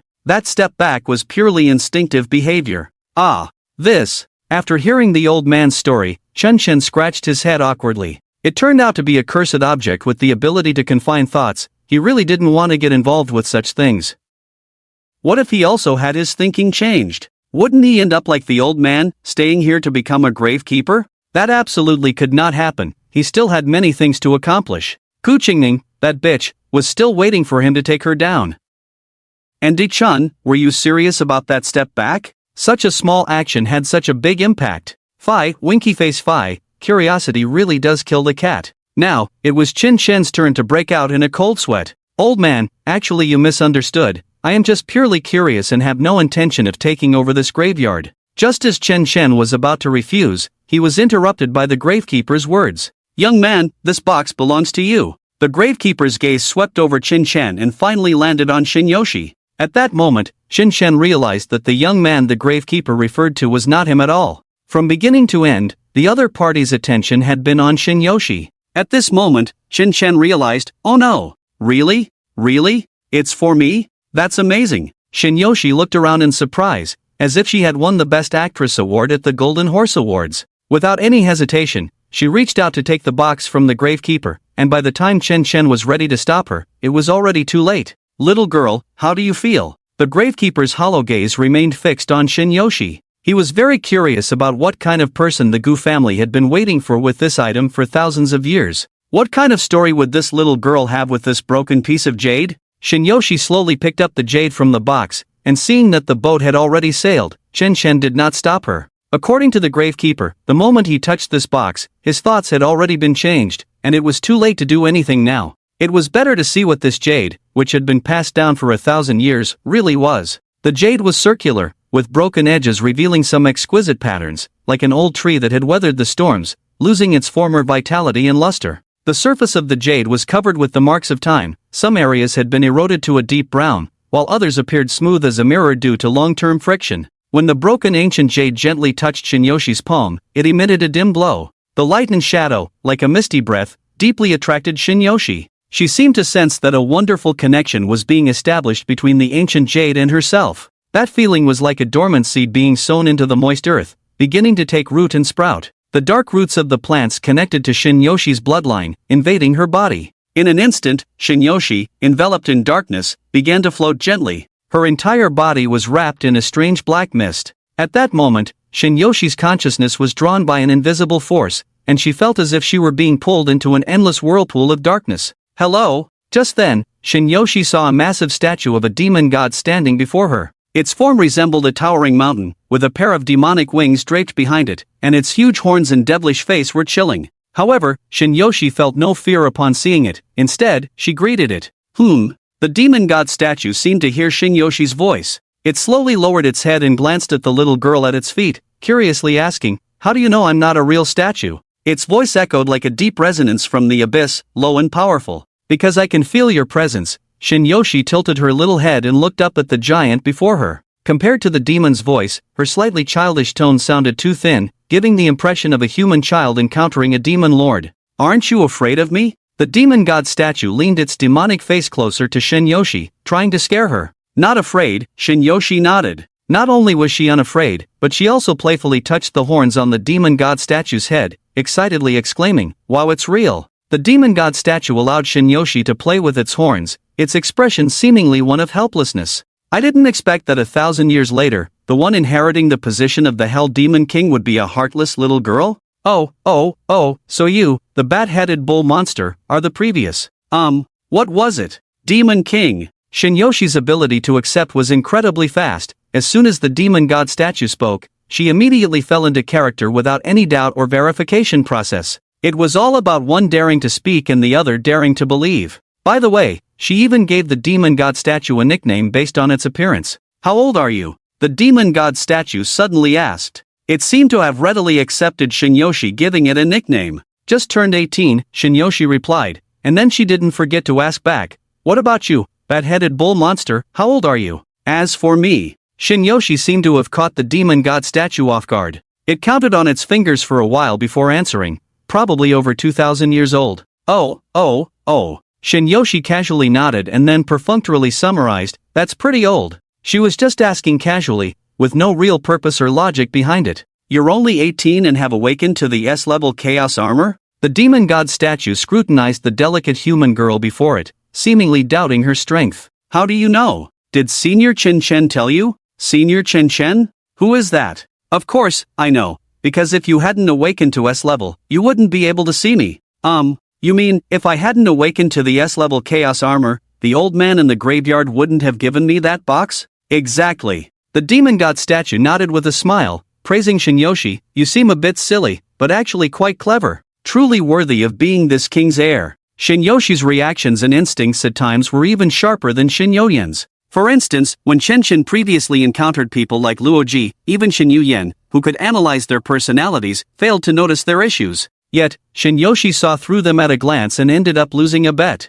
But if you were to ask Shinyoshi how she knew there was something wrong with Luoji and the others, she might not be able to answer. Because her judgment of problems was never based on logic, but rather on intuition. Just like when her consciousness first entered the darkness, Shinyoshi immediately recognized the identity of the demon god statue. When the other party claimed to be the heir 1,000 years later, Shinyoshi did not hesitate at all and believed it outright. So, what the old man said about the family's long-standing fate, was all you're doing? Shinyoshi seemed to understand the truth of the matter. If you wanted to find me, you could have just come directly. Why go through these bizarre methods? The old man and his family are truly pitiful. Ha ha ha ha ha ha. Pitiful? Those who are pitiful must have their own faults. The Gu family was the murderer of 100,000 civilians, slaughtering the Dark Knight clan thousands of years ago. Just a mere 1,000 years of confinement. If it weren't for the fact that this king is now left with only a wisp of a remnant soul, I would have annihilated the entire Gu family right now. A flash of dark red killing intent suddenly flickered in the eyes of the demon god statue. Don't think that just because you've guarded my burial ground for so many years, you can absolve them of their sins. Well then, Shinyoshi shrugged nonchalantly. It was none of her business. She was utterly unconcerned about the grudges from thousands of years ago. So, do you have something to discuss with me now? If not, I'll be leaving. Shinyoshi yawned. She found the topic of some demon king from 1,000 years ago extremely uninteresting and just wanted to return to Senior Chen Chen's side as soon as possible. Hey, wait. The demon god statue hurriedly called Shinyoshi back, never expecting that his heir 1,000 years later would be so arrogant. You must have hit a bottleneck recently. Don't you want to awaken again? Oh. Upon hearing a topic she was interested in, Shinyoshi immediately turned around. Shinyoshi, you will inherit the power of eternal night and become the new infernal demon king. The voice of the demon god statue echoed in the darkness. Immediately, Shinyoshi felt her body filled with a powerful force. That force was like a beacon in the dark night, illuminating the path ahead of her. The demon god statue extended its palm, the center glowing with a profound black light. Shinyoshi felt her body being drawn to that power, as if being guided by the infernal demon king. She took a deep breath and bravely extended her palm, meeting the palm of the infernal demon king. In an instant, a powerful force surged from the palm of the demon god statue into Shinyoshi's body. As the demon god statue faded away, a strong pulse erupted from within Shinyoshi, and she felt as if her body was being reshaped by this power. She, the infernal demon king. As Shinyoshi inherited part of the infernal demon king's power, her consciousness returned to reality once more. Congratulations, host. Your spirit weapon Shinyoshi has been enlightened by the infernal demon king, and your talent has successfully awakened to S+ level. Chaos armor, S level, pseudo-imperial infernal armor, S+ level 80% 90%. When attacked, inflict 80% 90% chaos damage back to the enemy, all attributes double at night. New, can modify the time within 5-8 kilometers to night, lasting 1-2 hours. CD, 18-16 hours. Can imprison the souls of creatures killed by oneself, turning them into one's shadow servants. The spiritual realm of shadow servants will not exceed one's own, and a maximum of 3-4 souls can be imprisoned. Yoshi, you have awakened successfully again. As the black mist enveloping Shinyoshi dissipated, Chen Chen quickly caught her, cradling her in a princess hold. Hee. Shinyoshi wrapped her arms around Chen Chen's neck, just about to do something a bit naughty when a strange sound reached her ears. Shinyoshi, although you currently exist as a human, remember that as the Hell Demon King, you will always be a demon of the Night Clan. This is an unchangeable fact. Do not get too close to this human, do not develop feelings for humans. Humans are the most despicable and cunning creatures in this world. Yoshi? Noticing Shinyoshi lost in thought, Chen Chen asked with concern. Shinyoshi rarely showed such a state. Usually, she would gaze at him with love in her eyes, undisturbed by anything. Oh, it's nothing. A mosquito was buzzing in my ear just now, so annoying. Alright then. Although Shun Yoshi's explanation was a bit flimsy, Chen Chen didn't press further. After all, the awakening of her talent was a good thing. The pseudo-imperial demon armor not only enhanced her base stats but also increased the number of shadow servants. Yoshi, shall we leave this graveyard now? Chen Chen asked tentatively. Even though Shin Yoshi's talent had awakened again, he still felt a bit apprehensive, worried that the ancient jade she had absorbed might also confine her thoughts. Sure. Shin Yoshi agreed cheerfully. Chen Chen could never have imagined that Shin Yoshi was actually the true embodiment of the curse, the Hell Demon King. Even when she encountered the previous Hell Demon King, she had shown no respect, so how could she be bound by its curse? Then let's get out of here. Seeing that Shin Yoshi was not affected by the ancient jade at all, Chen Chen finally felt relieved. Thank you. As they were about to part, Chen Chen bowed to the Gravekeeper, grateful for the ancient jade that had allowed Shin Yoshi to gain another enhancement. The old Gravekeeper did not respond, however, when he saw Shin Yoshi again, an inexplicable fear suddenly appeared in his eyes. Die! The little girl in front of him did not speak, yet the Gravekeeper heard an extremely eerie voice. After Chen Chen and the others left, he hanged himself alone from the beam of the small wooden house. After leaving the graveyard, Chen Chen went to a hot pot restaurant with De Chun. After fighting for so long in the ruins, it was time to treat himself well. However, Shin Yuyen and Shin Yoshi could not appear at the same time. The matter of their twin spirit weapons could not be exposed, but he couldn't let one eat while the other starved. So, Chen Chen came up with a plan. After all, the sisters looked exactly alike, just with different hair colors. The sisters took advantage of a trip to the restroom to switch identities, allowing one to eat for a while. Hey, Miss Tina, your hair. Although De Chun had a few drinks with Chen Chen, he still noticed the difference between Shin Yuyen and Shin Yoshi. Her hair changes color depending on the lighting, isn't it magical? Chen Chen deflected, then clinked glasses with De Chun again. However, Maya, who was beside De Chun, found it a bit strange. It was one thing for Christina's hair to change color, but why did her taste change too? Based on her observations, Maya discovered that the silver-haired Christina liked spicy food, while the black-haired Christina preferred sweets. Ding ding!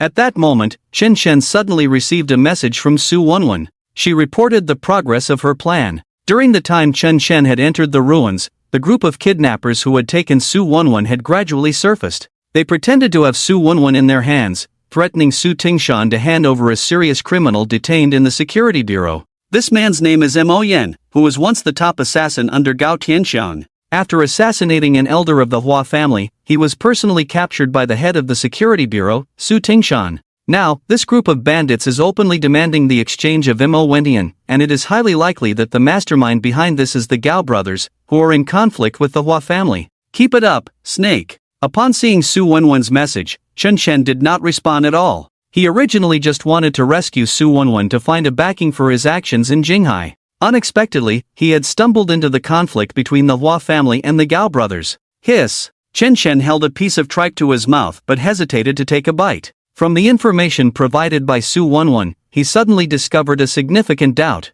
If the Gao brothers were indeed the masterminds behind this kidnapping, it felt too obvious. Even if Mo Yen was truly important to the Gao family, openly kidnapping the daughter of the head of the security bureau and then threatening the bureau to release their capable subordinate seemed reckless. Regardless of success or failure, it felt like the Gao family would no longer be able to stay in Jinghai. Who would be foolish enough to offend the city's security bureau just to exchange a key member of their family? If he were Gao Tianxiang or Gao Tianshang, he would never engage in such a foolish act. This approach would yield no benefits and could very likely backfire. Even if they wanted to save Mo Yen, they would never be so brazenly confrontational with the security bureau. With that energy, they could easily work behind the scenes to find a way to rescue Mo Yen. Moreover, given the Gao family's strength in Jinghai, how could they have such a precise plan to easily kidnap Su Wenwen from the Bronze Age? Everything about this was too unreasonable. However, based on the information provided by Su Wenwen, the security bureau was close to solidifying the Gao family's guilt.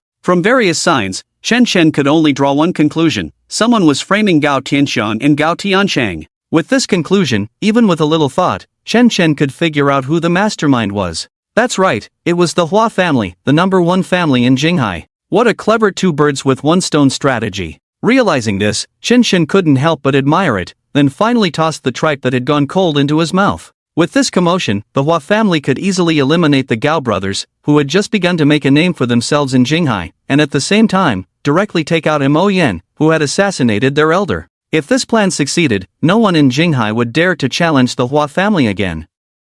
It seemed that even before Qin Shen had united with the Gao brothers, the Hua family was already preparing to take action. If Qin Shen didn't come up with a solution soon, the Gao brothers would be completely uprooted by the Hua family, and then it would be very difficult for Qin Shen to deal with the Hua family through others. Everyone, don't panic. Eat and drink as you please, we are not here to cause trouble. Just as Chen Shen was enjoying a meal with De Chun, a group of well-dressed men in black suddenly burst into the hot pot restaurant. The leader was a middle-aged man in a blue lapel suit, perfectly tailored to showcase his upright figure while exuding an air of elegance. A pair of exquisite glasses rested quietly on his nose, adding a touch of scholarly charm. This man was none other than Gao Tiansheng, the second in command of the Qiangqing Guild. Speak of the devil, and he shall appear. Just as Chen Shen was pondering how to save the Gao brothers, they had come knocking on his door. However, all of this was within Chen Shen's expectations. After all, he had initially connected with the glasses-wearing individual to enter the Gao family's sight,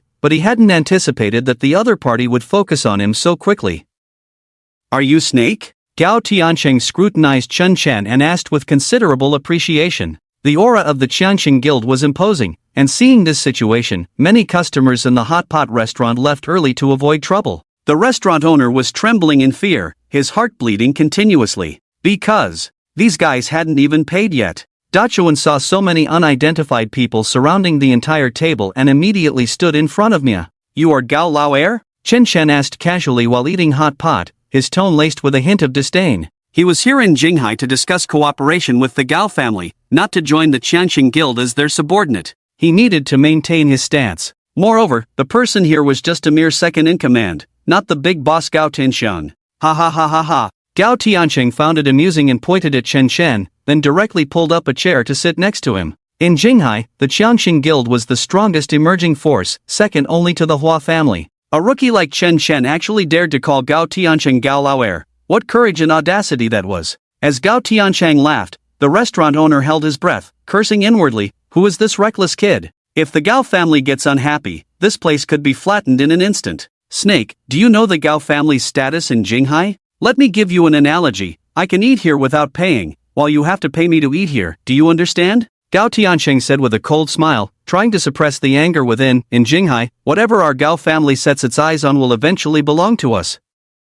The reason Gao Tiansheng didn't explode was that he came to find Snake, not to pick a fight. He had heard that a gifted young man had soloed the ruins in the cemetery, so he wanted to check out his strength and see if there was a possibility of recruiting him. It was known that although the ruins were only of bronze level, they had wiped out 3 exploration teams in a row. The fact that someone had soloed it meant that this person was definitely not simple. Is that so? Chen Shen smiled faintly, took a sip of the broth, and said meaningfully, I don't think so. Seeing Chen Shen so arrogant, Gao Tiansheng instinctively adjusted his glasses and scrutinized the other's expression more closely. But no matter how Gao Tiansheng looked, he couldn't decipher even a hint of Chen Shen's thoughts. This made Gao Tiansheng feel an unprecedented pressure. Who exactly was this person? He couldn't figure it out at all. Moreover, Chen Shen's words clearly had deeper meaning. He implied that what the Gao family set its eyes on in Jinghai might not necessarily belong to them. This was obviously referring to the Hua family, which had always overshadowed them. Chen Shen's words not only stunned Gao Tiansheng but also left the surrounding lackeys confused. Although Gao Tiansheng appeared refined, he was notorious for being ruthless in the guild. They couldn't understand why Gao Tiansheng seemed so wary in the face of such an arrogant Chen Shen. The lackeys were puzzled about what exactly Gao Tiansheng was afraid of. Meanwhile, Dachuan, seeing Chen Shen remain calm while facing the local tyrants of Jinghai, couldn't help but admire him even more. Truly, he was my Si Shao. At such a young age, he could possess such talent and remain unflustered in front of the Gao family, the second largest force in Jinghai. The power behind him must be extraordinary. Brother Shang. Just kidding, I think you're right. In Jinghai, whatever your Gao family sets its eyes on will eventually belong to you. Chen Shen suddenly patted Gao Tiansheng on the shoulder, his attitude making a 180-degree turn. However, before the Qiangqing Guild reaches that height, it still needs a little help. Help? What help? Whose help? Gao Tiansheng squinted his eyes and asked, somewhat puzzled, me? Chen Shen smiled faintly. Actually, I've been waiting for you for a long time. Is your brother Gao Tianqi having headaches lately?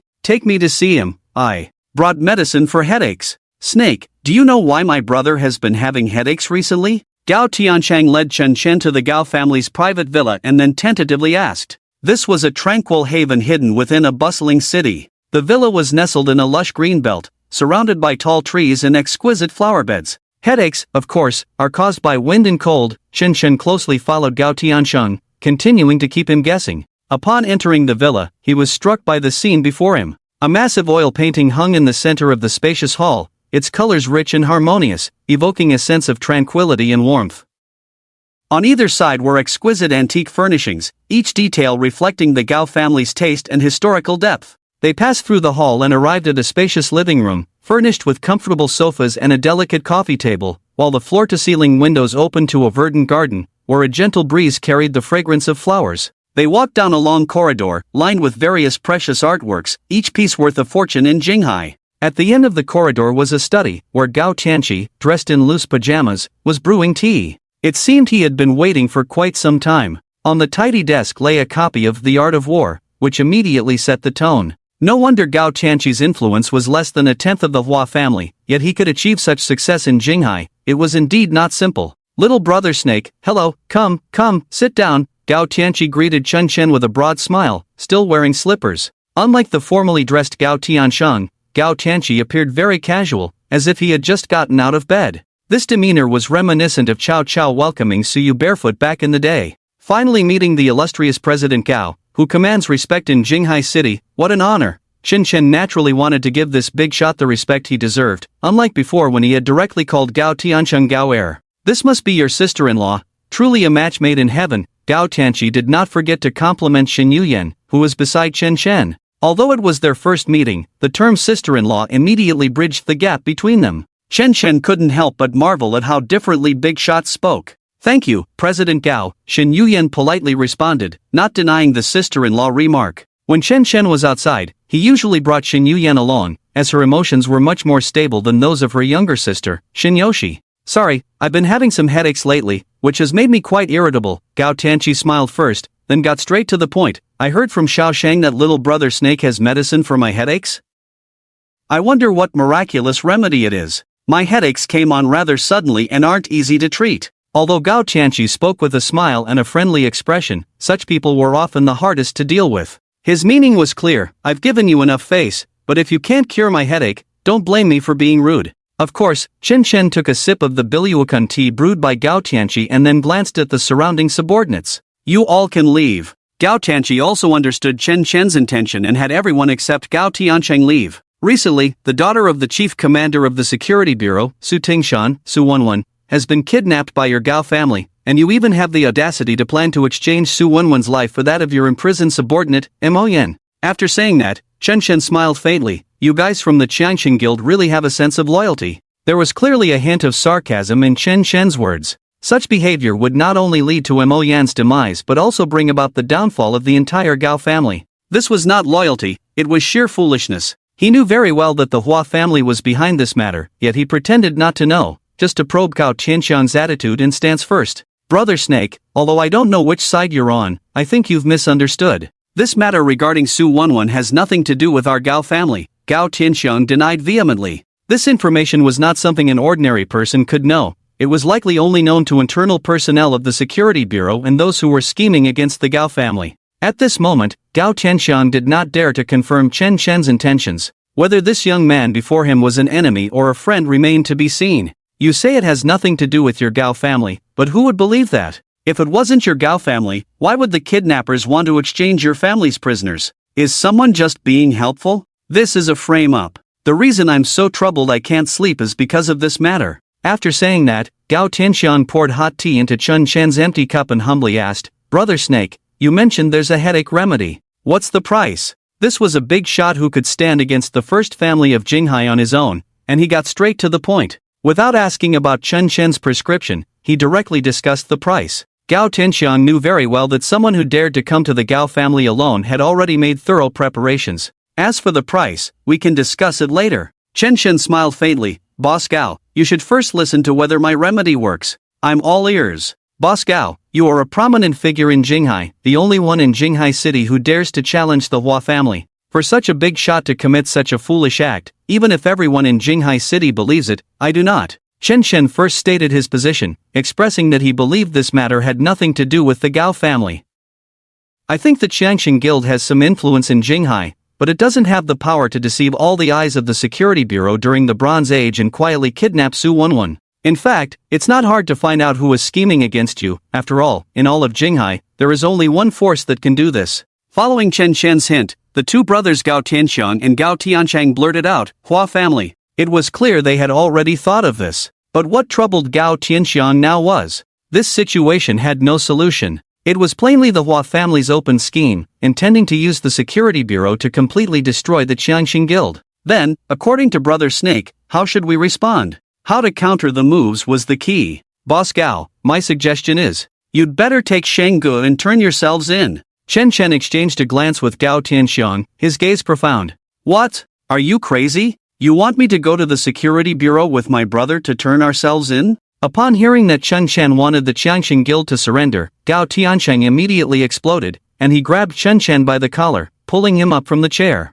Brother! We absolutely cannot listen to him. This kid must be from the Hua family. Faced with Gao Tiancheng's recklessness, Chen Chen remained silent, merely directing his gaze at Gao Tianxiang beside him. Xiao Shang, Brother Snake is my esteemed guest, do not be rude. Brother, let go of him. Seeing that Gao Tiancheng refused to release his grip, Gao Tianxiang's expression gradually turned sharp. With a slight raise of his eyebrows, Gao Tiancheng politely loosened his hold on Chen Chen's collar. Brother Snake is right, our prosperous guild has reached a precarious point. If the Hua family succeeds in their scheme this time, we will be completely driven out of Jinghai. Gao Tianxiang took a sip of the bitter tea at his side and suddenly understood the meaning behind Chen Chen's words. He stood up and patted Chen Chen on the shoulder, saying with considerable praise, rather than being closely monitored by the Security Bureau, it would be better to stay directly at the Security Bureau to eliminate any doubts. Seeing that his elder brother actually agreed with Chen Chen's proposal, Gao Tiancheng began to ponder. After all, Gao Tianxiang would not joke around lightly.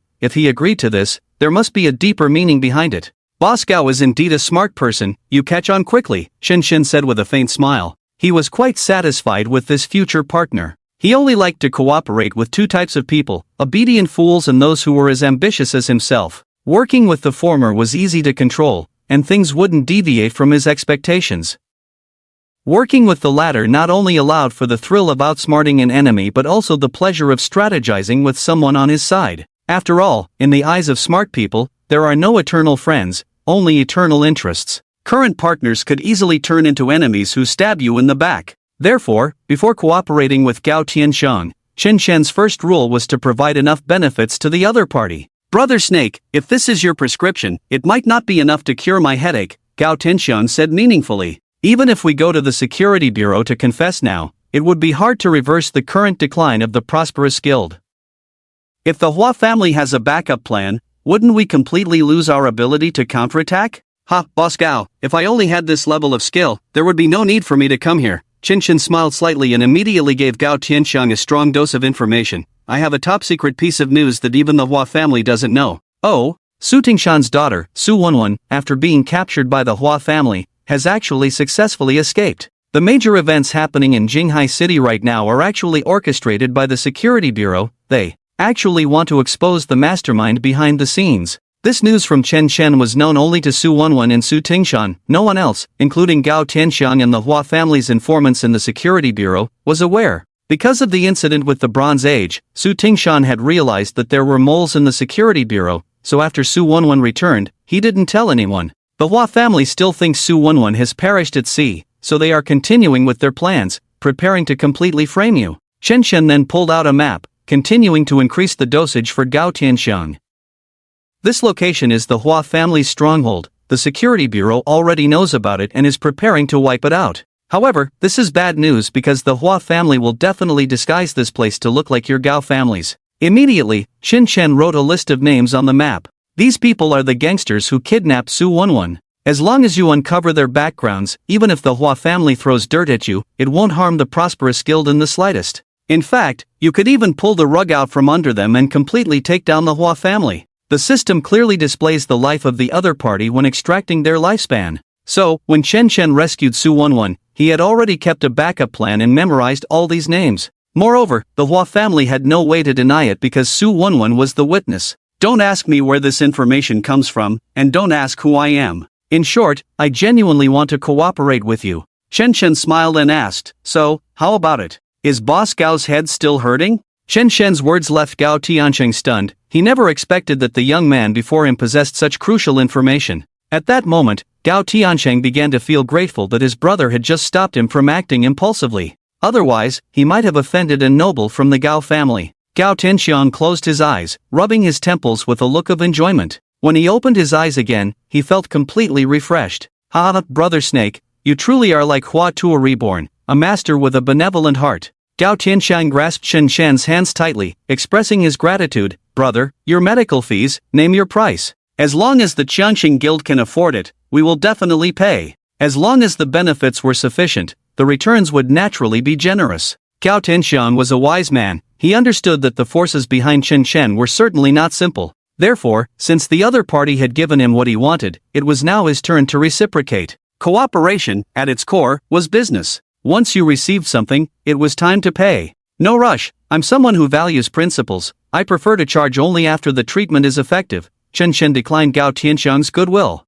At this moment, as long as he did not make excessive demands, the Qiangxing Guild would be able to agree. They could even offer him the position of third-in-command in the guild. That was not out of the question. However, none of this was what Chen Shen wanted. "Good. Brother, your vision is broad. Ha ha ha ha." Gao Tianxiang chuckled, then patted Chen Shen on the shoulder, tentatively asking, "Brother, you just said not to ask where your information comes from or who you are." "I won't ask anything, but I want to know, why do you want to help us?" Gao Tianxiang was not afraid of Chen Shen making demands. He was afraid that Chen Shen would not make any demands. Because Gao Tianxiang knew very well that the other party not making demands did not mean there were no demands at all. Rather, he wanted more. There are no free lunches, and no one helps you for no reason. "Boss Gao, which is more important to me, the Gao family or the Hua family?" Chen Shen did not answer Gao Tianxiang's question directly but instead posed a thought-provoking counter-question. "The Gao family?" Gao Tianxiang replied tentatively. However, he did not recall any connection between the Gao family and this mysterious young man.